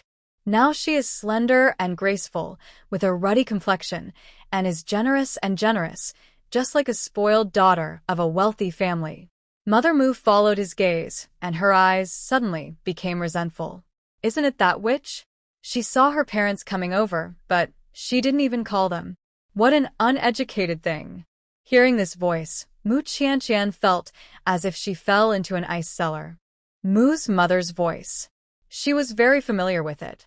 This sharp voice of abuse has accompanied her for more than 10 years and has become her psychological shadow. Mu Qianqian's hands and feet suddenly became cold, and she pulled Fong Yanran to escape. Yanran, let's go quickly. Before she finished her words, Mu's mother had already run over and raised her hand to slap her. With a sound of paw, this sudden slap scared Fong Yanran. Who are you? What right do you have to hit people? Mu's mother rolled up her sleeves, her face full of ferocity. Why should I hit people? I'm her mother. Why can't I hit her? I'm going to beat this disobedient witch to death today. She grabbed Mu Qianqian's hair and tore it hard. Witch, do you dare to run around again? If you dare to run around again, I'll beat you to death. Mu Qianqian's scalp was about to fall off in pain. But what was more terrible than this severe pain was the shadow and painful memories that the Mu family brought to her. Fortunately, at this time, Li Siyu and her friend passed by the door. Seeing this scene, she quickly asked her friend to call the security team. Someone is beating people at the school gate. Go call the security room. Okay, I'll go now. Li Siyu ran over, grabbed Mu's mother's arm, and pulled it off with force. With a click, Mu's mother screamed in pain. Oh, it hurts so much. You dare to hit me. I will hit you, so what? In broad daylight, you dare to bully my friend. Don't blame me for not respecting the elderly and loving the young. Li Xiu has learned Sonda. No matter how strong Mu's mother, a peasant woman, is, she can't beat Li Xiu, who has learned skills. Mu's mother covered her painful arm with a ferocious look. I'm her mother. If I can't hit her, who can hit her? This didn't listen to her family's arrangement and dared to run away from marriage. I will catch her, and no one can say a word against her. Mu's father wanted to come over to help, but when he saw how powerful Li Xiu was, he didn't dare to move. Instead, the lame old man came over, showing his yellow teeth, and cursed. Bah, you girl, you are protecting her. Do you want to marry me for her? I will starve you for 3 days when I go back, and I'll see if you are still so arrogant. Women these days are getting more and more disobedient. They have to be beaten 3 times a day, otherwise they won't learn their lesson. Dare to run away again? I will you and tie you to a tree at the entrance of the village. I can't cure you, you lowly rascal. Come back with me and give birth to a litter of children, and I'll see if you'll be honest. Li Xiu was so disgusted that she almost vomited the overnight meal. You old rascal, if I don't beat you to a pulp today, I won't be named Li. Li Xiu raised her leg neatly, kicked the lame man to the ground, and then kicked him hard in the face. The lame man's mouth was twisted by the kick, and he spit out a stinky tooth and lay on the ground wailing. Finally, he couldn't say anything disgusting with his stinky mouth. In the end, only Mu's father, the most insidious villain, was left. He didn't dare to get too close and said with a fake smile, Li Xiu, right? You know, it is natural for parents to beat their children. But if you dare to beat my wife, just wait to pay money and go to jail. Haha, don't worry. Our family is big, and we can afford it. Even if I break all your arms and legs today, my parents won't blame me. Li Xiu has been spoiled since she was a child. Her parents hold her in the palm of their hands. Naturally, she has the confidence to be fearless. Her parents have never said a harsh word to her, so who are these old guys? They dare to yell at her. Are they tired of living? Mu's father, that is, Mu Qinggong. He was anxious to take Mu Qianqian back to sell for money, but with Li Xiu blocking him, he did not dare to do it. I kindly advise you that girls should be virtuous, or you will not be able to get married in the future. Li Xiu rolled her eyes and replied to him, Don't bother with that. You meddle in so many trivial matters. Be careful to die early. This sentence almost choked Mu Qinggong to death. The school security team arrived at this time and took them all to the security department and invited school leaders as witnesses. Tell me, what's going on? Mu Qinggong took the initiative to pass a cigarette to the leader, bent his waist, and said humbly, Leader, we came here this time just to take our daughter back to get married. The family can't afford to send her to school, and we have already found a good in-law family for her. She will have a good life after she marries there. But this girl is very stubborn. She has made some bad friends and refuses to go back with us. The school leader did not take a cigarette, but looked at Mu Qianqian. Mu Qianqian lowered her head in despair. Her face was pale, and she was scared silly. The teacher cherishes talent and cannot bear to see this smart girl fall to the point of returning to her hometown to get married. Mu Qianqian has excellent grades. Why don't you let her continue to study? Even if your family is not well off, you can apply for a national scholarship, and it won't cost your family a penny more. Mu Qinggong is a typical bully. He shows off in front of his family, but dares not even in front of outsiders.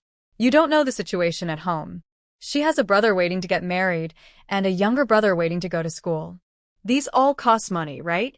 We have raised her to this age. She should get married early and give back to the family. Isn't this her duty? A young female teacher wearing glasses folded her arms and asked, Who do you want her to marry? It won't be that lame old man, right? Mu Qinggong lied with his eyes open. He is a little old, but he is an honest and decent man. Qianqian is blind, so marrying him is not a loss. The female teacher cursed old beast inwardly and said sarcastically, If you think he is honest and decent, why don't you marry him in person? Why do you have to push your daughter into the fire pit? Li Xiu and Fang Yanran heard this and gave thumbs up, feeling very happy. School teachers are still sensible, much better than these ignorant and vicious people.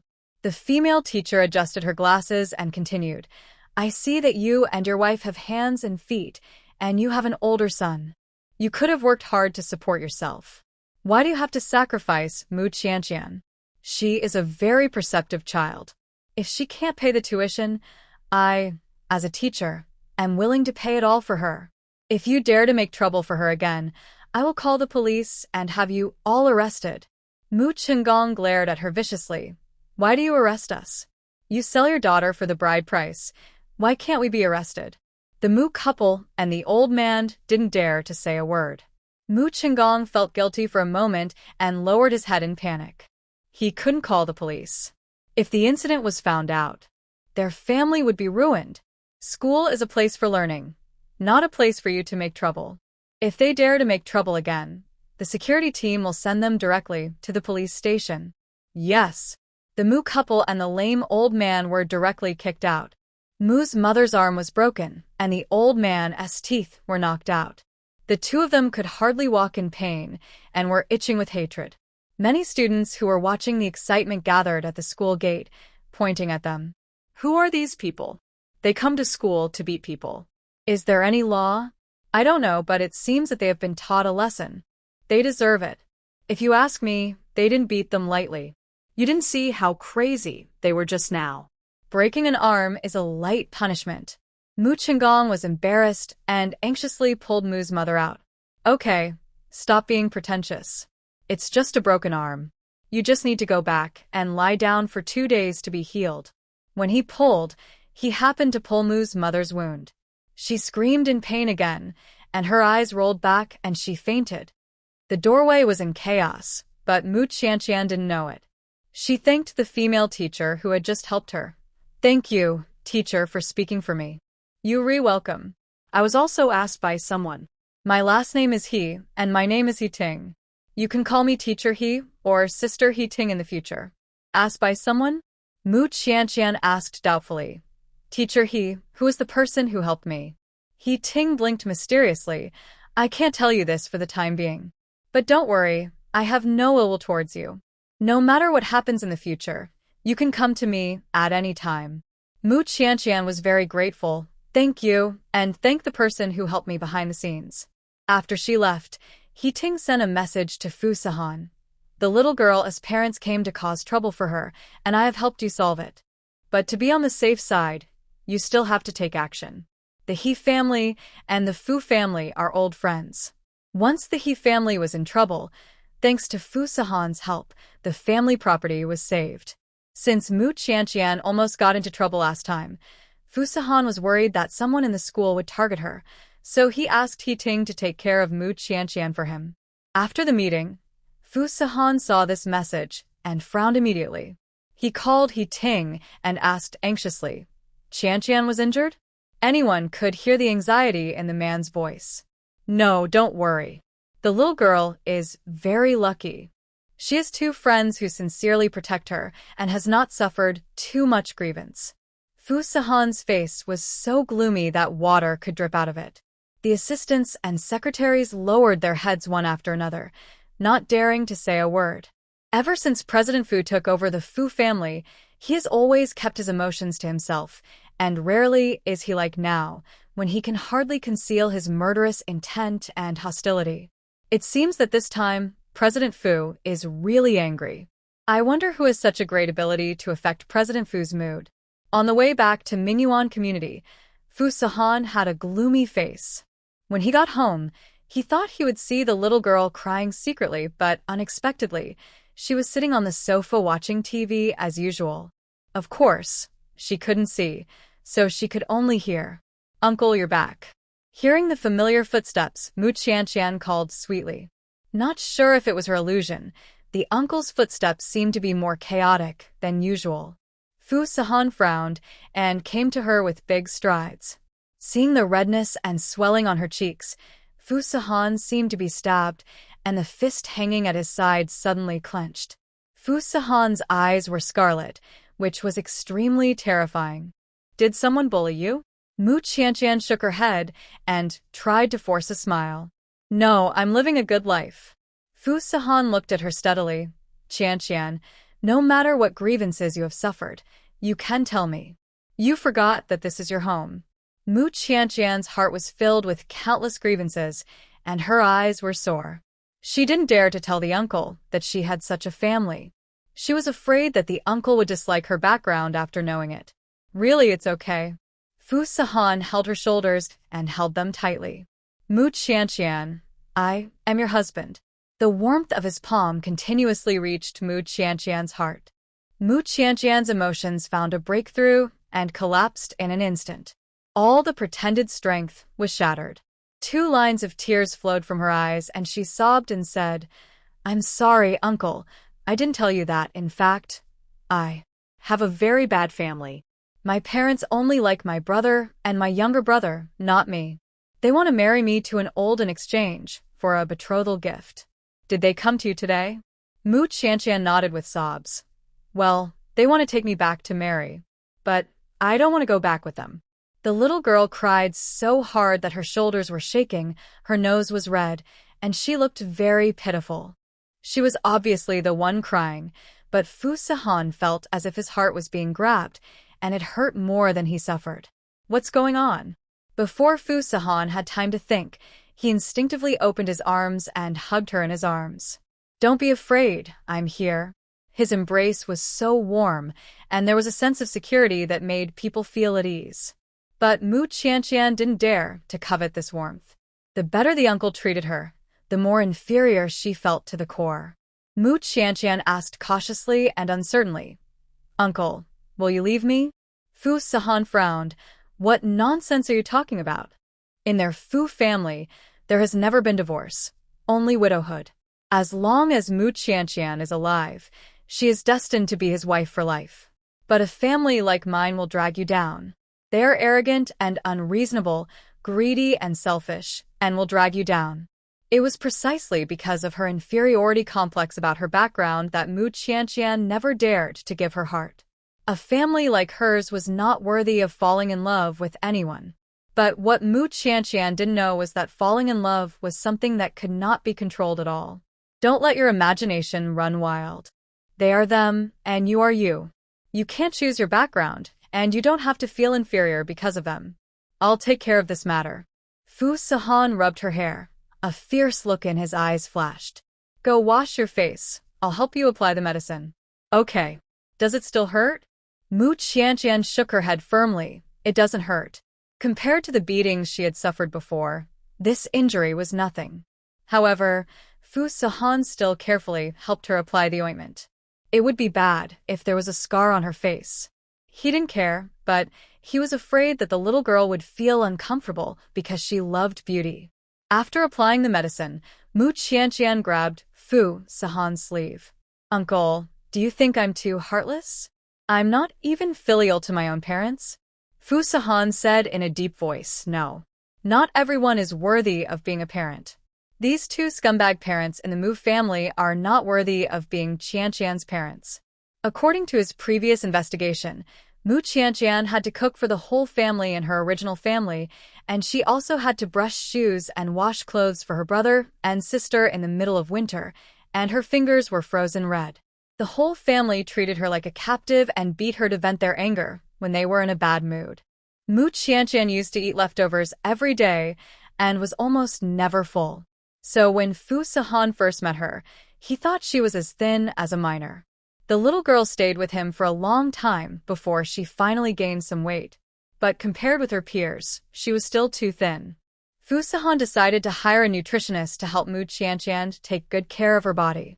Mu Qianqian leaned in his arms with peace of mind, absorbing the warmth from him with attachment. Uncle, you are so good to me. Now I believe that what the fortune teller said is true. Huh? What did the mother-in-law say? When I graduated from high school, I met a blind fortune teller. She said, I have suffered all the hardships in this life, and from now on, only good days are waiting for me. She was admitted to her ideal university and married an uncle who treated her so well. No matter how bad her original family was, the uncle was willing to stay with her. Where could she find such a good man? For Mu Qianqian, isn't it a good life? Fu Sahan curled his lips and nodded her nose in agreement. Mother-in-law is right. Fu Sahan has always sneered at metaphysics. If people who are familiar with him heard him say this, they would probably be shocked. In order to coax his little crybaby, Mr. Fu even abandoned his own principles. Mu Qianqian took off her coat, and a handful of leaf fragments fell out of her pocket. Fu Sahan picked up 2 broken leaves and asked suspiciously, "What is this?" Mu Qianqian tilted her head. "Uncle, what did you say? Why do you have a bunch of broken leaves in your pocket?" Mu Qianqian's eyes suddenly widened, and she scratched her slightly hot cheek. That is. I tore it into pieces for fun." Fu Sahan looked at the leaves in his hand and frowned. She was attending class, and yet she was playing with leaves. Is she a college student or an elementary school student? Why is she still like an underage child? Focus on the class and don't do any tricks. Fu Sahan poured out all the leaves and threw them into the trash can. Mu Qianqian shyly said, If the uncle knew that she was so stupid as to use leaves to predict his heart, he would probably laugh her to death. She didn't know what was wrong with her. Why did she care so much about the uncle's affairs? In the second bedroom, Mu Qianqian was talking on the phone with Li Siyu. "Qianqian, does your husband know about your family's affairs? He doesn't dislike you, does he?" Li Siyu made up her mind that if Mu Qianqian's husband had any dislike for her, she would unconditionally support Mu Qianqian's divorce. Her best friend should not suffer any grievance. Mu Qianqian sat cross-legged on the bed and nodded. "He already knows. Does he look down on you because of this?" "No, he said that I don't need to feel inferior because of my background. They are them and I am me." Li Siyu breathed a sigh of relief. He is quite good. Such a responsible man is rare. If it were those ordinary men, they would either doubt Mu Qianqian's character because of the greed and laziness of Mu's parents, or they would worry that the Mu family is a nest of vampires, afraid of being dragged down, and hurriedly get rid of Mu Qianqian's burden. Fortunately, Mu Qianqian's husband is not that kind of person. Mu Qianqian smiled sweetly. "Well, the uncle is very good to me. Your husband is old and caring. At least he is much better than those little boys in our school, ha. Yeah. But Qianqian, did your family know any news recently? Why did they suddenly come to the school to find you?" Mu Qianqian shook her head. "I don't know either. She originally thought that she had escaped from that devil's den and could live a new life. But the sudden appearance of her parents shattered her fantasy during this period. How could they find the school? I suspect that someone is behind this. Li Siyu is angry. If I catch him, I will beat him to a pulp." With Li Siyu's words, Mu Qianqian felt safe. "Siyu, don't do it again. I'm afraid that if you beat someone up, it will implicate you." Don't worry about this. "I know my limits. But who do you think will be the person who asked teacher he to take care of me?" "I don't know either." Mu Qianqian thought about it all night, but couldn't figure out who it could be. "Forget it. I'll think about it slowly later." At this moment at the Mu family, Mu's mother, with her hair loose and covering her aching arm, scolded, "I don't know what that cheap girl is capable of. I think she has been living a very comfortable life these days." When they met this time, Mu Qianqian had changed a lot. She was wearing bright new clothes, her skin was as white and tender as a peeled egg, and she was very elegant, even more noble than their landlord's daughter. How could a yellow-haired girl like her have so much money? The eldest Mu complained. "Mom, I've been tired outside all day, and you just give me pickles?" Mu's father scolded. "You don't even know how to wash the dishes. They are all stinky." The second Mu also kicked the door angrily. "Why didn't you wash my shoes for me? I'm going to wear them tomorrow. How many times have I told you?" The 3 members of the family were all blaming Mu's mother, who had a broken arm. In front of the 3 men in the family, Mu's mother didn't dare to say a harsh word. "My arm is not convenient. You can make some food for yourselves. I will do these chores when my arm is healed. It's all that stinky girl's fault. If she hadn't run away, would the house be so messy?" Mu's eldest brother threw down his chopsticks and said angrily, "Why don't we just call the police and bring Mu Qianqian back? Is it necessary to make so much trouble? If Mu Qianqian is not brought back, who will do all the chores at home? His dirty clothes and smelly socks are piled up like a mountain, and no one helps to wash them. Don't call the police." Mu's father suddenly said this loudly, scaring the whole family. Mu's eldest brother didn't understand. Why not call the police? Even if the police come, Mu Qianqian is a person on our household registration book. Wouldn't it be easy to bring her back? In short, you can't call the police. If anyone dares to call the police and I find out, I will break his legs. Father Mu's eyes were fierce, like an enraged hyena, and no one dared to refute him. If you don't want to report it, then don't report it. Mu Qinghui, the eldest brother of the Mu family, said this, but there was a flash of calculation in his eyes. He always felt that his parents were hiding something from him. But he was in his 20s, he had never been in a relationship, and his family couldn't afford to buy a house.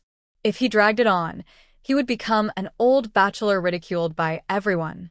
He couldn't wait. Fu Sihan knocked on the door of the second bedroom. Give me your household registration book. Mu Qianqian came to open the door sleepily and rubbed her eyes. Uncle, what do you want my household registration book for? Give it to me first, and I'll tell you later. Oh, okay. Mu Qianqian trusted him completely and unconditionally. She yawned and went back to the house to look for her household registration book. Uncle, here you go. Fu Sihan was slow to take it. His deep gaze was fixed on her round shoulders. The little girl had just woken up in the morning and was a little confused, with a cute expression. She was wearing a thin nightgown, and the strap slipped down, revealing her soft white shoulders. The looming charm was the most alluring. Uncle? Mu Qianqian called him doubtfully. Fu Sihan cleared his throat and moved his burning gaze away from her. Well, bring it here. After he left, Mu Qianqian closed the door and was about to change her clothes. Only then did she realize that the straps of her nightgown were almost sliding to her elbows. Oh my God! That's how she appeared in front of the uncle just now. She seemed to accidentally exposed herself. Mu Qianqian was so embarrassed that her toes were tapping the ground. She really wanted to go back a few minutes and put her pajamas back on. Would the uncle think she was frivolous when he saw her like this? The door was knocked again. Why don't you come out to eat? Mu Qianqian then realized that she had been struggling here for a long time. Coming, I'll be there right away. She walked out of the house slowly with embarrassment and shyness. While eating, Mu Qianqian felt uncomfortable all over and always felt that the uncle looked at her strangely. Although she was dressed well now, she was still bothered by the exposure in the morning. Did the uncle see it? Fu Sihan stared at the absent-minded little girl and asked in a deep voice. No class today? Mu Qianqian was caught and sat up straight with a start. I have to go to school. Fu Sihan frowned. Why don't you eat quickly? Oh. Mu Qianqian quickly threw away the mess in her mind, ate a few mouthfuls of rice quickly, put on her little yellow duck backpack, and went out. What she didn't know was that as soon as she appeared at the school gate, a tail followed her.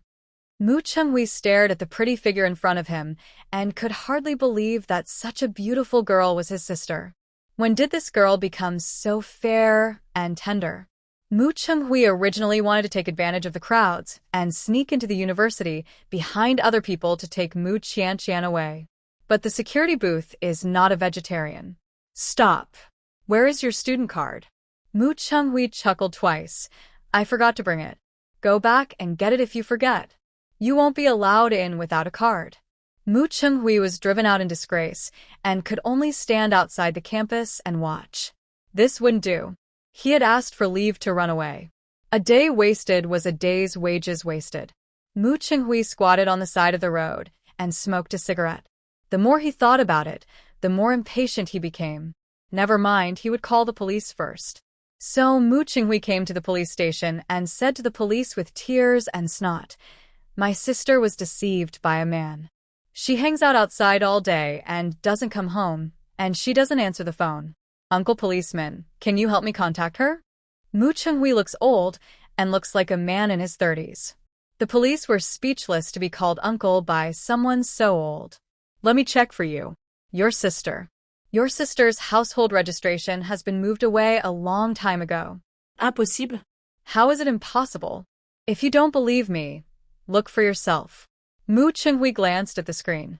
There were originally 5 people in his family's household registration book, but now there are only 4 left. Mu Qianqian's page is gone. What's going on? Someone has handled the procedures for transferring her household registration. She is no longer a member of your family. So, we can't disclose her information to you. Mu Chenghui asked hurriedly. Where was her household registration moved to? This is personal privacy. We can't disclose it to you. But this is my biological sister. Our whole family is going crazy looking for her. Mu Chenghui asked anxiously. He took a special leave to run out to handle this matter, just to bring Mu Qianqian back as soon as possible, so that she can work for the family and get a gift to buy him a house. As a result, he was busy for most of the day and got nothing in the end. Sorry, we can't disclose it.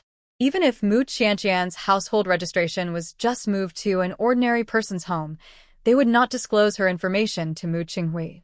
What's more, the household registration booklet where she is now is not something that ordinary people dare to touch. You must have made a mistake. Hurry up and find that stinky girl for me. Do you want to make me a bachelor for the rest of my life? Mu Chenghui was so anxious that he started to throw a tantrum without caring about anything. People who were doing business at the nearby windows all avoided him, fearing that they would be harassed by this madman. He's disrupting public business. Get him out. Mu Chenghui was held by the arm and thrown out.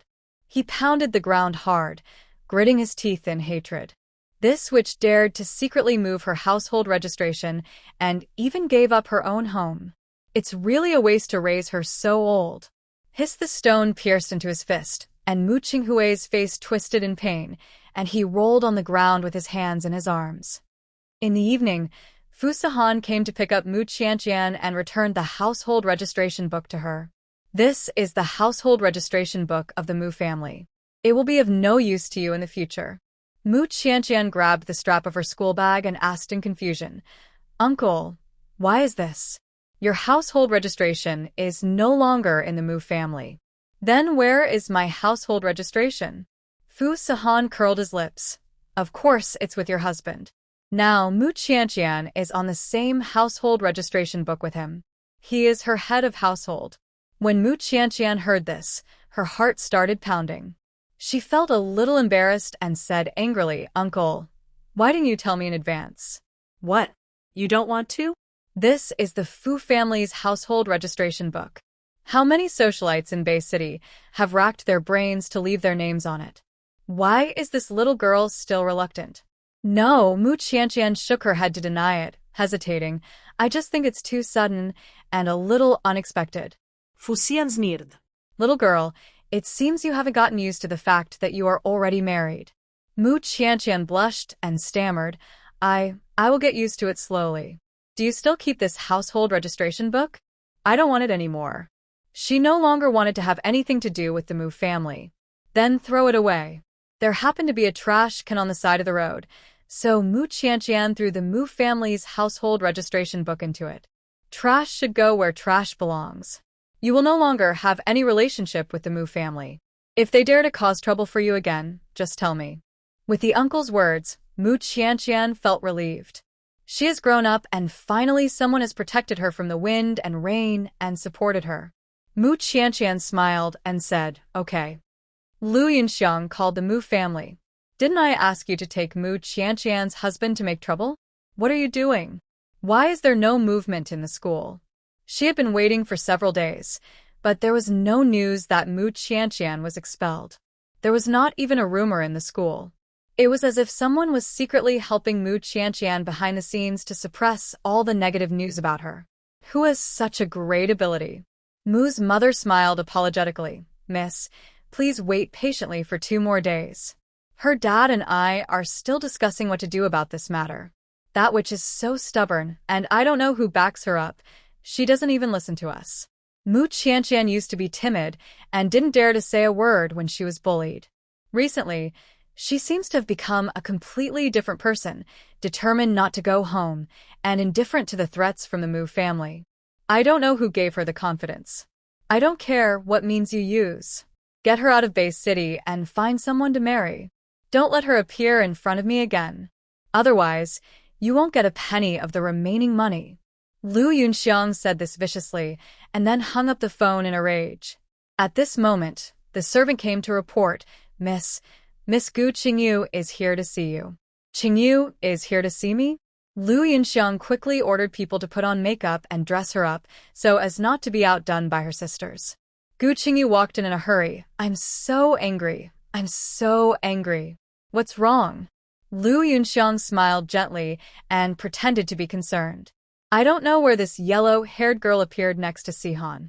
I have never seen him treat a woman so well. Sihan has never been interested in women. Why did he fall in love with this stinky girl? Who is it? How dare you, your fiancée from Qingyu, so shamelessly? She's just a cheap girl from the country. She is so poor that she can't even pay for her tuition and has to work to make money. Gu Qingyu said disdainfully. But such a bumpkin actually caught Sihan's eye? How could she not hate him? Lu Yunxiang didn't know at this time that the person Gu Qingyu was talking about was Mu Qianqian, whom she was going to deal with. Don't be too angry. Maybe Mr. Fu just felt that she was new and fresh for a while and didn't really like her. If he really liked her, why didn't he make it public in the circle? Her words touched Gu Qingyu's heart. That's right. Wait until Sihan gets tired of playing with her for 2 days, and then you'll see how I'll deal with her. Lu Yunxiang asked, you didn't deal with that girl? This is not like your character. I wanted to deal with her, but Sihan protected that woman so tightly that I couldn't find a chance to do it. Some time ago, I was detained because of this witch. My elders punished me by grounding me and even forbade me to go to school. Gu Qingyu still took advantage of her family's absence today, got rid of the bodyguards who were watching her, and sneaked out. Oh, by the way, Yunxiang, why are you also grounded? I heard that you had a fight with your brother? Why? Lu Yunxiang's eyes flashed, a little guilty. Nothing. Just a small matter, causing my brother to have some misunderstandings about me. She was grounded because she was so bold as to plot against the Fu family and angered Lu Xiao Lu Yunbai. But Lu Yunxiang naturally couldn't tell Gu Qingyu the truth about this matter. After all, Gu Qingyu's obsession with Fu Sihan is well known to everyone.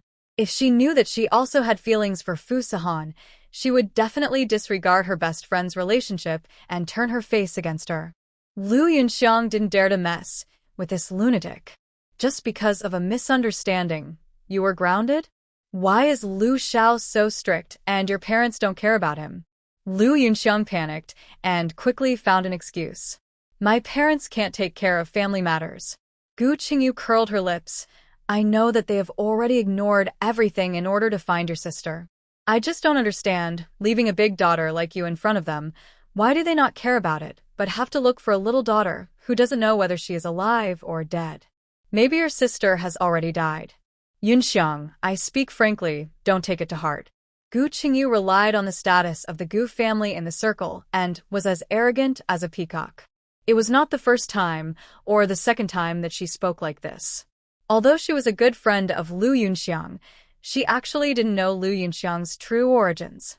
In the eyes of outsiders, Lu Yunxiang was the eldest daughter of the Lu family, and the one who was lost was the youngest daughter of the Lu family. Lu Yunxiang lowered her head. It doesn't matter, I know you don't mean anything else. But it's better not to say these words in front of my parents. I'm afraid they will be sad. Gu Qingyu sneered and fiddled with her sharp nails. You are just too kind-hearted, and you don't fight for anything. If I had a sister who was wandering outside, I definitely wouldn't want her to come back and take away my love. Lu Yunxiang covered her chest, looking weak and pitiful, but actually pretending to say it. Alas, after all, she is my sister.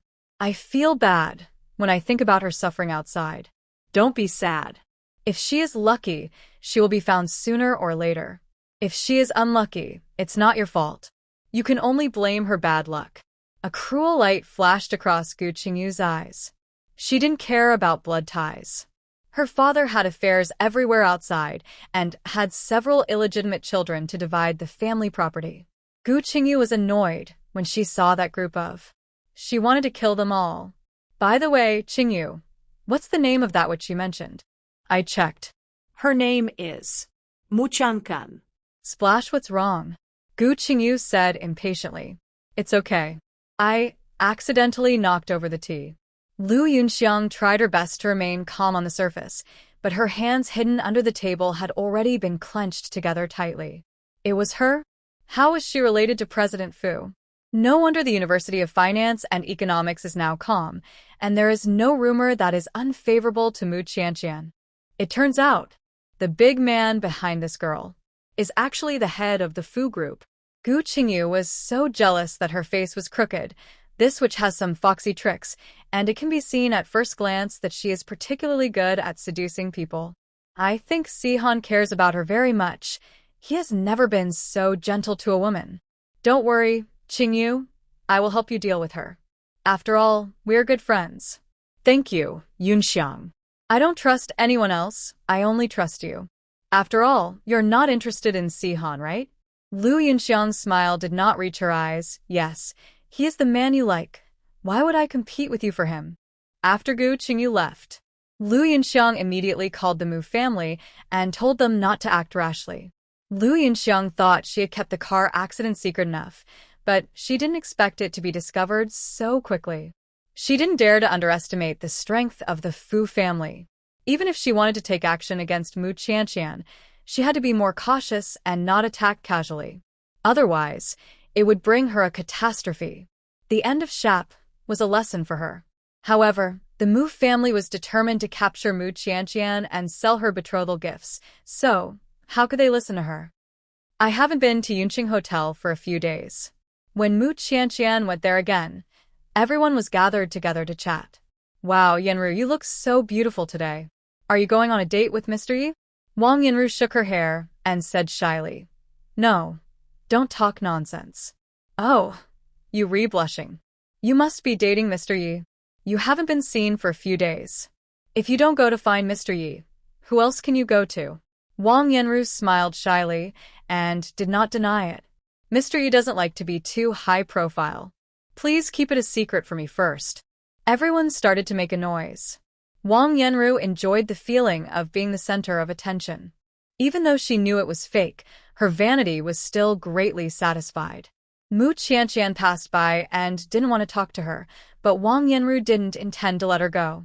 I had a date with Mr. Yi that day, and Qianqian was there too. But Qianqian was thrown out by Mr. Yi's assistant, and there was a lot of mud on her body. I was going to plead for mercy, but Mr. Yi was angry, and I couldn't do anything. You were talking about last week, right? I saw it that day too. When Mu Qianqian came back from the garden, her work clothes were all dirty. I asked her, and she said she fell down. I didn't expect that she was kicked out by Mr. Yeah. TSK, so that's the case. If I were her, I would have been embarrassed to come to work a long time ago. She lost so much face, but she acted like nothing happened. She is so shameless. For a moment, everyone looked at Mu Qianqian with a little subtle look. Mu Qianqian came here just to make some money part-time. As for other things, she didn't care much and was too lazy to explain. During the break, she and Yi Wanqing sat in the garden and talked. Qianqian, I've been worried lately. What's wrong, Wanqing? What happened to you? Yi Wanqing sat on the steps with her chin in her hand, looking distressed. Next month, my brother plans to take me to visit the Lu family and may arrange my marriage. But I just want to be a devil. How free and easy it is to be alone. This marriage, whoever wants to get married can get married. Mu Qianqian smiled gently. You don't want to marry the young master of the Lu family? Yi Wanqing pouted. It's not that I don't want to marry him, I just don't want to marry anyone. She picked up a stone unhappily and threw it into the pool in front, causing a large splash of water. It just happened to splash at the feet of the person who came. Yi Wanqing looked up from the bottom and saw the gentle and handsome face of her brother. Brother, you're here. Yi Wanqing quickly stood up and patted the dirt on her body. The young lady of the Yi family is fearless. Even her parents can't control her, but she is only afraid of her brother. Qianqian, my brother is here.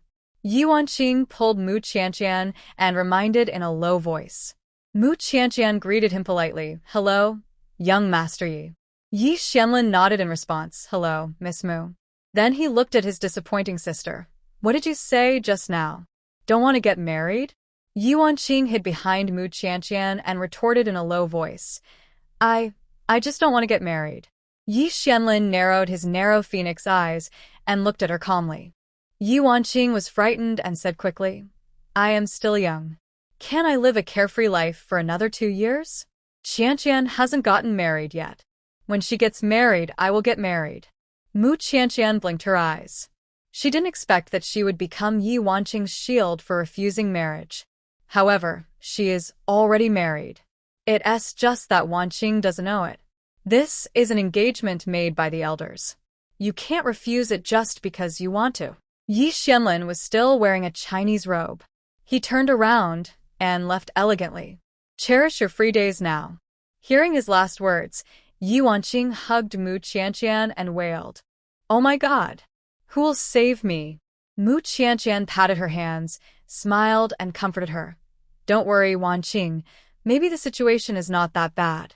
She believed that good people would be rewarded. Wanqing is such a good person. She will definitely have a smooth life. That day, Mu Qianqian went to the supermarket to buy a bag of cat food. There were several stray cats in the school, and they were all starving. When Mu Qianqian thought of them, she thought of her past self, so she took advantage of the fact that she had no classes today and went to the supermarket to buy a bag of cat food, intending to feed the cats in school. But before she got to the school, something unexpected happened. A man jumped out from the corner, covered her mouth, and pulled her back. Mu Qianqian was horrified and frantically scratched his hand, but couldn't break free. She was dragged by the man and directly into the van. Drive away. The driver looked back in panic and was almost scared to death. You only said you were helping to transport the goods, but this. How did you kidnap someone? He was just a van driver who drove goods and didn't want to be involved in any kidnapping case. What are you afraid of? This is my sister. She didn't listen to her family and ran away from marriage. I will take her back to get married. Just drive, and I will pay you 3 times the toll later. The driver was skeptical. Is she really your sister? How could I lie to you? Who dares to kidnap in broad daylight? The person who kidnapped Mu Qianqian was none other than Mu Qinghui, the eldest son of the Mu family. Although Lu Yunxiang had called before and told them not to take action for the time being, Mu Qinghui was like a hyena that smelled meat. How could he bear to let 200,000 yuan run away? As long as he could take his sister back to get married, he would get 200,000 yuan. He could never make it in his life, so he was relying on this 200,000 yuan to live a carefree life. Mu Qinghui said viciously, Mu Qianqian, tell the driver, am I your biological brother? Only Mu Qianqian knew that behind her, there was a sharp knife against her back. Mu Qianqian's blood almost froze. She didn't dare to bet whether Mu Qinghui, this madman, would attack her. She didn't dare to take the risk. Mu Qianqian's face turned pale. Yes. See? She is my biological sister. Just drive without worry. Nothing will happen to you. 3 times the toll is not enough. I will give you 5 times the toll. Drive directly to Majia village. I will drop her off at her husband's house and leave. The driver glanced at the rearview mirror and finally stepped on the accelerator as he was tempted by greed. Mu Qinghui held a knife in one hand, and the other hand was bleeding, which was caused by Mu Qianqian's scratch. You which dared to scratch me, you will marry Ma Casey in the future, and see how he will deal with you. Mu Qinghui's cell phone rang. He picked it up and put it to his ear. Hello, Makwetsi. Why are you in such a hurry? I will send the person to you right away. Is the betrothal gift ready? When the time comes, you will hand over the money with one hand and call for help with the other. If you don't see the betrothal gift, don't even think about marrying this daughter-in-law.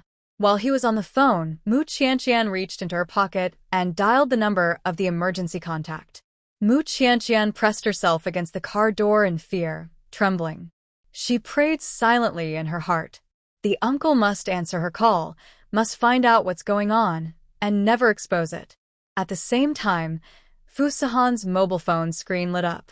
He was holding a strategic meeting of the Fu Group, and when the phone rang, the president of a branch company was still making a report. Fu Sihan frowned. Why would Qianqian call him at this time?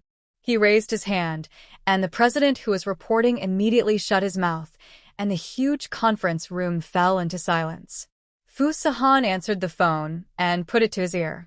But there was no girl's voice on the phone, but a man's disgusting and obscene voice. The banquet can be set up directly. I will be in Manga village in more than an hour. Don't worry, this girl is intact. I guarantee you will be satisfied. Hihi Makazi, you're lucky today. Be a good groom tonight, ha ha ha. When Fu Sahan heard these words, he immediately realized that Mu Qianqian was in trouble. A hint of hostility quickly flashed across his eyes. Fu Sahan did not make a sound. While listening to the phone, he wrote a few words on the paper. Mu Qianqian's palms were sweating. She couldn't see the screen and didn't know if the uncle answered her call. I hope he can hear it. But Mu Qianqian knew in her heart that the hope was slim. After all, when the uncle went out today, he said that he would be very busy today and might come back late. Mu Qianqian could only save herself. She fumbled to find the switch of the car door and pulled it twice, but there was no response. Mu Chenghui saw her movements and said viciously, "You want to jump out of the car?" "No way. The car door is locked. Don't think about escaping. Today you just marry Ma Kazi obediently to avoid physical pain." Mu Qianqian's heart sank and she fell into deep despair. At the same time, Fu Sahan hurried out of the meeting room and handed the note he had just written to his assistant. Block all intersections leaving Bay City, check the surveillance near Mingyuan community, and find a place called Manga village. Yes. Fu Sahan's expression was cold, and his eyes were stained with scarlet. Whoever dared to touch a hair of the little girl, he would take his life. "Mr. Fu, we found it. There is a van with a license plate number of XXXX. It has been staying near Mingyuan community for a long time and is now heading towards Manga village. The surveillance video shows that it seems that a man kidnapped a woman and got into the car. Intercept it immediately." "Yes. I'll mobilize people right away." The van was about to drive out of Bay City. Mu Qinghui seemed to have seen 200,000 red cash waving in front of him. After all, his parents are old and timid, and they don't have his courage. Isn't it easy to succeed? But just when he was getting carried away, dozens of black luxury cars came at high speed and surrounded the van. "What's going on? Why don't they take such a wide road and have to block us?" The driver trembled all over, with a bad premonition, I don't know. The doors of the luxury cars opened in unison. Dozens of black bodyguards got out of the car and surrounded the van in the middle. Behind them, a handsome man in a suit and leather shoes walked out slowly. Mu Qinghui knew that Fu Sahan was not an ordinary person when he saw his temperament.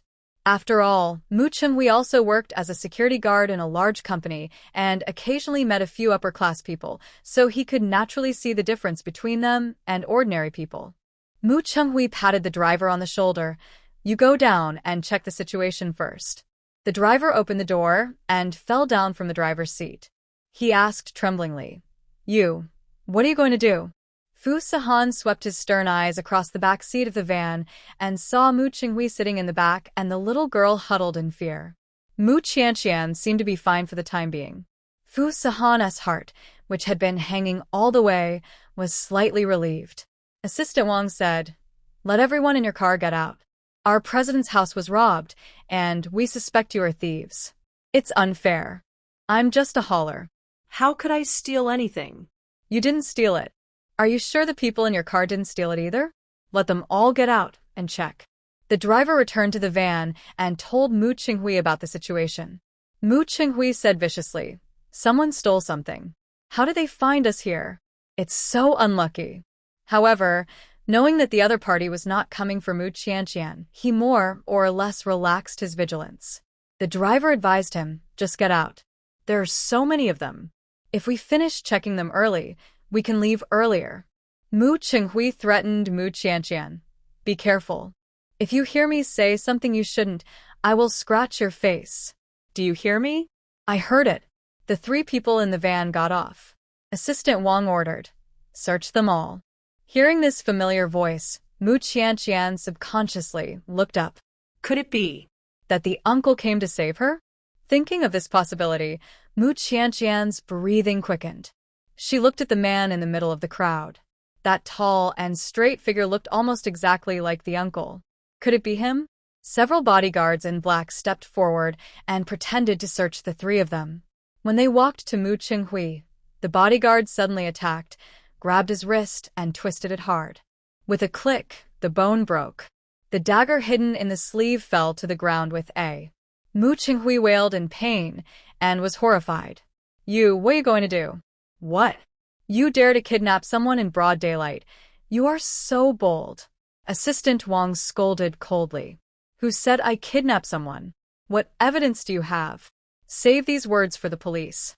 Fu Sahan stretched out his hand to Mu Qianqian. Uncle, it's you. Mu Qianqian raised a bright smile and ran towards Fu Sahan and flew into his arms like a little butterfly. She hugged Fu Sahan's neck, terrified. I was scared to death just now. Fu Sahan patted her back and comforted her. Don't be afraid. I'm here. Mu Qianqian leaned in his arms, smelling the familiar scent of agarwood on him, and her nervous heartbeat gradually slowed down. Uncle, aren't you very busy today? How do you have time to answer my call? Fu Sahan said in a deep voice, if it's not urgent, you won't call me easily. So even if he was in a very important meeting, he would answer her call without hesitation.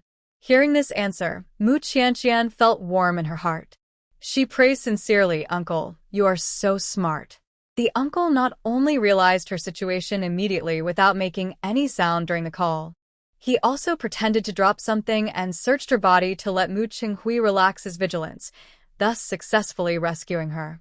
Mu Qianqian's simple compliment made Fu Sahan very happy, and he curled his lips in a good mood. The next second, Mu Qianqian's body suddenly flew into the air and was picked up sideways. Mu Qianqian subconsciously uged Fu Sianesenek, uncle? Hold me tight. Fu Sahan's steady voice sounded in her ears. Mu Qianqian hugged him tightly and was carried to the back seat of the luxury car. Her cheeks flushed and felt slightly hot.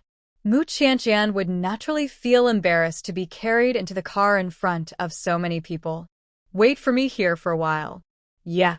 Mu Qianqian nodded obediently. Fu Sahan rubbed her hair, took off his expensive watch and placed it in her palm. Mu Qianqian sat in the car and waited quietly. The pointer on the dial ticked, but the uncle had not come back yet. What did the uncle do? 10 minutes later, Fu Sahan returned to the car. Uncle, you seem to smell of blood. Mu Qianqian frowned and smelled the faint smell of blood in the air. Really? You smelled it wrong. Fu Sahan's voice was cold. Help me put on the watch. Mu Qianqian put the watch in her hand back on his thin wrist. The cold watch was warmed by her. Mu Qianqian's small hand also fell into the big palm, wrapped in his warm and rough palm. Let's go. Fu Xian ordered calmly. The driver drove fearfully. Assistant Wang, who was sitting in the passenger seat, also had a strange expression on his face, and his attitude was more cautious than usual.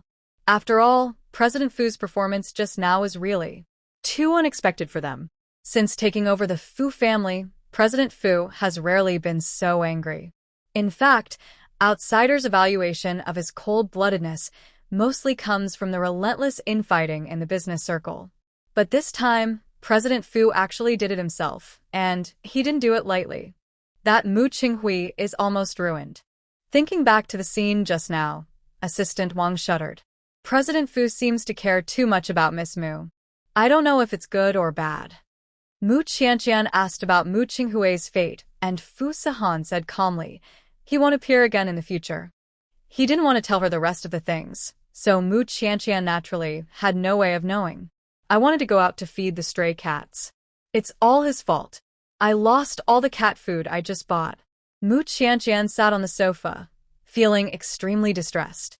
Her face was white and tender, and her lips were pink and chubby, making people want to rub them. Fu Sahan couldn't help but stretched out his hand and pinched her face. Buy more if you lose it. But that bag of cat food costs hundreds of dollars, and I haven't fed it at all. Those stray cats didn't even get a bite before it was lost. For Mu Qianqian, this amount of money was not small. After all, her monthly living expenses were only a few dollars before. Mu Qianqian pounded the pillow angrily. It's all Mu Qinghui's fault. It's all his fault. Fu Sahan rarely heard of money of this magnitude. Hundreds. He was stunned for 2 seconds before he realized that it was not tens of billions nor millions, but just a few $100s. Fu Sahan moved the corners of his lips and smiled. Just buy it next time. Don't get angry about such a small thing.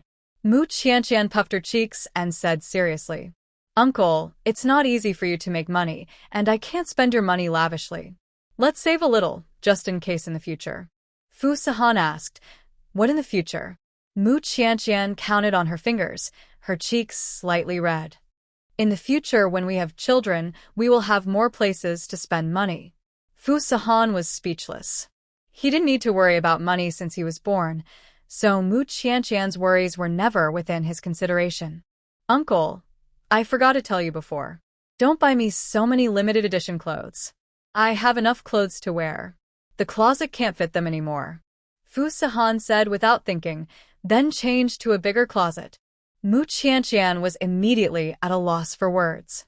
How could the uncle not feel sorry for the money at all? Mu Qianqian hugged Fu Sahan's arm and said coquettishly, Uncle, can we keep a cat? There are so many stray cats in our school. They look so pitiful. Fu Sahan refused, without hesitation, no. Muchankan pautede grivdli, fraunen. Why?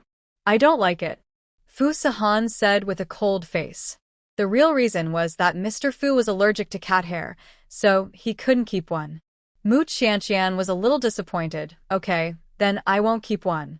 She couldn't adopt those stray cats, so she had to buy some cat food and find a chance to feed them. Old Mrs. Fu called and asked with concern, Sahan, have you taken Qianqian to the hospital? Not yet. It's been so long. Why haven't you taken her to the hospital? You as a husband are too careless. Qianqian has changed so much, you didn't even notice it? Fu Sahan had to follow the old man's wishes. I'll take her tomorrow. That's better. Old Mrs. Fu smiled. Don't be too busy with work during this time. Make more time to accompany Qianqian. I know, I'll listen to you. Mrs. Fu hung up the phone with relief. Fu Sahan was the only one left worried. He knew what the old lady was expecting, but he was bound to disappoint Mrs. Fu when he had a checkup tomorrow. He and Mu Qianqian had never slept together, so how could he give the old lady a great-grandson? The Mu family was in chaos at this time. Mu Chenghui had his legs broken and was paralyzed in bed, and he had to be taken care of. He also lost his job and is now almost like a useless person. After all, he was the one who kidnapped first, and as a kidnapper, he naturally didn't dare to call the police. What's more, the fear that man brought to him and the sense of oppression from the superior made him unforgettable, and he didn't dare to raise any thoughts of confronting him. How did that witch Mu Qianqian get together with such a powerful man? Mu Chenghui had a hunch that from now on Mu Qianqian and they might not be people from the same world. They couldn't afford to offend her at all. Why are you so impulsive? Can't you discuss it with your family first? Mu Chenghui was disheartened and sarcastically said, What to discuss? You two have secrets that you don't want to tell me, and you are reluctant to give me the 1 million. Why should I discuss it with you? We're just saving it for you first. How can we not give you this money? Sooner or later, it will be yours. Mu's father was very disappointed. Mu Chenghui said sarcastically, TSK, maybe you will give all to Cheng Yao and leave nothing for me. You are really out of your mind. Why do you divide it so clearly among brothers? Mu Chenghui roared. I am so old, and I don't even have a partner. My relatives and friends look down on me. How can I not be anxious? It's because you, as parents, are incompetent and can't buy me a house or marry me a wife. Mu's mother wiped tears secretly. Mu Chenghui spat on the ground. I don't understand. I could have called the police to bring that girl back in exchange for 200,000 yuan in betrothal gifts. You just refused to agree and dragged it until she moved her household registration. If you weren't nagging here, would I have taken such a risk? If you hadn't stopped me, I would have sent her to Ma Keizi's bed long ago. This 200,000 yuan should have been mine. Mu Chenghui was full of resentment and vented it on his parents. It was all because his parents were not decisive enough, causing the 200,000 yuan that was about to be at their fingertips to fly away. Mu's father threw the water pipe to the ground and shouted, What do you know? If you call the police to arrest that girl, your mother and I will have to go to jail. Who are you trying to scare? Why would the police arrest you? Mu's father got excited. Of course, it's because of Mu Qianqian, the head of the family.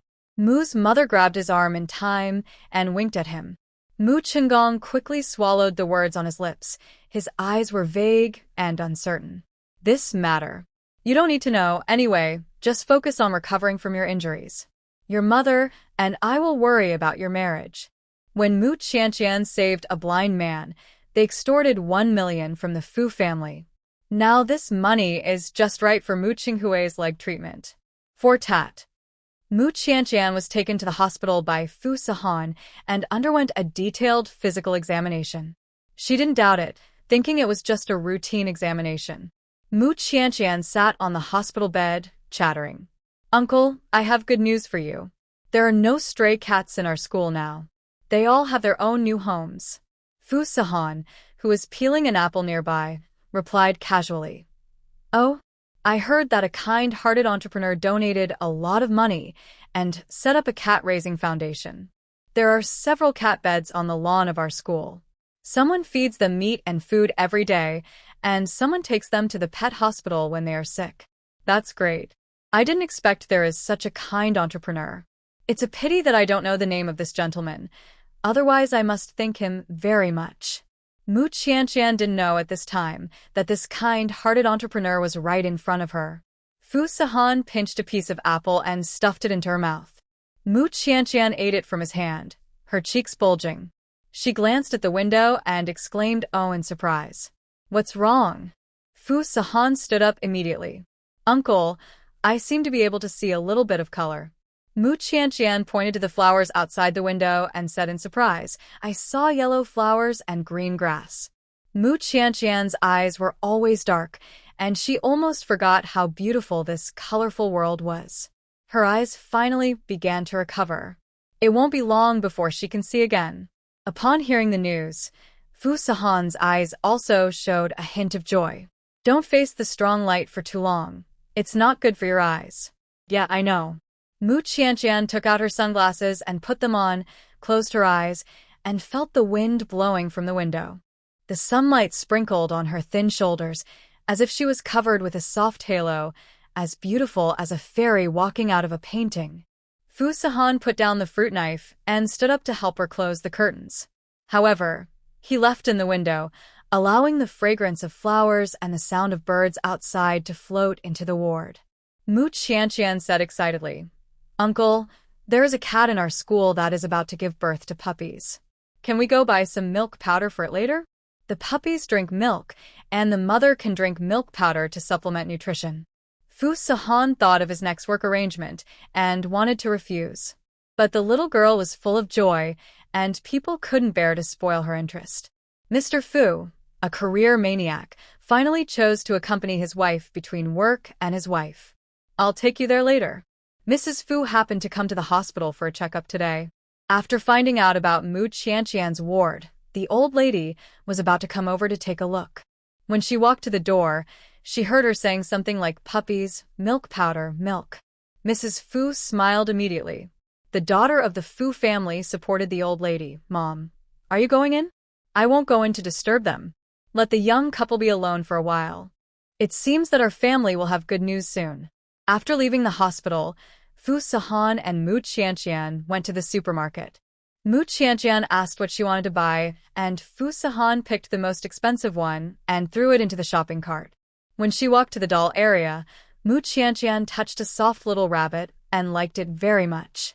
Uncle, I want a plush toy, just one, can I? When she watched TV before, she envied the girls on TV the most because they had a bed full of plush toys and could hug them to sleep. But her bed was only piled with dirty clothes and sundries. For her, plush toys were like an unattainable princess dream. It represented the carefree time that she had never had, being held in the palm of someone's hand. Fu Sahan asked, which one do you want? Mu Qianqian happily picked in the toy area. This little rabbit felt so soft, and this little bear was not bad either. She picked 3 of her favorite dolls and then fell into a dilemma. Which of these 3 toys should she buy? Take them all if you like them. Fu Sahan directly took the 3 toys from her arms and put them on the top of the shopping cart. Mu Qianqian bit her lower lip, a little hesitant, but these things are useless. Wouldn't it be a waste to buy so many? After all, she was used to saving money. In Mu Qianqian's consumption concept, she can only buy the most useful things. Every penny spent beyond that is a waste. Fu Sahan curled his lips. Making you happy is their greatest use. When it was time to pay, the high bill made Mu Qianqian stunned. When Mu Qianqian heard the price, she didn't dare to buy it. Such a small toy, one actually costs more than 1,000 yuan. I'll put these $3 back. Mu Qianqian was reluctant and sensible to make concessions. Fu Sahan didn't give her a chance to regret.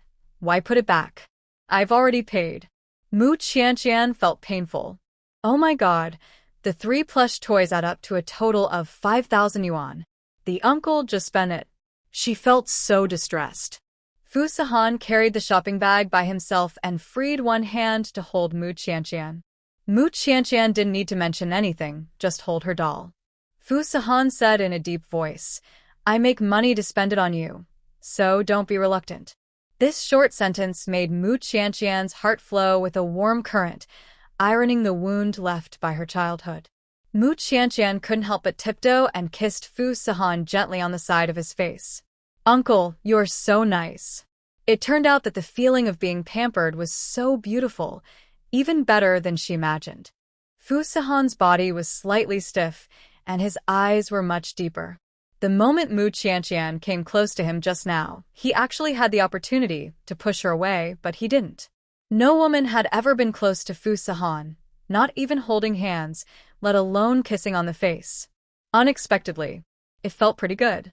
The soft lips came up, with the fragrance of flowers and the unique body fragrance of a girl, which was addictive.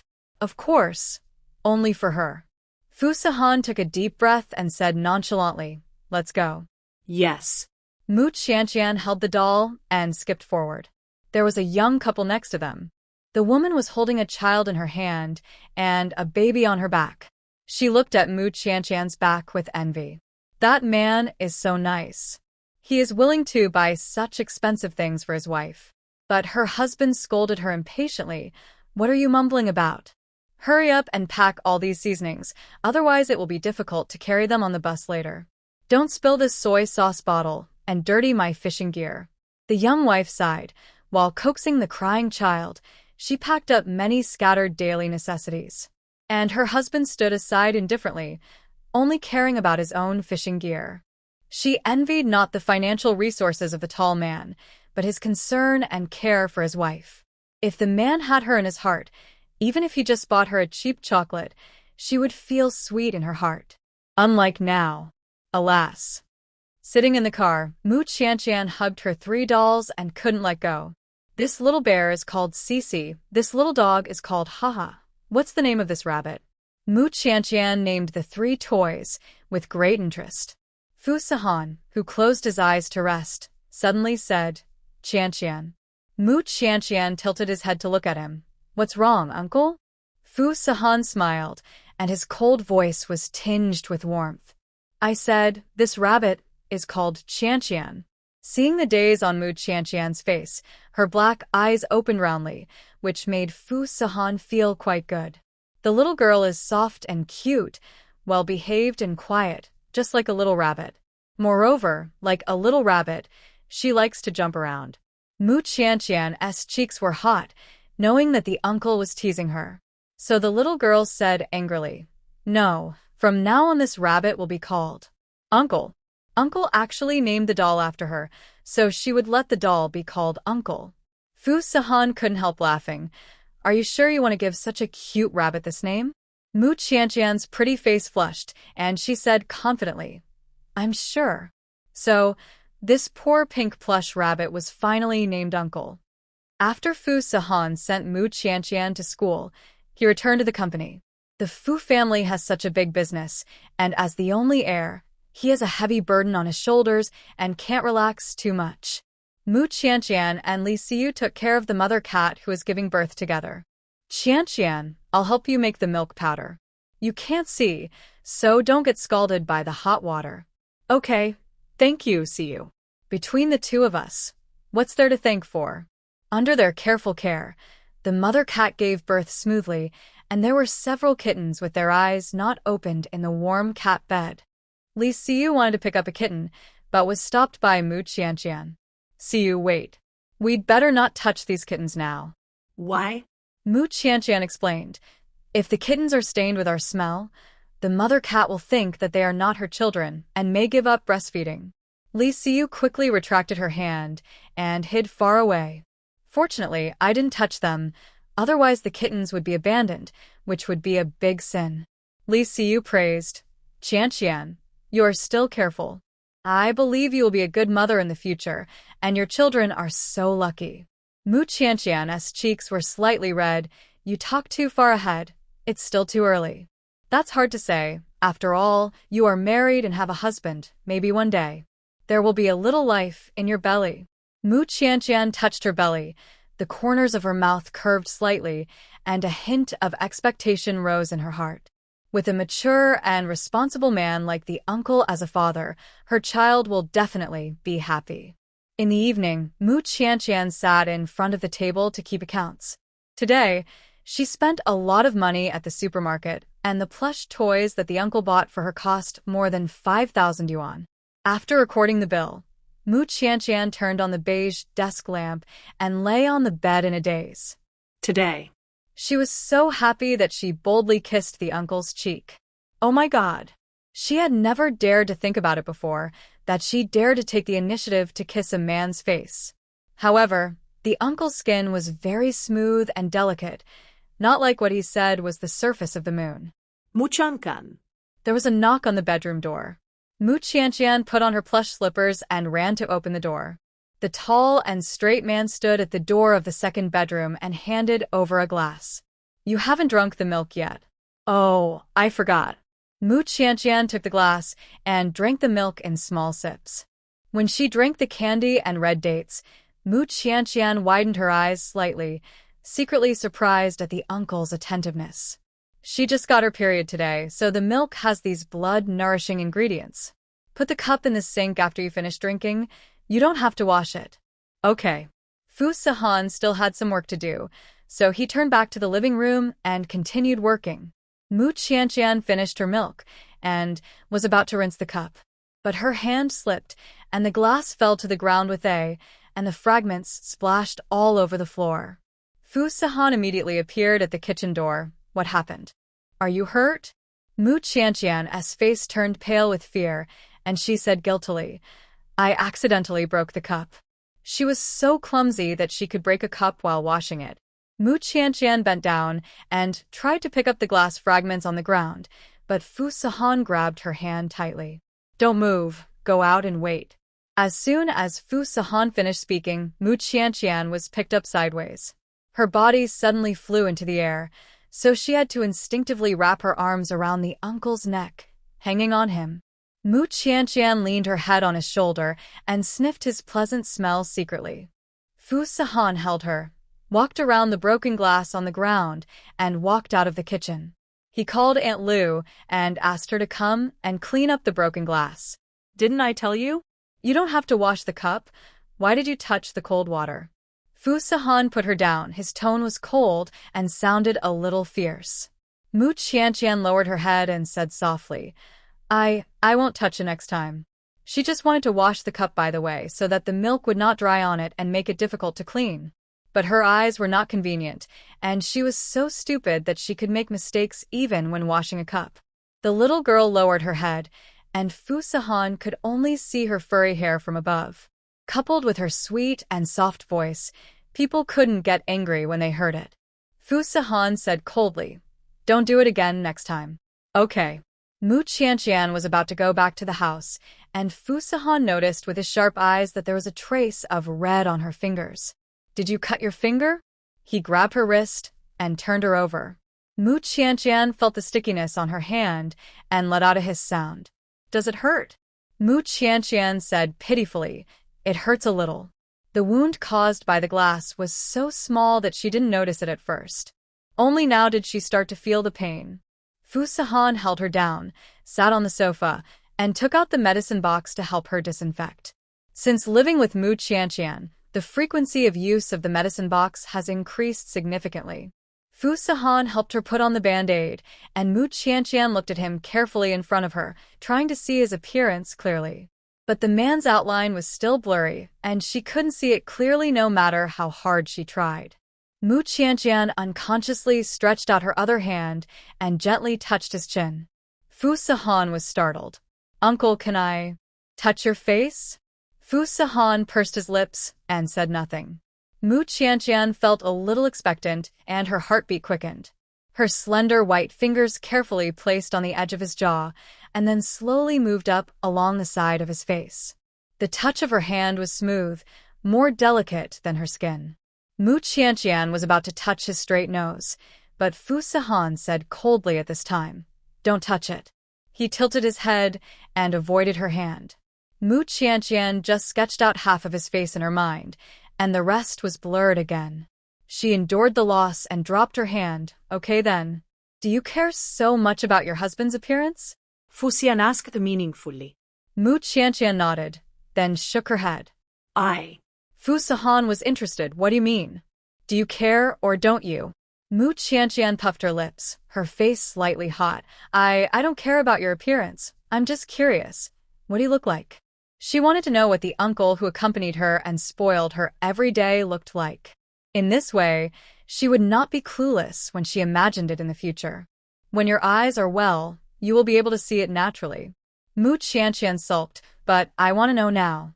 Take good care of your eyes and try to recover your vision as soon as possible so that you can see me sooner." Fu Sahan's words were full of mystery. Mu Qianqian's heart ignited with a burning expectation. She clenched her fists and said firmly, "I will take good care of my eyes. Even if it is to see the uncle earlier, she must protect her eyes and not shed tears easily." Fu Sahan curled his lips with satisfaction. "Go back to sleep." When Mu Qianqian returned to the house, Fu Sahan tugged at his tie and took a big gulp of cold water. The little girl really thought he was a statue without any feelings and kept touching his face. She didn't know how hard it was for him just now, and he almost broke down. Mu Qianqian went to the cafeteria to eat and was pestered by a boy. "Miss, can you add my contact information?" the boy said casually. Mu Qianqian refused. "Sorry, my phone is out of battery." The boy stopped in front of her and said to himself, "Tell me your number and I'll save it." Fong Yanran recognized the boy and whispered to Mu Qianqian. He, like Yao Xianer, got in with the help of his family. "I heard that he changes girlfriends frequently, Qianqian. It's better for us not to provoke him." There were also people whispering around. Who is Mr. Fong targeting again? Didn't he just break up with the beauty in the Department of Literature a few days ago? Isn't this the genius academic master Mu Qianqian? It seems that her eyesight is not very good, but her appearance is really amazing, 100 times better than in the photo. She is so beautiful. I think she is much prettier than Feng Xiao's ex-girlfriend. Forget it. She is favored by Feng Xiao, and it is estimated that she can't escape his clutches. Tut tut. Our school will have another infatuated girl trapped in love. Feng Xiao's name is Feng Song. He is a well-known in the University of Finance and Economics. He changes girlfriends more frequently than he changes clothes. He basically succeeds in getting all the girls he targets. Feng Xiao is tall, good-looking, and his family is rich. It is difficult for a girl not to be moved by such a tall, rich, and handsome man. However, Feng Song's feelings come and go quickly. He gets tired of them after playing for 2 days. By then, Mu Qianqian will probably be like his ex-girlfriends and will not let him go. Mu Qianqian frowned slightly. "I don't remember my number." "Sorry, please move aside." Her words of rejection made Feng Song burst into laughter. "No way, you are such a great student, but you can't even remember your own phone number? Classmate Mu, you are so cold." Facing the woman's cold face, Feng Song did not feel frustrated at all, but was aroused to challenge. No matter how cold the women he likes are at the beginning, they will finally lower themselves to pester him and be reluctant to break up. Women, when they see tall, rich, and handsome men, can't move. If you spend more money, what kind of women can't you get? "I'm going to eat. Please don't disturb us." Mu Qianqian pulled Fong Yanran and walked out of Feng Song's encirclement. Feng Song touched his chin and looked at her slim back with lustful eyes. Mu Qianqian's legs are longer than those of a dancer, straight and white, and can be said to be top-notch. When he succeeds, he will have a good time. Qianqian, you re not going to eat just this little? Feng Yanran said, with concern. Mu Qianqian curled her lips. I've lost my appetite because of that man just now. Feng Yanran advised. You should eat a little more. It's not worth getting angry over that kind of person. Mu Qianqian thought of the uncle's instructions to her and lowered her head to take a few more bites of food. If the uncle knew that she didn't eat well, he would teach her a lesson again. Feng Yanran checked her phone and found that what happened just now had been posted on the forum with exaggeration. Some people even publicly called for betting on how long it would take for Mu Qianqian to be pursued by Feng Song. I bet 1 week. Feng Xiao's skills in picking up girls are first class. The beauty of the department only lasted 3 or 4 days before he took her down. Mu Qianqian can be seen as a girl with a very good personality. She can't resist a bad man like Feng Xiao. I estimate that they will be together in less than a week. What a pity, such a simple and beautiful girl met Feng Xiao, a veteran in the world of flowers. When Mr. Feng gets tired of her and breaks up with her, I dare not imagine how big it will be for Mu Qianqian.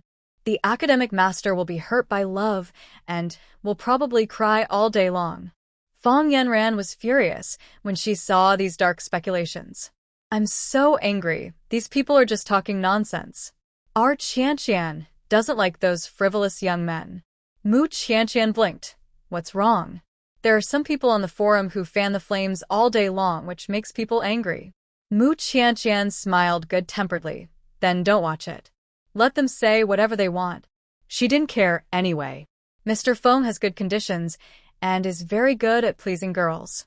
In fact, I'm a little worried that you will waver, Qianqian. Mu Qianqian shook her head, her tone firm. I won't. Why? Mu Qianqian blinked her dark almond eyes. Of course it's because she is already married. However, Mu Qianqian did not tell the truth, but just smiled mysteriously. I'll tell you later. In the following period of time, Feng Song launched an offensive against Mu Qianqian. He tried to make his presence felt in front of her from morning to night, either by sending flowers and breakfast, or by sending bags and lipsticks. But Mu Qianqian refused to accept any of these gifts. Many people were laughing at Feng Song, but he was still confident. Don't worry, there is no woman in this world that I can't get. The harder she is to pursue, the more she arouses my fighting spirit. It's not like he hasn't seen women who play hard to get before, but as long as he is a little cold, the women will immediately stop pretending. No matter how beautiful Mu Qianqian is, she is just a bumpkin who has never seen the world. Can she withstand his fierce pursuit? Mu Qianqian was surrounded by a group of people just after class. Before she could figure out what was going on, she heard a bunch of people cheering. Be together. Be together. Promise him. It turned out that Feng Song had placed a lot of heart-shaped balloons on the grass and sprinkled it with rose petals, making it look like a wedding scene. He was wearing a suit, holding a microphone, and walked over slowly to the sound of music. Mu Qianqian, I am sincere to you. Can you give me a chance? Feng Song was holding a large bouquet of flowers in his hand and handed it to Mu Qianqian. This romantic scene made many girls in the school envious, and they wished they could stand in the middle for Mu Qianqian. After all, Feng Song's looks and family background were there. Although he was a little romantic, who hasn't dreamed of making a prodigal son return? Mr. Feng is so smart. If I were Mu Qianqian, I would definitely not be able to resist it. They're going to be together this time. It's a pity for the beauty in the next-door department. She has been crying in the dormitory for several days. Be together. Be together. Mu Qianqian, just promise him. But with so many people surrounding and matchmaking her, Mu Qianqian remained unmoved. Her pretty face turned cold, and she said unhappily, Classmate Feng, please don't disturb me from studying. I'm not interested in you. I have never seen such a narcissistic and stubborn person. He has already said that he doesn't like her, so why does he keep pestering her? He has caused her a lot of trouble. The scene was awkward for a while. Feng Song, who was full of confidence, suddenly frowned and felt like a clown. Mu Qianqian, I pursue you because I think highly of you, so don't be shameless. There must be a limit to playing hard to get. If you exceed that limit, it will not be cute. At this moment, he still narcissistically felt that Mu Qianqian was just playing hard to get with him. He didn't believe that Mu Qianqian really looked down on him. Please don't bother me in the future, or I will tell the teacher. After saying that, Mu Qianqian turned around and left without any reluctance. The speakers were still playing love songs, and Feng Song was so angry that he kicked the speakers to pieces. Who do you think you are? You dare to challenge me? I can find a lot of this kind of stuff in nightclubs. His follower echoed, This woman is really ignorant, Mr. Feng. Calm down, don't bother her. Mr. Feng grinned. Why are you pretending to be innocent? Even if she begs me in the future, I won't bother with her. I'm just playing with her. She really thinks she's a princess. Even if she's a princess, she's a nightclub princess. I heard that this woman has an affair with Fu Qianqing. I guess she has set her eyes on the Fu family and wants to marry into the family and soar to the sky. TSK just her? She wants to get into the Fu family? Will they let her in? Everyone knows the status of the Fu family in the circle. It would be a miracle if they would set their eyes on a country bumpkin like her. If that day really comes, I would rather broadcast running ha ha ha. Finally getting rid of Feng Song's harassment, Mu Qianqian felt that the air was a lot fresher. The uncle came to pick her up after work. Fu Sihan asked in a deep voice, Why is your face so red? Who made you angry? It's okay, just an insignificant person. Mu Qianqian pulled Fu Sihan and said impatiently, Uncle, I'll take you to see the kittens. They are super cute. You will definitely like them. Fu Xian paused slightly. He is allergic to cat hair. How could he like them? Uncle, why aren't you moving? Fu Sihan gathered his thoughts and said casually, Let's go. Sure, Uncle, you have to be light-footed. The mother cat just gave birth to her cubs, and she is easily nervous now. Mu Qianqian approached the cat's nest quietly and squatted on the side of the cat's nest. She heard the sound of the kitten's milk and the occasional meow of the mother cat. Fu Sihan was far away, watching her from the side. When Mu Qianqian was feeding the cat food, she secretly reached in and touched the mother cat's soft fur. Meow. The mother cat was very familiar with her and rubbed her arm affectionately. Sometimes animals are much kinder than people. Mu Qianqian stroked the cat comfortably and called Fu Sihan, Uncle, don't you want to pet the cats? They are so well behaved and not afraid of people at all. Fu Sihan kept his distance, no. Although he was standing farther away, he still felt a slight itch in his throat. It was a sign of allergy. They love cleanliness and are not dirty at all. Really, you will know if you touch them. They are very soft. Mu Qianqian invited again and again, but Fu Sihan remained unmoved. The little girl muttered, You can resist petting such a cute cat. Uncle, have you quit drugs? Fu Sihan walked up helplessly and rubbed her head. Let's go, it will be dark soon. He didn't have any feelings for cats, but when he saw the cute Mu Qianqian, he often couldn't help but want to touch them. Well, I won't disturb them. Mu Qianqian was about to leave when a chubby girl ran over. You're Mu Qianqian, right? My friend wants to see you. Who is your friend? Lu Shi, you should have heard of her. Mu Qianqian thought for a moment and shook her head, no. The girl thought she was pretending and stomped her feet in anger. She is the beauty of our department and Feng Song's ex-girlfriend. How could you not have heard of her? I don't know her. I want to go home. Lu Shi hasn't eaten for several days. Can you bear to watch her degenerate like this? I just want to ask you to go over and say a few words. Why are you so arrogant? As a girl, don't you have any sympathy at all? Mu Qianqian was scolded by her for no reason. I don't even know her. What's there to say? Fu Sihan frowned when he saw her being entangled and walked over. What's wrong? Someone wants to talk to me, but I don't know her at all, and there's nothing to say. Fu Sihan held her hand. If you don't want to go, don't go.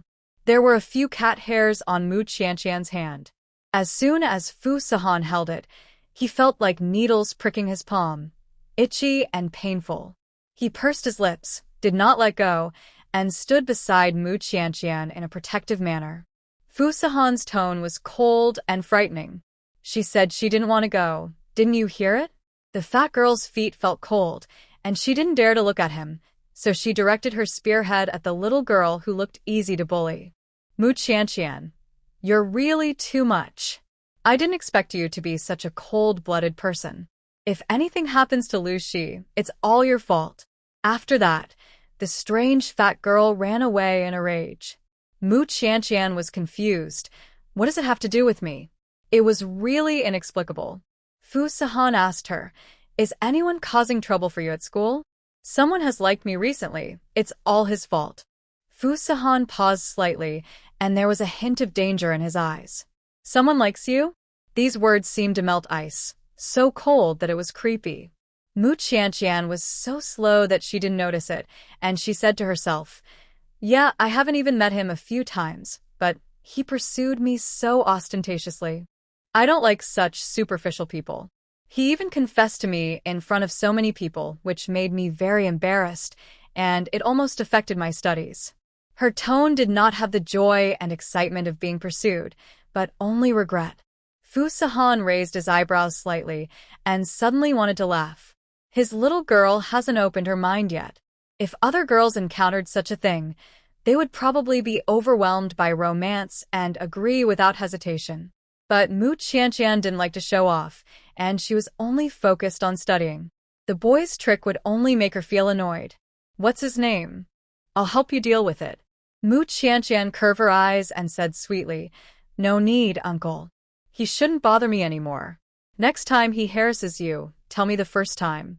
Mu Qianqian couldn't help laughing. Her mouth opened wide, revealing her white teeth. Uncle, you act like my elder. It was as if an elder was admonishing his own child, fearing that she would be bullied at school. Fu Xian choked. He cared about his wife, but in her eyes, he became her kind elder? Isn't this a generation gap? Fu Sahan pinched her little face and said in a deep voice, study hard in school and stay away from those childish boys. They will only affect your progress. Remember? It doesn't matter if they are of different generations. He still has to say what he should say. Otherwise, when the little girl is kidnapped by someone else that day, he will regret it too late. Mu Qianqian nodded obediently. Remember, uncle. She also felt that those boys whose minds were full of love were too naive and not mature at all. They were not her type. After returning home, Aunt Lu had prepared dinner and was about to take off her apron to go out. She looked up and suddenly exclaimed, Mr. Fu, why is your neck so red? Are you sick? Fu Sahan's neck was red, as if he was drunk, which looked a little scary. It's nothing, you go over first. Do you want to call a doctor? No need. Aunt Lu didn't dare to say anything more, closed the door, and went next door. Mu Qianqian's face was replaced with worry. Uncle, what's wrong with you? Are you feeling uncomfortable? She grabbed his arm and subconsciously stood on tiptoe, getting closer to his neck to see what was going on. But her eyes were too weak to see anything. Where do you feel uncomfortable? The hot air that Mu Qianqian exhaled while speaking brushed against Fu Sahan's neck, like a soft feather brushing past. Fu Sahan was already itchy due to allergies, and being blown by her breath was even more unbearable. A burst of evil fire surged in his body, and his eyes suddenly became unfathomable. Fu Sahan took a deep breath and pushed Mu Qianqian away. Uncle, why don't you speak? I'll take you to the hospital. Mu Qianqian's tone was anxious, and she was extremely worried. Fu Sahan was full of helplessness. She was a little girl with inconvenient eyesight, and she took a grown man to the hospital. If this got out, would he still have this face? Don't worry, I'm fine. I'll ask Dr. Song to come and prescribe some medicine later. Mu Qianqian was so anxious that she wanted to pull his collar. Fu Sahan quickly grabbed her wrist. Go wash your hands. Her concern was a little too much for him to bear. I'll go right away. Fu Sahan called the family doctor and asked him to bring medicine for allergies. Dr. Song arrived quickly and saw at a glance that Mr. Fu was allergic. Mr. Fu, did you touch? Akat. Before Dr. Song finished speaking, Fu Sahan stopped him with a look. He shut his mouth tactfully, but he couldn't help but wonder in his heart. Mr. Fu knew that he was allergic to cat hair, So why did he get close to cats? I haven't heard that Mr. Fu likes to pet cats before. Is it a newly developed hobby? Mu Qianqian didn't see the eye contact between the two people and asked with concern. Doctor, what's wrong with the uncle? Well, Mr. Fu is fine. Just apply some medicine. Dr. Song prescribed 2 prescriptions, one for internal use, used to suppress allergic reactions. The other is for external application, applied to the neck. This medicine is given to Miss Mu. Please help Mr. Fu apply the medicine later. Okay, leave it to me. After finishing his own work, Dr. Song went out with his medicine box. He got another bonus, so he went back to buy a new bag for his wife and Lego for his children. Dr. Song hummed happily and walked into the elevator. Mu Qianqian squeezed the ointment on her hand. Uncle, let me help you apply the medicine. Yes. Fu Sihan sat on the sofa with his arms and legs extended. The little girl's cheeks were slightly red, and she slowly leaned over. Her fingertips were stained with ointment, which was cool and touched the burning allergic skin, bringing a refreshing coolness. But as the little girl approached, the girlish fragrance on her body also drifted into Fu Sihan's nose, a faint floral scent with an addictive sweetness. Fu Sihan asked inexplicably, "What shower gel do you use?" Mu Qianqian blinked. "You bought it for me, did you forget?" It was obviously the uncle who bought her the shower gel. Why did he ask her instead? Fu Sihan's face froze, and he was a little embarrassed. But he soon lost the mood to be embarrassed, because Mu Qianqian's delicate, white fingertips were circling his neck. Where her fingertips touched, clusters of flames were raised. Fu Sihan's body tensed up involuntarily. He suddenly grabbed her wrist, his palm burning. "Uncle, what's wrong?" Fu Sihan calmed down and quickly found an excuse. "I'll get a mirror." "Okay." Mu Qianqian couldn't see where the redness was, so she could only let him guide her. Fu Sihan took back a mirror and looked at her own flushed skin. He held Mu Qianqian's hand and taught her where to apply the medicine.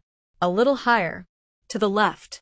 Mu Qianqian's fingers followed his command and moved around. Gradually, her small hands slid down to the man's collarbone and further down, to his strong and broad chest muscles. The skin on Fu Sihan's chest was obviously not red, but white. But he lied without blinking. Further down. The man's voice was unusually hoarse, and there was a hint of bewitching. Mu Qianqian's fingertips were hot, and she bit her lower lip shyly. "Uncle, otherwise, you should apply it yourself." Although she couldn't see, her fingers were more sensitive, and the places she touched would unconsciously appear in her mind, making her imagine. Fu Sihan narrowed his eyes slightly, and his tone was cold. "Little girl, are you so cruel that you let a patient like me apply the medicine myself?" Hearing him say that, Mu Qianqian felt guilty. The uncle was so good to her, but she refused to even help apply the medicine, which was too ungrateful. I'll help you apply it." Mu Qianqian made up her mind, and her little hand quietly slipped into his collar and probed down half an inch. The man's skin was smooth and delicate, but his muscles were tight and full of explosive power. Mu Qianqian's cheeks were as red as persimmons, and her fingers were trembling as she applied the medicine with difficulty. Okay, she said softly. Just as she was about to look up, Fu Sihan happened to look at her, and his thin lips brushed against the side of her face. This unexpected contact made both of them stunned. Fu Sihan's deep eyes stared at her without blinking, like a hungry wolf ready to pounce. Mu Qianqian was so nervous that she forgot to breathe, and her face turned red. Her little heart was pounding, almost jumping out of her throat. "Uncle, I still have homework to do. I'll go back to the room first." Mu Qianqian made up an excuse and ran away. She ran too fast, and her forehead accidentally hit the door of the second bedroom, making a sound. "Are you okay?" Fu Sihan's concern came from behind. Mu Qianqian was so embarrassed that she wanted to find in the ground to crawl into. She rubbed her forehead, quickly hid in the house, and slammed the door. Mu Qianqian leaned against the door. Her rapid heartbeat and breathing still hadn't calmed down. Her forehead didn't hurt much, but her face was so hot. Mu Qianqian touched the place where the uncle had kissed her just now, and felt that piece of skin was like being roasted by fire. She kept replaying the touch just now in her mind, and she couldn't get rid of it no matter how hard she tried. Oh my God, she seemed to have become... It was just an unexpected kiss, not even a kiss. Why was she still savoring it? She couldn't control her brain at all. Mu Qianqian jumped onto the bed in shame and hid in the quilt. In the dark, the sound of her heartbeat boom-boom could still be heard. The next day, as soon as Mu Qianqian entered the school, she was surrounded by Lu Shi and several girls. One of them was the fat girl who stopped her yesterday. The fat girl pointed at her. She is Mu Qianqian. Lu Shi's eyes were red. Her face was so thin that there was almost no flesh left, and her cheeks were sunken. She leaned on her friend weakly and asked aggrievedly, Mu Qianqian, I have something to tell you. Why didn't you come to see me yesterday? Mu Qianqian pursed her cherry lips. I don't know you. Just say whatever you want to say. There were people coming and going at the school gate, and this scene was watched by many people. Someone also spread the news, attracting more people to watch the fun. The beauty of the department is going to make trouble for Mu Qianqian. This is going to be a good show. Didn't Mu Qianqian reject Feng Xiao? Why did the beauty of the department come to her? Could it be that Mu Qianqian and Feng Xiao have hooked up privately? For a while, there were many different opinions. Before Lu Shi opened her mouth, 2 lines of hot tears had already flowed from her eyes. Mu Qianqian, I beg you, please give Brother Song back to me, okay? I can't live without him. He is the first boy I like in my life. I have never tasted the taste of love before. He is the most important person in the world to me. Mu Qianqian, you can just wave your hand, and a bunch of boys will come to you. But why do you have to my Brother Song away? Are you trying to force me to death? Mu Qianqian felt a headache. I don't understand what you are talking about. Lu Shi's followers stood up for her. Sheer, why do you say so much to a green tea girl like her? It's strange that she can listen to you. This kind of woman likes to poach other people's men to show her charm. On the surface, she pretends to be pure and disdainful of men, but who knows how slutty she is in private. Maybe she used some disgusting means to Feng Xiao to be obsessed with her.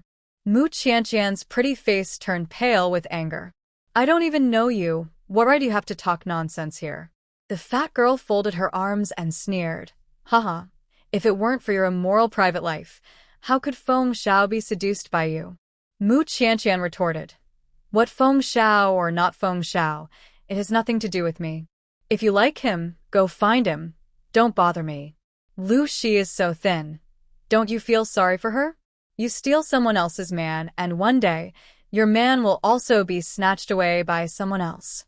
When that time comes, can you still be so high and mighty? Mu Qianqian's head was buzzing.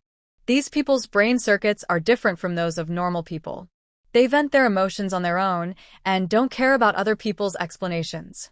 I say it again, I don't know Lu Shi, and she has nothing to do with Feng Xiao. Don't come to me for your emotional problems.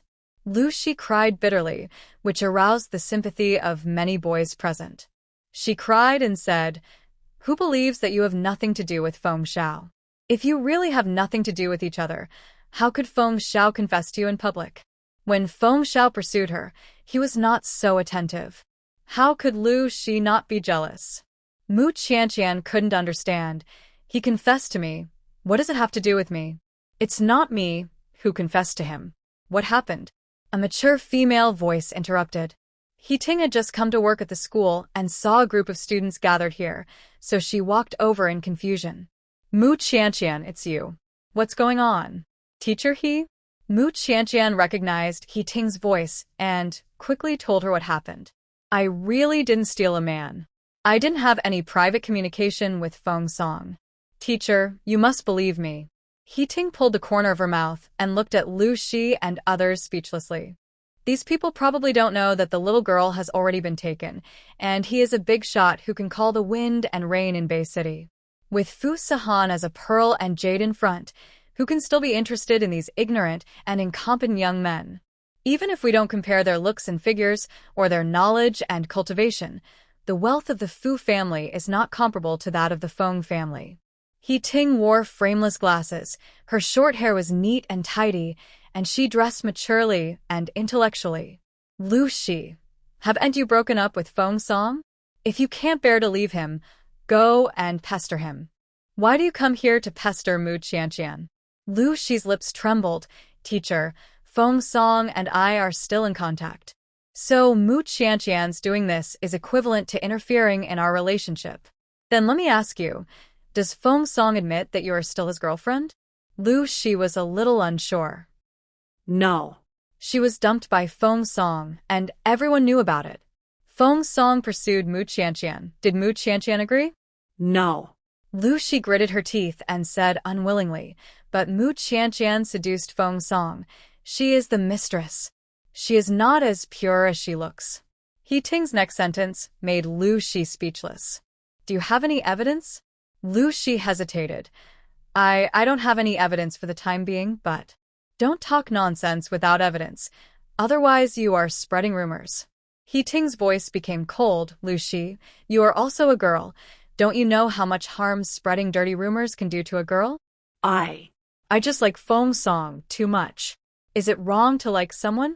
How you like him is your business, but you can't affect others. Otherwise, don't blame me for reporting to the school and suspending your classes. If Lu Shi was suspended from school, she would have no chance to get close to Feng Song. No matter how unwilling she was, she could only bow her head and apologize. I'm sorry, teacher, I won't do this again in the future. You shouldn't apologize to me, you should apologize to Mu Qianqian, the classmate you threw dirty water on. Lu Shi's face turned pale and blue, and she was extremely embarrassed. She had been spoiled since she was a child. How could she have been insulted like this? She remembered this account. Lu Shi pulled a face and apologized to Mu Qianqian reluctantly. Her voice was almost inaudible. I'm sorry. The matter was finally resolved, and the crowd who came to watch the excitement also dispersed. However, this matter was destined to become a topic of conversation after dinner. Lu Shi, a love-brained flower, was embarrassed. Mu Qianqian breathed a sigh of relief. Thank you, teacher He Ting smiled freely. You re-welcome. It's what I should do. Go to class quickly. Well, goodbye, teacher. Mu Qianqian waved at her and walked towards the classroom with her little yellow duck school bag on her back. Her joys and sorrows were all written on her face, and her every move revealed a pure and childish innocence, like a child who had not grown up. He Ting did not expect that Mr. Fu, such a handsome and mature man, would like this type of thing. It seems that men and women still have to complement each other to create sparks. As soon as Mu Qianqian entered the classroom, she was surrounded by Fang Yanran and Li Xiu. Qianqian, we just heard about what happened at the school gate, and we're about to look for you. Are you okay? I'm fine, thanks to teacher He Ting. She helped me solve it. Fang Yanran sighed. This teacher, he is a big shot. She specializes in scientific research, not teaching. Her scientific research level is one of the best in our college, and she is of noble birth. Even the dean dare not offend her. But I heard that she is obsessed with academics and has never meddled in other people's business.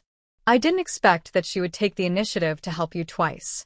Mu Qianqian suddenly thought of what teacher he said last time, that she helped her because she was asked to do so. Who is this kind-hearted person who silently helped her behind the scenes? When did she get to know such an amazing person? Li Xiu said with a gossipy look on her face. Let's not talk about this for now. You haven't read the forum. Lu Shi now has a nickname. Soy Milk Department Flower? Ha ha ha. Why is it called this name? Mu Qianqian asked. Because Feng Song bought her soy milk for a few days and won her over. A few cups of soy milk made her love him to death, and her brain was soaked in soy milk. Mu Qianqian didn't know whether to laugh or cry. She thought Feng Song was so good to Lu Shi. Unexpectedly, it was just a few cups of worthless soy milk that made Lu Shi miss Feng Song so much. Li Xiu replied under the post. I heard that the department flower is on a hunger strike. Why don't you send her a few more cups of soy milk quickly? Don't let Lu Da's department flower starve. Otherwise, I will skin you alive. Fang Yanran laughed so hard that she fell backwards. Xiu, you've taken all the bamboo shoots on the mountain, ha ha. Mu Qianqian, who was taking notes, couldn't help but smile. Okay, stop reading the forums, and come study with me. Li Xiu begged for mercy with a smile. Not only is he smart, he's also so hardworking. He's not going to let us live. Fu Sahan had heard about what happened in school during the day. When he went to pick up Mu Qianqian, he found that the little girl was playing cat's cradle with her friends. She seemed to be in a good mood. Qianqian. Hearing Fu Sahan's voice, Mu Qianqian put away the cat's cradle. Yanran, let's play next time. Fong Yanran smiled and joked, Qianqian, you value beauty over friendship. But who made Qianqian have such a handsome relative?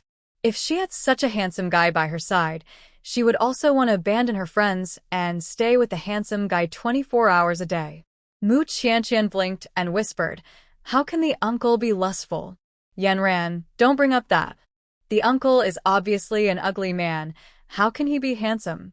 It's better not to mention this in front of the uncle, so as not to poke his sore spot. She has to take care of the uncle's self-esteem. Fong Yanran was speechless about her good friend's aesthetic taste. Qianqian, wait until your eyes are better, then go to another hospital for a checkup. Fong Yanran advised earnestly. With such a handsome guy in front of her, she actually disliked his ugliness and couldn't catch her eye. Qianqian should go and have another look. Okay, then I'm leaving. See you tomorrow. Mu Qianqian waved goodbye to her friend. Fu Sahan held Mu Qianqian's hand with one hand and carried her school bag with the other. The man was tall and handsome, with a cold expression, keeping people at a distance, but he was holding a little yellow duck school bag in his hand. The scene was incongruous no matter how you looked at it. Many passers-by looked over here frequently. Fu Sahan weighed the school bag. Why is it so heavy? I have a lot of courses recently. Mu Qianqian explained. Are you having difficulties in studying? A little bit difficult. A smile appeared in Fu Sahan's eyes. If there is anything you don't understand, I will teach you when I go back. Okay, thank you, uncle. Mu Qianqian hugged his arm and shook it happily. Did anyone bother you today? Mu Qianqian thought for a while. Yes. Fu Sahan's eyes quickly turned cold. What's his name? She asked the beauty from the department next door. She stopped me today. Mu Qianqian told the uncle what happened today. The uncle was like an elder and also like her friend. No matter what problems she encountered, she could share them with her. But fortunately, teacher, he helped and did not delay my class. Yeah. Fu Sahan reminded worriedly, if someone harasses you again, tell me in time. I know. But Mu Qianqian felt that these were all trivial matters and there was no need to ask the uncle for help. After all, the uncle was so busy at work, she was embarrassed to trouble him with these trivial matters. Besides, those small groups in the school who targeted others had very childish tricks, and she didn't take them seriously at all. Speaking of which, I think this Lu Shi is also very pitiful. Fu Sahan was so angry that he laughed. She bullied you, and you still feel sorry for her? How can this little girl be so stupid? She even speaks for the people who bullied her. It's not that kind of pity. I just think that there must be something hateful about pitiful people, and there must be something pitiful about hateful people. You have some truth in what you said. Go on. Mu Qianqian said firmly. She always feels that someone else has taken away her boyfriend, but in fact, the relationship that can be taken away is the cheapest, and I don't want it even if it is given to me. Truly precious feelings must be able to withstand hardships and resist temptations. If she can be seduced away by someone casually, she doesn't want such a man. Fu Sahan looked at her with a deeper look. He rubbed her soft hair, and his action revealed a doting that he didn't even realize. I didn't expect that you are also a little philosopher. Mu Qianqian said a few words casually, and her face turned red with embarrassment when he praised her like this. Uncle, don't tease me. She is not a philosopher at all. At most, she has read a few romance novels before. She has never eaten pork, but she has seen many pigs running. Passing by a milk tea shop, Mu Qianqian heard the cheerful music coming from the speakers, and her appetite was aroused. I love you, you love me. Mu Qianqian tugged at Fu Sahan's sleeve and whispered, Uncle, I want to drink a cup of milk tea. Fu Sahan doesn't like sweets, and even more so these unhealthy foods with no nutrition. He frowned and said, Go back and drink the nutrient solution. The girl's health was not good to begin with. How could she keep her body healthy by drinking these unhealthy drinks? Mu Qianqian pouted, and her fair face suddenly fell. Although the nutrient solution now has many flavors such as strawberry, banana, and chocolate, she still occasionally feels greedy and wants to drink something unhealthy. Uncle, I have never had milk tea before. Just let me have a cup. Mu Qianqian was ravenous. She had had milk tea twice, which was the only time her good friend Li Xiu treated her. The less she could drink it, the more she missed it. Seeing her pitiful appearance, Fu Sihan's hard heart could not be hardened anymore. He even felt a little guilty. Was he too strict? In the end, Fu Sihan gave in and set rules for her. Drink once every 2 weeks. Mu Qianqian immediately raised her lips and smiled like a flower. Okay. Fu Sihan suddenly felt like he was fooled. Mu's house. Mu's mother's sharp voice rang out. What did you say? That witch Mu Qianqian. Is she really hooking up with a rich man? Mu Qinghui was lying on the bed, chewing the fat meat, his mouth full of oil, and he said sarcastically, Isn't it? She has turned from an ugly duckling into a white swan. How can she still remember her poor parents? This girl doesn't care about her family at all now. She eats and drinks all the delicacies. Has she ever thought of us? Just because she is blind?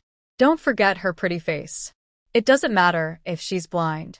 She's still pretty, and people like her. Mu's mother threw the rag in her hand. I've raised her for so many years. The kindness I've shown her is greater than anything else. Now that she's married to a rich man, why shouldn't she help the family? If you have the guts, go find her and see if she recognizes you as her mother. Who knows, she might just send 2 dogs to drive you out. Mu's mother's eyes rolled, and calculations flashed through her mind. I've known for a long time that this girl is a rich person. I've loved her in vain all these years. I've seen people without conscience, but I've never seen such a heartless person. She's rich, and she doesn't even care about her parents. Hearing that Mu Qianqian is now with a rich man and living a good life, Mu's mother felt like she was being stabbed with needles in her heart. Why isn't her family's Qinghui and Chengyao living a good life? Instead, that cheap girl gets the advantage. No, she has to think of a way to get the rich man's money into her own hands. Mu's father smoked a water pipe and urged viciously, say something nice to her and coax her back. This girl is a cunning person. I don't believe that I can't deal with her. Mu Qianqian had just come out of school and met someone she didn't want to see. Girl, you're finally out of school. Your brother and I have been waiting for you for a long time. Hearing Mu's mother's voice, alarm bells suddenly rang in Mu Qianqian's mind, and her face turned pale with fright. Why did you come to see me? Mu Qianqian took 2 steps back and looked around nervously. She reached into her pocket and took out her mobile phone, ready to call the uncle at any time. After all, the shadow cast by the Mu family on her was too great. When Mu's mother saw her defensive attitude, her old face suddenly fell, and she habitually lectured her. Oh, look how scared you are. I'm your biological mother. How can I harm you? It just so happens that your brother has a sports meeting today and doesn't have class, so I brought him to find you. Can't we have a meal together? You're rich now, and you don't look down on your poor parents, right? She remembered Mu's father's instructions and didn't dare to say anything too harsh. She had to coax this girl well and coax her to pay money home. I don't mean that. Mu Qianqian was at a loss. Okay, stop talking about these useless things and take me and your brother to have a meal. Your brother has been running all morning today, and his stomach is almost starving. Mu Qingyao's face was full of impatience. I'm almost starving. What are you still talking about here? Take me to eat quickly. Mu Qianqian hesitated for a while and nodded, okay. She couldn't see clearly and often held a blind stick in her hand to explore the way. Mu Qingyao saw it, covered his mouth, and laughed at her. Mom, look at her like this. It's so funny. She was so good before, but she insisted on saving people and turned herself into a blind person. She is really sick in the brain. Mu's mother winked at him. Speak a little quieter. Don't let her hear it. Mu Qingyao didn't say anything, but there was a sarcastic smile on his face and disdain in his eyes. He recorded a video of Mu Qianqian's back while she was walking and sent it to the class group to laugh. It's so funny. Let me show you my blind sister. Mu Qingyao, your sister is studying at the University of Finance and Economics? That's awesome. TSK, what's so awesome about that? She is just a blind person now, and that's how she will be in this life. Mu Qingjiao replied viciously. Mu Qianqian is a woman. What's the use of being so powerful? In the end, she still has to get married and have children, and sooner or later she will be like spilled water. He and his brother are the roots of the family. When they arrived at the nearby shopping mall, Mu's mother rolled her eyes and directly picked a restaurant that looked the most expensive. Let's go to this one. It's rare to see you, so let's eat something good. Under normal circumstances, the Mu family would not dare to enter such a restaurant. Mu Qianqian nodded woodenly. The family of 3 walked into the high-end restaurant, took the menu, and looked at it. Mu's mother directly ordered the most expensive dishes, without hesitation. She handed the menu to her youngest son. Come and take a look. If you want to eat anything, just order it. You don't have to save money for your sister. Mu Qingyao's eyes revealed greed, and he ordered more than a dozen dishes in one breath. This, and this page. All of them. Then order these first. Mu's mother made the decision. The waiter stood aside awkwardly. Isn't this lady going to order? The Mu family is used to ignoring Mu Qianqian on weekdays and always let her eat the leftovers at home. How could they let her order dishes? Is she worthy? Mu's mother rolled her eyes and said sarcastically, just give her a bowl of rice. The waiter smiled awkwardly, okay. She had never seen such a weird family. The parents and son were older. They ordered so many expensive dishes, but they only ordered a portion of rice for their daughter? What a difference in treatment. Soon, the dishes they ordered were served on the table one after another. Mu Qingyao grabbed the steak and started to eat it, as if he hadn't eaten meat in several lifetimes. It's worthy of being a big restaurant. The taste is good, much better than that little shabby restaurant in our house. Usually, Mu's mother was reluctant to eat meat and gave all the meat at home to Mu's father and sons. But today, her eyes lit up and she ate with her belly opened. Anyway, this girl is with a rich man and she has a lot of money. If the family members are not allowed to spend the money, who else can spend it? It can't be given to outsiders. The mother and son had no manners when eating. They wolfed down the food and stuffed it into their mouths frantically. There was only a bowl of white rice in front of Mu Qianqian. She saw a plate of steak that no one touched and thought it was left for her by Mu's mother, and was about to pick up the knife and fork. With a sound of snap, Mu's mother slapped the back of her hand hard, and her hand turned red instantly. She yelled, "Why are you so greedy? Why do you stretch the chopstick so far? If Qingyao can't finish it later, you can eat the rest. Why are you in such a hurry?" This slap and the sound of rebuke attracted the attention of many people in the restaurant. Everyone was watching this weird family. What's wrong with this family? They don't let their daughter eat a single bite of food. All went into her son's stomach. This is what it means to favor boys over girls. That little girl is so skinny and looks so pitiful. The one next to her is her brother. He's so fat, like a pig. He's twice as big as that girl. Who would have thought that Mu Qingyao wasn't a brother at all, but a younger brother? It's just that he was overnourished, tall, and fat, so he looked older than the skinny Mu Qianqian. Mu Qianqian lowered her head quietly, her eyes welling up with soreness. She pinched her fingertips hard to suppress the urge to cry. The noise just now attracted the guests upstairs. Hey, isn't that Qianqian? Yi Wanqing recognized Mu Qianqian at once. Who is that opposite her? How can you hit someone casually? Yi Wanqing couldn't help but feel sorry for Mu Qianqian. Yi Xianlin glanced downstairs. That's other people's business. Don't meddle in other people's business. Mu Qianqian is my good sister. If I don't take care of her, who will? Even her family can't treat her like this. Yi Wanqing clenched her fist, put down her knife and fork, and stood up to leave. Yi Xianlin was afraid that his sister would get into trouble, so he had to go downstairs with her. Qianqian, who are these two people? Yi Wanqing came to Mu Qianqian and asked with a smile. Hearing the voice of her good friend, Mu Qianqian was a little surprised. Wanqing? Why are you here? My brother and I came out to eat, and I didn't expect to run into you.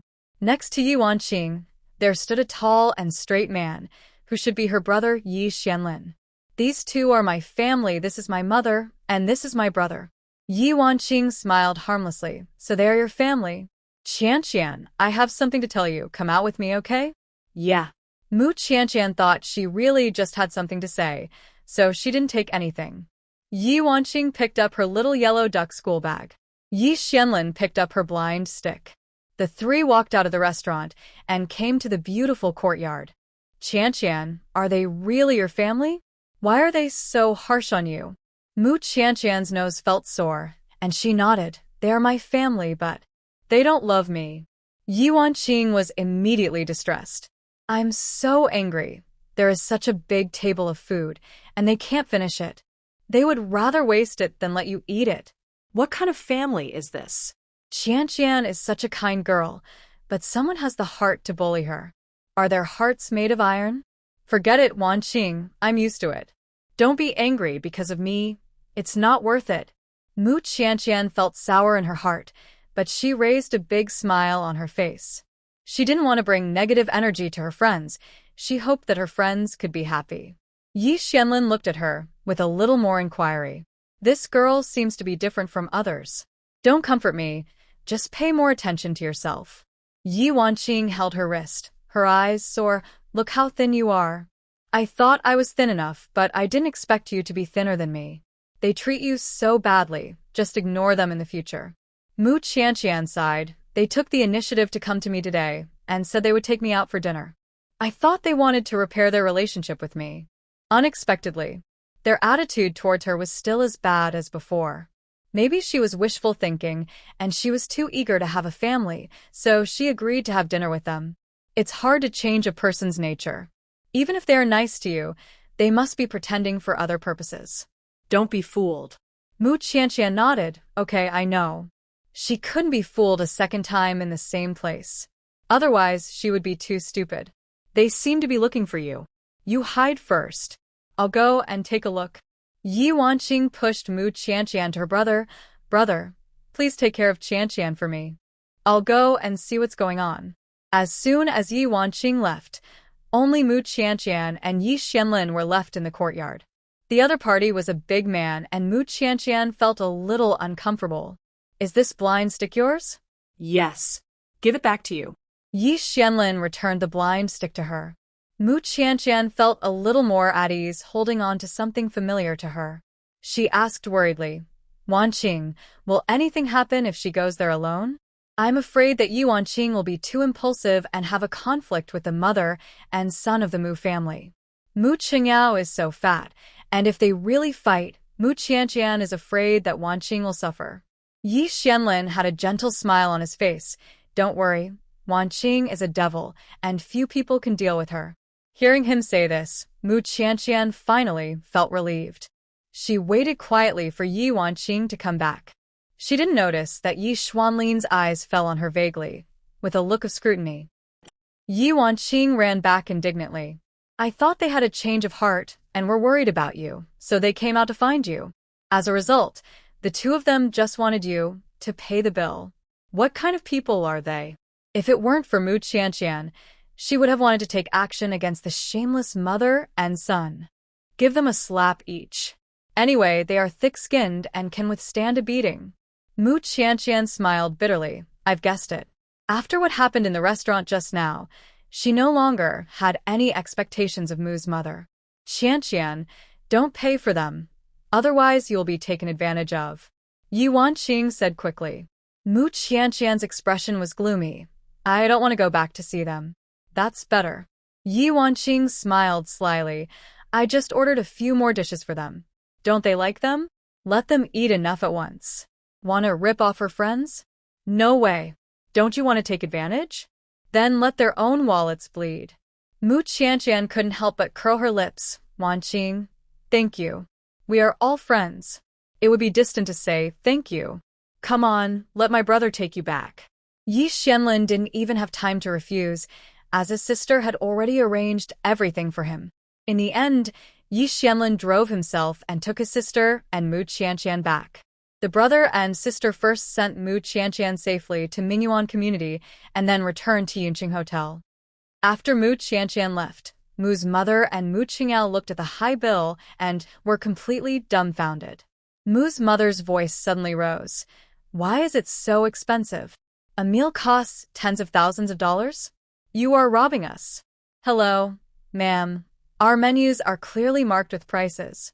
When you ordered, I also reminded you that the dishes were too large, but you insisted on ordering so much.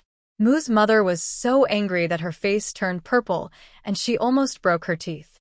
She ordered a lot of dishes at the time, thinking that Mu Qianqian would pay the bill. As a result, this witch sneaked away with her friends to escape the bill. This dead girl dares to eat for free. What did the school teach her? Mu's mother was so angry that she scolded. Next time I see her again, I must teach her a lesson. This little witch, she gets itchy if she isn't beaten for 3 days. Mu Qingyao urged, Mom, when can we leave? I have to go back to school in the afternoon. The waiter was also urging, Madam, when will you pay the bill? Why are you urging us? We won't owe you the money. Mu's mother yelled. She had no money, so she had to call Mu's father. Boss, Mu Qianqian ran away and Qingyao and I are the only ones detained here. You better think of a way and come and pay us. How much? Mu's mother trembled and said an astronomical figure. Mu's father immediately jumped in anxiety. Are you sick? You spend so much money on a meal. Are you a pig? You figure it out by yourselves and don't bother me. Mu's father slammed the phone down, and when he called again, no one answered. In the end, Mu's mother took Mu Qingyao and ran away secretly, but was caught by the waiter in the store, who called the police. Mu's father took the money and redeemed the two of them. As soon as he came out of the police station, Mu's father slapped Mu's mother in the face. Spendthrift woman. Why did I marry a stupid thing like you? How many times have I told you to get along well with Mu Qianqian and coax her into taking out the money so that we can buy a house for Chenghui and get him a wife? But you messed up such a simple thing. Mu's mother was slapped in public, angry and ashamed. How could I know that girl is so powerful now? She gets unhappy when you say a few words to her. Is she so precious? Now she's hooking up with a rich man, and her mother can't say a word to her. Mu Qianqian used to be beaten and scolded at home. Mu's mother was used to bullying her and looked down on her from the bottom of her heart. How could she please Mu Qianqian in return? Mu's father took out so much money at once, and he felt so painful that he almost wanted to die. You shameless thing, go home and work. You spent tens of thousands on a meal this time. Don't eat any more in the future. You will starve every day. In the evening, Fu Sahan came back from the company. Didn't I tell you that I would be back late today, and asked you to eat first? Why didn't you eat? Mu Qianqian was listening to music on the sofa. When she heard the familiar footsteps, she took off her headphones and went to meet him. I'm not hungry. I want to wait for you to eat together. The food on the table was cold. Fu Sahan reminded, next time, don't wait for me. Eat first if you're hungry. Okay. Mu Qianqian always agreed with her mouth, but she would wait for him to come back before eating. Sometimes the little girl got stubborn and Fu Sahan couldn't do anything about her. I'll heat up the food. You sit and wait for a while. Fu Sahan heated up the food and put it back on the table. He put all the dishes that Mu Qianqian liked on her side. Sweet and sour pork ribs, cola chicken wings, and her favorite prawns. When Mu Qianqian smelled the fragrance, she knew that the delicious dishes were placed in front of her. The uncle always impressed her with these small details. Mu Qianqian wanted to pick up a piece of fish with chopsticks and was seen by Fu Sahan. Want to eat fish? Mu Liangyan licked her lips. Yeah. Like a kitten. Fu Sahan raised an arc at the corner of his lips, and the coldness on his face melted like ice and snow, turning into warmth. After living together for so long, Fu Sahan slowly figured out Mu Qianqian's preferences.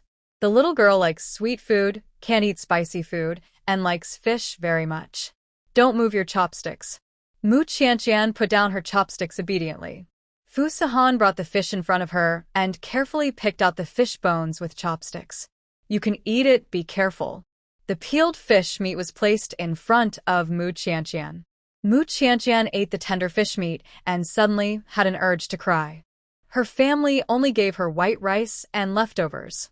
But the uncle would put all the delicious food in front of her. This was the preference she had always dreamed of. She didn't ask for great wealth, but only for eternal preference. Fu Sihan saw Mu Qianqian frowning and her mouth not moving, and his expression immediately became anxious. What's wrong? Is there a fish bone? He stretched out his hand in front of her. Spit it out quickly. A person with misophobia was willing to let others spit into his hand. Mu Qianqian shook her head. No. Spit it out quickly. Fu Sihan's tone was anxious and a little fierce. He pinched her face in a hurry and forced her to open her mouth. Mu Qianqian was frightened by his momentum and had to spit the fish meat in her mouth into his hand. Are you okay now? Are there any fish bones? Mu Qianqian said timidly. No. In fact, there was no fish bone in the first place. The uncle picked so carefully that he had picked out all the fish bones long ago. Fu Sihan was relieved, threw the things in his hand into the trash can, and got up to wash his hands. He stood in front of the sink and washed his hands over and over again for more than 10 times. Fu Sihan himself couldn't figure it out. He actually let that girl into his hand just now. Is he crazy? After thinking about it, Fu Sihan could only think of one reason. What if Mu Qianqian got a fishbone stuck in her mouth and she would have to be taken to the hospital? Then Grandma would blame him for not taking good care of his wife. By doing this, he saved himself a lot of trouble and Grandma's nagging. After dinner, Mu Qianqian thought about it and decided to tell the uncle what happened during the day. She knew that she was inexperienced and immature, and it would be good for her to share things with the uncle and listen to his opinions. They came to see you? Fu Sihan couldn't help but frowning when he heard the names of the Mu family. He knew exactly how these people tortured Mu Qianqian. Well, I went to the mall with them to have a meal, and then I came back with Wan Qing. Fu Sihan nodded approvingly. Well done. Mu Qianqian bit her lower lip and said hesitantly, Uncle, I feel a little sorry. She didn't know if she had gone too far. It's normal for you to have such thoughts. The pressure brought to you by your original family is not so easy to get rid of. You can realize that they are hurting you and you can have the idea of resisting. You have made progress compared to before. Mu Qianqian used to not dare to go against the Mu family. This time, she was able to muster up the courage and not give them the opportunity to their blood, which was already amazing. Mu Qianqian asked nervously, Uncle, do you think I did the right thing? She was afraid that the uncle would think that she was too cold-blooded. But what Mu Qianqian didn't know was that her worry was completely unnecessary. This level of revenge, in Fu Sihan's eyes, was not even a tickle. President Fu's methods of dealing with enemies were much more cruel than this. If you don't know how to treat others, you can imagine yourself as a mirror. Treat them the way others treat you. Fu Sihan's words made Mu Qianqian thoughtful. She thought seriously for a while, and suddenly it became clear, and the tangle in her heart instantly dissipated. Thank you, Uncle. I understand what to do now. Fu Sihan asked casually, How did you come back? Young master, you drove me back. Fu Sihan paused, and the air pressure around him instantly dropped to freezing point. His eyes were gloomy, and his voice was low and, Young master Yi? Ye Kuan-lin? Mu Qianqian couldn't see the danger in his eyes, and nodded honestly. Yeah. But soon, she felt a little guilty. After all, she had promised the uncle before that she would stay away from young Master Yi. However, she did not intend to get close to young Master Yi, but she and Wan Qing were good friends, and it was inevitable that they would meet young Master Yi. What should she do? Mu Qianqian quickly promised. Uncle, next time I encounter this situation, I will refuse young Master Yi's kindness and take a taxi back by myself. Fu Sihan pinched her face. Next time you encounter this situation, call me and I will arrange someone to pick you up. Yeah, I remember. Mu Qianqian naively thought that the matter was over. But she underestimated the narrow-mindedness of some men. In the evening, Fu Sihan tutored Mu Qianqian's homework. He gave Mu Qianqian a few questions and asked Mu Qianqian to do them. After listening to the questions, Mu Qianqian had a bad premonition. She took a pen and calculated on paper for a long time, but still had no clue. Uncle, today's questions are so difficult. Can you give me some more hints? Fu Sahan said indifferently, no. Okay. Mu Qianqian could only think for herself. Today's questions were not only difficult, but also very long. Mu Qianqian pulled Fu Sahan's arm and said coquettishly, Uncle, can I do these questions tomorrow? Usually this trick worked for her. As long as she acted coquettishly and persuaded the uncle, he would agree to any request. But today, this trick didn't work. No, there will be tomorrow's questions tomorrow. Mu Qianqian scratched her head and was troubled by the difficult problem all night. She didn't have the mind to think about young Master Yi and young Master Hua. Even in her dreams at night, she dreamed that she was pressed in front of the desk by an uncle, doing homework very hard. When Mu Qianqian went to class, she met the Mu family again. This time, she met Mu's father, Mu Qinggong. With the experience of the previous day, Mu Qianqian would not have any expectations of the Mu family. Mu's father pretended to be kind and amiable. Qianqian, your mother came to see you yesterday and said that you were tired from studying recently. I brought you a few boiled eggs from home. Eat them when you are hungry to replenish your body. Mu Qianqian pursed her lips. I don't want them. You take them back. If it were in the past, she might have been bought by these small favors. But now, she is no longer the silly girl. She can tell who is nice to her and who has ulterior motives. Mu's father advised persistently. We were not good before. We thought you were the most sensible and obedient, and you should be able to understand the good intentions of your mother and me. Unexpectedly, you still had a misunderstanding. Your mother, and I love you. It's not that your brother and your brother are ignorant, so we pay more attention to them. You can take these eggs. You have to go to class early, and you haven't had time to eat breakfast yet? Eat an egg quickly, so that your mother and I won't feel bad. Mu Qianqian shook her head firmly. No, I've eaten. Mu's father stuffed the eggs directly into her arms. Just take it. If you don't accept it, it means you still haven't forgiven your mother and me. Mu Qianqian quickly stepped back with her hands behind her back. The boiled eggs fell to the ground and broke into pieces with a, My household registration has been moved. From now on, I have nothing to do with you. Don't come to me again. After saying this, Mu Qianqian walked around Mu's father and went straight into the school. Mu's father looked at her back viciously and spat inwardly. Silly girl, are you still pretending in front of me? Mu's father picked up the broken egg on the ground, peeled it, and stuffed it into his mouth. In his eyes, Mu Qianqian had never received love from her family since she was a child. She lacked love the most, and she would be fooled by any coaxing. If he pestered her for 2 more days, he would not believe that she would not change her mind. But Mu's father came over for several days in a row, trying to please him humbly, but he did not get any response from Mu Qianqian. Later, she changed the way to go to school and went in directly from another door, and Mu's father could not even see her shadow. Mu Qinggong was so angry that he cursed. You are a heartless witch. You don't know how to appreciate my kindness to you. I think you are a born witch. You still want to be with a rich man and enjoy the good life. Bah, dream on. When he finds a new love and dumps you, I'll see if you have the face to go home. The students passing by all looked at him sideways. Where did this madman come from? He ran to the school gate and scared people. I don't know who reported the matter to the security guards. Several security guards came over and directly kicked Mu Qinggong out, telling him to get treatment if he was sick and not to act crazy in school. Mu Qianqian didn't know what happened at the school gate, but she was happy to be quiet without the harassment from the Mu family. That day, she went to work at the Yunqing Hotel. Yi Wanqing excitedly pulled her. Qianqian, I attended a banquet yesterday. Guess who I met? Mu Qianqian shook her head. I don't know who. I met the legendary man. Mu Qianqian still looked confused. But this did not dispel Yi Wanqing's excitement at all. She chattered and shared.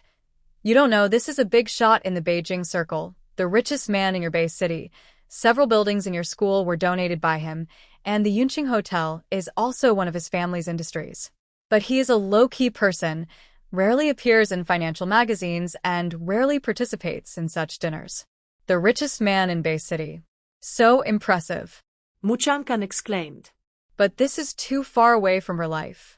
She is just an ordinary person, and these richest people and wealthy families have nothing to do with her. But it's also good to listen to some gossip. Not only is he impressive, I always thought he was just an ordinary man, but I didn't expect that I saw him yesterday and almost fainted because of his handsomeness. Yi Wanqing covered her pounding heart and was about to faint. Is he really that handsome? Mu Qianqian was a little skeptical. Of course, he's more handsome than the stars you see on TV. He was wearing a high-end suit, standing under the corridor lights on the second floor, talking to the young master of the Chung family. Although I only saw him from a distance, his appearance was exactly like in the novels, with a handsome face chiseled by a knife, a cold face. Mu Qianqian chuckled. Wanqing, you are exaggerating. Even she, who is obsessed with looks, feels that it is impossible for such a handsome man to exist in the world. Yi Wanqing must have read too many novels to have such a fantasies. No, I don't. If you see it with your own eyes, you will know that I am telling the truth. Yi Wanqing said anxiously. Qianqian, when will your eyes get better? Then I will take you to see handsome guys. It should be soon. The doctor said that I have been recovering very quickly recently. I really hope you can see again soon. Muchangkan smiled. I hope so too. Yi Wanqing held her chin up, feeling a little worried. However, he and my brother seemed to be at odds with each other. Why? I don't know. Yesterday, my brother wanted to talk to him about cooperation, but he was very indifferent. But that shouldn't be the case. Although our Yi family can't compare to them, our strength is not bad either. Yi Wanqing was puzzled. When did her family become so bad? The person in power in the Fu family actually ignored her brother. Her brother has always been flattered in Suching and has never received such treatment. Mu Qianqian shook her head. I don't understand either. She knew nothing about these things. Let's not talk about this for now. Qianqian, are you free next week? I want to ask you for a favor. I should be free. Just tell me what favor you can do for me. Yi Wanqing rubbed her hands nervously. I heard that Mrs. Lu's health has improved in the past 2 days, so my brother has decided to take me to visit the Lu family next week. But I'm so nervous. Can you go with me? She was meeting her fiancé for the first time and was extremely nervous. If a good friend was present, it would help ease the mood a little. But I haven't been to such an occasion yet. It's okay.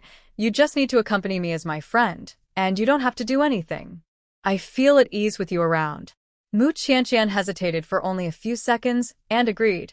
Okay, I'll go with you. Thank you, Qianqian, you're so nice. Mu Qianqian curled up the corners of her mouth and blinked playfully. You have helped me a lot before. If you don't even help with this little thing, wouldn't I be too conscienceless? Okay, that's settled. Let my brother pick you up in your community next week. Mu Qianqian looked embarrassed. Can you not trouble young Master Yi? Why?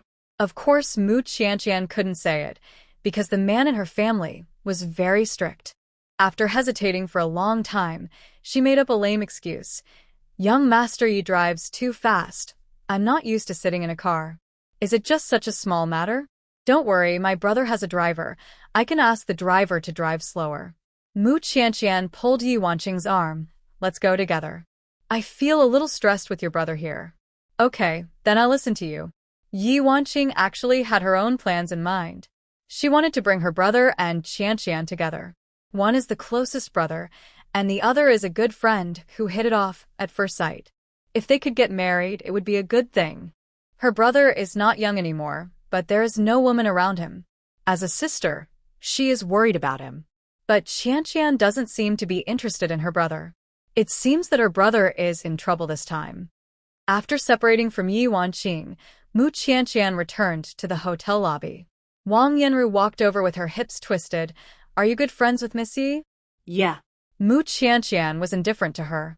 I didn't expect that you, a little girl, look simple, but in fact you are quite scheming. You know to start with the people around Master Yi to get close to him. Mu Qianqian frowned and retorted seriously, I am friends with Wanqing not because of her identity, nor because of her brother. Wang Yanru said sarcastically. TSK, who would believe it? There are only two of us here, and you don't have to pretend with me. I'm not as hypocritical as you. I can say anything and say it openly. I don't care whether you believe it or not. Mu Qianqian's words made Wang Yanru stunned on the spot. This little girl is usually like a little soft bun and never talks back when she is ridiculed. What's going on today?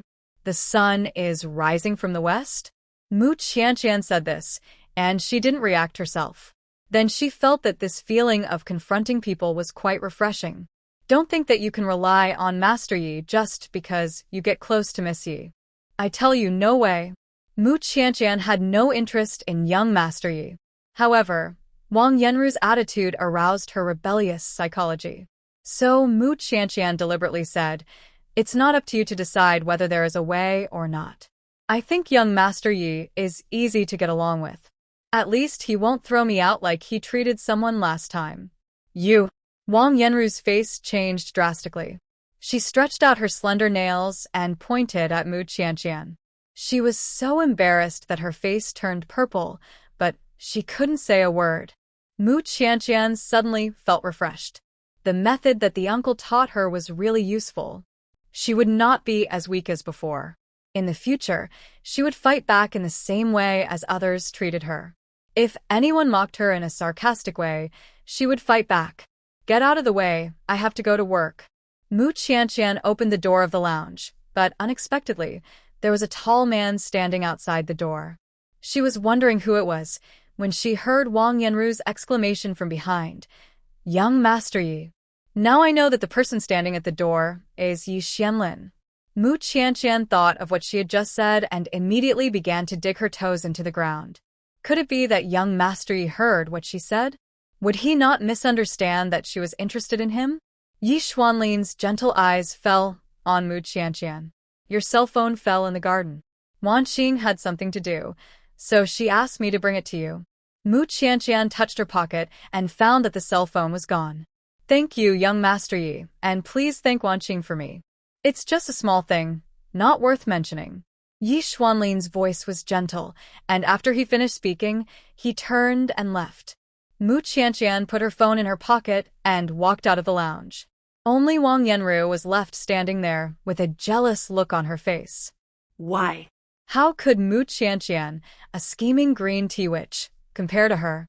If she had known that young Master Yi had a sister, she should have taken the lead and established a good relationship with Miss Yi first. If she and Miss Yi were good friends, the person who was treated gently by young Master Yi now should be her. Not Mu Qianqian. Wang Yanru stomped her feet in hatred, wishing she could travel back to a month ago. That day, Fu Sahan happened to be free and came to pick up Mu Qianqian from work. As soon as Mu Qianqian got in the car, she happily shared gossip with him. Uncle, have you heard about the richest man in our base city on the news?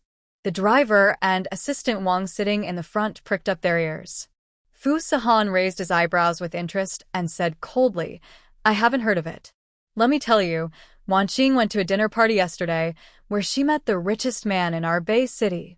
Mu Qianqian said excitedly, waiting for Fu Sahan's shocked expression. But after waiting for a long time, he remained motionless, his voice indifferent and calm. Oh. Aren't you curious? I heard that the richest man in Bay City is very low-key and never participates in interviews.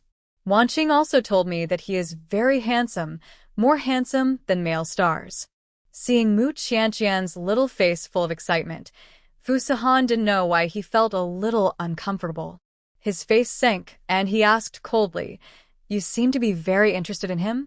Not really. I'm just a little curious. As a senior face control, Mu Qianqian's curiosity about this man was pulled to the highest point. It's not that she is interested in the richest man. She just wants to know what a man who is more handsome than a male star looks like. Fu Sahan's eyes flickered, and after a moment of silence, he said expressionlessly, I've seen him. He looks average. Hearing this, the driver and assistant Wang in the front seat almost couldn't hold back their laughter. Average. Average-looking Fu Sahan. Does their boss never have a mirror at home? But you just said you hadn't heard of it. Fu Sahan said without blushing. I forgot just now. Mu Qianqian said, oh, in disappointment. It turned out that Wanqing was just exaggerating. She said that Wanqing described that man as a god. How could there be such a perfect man in the world? Are you disappointed? For a moment, Fu Sahan felt even worse. No. Anyway, whether he is handsome or ugly, it has nothing to do with me. Why should I be disappointed? After Mu Qianqian said this, she slowly came to her senses. The uncle seemed jealous. Realizing this, she couldn't suppress the smile on her lips, and her eyes were as bright as stars. She quickly hugged the uncle's arm and assured him again and again, I have no interest in the richest man. I just want to share this gossip with you. After all, he is the richest man and he probably won't look very good. He should be in his 40s or 50s. He can almost be my father. How could I be interested in him? The car fell into a dead silence. Assistant Wang took the courage to look at the boss's face in the rearview mirror. Fu Sahan's face at this time was really wonderful. He was neither happy nor unhappy. Who told him to shoot himself in the foot? Uncle, why don't you talk? Mu Qianqian shook his arm naively. She didn't know that her comforting words just now not only failed to comfort people, but also stabbed people in the heart. Fu Sahan took a deep breath, and the veins on his forehead jumped. The little girl was innocent and irritated people without knowing it. But he couldn't do anything to her, so he could only sulk. Fortunately, Assistant Wang was good at observing people's expressions and broke the awkward situation in time. Miss Mu, this is the chocolate that President Fu asked someone to buy from Switzerland. Please try it. Mu Qianqian was a foodie, and her attention was immediately diverted. She tasted a piece of chocolate, and the chocolate was smooth and rich, much better than the ones sold in supermarkets. If Mu Qianqian's eyes were covered, she would be able to see that there was a code behind each piece of chocolate, and each piece was the most unique. So sweet. Thank you, Uncle. Mu Qianqian liked all kinds of sweets and squinted her eyes in enjoyment. She had just eaten 2 pieces when Fu Sahan held her hand and took back the remaining chocolate. Okay, don't eat too much, 2 pieces a day.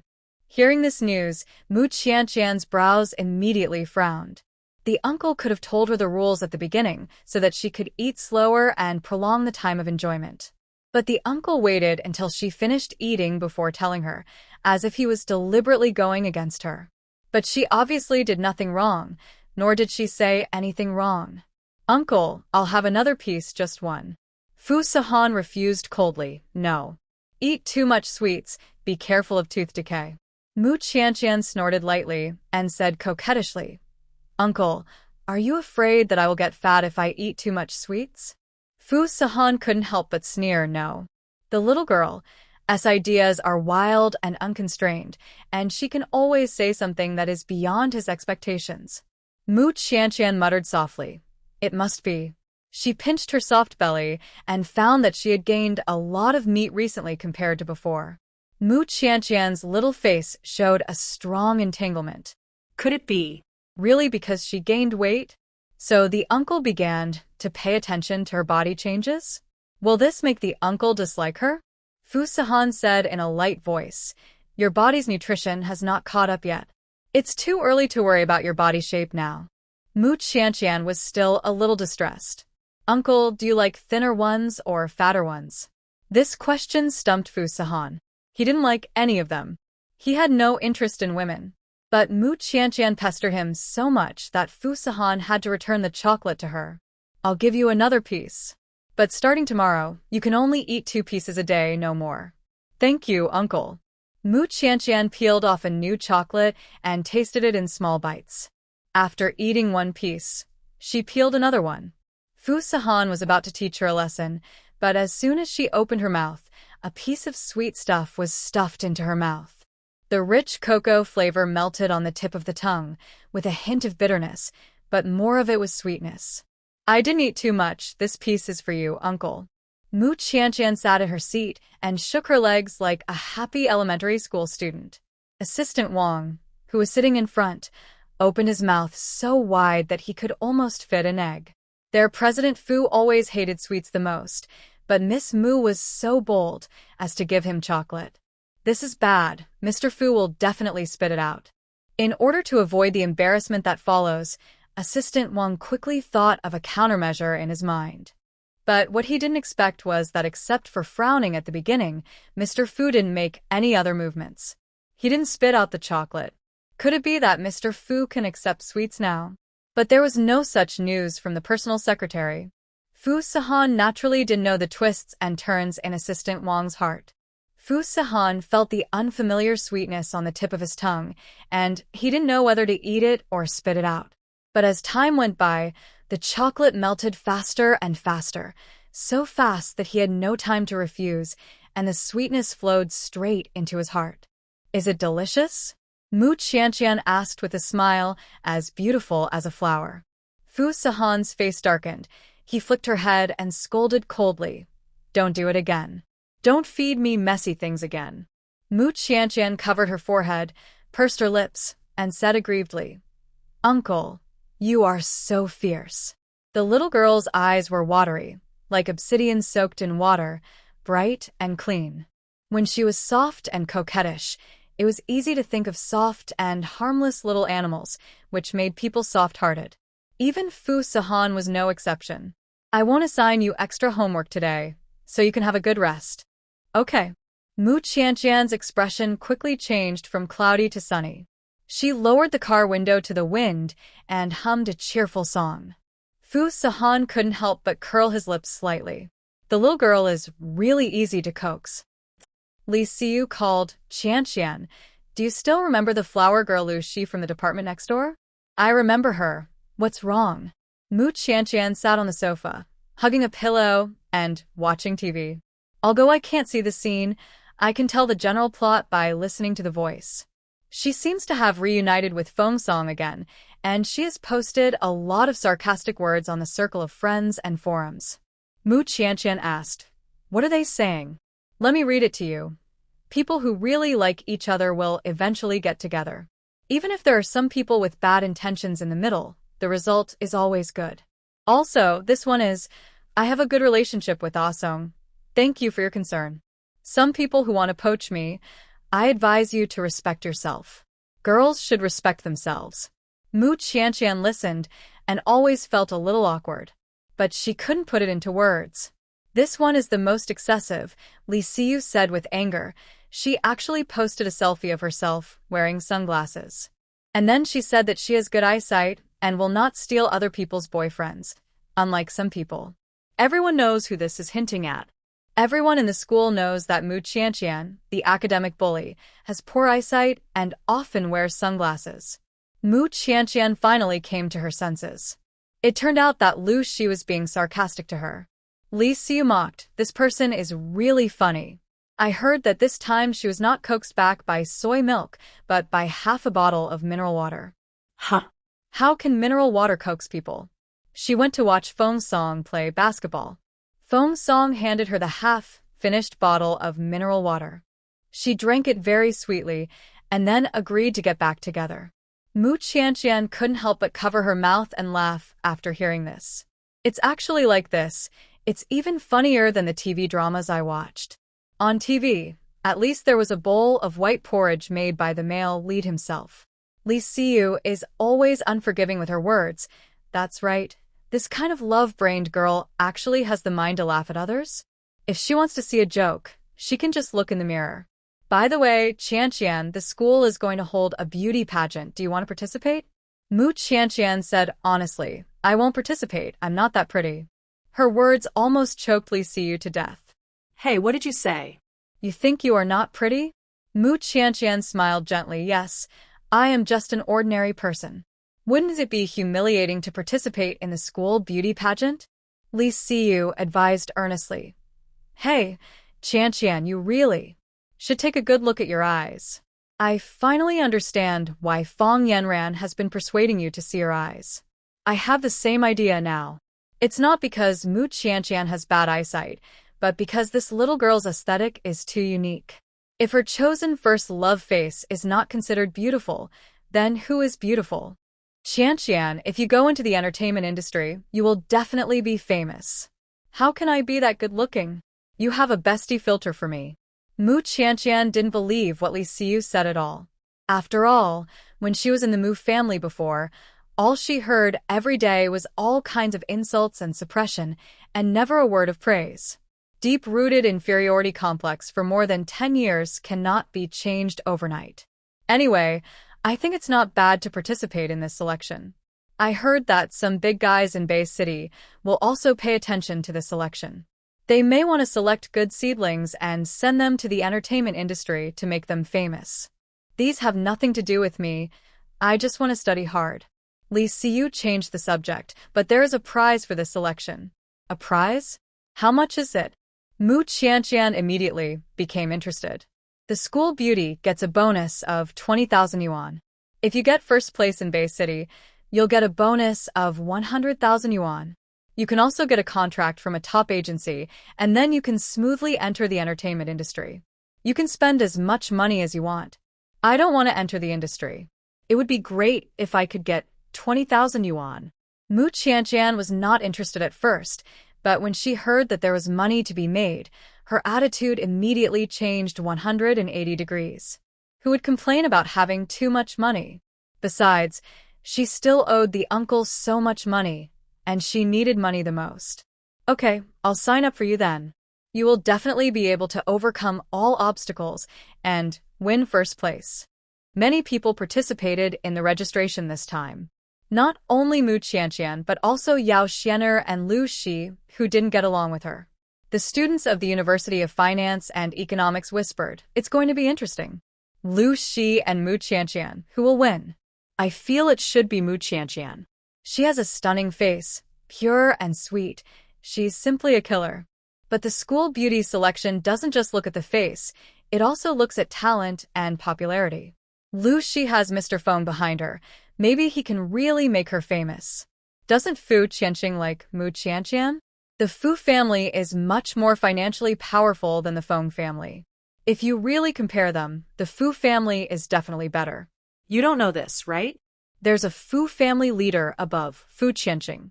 I heard that he doesn't like women and keeps the younger generations of the Fu family obedient. They're all as abstinent as monks. If Fu Qianqing dares to interfere in the school beauty selection, he'll probably be kicked out of the house. Mu Qianqian stood in the queue, feeling a little nervous. She wasn't nervous about the school beauty selection, but she was afraid that the uncle would find out about it. She didn't dare tell the uncle about this. If the uncle knew, she didn't know if he would be angry. Next, number 233. Here I come. Mu Qianqian was about to go over to register, but someone bumped into her shoulder from behind and pushed her aside. Número 233, Yao Xuaner. Yao Xianer chewed gum, swaggered into the line, and stood in front of Mu Qianqian. Mu Qianqian covered her shoulder that was hurt by the collision and frowned. What are you standing there for? Hurry up and register? Yao Xianer cursed.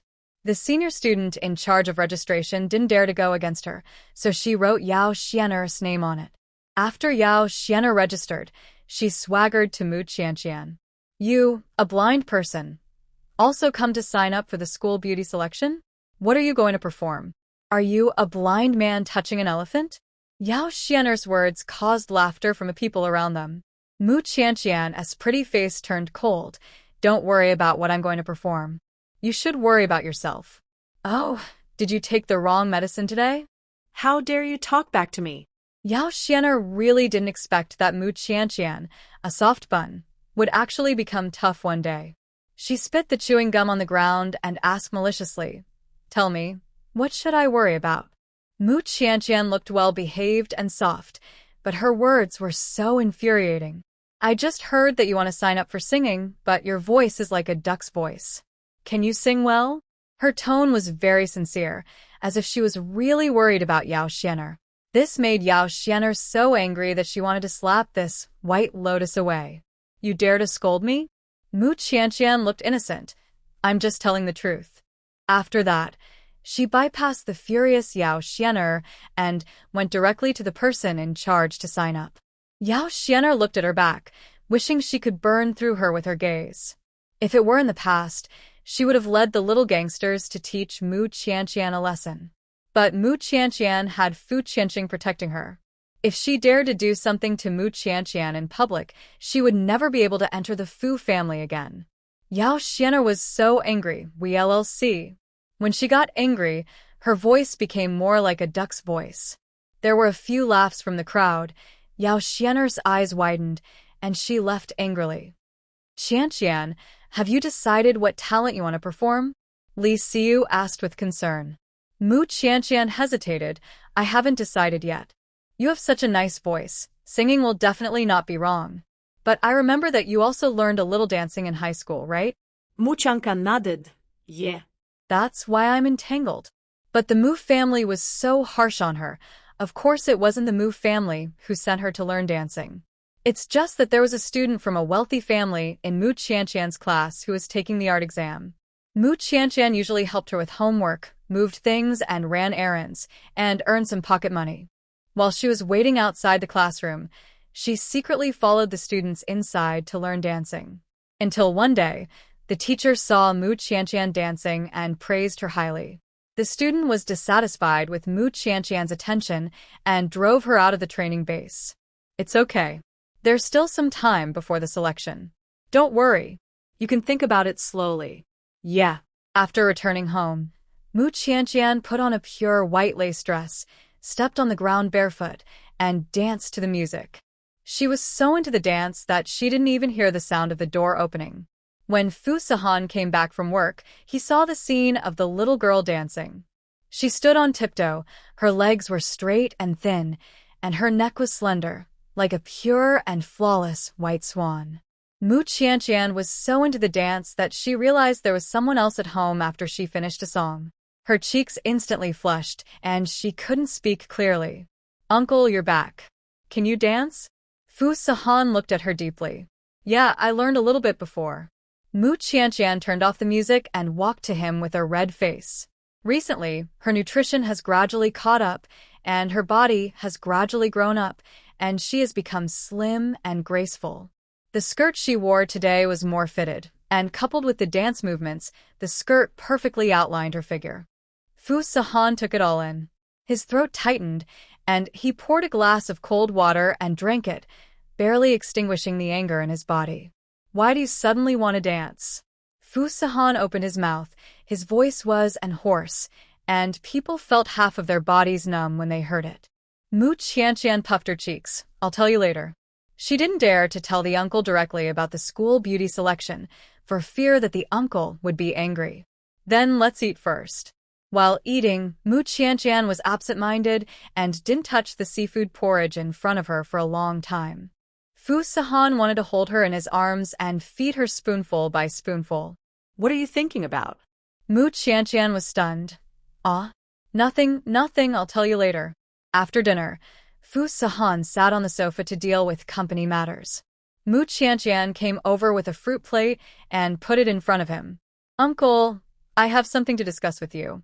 Mu Qianqian pinched her index finger, her little face showing both nervousness and uneasiness. Fu Sahan looked at her leisurely. Go ahead. Uncle, our school is going to hold a school beauty selection, and the first prize is 20,000 yuan. Fu Sahan was so smart that he guessed her intention immediately.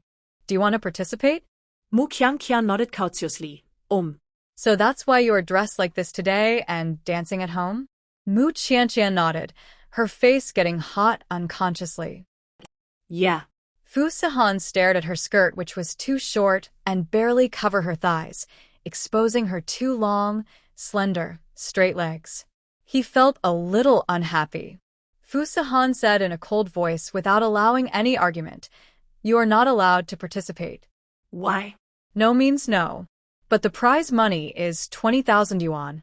Mu Qianqian sat down next to Fu Sahan, pulled his wrist and acted coquettishly, almost pulling off the cufflinks.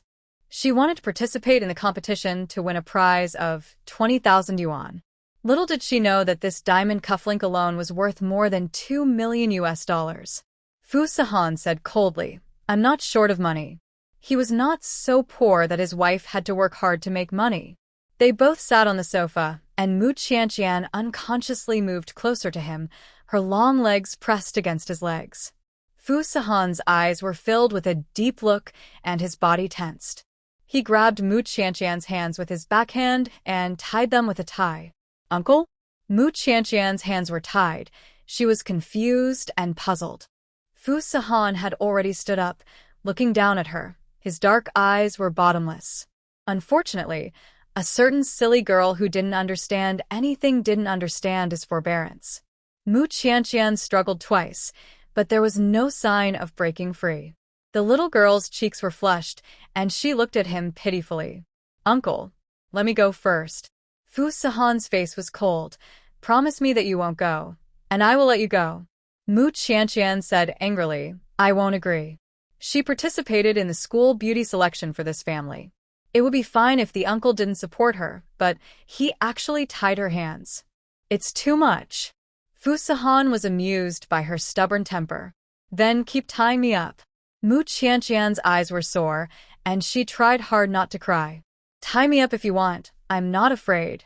But the crying tone in her voice was accidentally exposed. Fu Sahan lowered his eyes and saw that the little girl's bound wrists were faintly red. Her skin was the most delicate, and it must have hurt a little to be. "Mu Qianqian, I'm telling you officially that I don't need the 20,000 yuan." Mu Qianqian felt aggrieved, and small golden beans rolled down her cheeks one by one. "But I want to make more money to help you share the pressure of supporting the family. Why don't you support me?" Fu Sahan panicked when he saw her crying. He didn't even realize how nervous he was. "Don't cry, do you hear me?" Fu Sahan knelt on one knee and wiped the tears from the corners of her eyes with a tissue. "Don't cry. Go if you want to." Mu Qianqian's tears stopped at once. She blinked her bright almond eyes. "Really?" Fu Sahan looked at her steadily and gave up helplessly. "Really?" Mu Qianqian burst into laughter. "Uncle, don't worry, I won't embarrass you. I will definitely work hard to get a rank." Fu Sahan rubbed his temples with a headache. He was not worried about this. But even if he told this silly girl, she still didn't understand. Fu Sahan said cruelly, "There is one more thing." No dancing. Why? "No reason. You can participate in the competition, but you are not allowed to dance." "Okay, then I will choose to sing." Mu Qianqian decided to give up dancing during the competition. Anyway, she was also a half-baked person and could not compare with those professionals. It is better to sing and show her vocal advantage openly. Hearing her promise, Fu Sahan was relieved. The little girl's dancing was too seductive, and he didn't want to be seen by anyone except himself, not even a woman. "I'll help you untie it." Fu Sahan knelt on one knee in front of the sofa and helped her untie the knot of her tie. Seeing the glaring red on her wrist, Fu Sahan was a little annoyed. "Does it hurt?" Mu Qianqian handed her wrist to him and said delicately, "Uncle, it won't hurt if you want it." Fu Sahan's eyebrows were piled up like a small mountain. Finally, he blew twice reluctantly. Mu Qianqian rubbed her wrist, feeling sweet in her heart. Fu Sahan was more nervous about her eyes than Mu Qianqian, fearing that something might happen to her eyes. Therefore, rules still need to be established. Fu Sahan threatened faintly, "Next time you dare to cry, I will." Mu Qianqian was fearless. What can you do? She didn't believe that the uncle would be willing to hit her. As soon as the voice fell, the world spun in front of her. The whole person was turned over and lay on the sofa. Fu Sahan said coldly, "If you dare to cry again, you will be punished by the family rules. Do you know you are wrong?" Fu Sahan's cold and low voice came from behind. Mu Qianqian turned around and glared at him in shame and anger, her cheeks red as if blood was almost dripping. "Stinky uncle, I won't pay attention to you." She stomped her feet and quickly fled back to her room. How can she face the uncle in the future? Fu Sahan, who stayed in the living room, looked at the direction she left, and a happy arc appeared on the corner of his mouth. Let's see if she dares to cry again in the future. The next morning when eating, Mu Qianqian kept her head down, as if she wanted to bury her head in the bowl. Aunt Lu, the nanny, asked with concern, "Miss Mu, did you quarrel with Mr. Fu?" No. Mu Qianqian answered firmly. "It's good that you didn't." Fu Sahan saw that the little girl was full of dissatisfaction and knew that she was still angry about what happened yesterday and couldn't help but smile. Hearing his chuckle, Mu Qianqian became even angrier. She walked into the kitchen, secretly added a lot of sugar to the seafood porridge, and served it to Fu Sahan.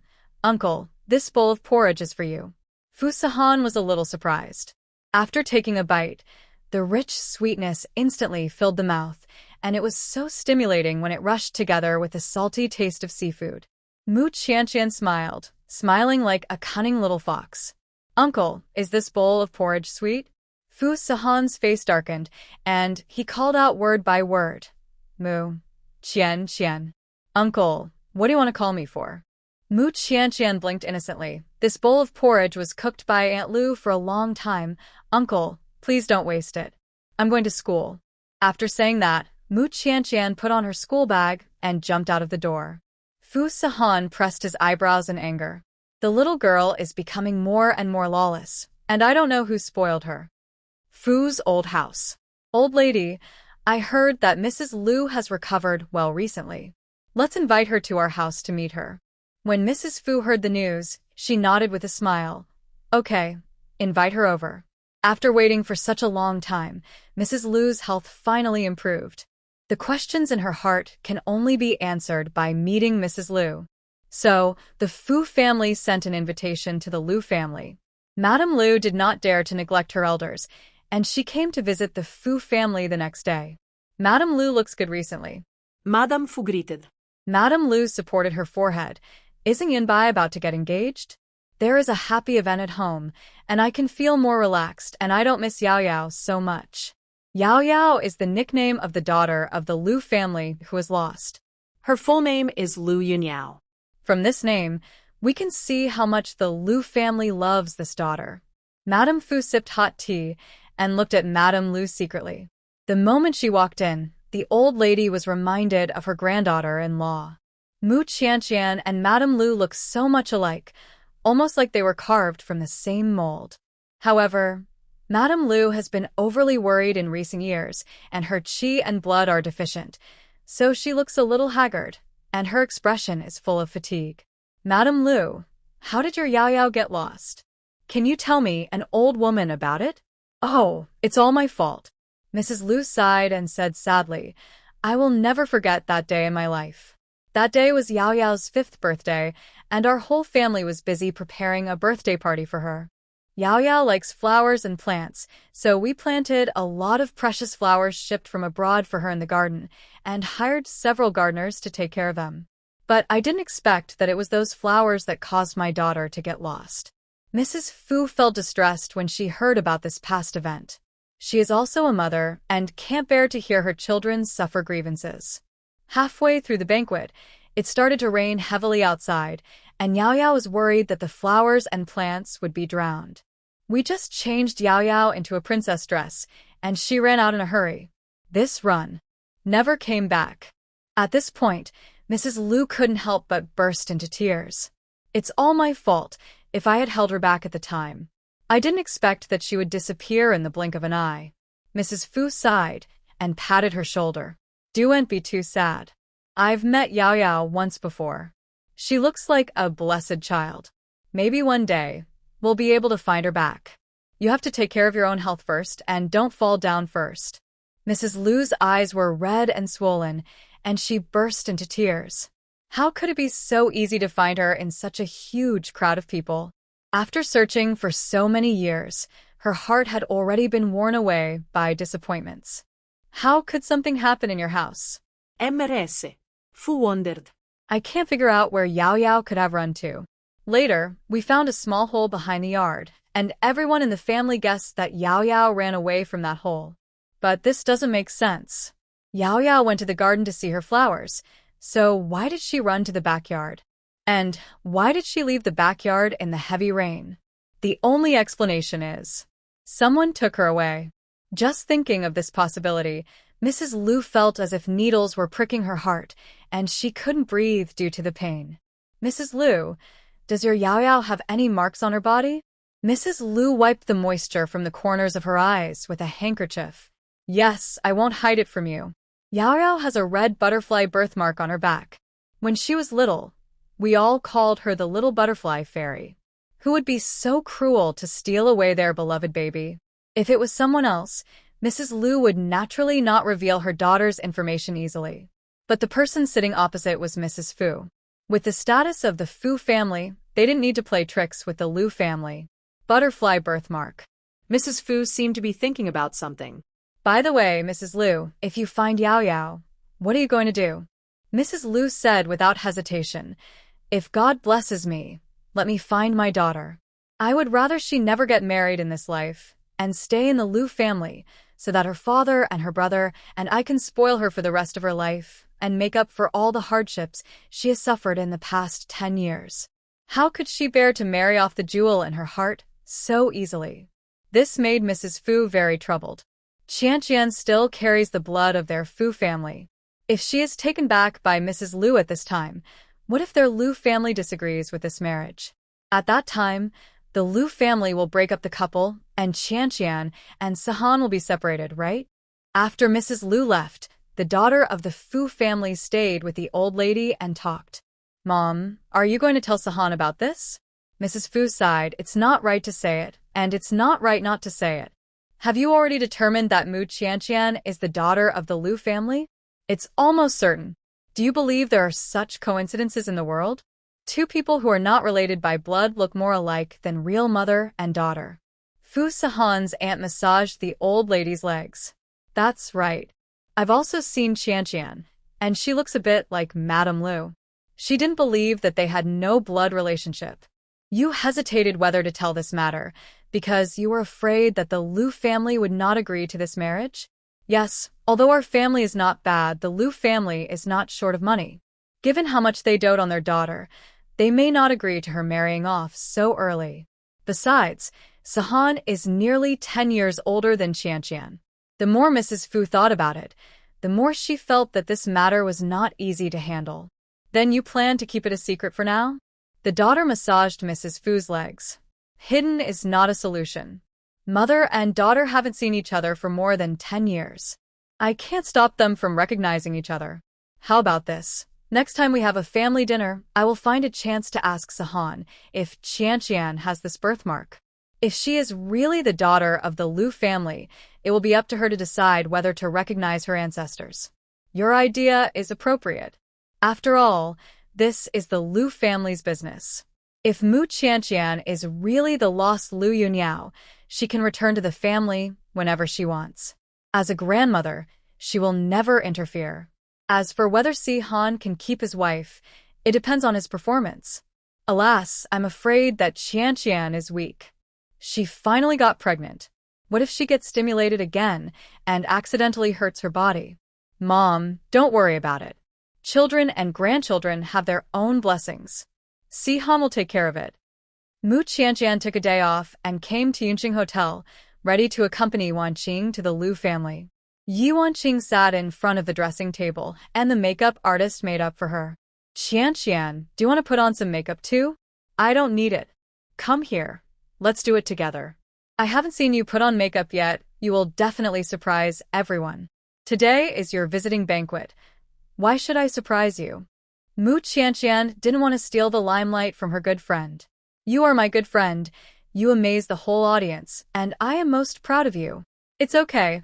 Just come over. I don't want you to wait for me in boredom. Yi Wanqing is carefree. She doesn't mind that her friends are prettier than herself, and she is not jealous. The fact that she has such a stunningly beautiful friend, doesn't it just show that she has good vision and good popularity? What is there to be jealous of? At Yi Wanqing's strong invitation, Mu Qianqian sat in front of the mirror. Let me help you design your style and makeup. Another makeup artist volunteered. Okay. Mu Qianqian's face is so good. Her skin is so smooth and her almond eyes are so bright, and they seem to be able to speak. Her lips are also pink, and she has a cute bead on her lips. With such a face, no matter what style she chooses, she is always beautiful. But the makeup artist was very cunning and deliberately gave Mu Qianqian a dark base makeup. Her eyelashes were painted like fly legs, her eyeshadow was an exaggerated purple, and her lipstick was applied outside her mouth. Mu Qianqian was originally a pure and clean goddess without makeup, but after putting on heavy makeup, she looked very inconspicuous. Yi Wanqing immediately got angry and threw the comb. What are you putting on? It's not as good-looking as Qianqian without makeup. Ms. Yi, today is a very important day for you. You are the protagonist. As for others, just be a supporting role.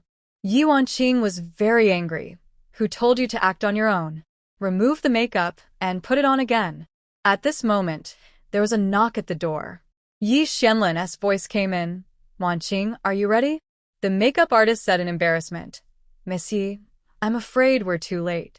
No, you have to remove this ugly makeup for her first. Mu Qianqian said indifferently. It's okay, Wanqing, let's go quickly. It's the first time you meet your fiancé's elders. It would be very rude to be late. Time was running out. Yi Wanqing had to give up the plan to remove Mu Qianqian's makeup. I'm sorry, Qianqian. I wanted to make you stunning, but I didn't expect to make you ugly instead. It's okay, get out of here quickly. Yi Wanqing pointed at the makeup artist and said, Don't work in our family in the future. We can't afford someone like you, who is so thoughtful. Ms. Yi, I didn't mean it, I'm sorry. Ignoring the makeup artist's flustered face, Yi Wanqing took Mu Qianqian's arm and went out with her. Opening the door of the room, Yi Xianlin was standing outside. He lowered his head to glance at the time on his watch, and as soon as he looked up, he saw an unfamiliar person next to his sister. Who is? Yi Wanqing whispered. Brother, this is Qianqian. Yi Xuanlin's pupils suddenly shrank, and he looked frightened. He spoke with difficulty. She is Miss Mu? Yes. Yi Wanqing was annoyed. It was all her fault that she was too busy and insisted on putting makeup on Qianqian. Now, the beautiful lady was made up to look weird, not even as good-looking as an ordinary passerby. Mu Qianqian blinked. Master Yi, it's me. Hearing the familiar sweet voice, Yi Xianlin finally believed that the woman in front of him with exaggerated makeup was Mu Qianqian. It must be said that her makeup and voice were really mismatched. When did his sister's makeup artist become so unprofessional? Let's go. Yi Xianlin walked in front, and Mu Qianqian and Wanqing walked behind. Yi Wanqing complained, When I was in Sucheng, I hated those women who competed for beauty all day long. No matter how good the relationship was, they would compare clothes and looks in private. What kind of good friends are they? Unexpectedly, the makeup artist next to her thought that she was also such a person, and deliberately did some tricks, which made her angry and embarrassed, and she felt very sorry for her friend. Mu Qianqian agreed. Yes, real friends will not always think about suppressing each other. Qianqian, don't misunderstand me. This is the makeup artist's own decision. I didn't ask her to do this. I know. Wanqing, what kind of person my friend is, I know better than anyone else. I feel relieved when you say that. Yi Wanqing secretly rejoiced that Qianqian had a good personality. If it were someone else, I'm afraid they would have resented her long ago. Arriving at the hotel entrance, Yi Xianlin opened the car door gentlemanly and invited the two of them to get in. Mu Qianqian hesitated. Master Yi, are you going to take this car later? Yi Xianlin had a warm smile on his face. Yes, I'll sit in the front and won't disturb your chat. His attitude was so gentle that Mu Qianqian was embarrassed to ask for anything. But thinking of the temper of the one at home, Mu Qianqian said embarrassedly, Can I change a car? Yi Xianlin was stunned for a moment and smiled helplessly. Okay, you go first, I'll take the one at the back. Mu Qianqian and Yi Wanqing got in the car first. Wanqing, is it not good for me to do this?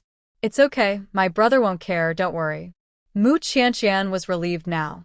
She and Yi Wanqing sat in the back seat of the car and talked a lot. Yi Wanqing breathed a sigh of relief. Fortunately, you are with me. Otherwise, I would be nervous to death. Her cell phone rang, and when she opened it, it was a message from her brother. Miss Mu hates me? It was the first time that the dignified Sucheng Xiao was rejected by a woman like this. She didn't even want to sit in the same car with him. Yi Xianlin began to doubt his life. Is he really that bad? Yi Wanqing quickly typed. No. Qianqian has a good impression of you, but she is rather shy and doesn't like to interact with men. The couple she supports must be together. She needs to work harder to bring her brother and Qianqian together. Yi Xianlin looked out the window, still doubting himself deeply. Yi Wanqing asked Mu Qianqian tentatively, "Qianqian, do you hate my brother?" Mu Qianqian tilted her head. "No. Young Master Yi is a very nice person. Young Master Yi is kind and gentlemanly. How could she hate him?" "Then I'm relieved." Mu Qianqian was puzzled. Why would Wanqing be relieved if she didn't hate young Master Yi? What was there to be relieved about? The luxury car stopped at the Liu family. Since the two families were just meeting today, and it was not a formal engagement, it was not too grand. Strange. Why doesn't the Liu family have any flowers or plants? It looks bare. Yi Wanqing asked in confusion. Yi Xianlin extended his index finger and put it in front of his lips. "This matter is related to the lost daughter of the Liu family. Don't ask too much." Oh. When they were still some distance away from the Liu family's residence, Yi Xianlin explained, "I heard that the daughter of the Liu family was lost because she went to the garden to take care of the flowers and plants. So since then, the entire Liu family no longer planted any flowers. Along the way, they saw only lawns and shady trees, but no beautiful flowers. Even the garden was bare. So that's the case." Yuan Qing kept it in mind. This is the sore spot of the Liu family, and she can't mention it later. "Qianqian, why don't you speak?" Yi Wanqing asked. Hearing her friend's call, Mu Qianqian was stunned for a moment. "Ah? Wanqing, are you calling me?" "Yes. Since you entered the door of the Liu family mansion, you have kept your head down and said nothing. Are you more nervous than me?" Mu Qianqian's smile was a little stiff, maybe. But in fact, only she herself knows the real reason. For some reason, when she walked into this mansion, she felt inexplicably familiar with it, and she could even find the right way without a blind stick. She heard the sound of the fountain and could even imagine what the fountain looked like. Mu Qianqian couldn't help but ask, "Wanqing, is this fountain white, with a beautiful mermaid in the middle?" Yi Wanqing was surprised. "Qianqian, can you see it?" Mu Qianqian shook her head. "No, except..." A fountain suddenly popped up in her mind, so she couldn't help but ask. But she had never been to the Liu family, so how could she know what the Liu family's fountain looked like? It was really strange. Yi Wanqing also found it amazing. Maybe you have a destiny with the Liu family. Liu Yunbai, the young master of the Liu family, came out to greet them, accompanied by the housekeeper and servants. There was also another person present, Liu Yunxiang. Liu Yunbai apologized as soon as he opened his mouth. "I'm really sorry, my mother is not feeling well, and my father just sent her to the hospital. Mrs. Liu is not in good health, and the Yi brothers and sisters also know it." Yi Xianlin asked someone to deliver the gifts and introduced them generously. "It's okay. The health of the elders is important. This is my sister, Yi Wanqing. This is my sister's friend, Mu Qianqian." Hearing the name Mu Qianqian, Liu Yunxiang was shocked, as if falling into an ice cellar. Why did this lingering witch come here? Liu Yunxiang clenched her palms and looked behind Yi Xianlin. But unexpectedly, she did not see the face that looked like her adoptive mother, but a strange face with heavy makeup. Liu Yunxiang's eyes were instantly filled with surprise. God help! Mu Qianqian actually put on such heavy makeup today, and it was so ugly. Even she almost couldn't recognize her, and her brother would definitely not be able to see anything unusual. Liu Yunxiang was so happy that she almost laughed out loud on the spot. "Monsieur, Miss Mu." Liu Yunbai greeted gently. When he looked up and saw Mu Qianqian, he couldn't help but be stunned. It was not because of her inappropriate makeup, but because of something else. Even he himself couldn't explain it clearly. Liu Yunbai stared at Mu Qianqian, staring at her in a trance for a long time. Liu Yunxiang's heart was alarmed, and she quickly said, "Brother, why don't you introduce me to Mr. Yi? This is my sister, Liu Yunxiang." After Liu Yunbai introduced, his eyes fell on Mu Qianqian again. "I'm sorry, there are a lot of things in the company recently. I didn't get enough rest, and my reaction is a little slow. He looks handsome and resolute, and he is the sunny and cheerful handsome guy at first glance. But maybe he was too tired recently. There were faint dark circles under his eyes, and there were bloodshot in his eyes. Brother, Let Master Yi and Miss Yi come in and sit down. Lu Yunxiang was afraid that her brother would see something, so she hurriedly invited them in. Lu Yunbai nodded slightly. Xianlin, Miss Yi, Miss Mu, please come in. After everyone was seated, the servants served tea one by one. Mu Qianqian sat on the soft sofa, a little dazed. Why did the calming incense burning in the hall and the scented tea brought by the servants make her feel inexplicably familiar? Could it be that she really had a special fate with the Lu family? Lu Yunbai looked a little absent-minded, and his eyes frequently looked at Mu Qianqian. Master Yi and Miss Yi came from afar, and they met new friends so quickly? Yi Wanqing replied, Qianqian is a student at the University of Finance and Economics. I got along well with her, and we became friends. She did not say that Mu Qianqian worked in a hotel, but only introduced her as a student. This was because Yuan Qing did not want her friend to be looked down upon by others. So that's the case. Lu Yunbai would occasionally turn the topic to Mu Qianqian and seemed to be quite interested in her. Lu Yunxiang was so scared that her eyelids twitched, fearing that he would see something. By then, all her good days would be over. Thinking of this, Lu Yunxiang could no longer sit still and stood up. She said with a fake smile, Brother, let Miss Mu come with me upstairs and sit down.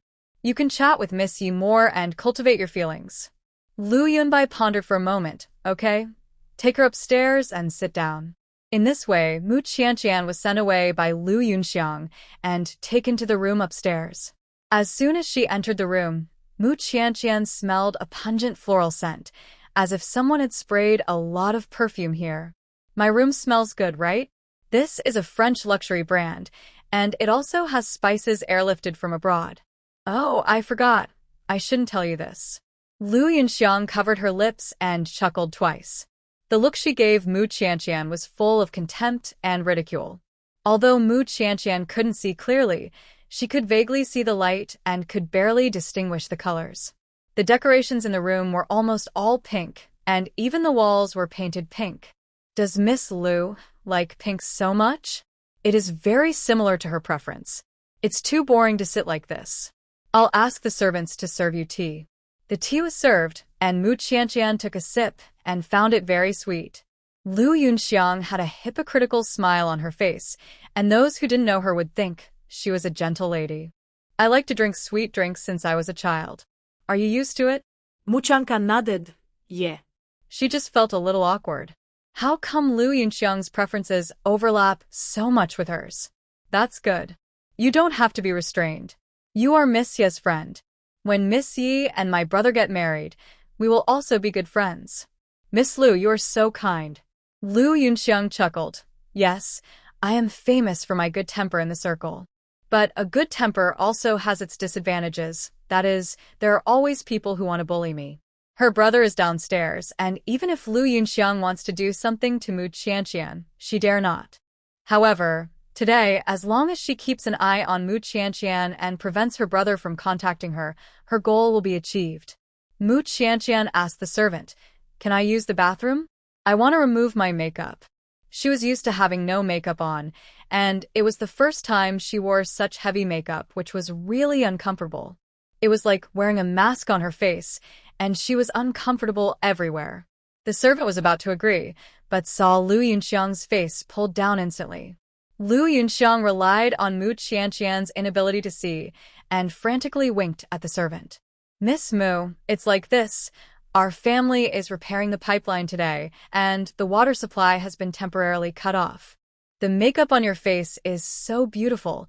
Why do you want to remove it? Mu Qianqian curled her lips. Forget it then. But when she came from the garden, she clearly heard the sound of a fountain, which meant that the Lu family had water. Maybe Miss Lu didn't like others using her bathroom. Miss Mu, I heard that you're a student at the University of Finance and Economics. Are you from Bay City? No, my family lives in a county town near Bay City. Oh.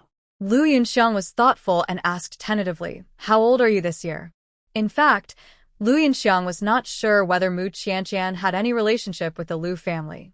However, no matter whether she was the lost daughter of the Lu family or not, Lu Yunxiang could not let her be seen by the Lu family. With this face that looked like Mrs. Liu, Mu Qianqian could get whatever she wanted in the Liu family. How could there be a place for Liu Yunxiang then? 20 years old. Liu Yunxiang pinched her fingertips unconsciously. Exactly the same age as that short-lived ghost of the Liu family. Liu Yunxiang then asked, "When is your birthday?" Mu Qianqian frowned and thought carefully for a while. She couldn't remember when her birthday was, and no one had ever told her. "I can't remember. It seems to be in the summer." Liu Yunxiang looked at her viciously, but still had a smile on her face. "Ya Tian, what a coincidence. My birthday is also in the summer." Although Liu Yunxiang's voice did not sound malicious, Mu Qianqian didn't know why she didn't want to be alone with her for too long. She had an indescribable aversion to Liu Yunxiang. Fortunately, the conversation downstairs finally ended, and the housekeeper came and knocked on the door. "Miss Mu, Missy called you downstairs." Mu Qianqian hurriedly got up. "I'll be right there." She hurriedly fled Liu Yunxiang's room and came downstairs. "Mr. Liu, I'll take my sister back first, and when my aunt recovers another day, my brother and I will come to visit again." "Okay. I'm sorry for the poor hospitality this time. I will make it up to you next time." Mu Qianqian left the Liu family villa with the Yi brothers and sisters. Liu Yunbai stood at the door to see them off and kept an eye on Mu Qianqian's movements. Someone was diverting water to irrigate the lawn, but the water pipe suddenly lost control and sprayed out a large wave of water. Mu Qianqian was walking outside and was just poured over by the water. Ouch! Mu Qianqian exclaimed, and the colorful makeup on her face was washed down, and her whole body was soaked. "I'm really sorry. The water pipe suddenly got out of control. Please go to the lounge to change clothes, young lady." The servant apologized quickly. "Qianqian, are you okay?" Yi Wanqing asked with concern. Mu Qianqian shook her head and smiled good-tempered. "It's okay. Just think of it as washing your face. Anyway, the water is not dirty. It's clean." Liu Yunbai saw the situation here and was about to come over, but was stopped by Liu Yunxiang again. "Brother, don't go.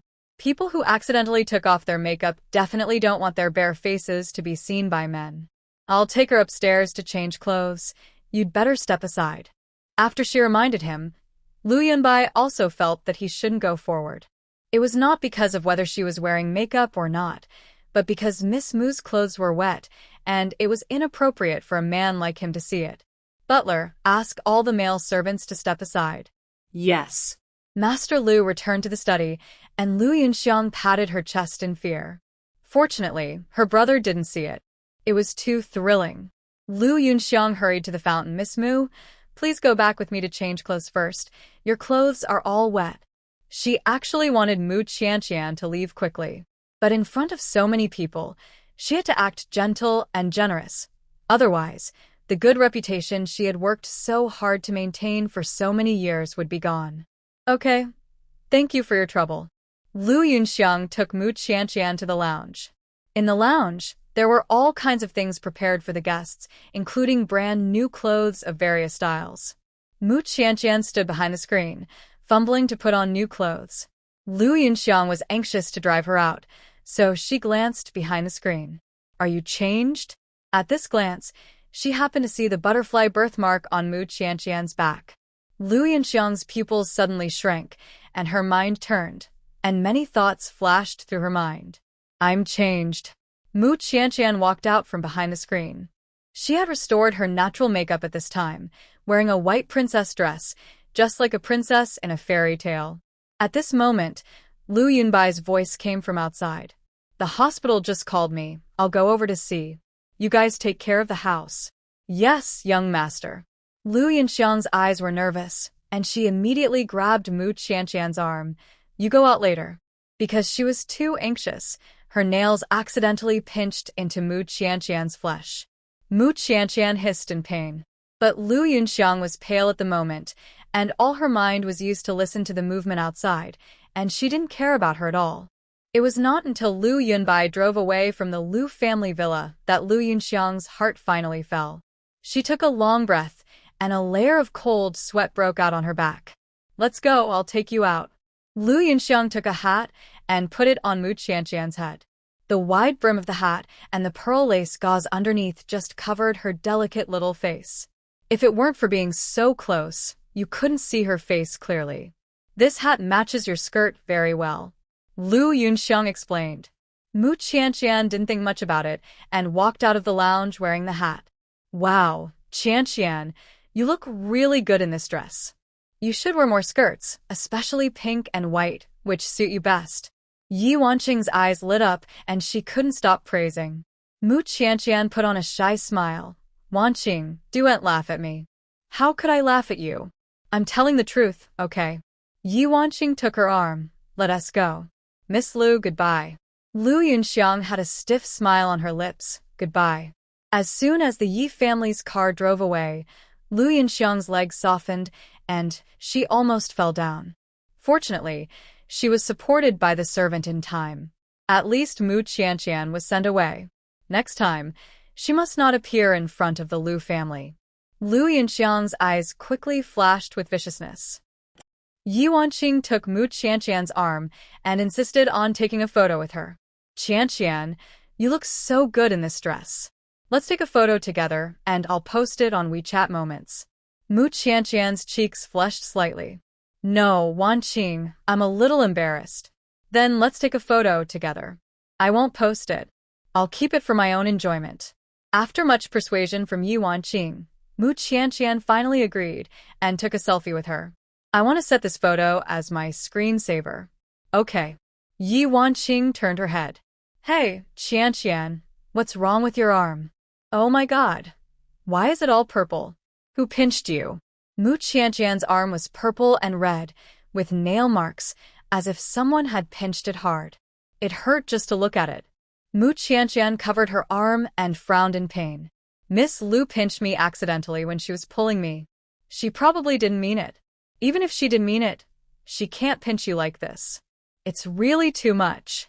Yi Wanqing was indignant. It's okay. It's nothing. Mu Qianqian smiled indifferently. After all, she used to be beaten up in the Mu family and pinching and twisting arms was a common occurrence. Yi Wanqing said suspiciously, I always feel that this Miss Lu is weird. She looks like a kind and good-tempered person, but I didn't expect that she is so cruel in private, pinching Qianqian's arm purple. Is Lu Yunxiang really as gentle and kind as she looks? Or is all this just her disguise? Let's not talk about her, Wanqing. How was your chat with Master Lu? Mu Qianqian changed the subject. Yi Wanqing blushed and cleared her throat uncomfortably. Not bad, right? Young Master Lu is not what I imagined.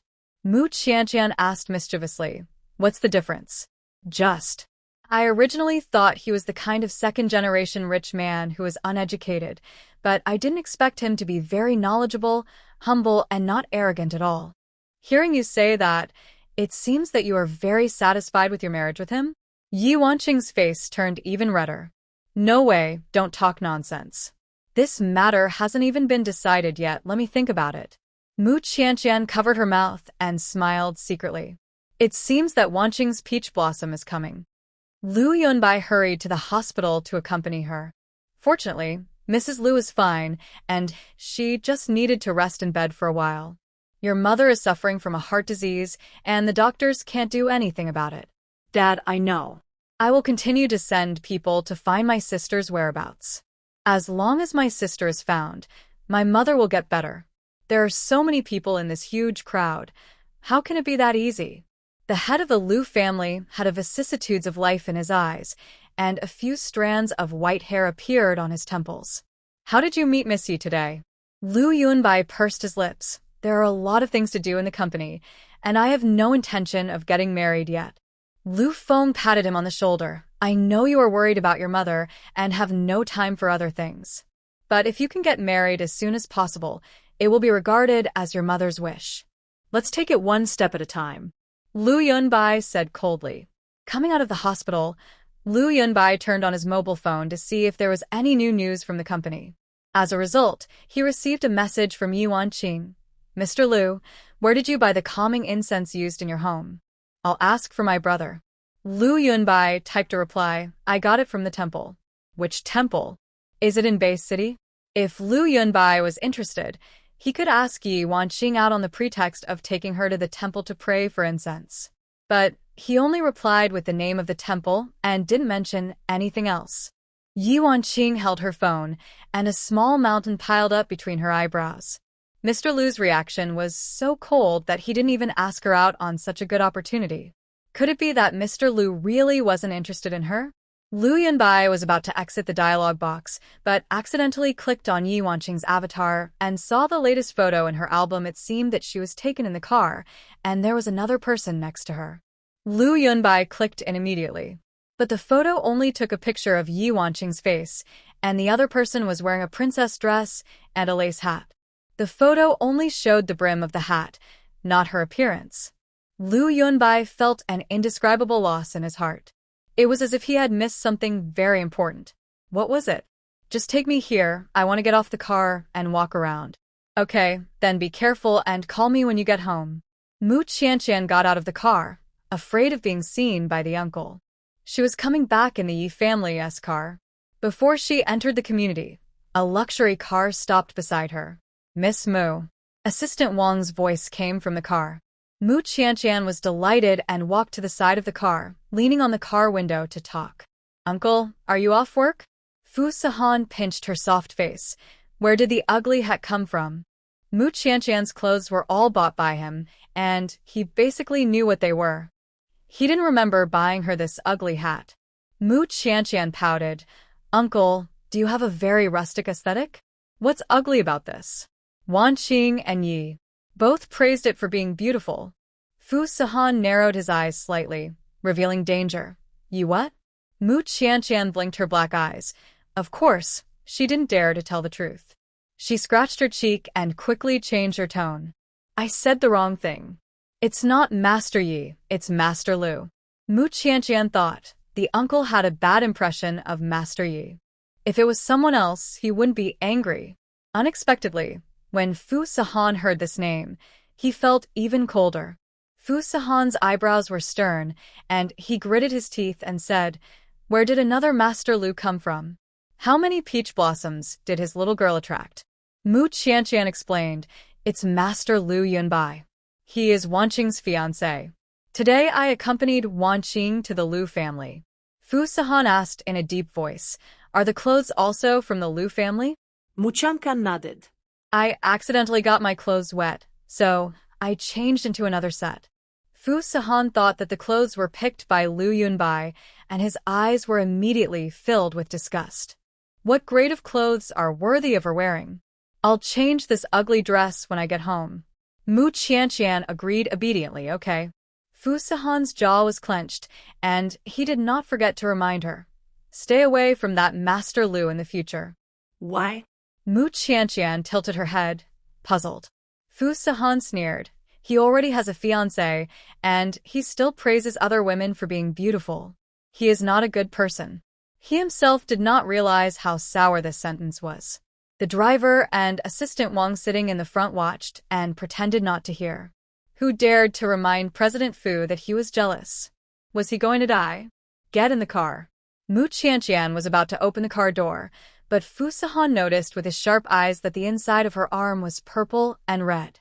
What's wrong with your arm? I knocked it accidentally. Mu Qianqian didn't want to mention Lu Yunxiang's matter. She was too lazy to waste words on her, so she just made up an excuse. How could you be so careless? Fu Sihan was disgusted. This girl was silly and stupid, and I didn't know how she grew up like this. Fu Sihan got out of the car directly. You go back first, I have something to do. Yes. Uncle, do you still have something to do? Then I'll go home and do my homework first. Mu Qianqian turned around and was about to go back to the community, but Fu Sihan grabbed the back of her clothes and pulled her back. What's the hurry? You don't want to go with me? Mu Qianqian raised the corner of her mouth. Uncle, are you going to take me with you? Okay. It's not that I don't want to go with you. I'm just afraid of disturbing you. Fu Sihan curled his lips. Let's go. It was originally for her business, so there was no need to talk about disturbing or not. Fu Sihan took Mu Qianqian's hand and came to a pharmacy. Give me some blood-activating and blood stasis removing medicine. Mu Qianqian asked nervously. Uncle, are you hurt? Where are you hurt? Fu Sihan bought the medicine, let her out of the pharmacy, and sat on the bench. Uncle, where are you hurt? Mu Qianqian hugged his arm anxiously and asked questions. Fu Sahan was overwhelmed by the noise, so he pinched her little face with his tiger's mouth. The little girl who was chattering just now immediately turned into a little pufferfish. The little pufferfish blinked her watery eyes and said incoherently, "Desu, Li." Fu Sahan was so cute that his heart softened, and his eyes softened. "It's not me who is hurt, it's you." He unscrewed the bottle, poured out the medicated oil, applied it to the wound on Mu Qianqian's arm, and rubbed it slowly. The moment his palm touched it, Mu Qianqian shuddered all over. "Does it hurt?" Fu Xian asked. Mu Qianqian shook her head. "It doesn't hurt. It's just a little shy." The uncle's palm was so warm and had rough calluses on it, rubbing the soft flesh on her arm. With his gentle movements, the blood clots melted and the originally scary purple color faded. Mu Qianqian raised her arm, looking at the uncle from time to time. She began to imagine unconsciously in her mind what the uncle looked like. Is his current expression serious? If only her own eyes could see it. "Why are you looking at me all the time?" Mu Qianqian was caught peeking and quickly denied it. "I'm not looking at you. Do you think I have bad eyesight like you?" Fu Sahan was afraid that she would feel pain, so he chatted with her for a few words to distract her attention. "I was looking at that street lamp, not at you." Mu Qianqian found something at random and pointed it casually. Fu Sahan turned around and smiled even more. "That's a motorcycle light, not a street lamp." Mu Qianqian blushed and knocked her head in annoyance. "Oh." Fu Sahan freed one hand and grabbed her wrist. "Stop knocking, or you'll get dumber." The little girl's brain wasn't very bright to begin with, and if she was knocked on the head again, wouldn't she be even dumber? Mu Qianqian was suddenly embarrassed and annoyed, her cheeks red as lanterns. The uncle was so mean. He always made fun of her. She was not stupid. Fu Sahan suddenly said, "Get up, change seats." "Why?" "It's not convenient for me to sit here." Mu Qianqian believed it and got up and changed seats with Fu Sahan. After changing seats, Mu Qianqian found that the wind around her seemed to be much smaller. All the wind was blocked by the uncle's broad shoulders. "Does the wound still hurt?" "It doesn't hurt anymore." Fu Sahan took her hand. "Let's go home. Go back and soak in hot water, and the mark will disappear overnight."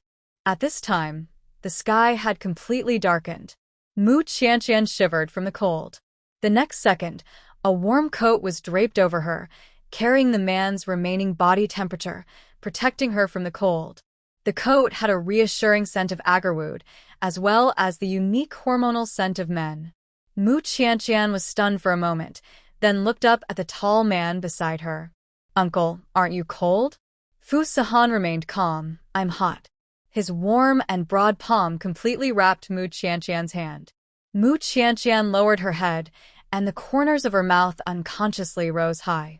She discovered the uncle's secret. That is, the uncle said one thing and meant another. As soon as she got home, Mu Qianqian was ordered by the uncle to change her clothes. When she changed her clothes, Aunt Lu, who lived next door, was called over. Fu Sahan frowned and pointed at the clothes she had just changed. "Throw away this pile of garbage." Aunt Lu took a look and was a little reluctant. "Mr. Fu, such good clothes, are you just throwing them away like this?" "Just throw it away if I tell you to." Whenever Fu Sahan saw these ugly clothes and the ugly hat, he would think of the young master of the Lu family. How can someone who casually praises other people's wives be a good person? It is better to throw the clothes away quickly, out of sight, out of mind. "Hey, I'll pack it up right away." Mu Qianqian walked into the bathroom to take a shower, and using the sound of the splashing water as a cover, she hummed a song. After all, the school beauty contest was about to take place, and she wanted to win the championship prize, so naturally she had to hurry up and practice. After taking a shower, Mu Qianqian picked up the glass on the table and drank milk. "Are you practicing singing in the bathroom?" Fu Sahan's voice came from behind. Mu Qianqian choked and almost sprayed out the milk in her mouth. "Ahem, uncle, can you hear it?" She thought she couldn't hear it because of the sound of water. "Of course, I'm not deaf." Looking at her silly look, Fu Sahan couldn't help but stretch out his fingers and gently wipe the milk stains from the corners of her mouth. Mu Qianqian was so embarrassed that her toes tapped the ground. If only she could become invisible, she would immediately become invisible and find a place to hide. You want to practice singing? I'll take you to the recording studio tomorrow and practice with professional equipment. Mu Qianqian opened her mouth in surprise. Surprised and happy, really? I can go to the recording studio to practice singing? Fu Sahan's low voice was filled with a faint smile. When have I ever lied to you? Fu Sahan kept his word, and the next day, he took Mu Qianqian to the most professional recording studio in Bay City. Many well-known singers have recorded songs here. I've hired a teacher for you. You can practice singing in there with peace of mind. Yeah. Muchanka nodded obediently. Goodbye, uncle. Fu Sahan just had a work call, so he left the recording studio and went outside to discuss work. A female star wearing sunglasses rushed in, and when she saw someone in the room, she immediately put on a face. Didn't I ask you to reserve this room for me? Get the people inside out. The staff member apologized with a smile. Teacher Jian, I'm really sorry. A distinguished guest has reserved this place before you. I'll take you to other recording studios. The female star's assistant rolled her eyes. This recording studio has the best effect. Our Lingling ran so far just to come here to record an episode for a TV series. Other recording studios don't have such good effects. Why don't you get rid of the people and give up the recording studio? But we can't afford to offend this distinguished guest. The assistant sneered. Oh, you look down on our Lingling, right? Okay, Lingling will tell your boss later. You just wait and see. No. Teacher Jian is the heroine of the latest popular TV series. How dare we look down on you? But the recording studio has to follow the first-come, first-served principle. Don't you agree? The assistant scolded. What do you mean by first-come, first-served? This recording studio has always been used by Lingling. Why should outsiders use it? She didn't even look in the mirror.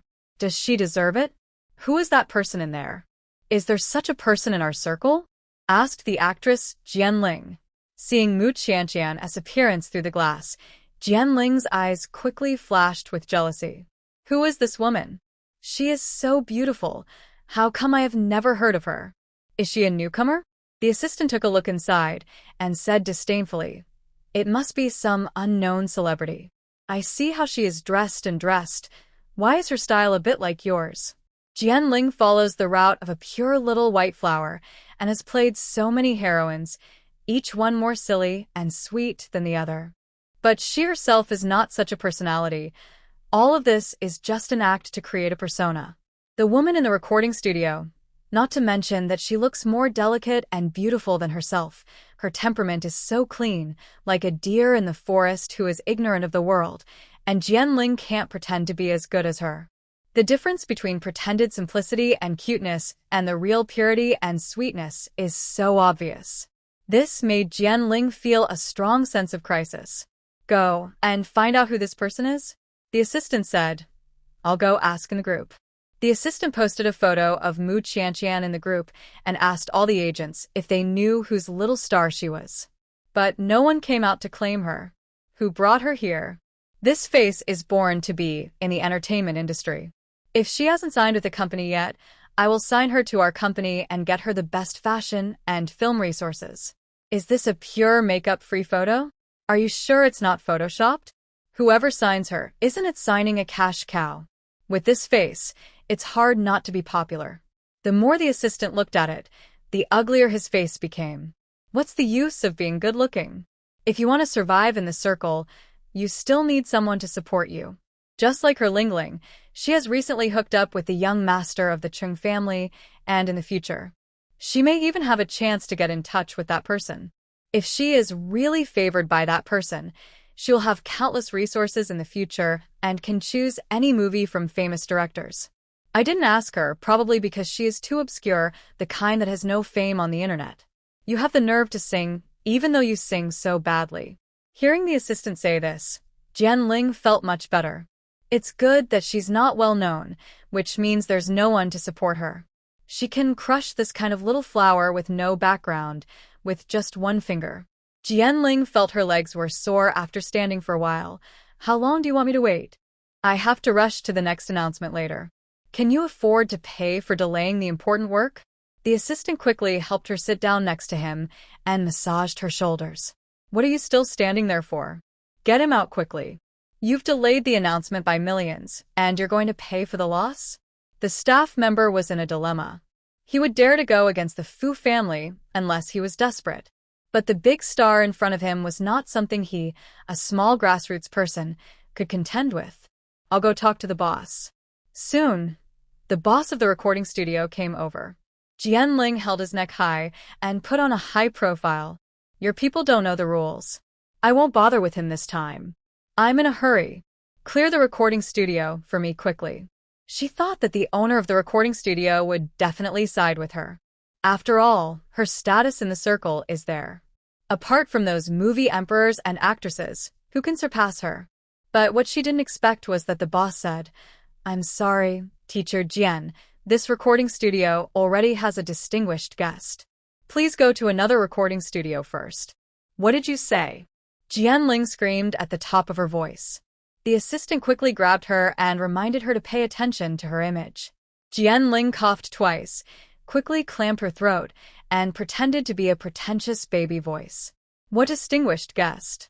How come I have never heard of this person? The boss looked embarrassed. I'm afraid we can't tell you.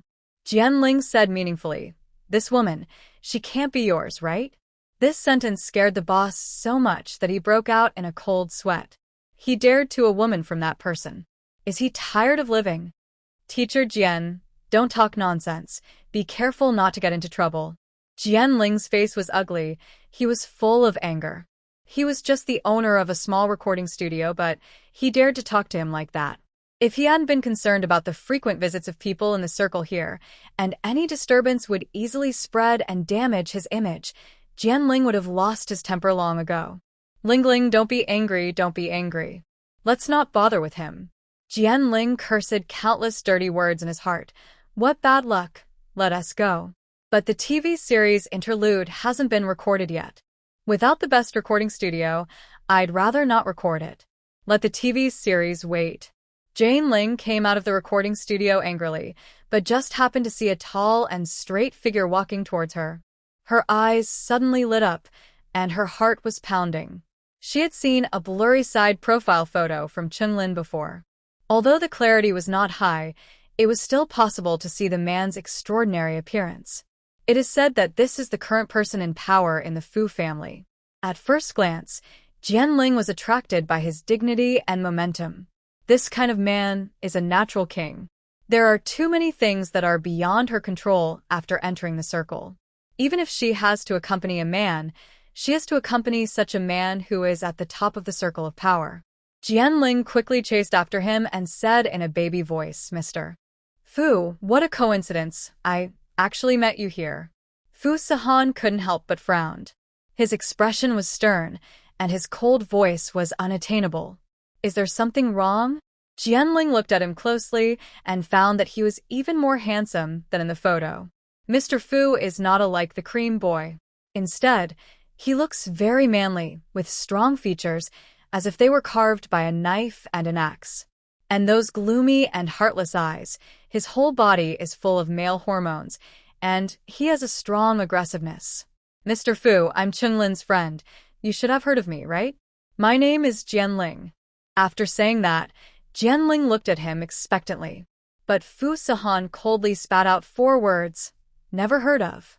Chunlin has so many female companions around him that he can't even call out their names. Fu Sahan doesn't care about women at all, so naturally he has never heard of this kind of person. I'm an artist under Affirming Media, and now I'm considered Fengyin's leading actress. Jianling thought that the largest share of Affirming Media was in the hands of the Fu family. Mr. Fu would definitely give her some face for the sake of Affirming Media. But in fact, the Fu family has invested a lot in the cultural industry. Affirming Media is only a medium-sized company. Although it is very popular in the industry, the Fu family has never lacked profitable industries. Therefore, Fu Sahan naturally would not take it too seriously. Fu Sahan lowered his head and glanced at his watch. Calculating the time, the little girl should be about to finish her class. He didn't even look at Jianling and walked past her without looking away. Jianling chased after him anxiously. Mr. Fu, the fairy tale drama I recently participated in has a good number of views. You should have heard of it, right? If there is a chance, can I add your contact information? If there is any event next time, you can ask me to warm up the scene. She clamped her throat and spoke as if she was about to die. Fu Sahan had a headache when he heard it and raised his lips indifferently. Get lost. He hated such pretentious people the most. They were totally incomparable to the pure and natural innocence and kindness of the little girl. Listening to this woman's voice was a pollution to his ears. It was the first time that Jianling was rejected by a man like this. Behind her was the assistant agent and a long line of people. Jianling's face was burning with pain, and he was too embarrassed to get off the stage. The assistant comforted him. Lingling, don't be too discouraged. This guy has never been close to women and is notoriously difficult to deal with. He is not even interested in you. I guess there is no woman in the world who can make him fall in love with him. Jianling thought about it and realized that this was the truth. That's right. If I can't handle it, the opponent's family can't handle it even more. At least, I have a good relationship with the young master of the Chung family, so I have more opportunities than others. If she works harder, she will be able to get in touch with the Fu family. Coming out of the recording studio, Mu Qianqian's little face was flushed. Uncle, I learn a lot today, and the teacher also praised my good voice conditions. Fu Sahan rubbed her head. Well, not bad. The little girl's voice is indeed beautiful, ethereal, pleasant, and very clean. Uncle, I am more confident than before about next week's school beauty contest. I must strive to get the 20,000 yuan prize. 20,000 yuan. Just renting a recording studio for a day costs more than this. However, as long as the little girl is happy, it's fine. When will the contest be held? Fu Xian asked. Next Tuesday. Uncle, will you come over then? Fu Sahan refused. I have to go on a business trip next week and don't have time. Okay. Mu Qianqian lowered her head in disappointment. Fu Sahan saw the light in her eyes dim, and somehow he felt a lot of reluctance in his heart. However, in his heart, work comes before women. So this time, he is destined to disappoint her. Let's go. I'll take you to dinner first. The two walked out of the recording studio. Jianling and the assistant just got in the car, and when they turned around, they saw Fu Sahan and Mu Qianqian. The assistant was surprised. Isn't this the woman in the recording studio just now? How could she be next to President Fu? Jianling took a look, and his eyes were full of jealousy. It turned out that President Fu took her to the recording studio. No wonder the boss refused to make room for me. She hasn't even hooked up with President Fu yet. What right does this woman have? The assistant said sarcastically, this woman is really quite capable. I think her face should have been plastic surgery. I don't know which hospital she was in, but the effect is pretty good. Fu Sahan led the little girl beside him, and he himself probably didn't even realize how gentle his eyes were. Compared with the indifference when he rejected Jianling just now, he was completely different. Fox Charmer. Just wait for me.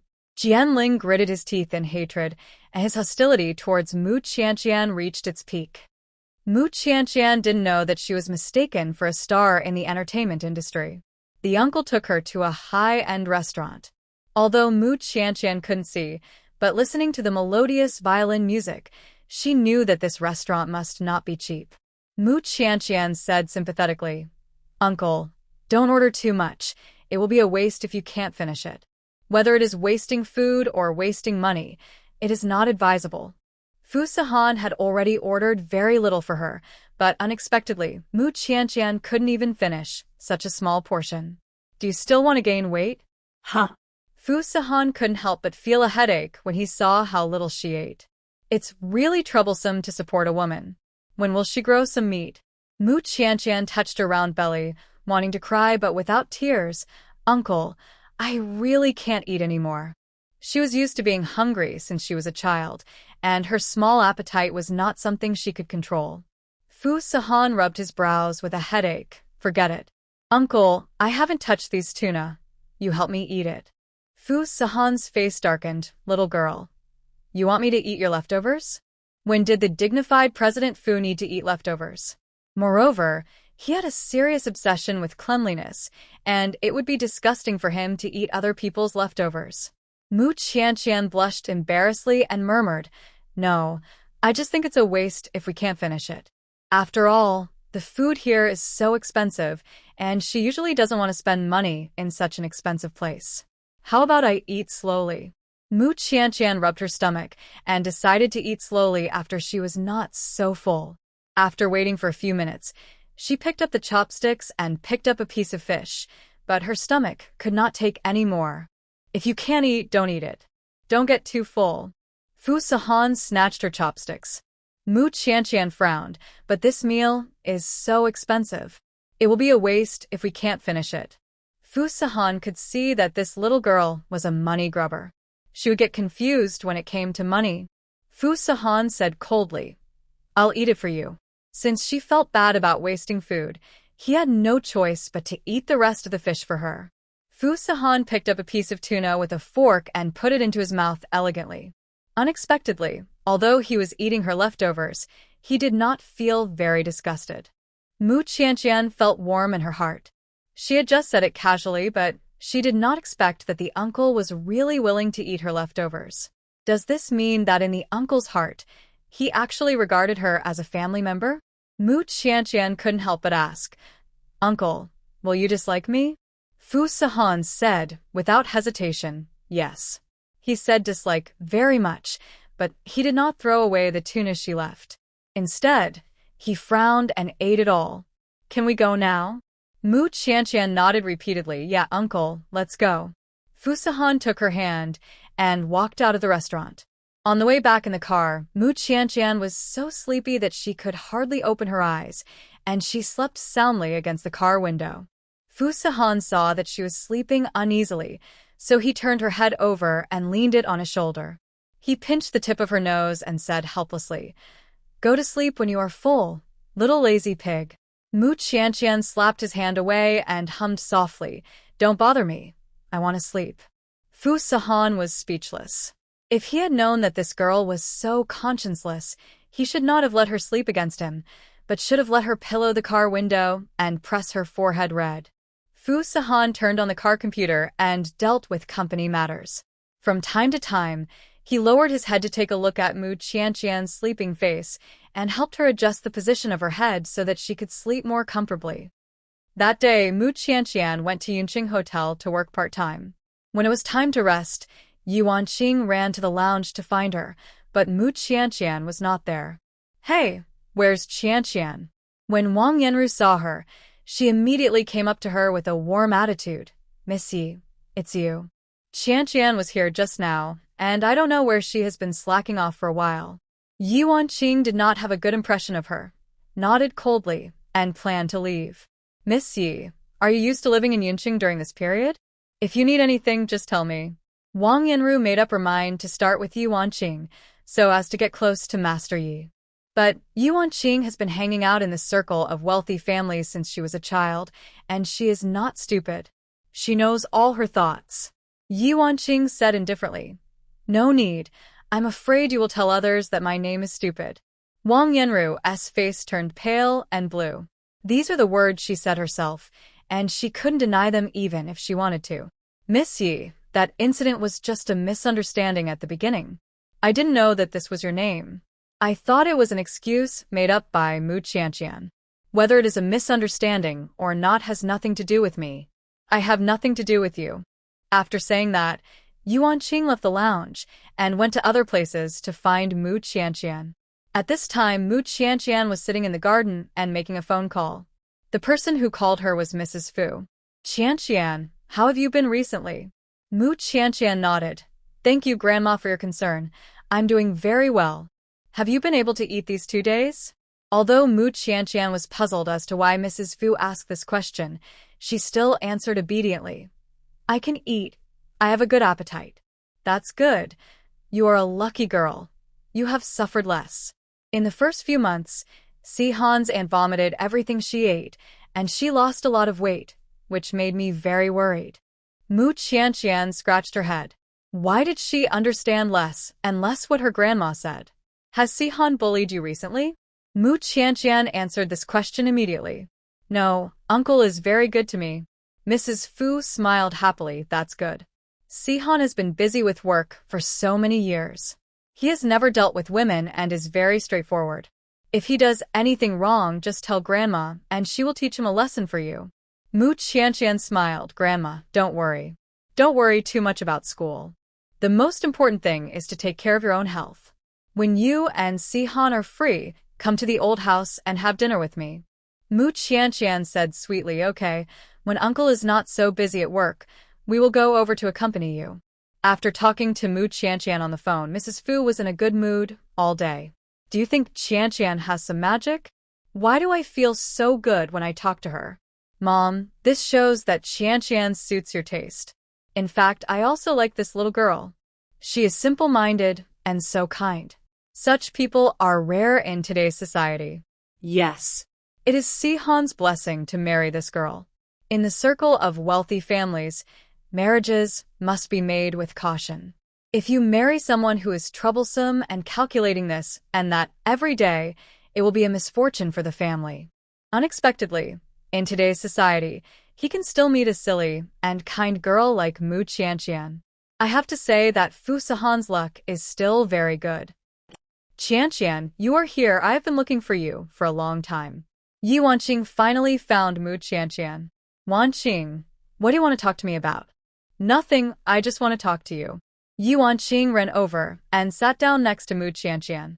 Mu Qianqian asked with concern, how was your chat with Mr. Liu? Yi Wanqing's cheeks flushed. It was okay. When do you plan to talk about marriage? Wait a little longer. We are not very familiar with each other yet. Yi Wanqing is usually carefree and rarely shy like she is now. This time, she has met someone she likes.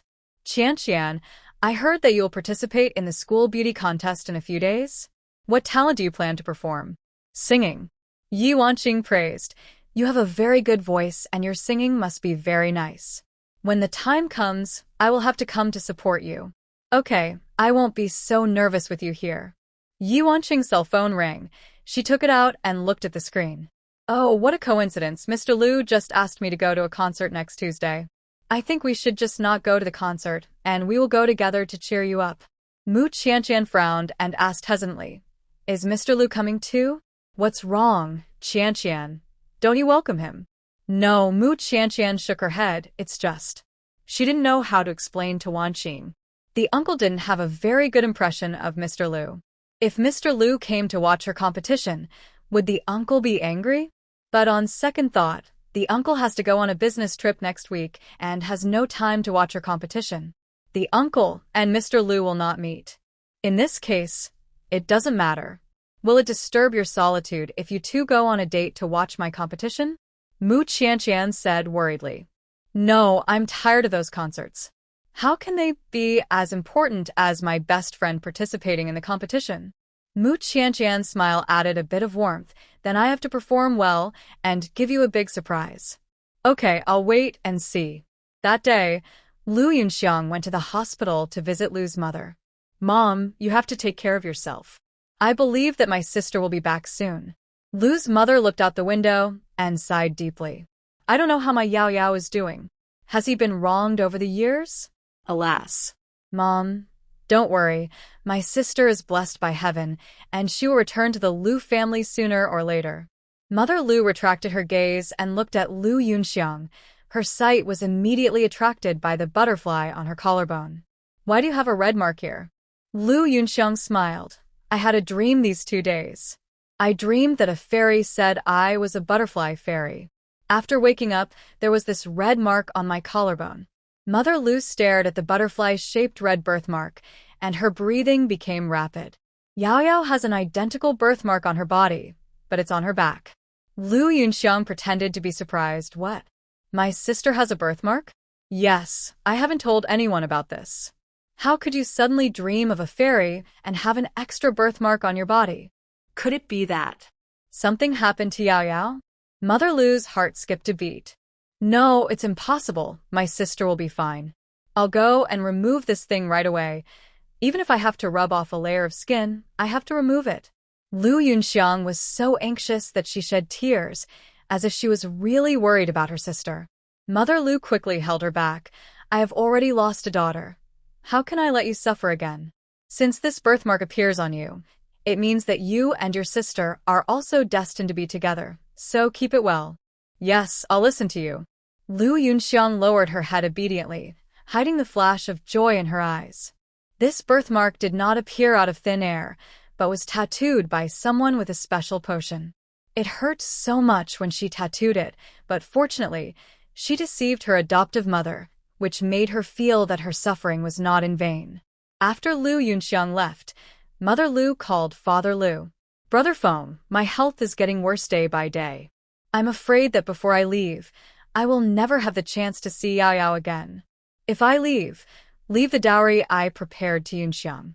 Since giving birth to her daughter, Mother Lu has prepared a sky-high dowry for her daughter. If this dowry is left to Lu Yunxiang, then Lu Yunxiang's worth will skyrocket, and she will have more money than she can spend in several lifetimes. Lu Yunxiang was hiding outside the ward. When she heard the news, she almost couldn't contain her ecstasy. She is going to get rich. When she gets this dowry, she won't have to worry even if the Lu family kicks her out. When Lu Feng heard the news, he frowned. Why did you think of Yao Yao again out of the blue? Didn't I tell Yunxiang and Yunbai not to mention Yao Yao in front of you? Yunbai knew that he would never deliberately mention Yao Yao in front of his mother. Then the only thing left was Lu Yunxiang. Why is this child disobedient? Knowing that her adoptive mother is in poor health, he deliberately brought up sad old things to stimulate her. What was he thinking about? Don't misunderstand Yunxiang. She misses her sister too much. A few days ago, she had a dream. In the dream, a fairy said that she was a butterfly fairy, and she had a birthmark on her body that was exactly the same as Yao Yao's. I think Yao Yao might have. At this point, Lu's mother burst into tears. Impossible. I don't believe in monsters and demons. Then tell me, how did Yunxiang get a birthmark? After all, Lu Feng had been in the business world for so many years. If he could be fooled by these tricks, he would have lived in vain all these years. His tone was filled with anger. You should take good care of your injuries first. I will send someone to investigate this matter. He wanted to see how Lu Yunxiang knew about the birthmark on Yao Yao's body. She even used this birthmark on purpose to win the favor of her adoptive mother. Lu's mother often treated Lu Yunxiang as her little daughter, but Lu Feng was strongly opposed to her adoptive child. He has always been distant and defensive towards Lu Yunxiang. Adopted children are not as good as one's own blood. Lu Yunbai was sitting in the car and was about to go to the University of Finance and Economics to watch the campus beauty contest. He received a call from his father. Dad, is there something going on at the company? It's not about the company, it's about Lu Yunxiang. Lu Yunbai frowned and asked, what's wrong with her? She heard from somewhere that your sister has a red butterfly birthmark on her body. Didn't you tell her? Lu Yunbai denied if it wasn't me. Why would I tell her that? That's strange. Not many people know about this. How did she know about it? Lu Yunbai thought for a moment and said anxiously, Dad, why don't I go find her and ask her clearly? Didn't you have an appointment with Miss Yi this afternoon? Yes, she asked me to watch her friend's game, but I'm not interested in this. Why don't I go with her next time, and this time I'll find out about my sister first. The sister he mentioned naturally did not refer to Lu Yunxiang, but his own sister. If he found Lu Yunxiang and asked clearly, there is a high probability that he could get clues about his sister. It doesn't matter for a moment. She can't run away. You go to accompany Miss Yi first. She has come all the way to Bay City to fulfill her engagement. It would be impolite for you to break the appointment without reason. You rewrite, then I'll go back and ask her. Anyway, Lu Yunxiang will not leave the Lu family for a while. He will go to watch the game first, and it won't be too late to figure this out later. Qianqian, your appearance order is at the back. Don't be nervous later. Yes, Qianqian, just treat everyone in the audience as cabbages, then you won't be nervous. Mu Qianqian covered her mouth and chuckled. See you, Yanran. Why do I feel like you two are more nervous than me? These two good friends have been talking to her for a long time about the secret of not being nervous. But she is not that nervous. Li Xiu smiled. After all, this is your first time to participate in such a big competition. Of course I am nervous for you. Fong Yanran whispered. I heard that Senior Gu is here too. Which Senior Gu? It's Gu Qingyu, Senior Gu. She missed the registration time and squeezed in through the back door. Hearing this name, Mu Qianqian was not in a good mood. However, in front of so many people, even if Gu Qingyu wanted to make trouble, she had to consider the occasion. Qianqian, why do you keep holding your phone? Are you waiting for news from someone? Oh, no. Mu Qianqian was stunned for a moment and put the phone in her pocket. In fact, she was waiting for news from the uncle. However, she waited for so long and still didn't get it. The uncle should be out of town, and he probably can't come to watch her game. There are more and more people in the backstage lounge, and other players keep coming in. Why don't we go out and wait? It's too crowded in here, Li Siyu suggested. Anyway, Mu Qianqian's turn to perform was the last, so there was no need to be so anxious. A sneer came from the side. If you think it's too crowded, don't come to participate in the competition. People who don't know would think she is a rich lady. She can't even stand this little hardship. Why is she pretending? The person who spoke was Yao Xianer. She was still dressed in rock and roll today, with many colorful braids on her head, and silver lip studs were very eye-catching. Yeah, how can a bumpkin from a remote village be so particular? It's so funny. Yao Xianer is a real young lady. No one said anything, but she, a poor girl, is being pretentious. Isn't that Mu Qianqian? She's here to participate in the competition too. When Lu Shi comes over later, there will be a good show to watch. Li Siyu was about to argue with them, but was stopped by Mu Qianqian, who pulled her arm. Forget it, Siyu. Let us go out for some fresh air. Mu Qianqian and her two friends left the smoky lounge. As soon as they walked out, they met Fu Qianqing. Qianqian, this is what I bought for you. Don't be nervous later. Fu Qianqing handed over a bouquet of flowers, as well as many snacks and drinks for her to relax. Mu Qianqian smiled helplessly. I'm really not nervous. Why do everyone think that she must be very nervous now? She doesn't want the false name of school beauty. She just wants to earn prize money. So for her, this competition is nothing to be nervous about. You're not nervous, but I am. You can take it. Fu Qianqing stuffed it into her. Qianqian has to go on stage later. I'll hold it for her. Fong Yanran took it for Mu Qianqian, opened a bottle of water, and handed it to her. Qianqian, drink some water first. Okay. Thank you, and thank you, classmate Fu. Mu Qianqian seldom calls Fu Qianqing's name. When she called out this time, she suddenly felt it was a coincidence. Fu Qianqing's last name is Fu, and the uncle's last name is Fu, and their last names are pronounced the same. Qianqian, I have something to say to you after you finish the competition. Fu Qianqing's handsome face flushed, shy and expectant. Li Siyu and Fong Yanran guessed his thoughts at once. He was probably going to confess to Qianqian. Mu Qianqian was slow to react and didn't realize it. Okay, just call me after I finish the competition. The cell phone rang. Mu Qianqian went to the side to answer the phone. The call was from Yuanqing. Qianqian, Mr. Liu and I are already sitting in the VIP seats. Come on stage later, and don't be nervous. Mu Qianqian didn't know whether to laugh or cry. Okay, I'm not nervous. When will you go on stage? I'm at the end. Why are you at the end? It's easy to lose points this way, but it doesn't matter. With your strength, I believe you can definitely turn the tide. Thank you, Wanqing. When Mu Qianqian knew her order of performance, her heart sank. She didn't expect that her luck was so bad that she was ranked last. There are so many contestants, and the judges will be more impatient the later they are, and the scores will be lower. Therefore, this order is not in her favor.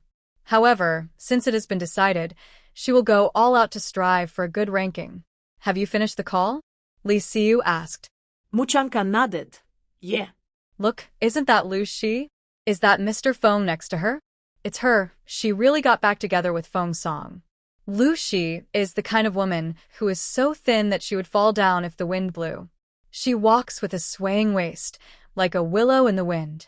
She almost hangs on Feng's song, showing her ownership. She seems to be afraid that others will Mr. Feng from her.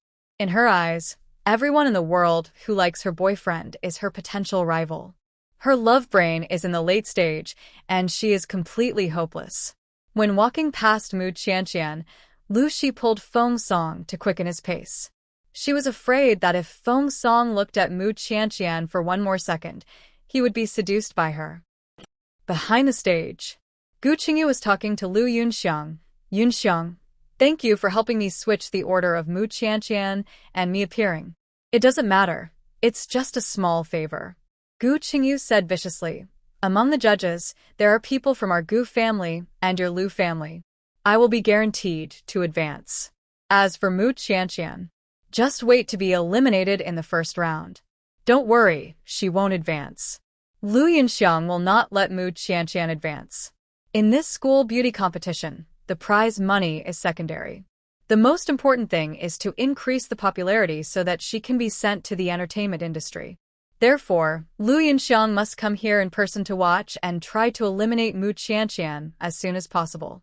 Otherwise, if that witch successfully advances, then when she shows her face in front of the public, won't the Lu family's biological daughter, who they think about day and night, be found? Lu Yunxiang will never allow such a thing to happen. I'll go sit down in the audience first. You have to do your best. After saying that, Lu Yunxiang left the backstage. But just when she wanted to sit down, she saw someone who shouldn't be here. Lu Yunbai is here too. Lu Yunxiang, why are you here? Lu Yunbai also saw her and asked puzzledly. Lu Yunxiang's face suddenly became extremely ugly. She had expected everything, but she never thought that Lu Yunbai would come to watch the competition. What if he saw Mu Qianqian? Lu Yunxiang's cheeks turned pale. I came to see Qingyu participate in the competition. Brother, why did you come to the University of Finance and Economics? Miss Ye's friend is also a contestant. We came to see her. Yi Wanqing waved her hand. Miss Lu, we meet again. Lu Yunxiang finally understood now. Yi Wanqing and that witch Mu Qianqian are good friends, and Lu Yunbai was pulled here by Yi Wanqing. How could this be? She had clearly planned everything out to avoid all chances of the Lu family and Mu Qianqian meeting. But why did Lu Yunbai and Mu Qianqian meet? Could it be? This is God's will? No. Impossible. She would never believe it. Miss Lu, what's wrong with you? Yi Wanqing asked curiously. Why did Lu Yunxiang's expression look so ferocious? It was even a little scary. Lu Yunxiang woke up as if from a dream. She immediately adjusted her expression and forced a forced smile, which was uglier than crying. Nothing, it's just that there are so many things to do at home in the company and I didn't expect my brother to come to watch this kind of competition. Lu Yunbai said coldly, I don't need to report to you when I do things. I suddenly remembered that Qingyu and I still have something to say. I'll go and talk to her. After that, Lu Yunxiang fled. She was afraid that if she stayed any longer, she would collapse completely. Lu Yunxiang found Gu Qingyu and asked her to tell the organizer to put the heaviest makeup on the contestants who will appear later. Why is that? Gu Qingyu was puzzled. I'm doing this for your own good. If I paint those contestants into white faces with no characteristics, won't it highlight you to the greatest extent? Gu Qingyu thought about it and realized that this was the reason. Her own appearance was not bad, but she was still a breath away from being the first in the school. In this case, then pull everyone else down to step on her feet. Yunxiang, you are smart. Thank you for thinking of me. I will give the order right away. The makeup artist for this event happened to have cooperated with the Gu family. Gu Qingyu found her and said to her, the stage lights are bright. Please make up the contestants behind you. It is better to make them thicker, otherwise the effect will not be good under the lights. As for Gu Qingyu herself, she was made up by the top makeup artist invited by the Gu family. Maximize her advantages and cover up her disadvantages. Okay, Miss Gu. After doing all this, Gu Qingyu was full of confidence. The title of the school beauty will definitely fall on her. And Lu Yunxiang was also relieved. As long as Mu Qianqian is given the thickest and ugliest makeup, even if Lu Yunbai comes, he will not recognize her. Gu Qingyu went on stage in front and performed a cello solo. Relying on her relationship with the judges, she got a very high score and beat all the others. Senior Gu is definitely the champion of this school beauty contest. I just don't know who will get the runner-up. I think Mu Qianqian, Lu Shi, and Yao Xianer all have a good chance. Lu Shi has young Master Feng supporting her, and Yao Xianer has the Yao family behind her. The two of them have a better chance of getting the runner-up. Muchangkan. I guess she won't even make the top 3. At this time, Mu Qianqian was preparing to put on makeup backstage. As luck would have it, the makeup was all used up. The makeup artist was so anxious. Every contestant is wearing heavy makeup, and all the makeup is used up. What should I do? I'll go borrow some from the students. You wait here for me. Mu Qianqian called her. No, I'll go on stage without makeup. That's not good. The lighting on the stage is very harsh. And if you go on stage without makeup, it will magnify all the flaws on your skin. Even celebrities who are very confident in their appearance have to put on makeup before they dare to go on stage. How dare she, an ordinary female student, go on stage without makeup? It's okay, I don't like to wear makeup. After the last makeup incident, Mu Qianqian now hates cosmetics the most, and she would rather not wear makeup. With thick foundation on her face, she almost couldn't breathe. Of course, the last experience was so bad. A big part of the reason was the selfishness of the makeup artist. Well, you can only go on stage without makeup later. Although under natural lighting, no flaws can be seen on Mu Qianqian's face. But on the stage, with the headlights on, all small flaws will become big flaws.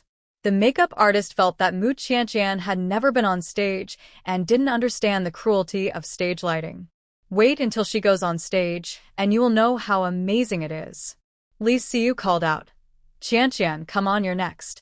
Here I am. Mu Qianqian walked over and took 2 deep breaths. Listening to the thunderous applause outside, she was actually a little nervous, but not to a large extent. Let me hold your phone for you, Fang Yanran said. Mu Qianqian handed her the phone. Okay. In the last second before going on stage, she was looking forward to receiving a call from the uncle. Maybe the uncle would call her suddenly and tell her that he would not go on a business trip today and would come to watch her competition. But the phone was very quiet, without any messages or calls. Mu Qianqian smiled bitterly. Life is not an idle drama after all, and she was expecting too much. Next contestant, Mu Qianqian, go on stage. Her good friend cheered for her. Qianqian, come on. As soon as Mu Qianqian came on stage, her petite figure was projected onto the big screen and magnified countless times. Screams suddenly rang out from the audience. Oh my God, she didn't wear any makeup? She actually went on stage without makeup. Her skin is in great condition, so smooth that you can't even see a pore on her face. No wonder she dared to do that. Even the judges probably didn't expect that someone would go on stage without makeup on such a big stage. This should have won a lot of impression points. But she appeared too late in the order, so it's hard for her to turn the tables. Off stage, Yuan Qing waved her arms and cheered loudly for Mu Qianqian. Lu Yunbai, who was beside her, froze in place the moment he saw Mu Qianqian without makeup. How could it be? This girl. How could she look so much like his mother? It's like they were carved from the same mold. She is Mu Qianqian? Lu Yunbai's heart was pounding, but it was not because of the excitement of a man and a woman, but because of the excitement of blood ties. Could this girl be his biological sister who had been missing for more than 10 years? Thinking of this, Lu Yunbai wanted to stand up on the spot and run to the stage to ask clearly. In addition to Lu Yunbai, there was another person whose mood fluctuated drastically when seeing Mu Qianqian's appearance. This person was Lu Yunxiang. She had planned everything, but she never expected that she would fail in the end. Why did Lu Yunbai come to watch the school beauty contest for no reason? Why didn't Mu Qianqian wear heavy makeup this time? Why did she go on stage without makeup? Looking at the face that looked like her adoptive mother, Lu Yunxiang was almost going crazy with jealousy. When Lu Yunbai saw Mu Qianqian's face, it was over, all over.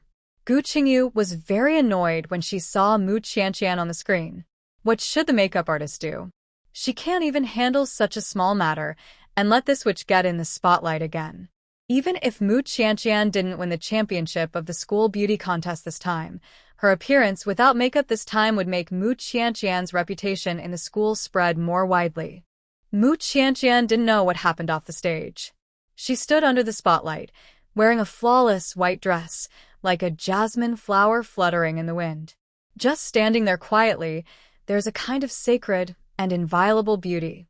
On the second floor, in a special VIP suite, the man who should have been attending a meeting overseas was sitting in the private room at this time, looking at the dazzling little stage with his gloomy phoenix eyes.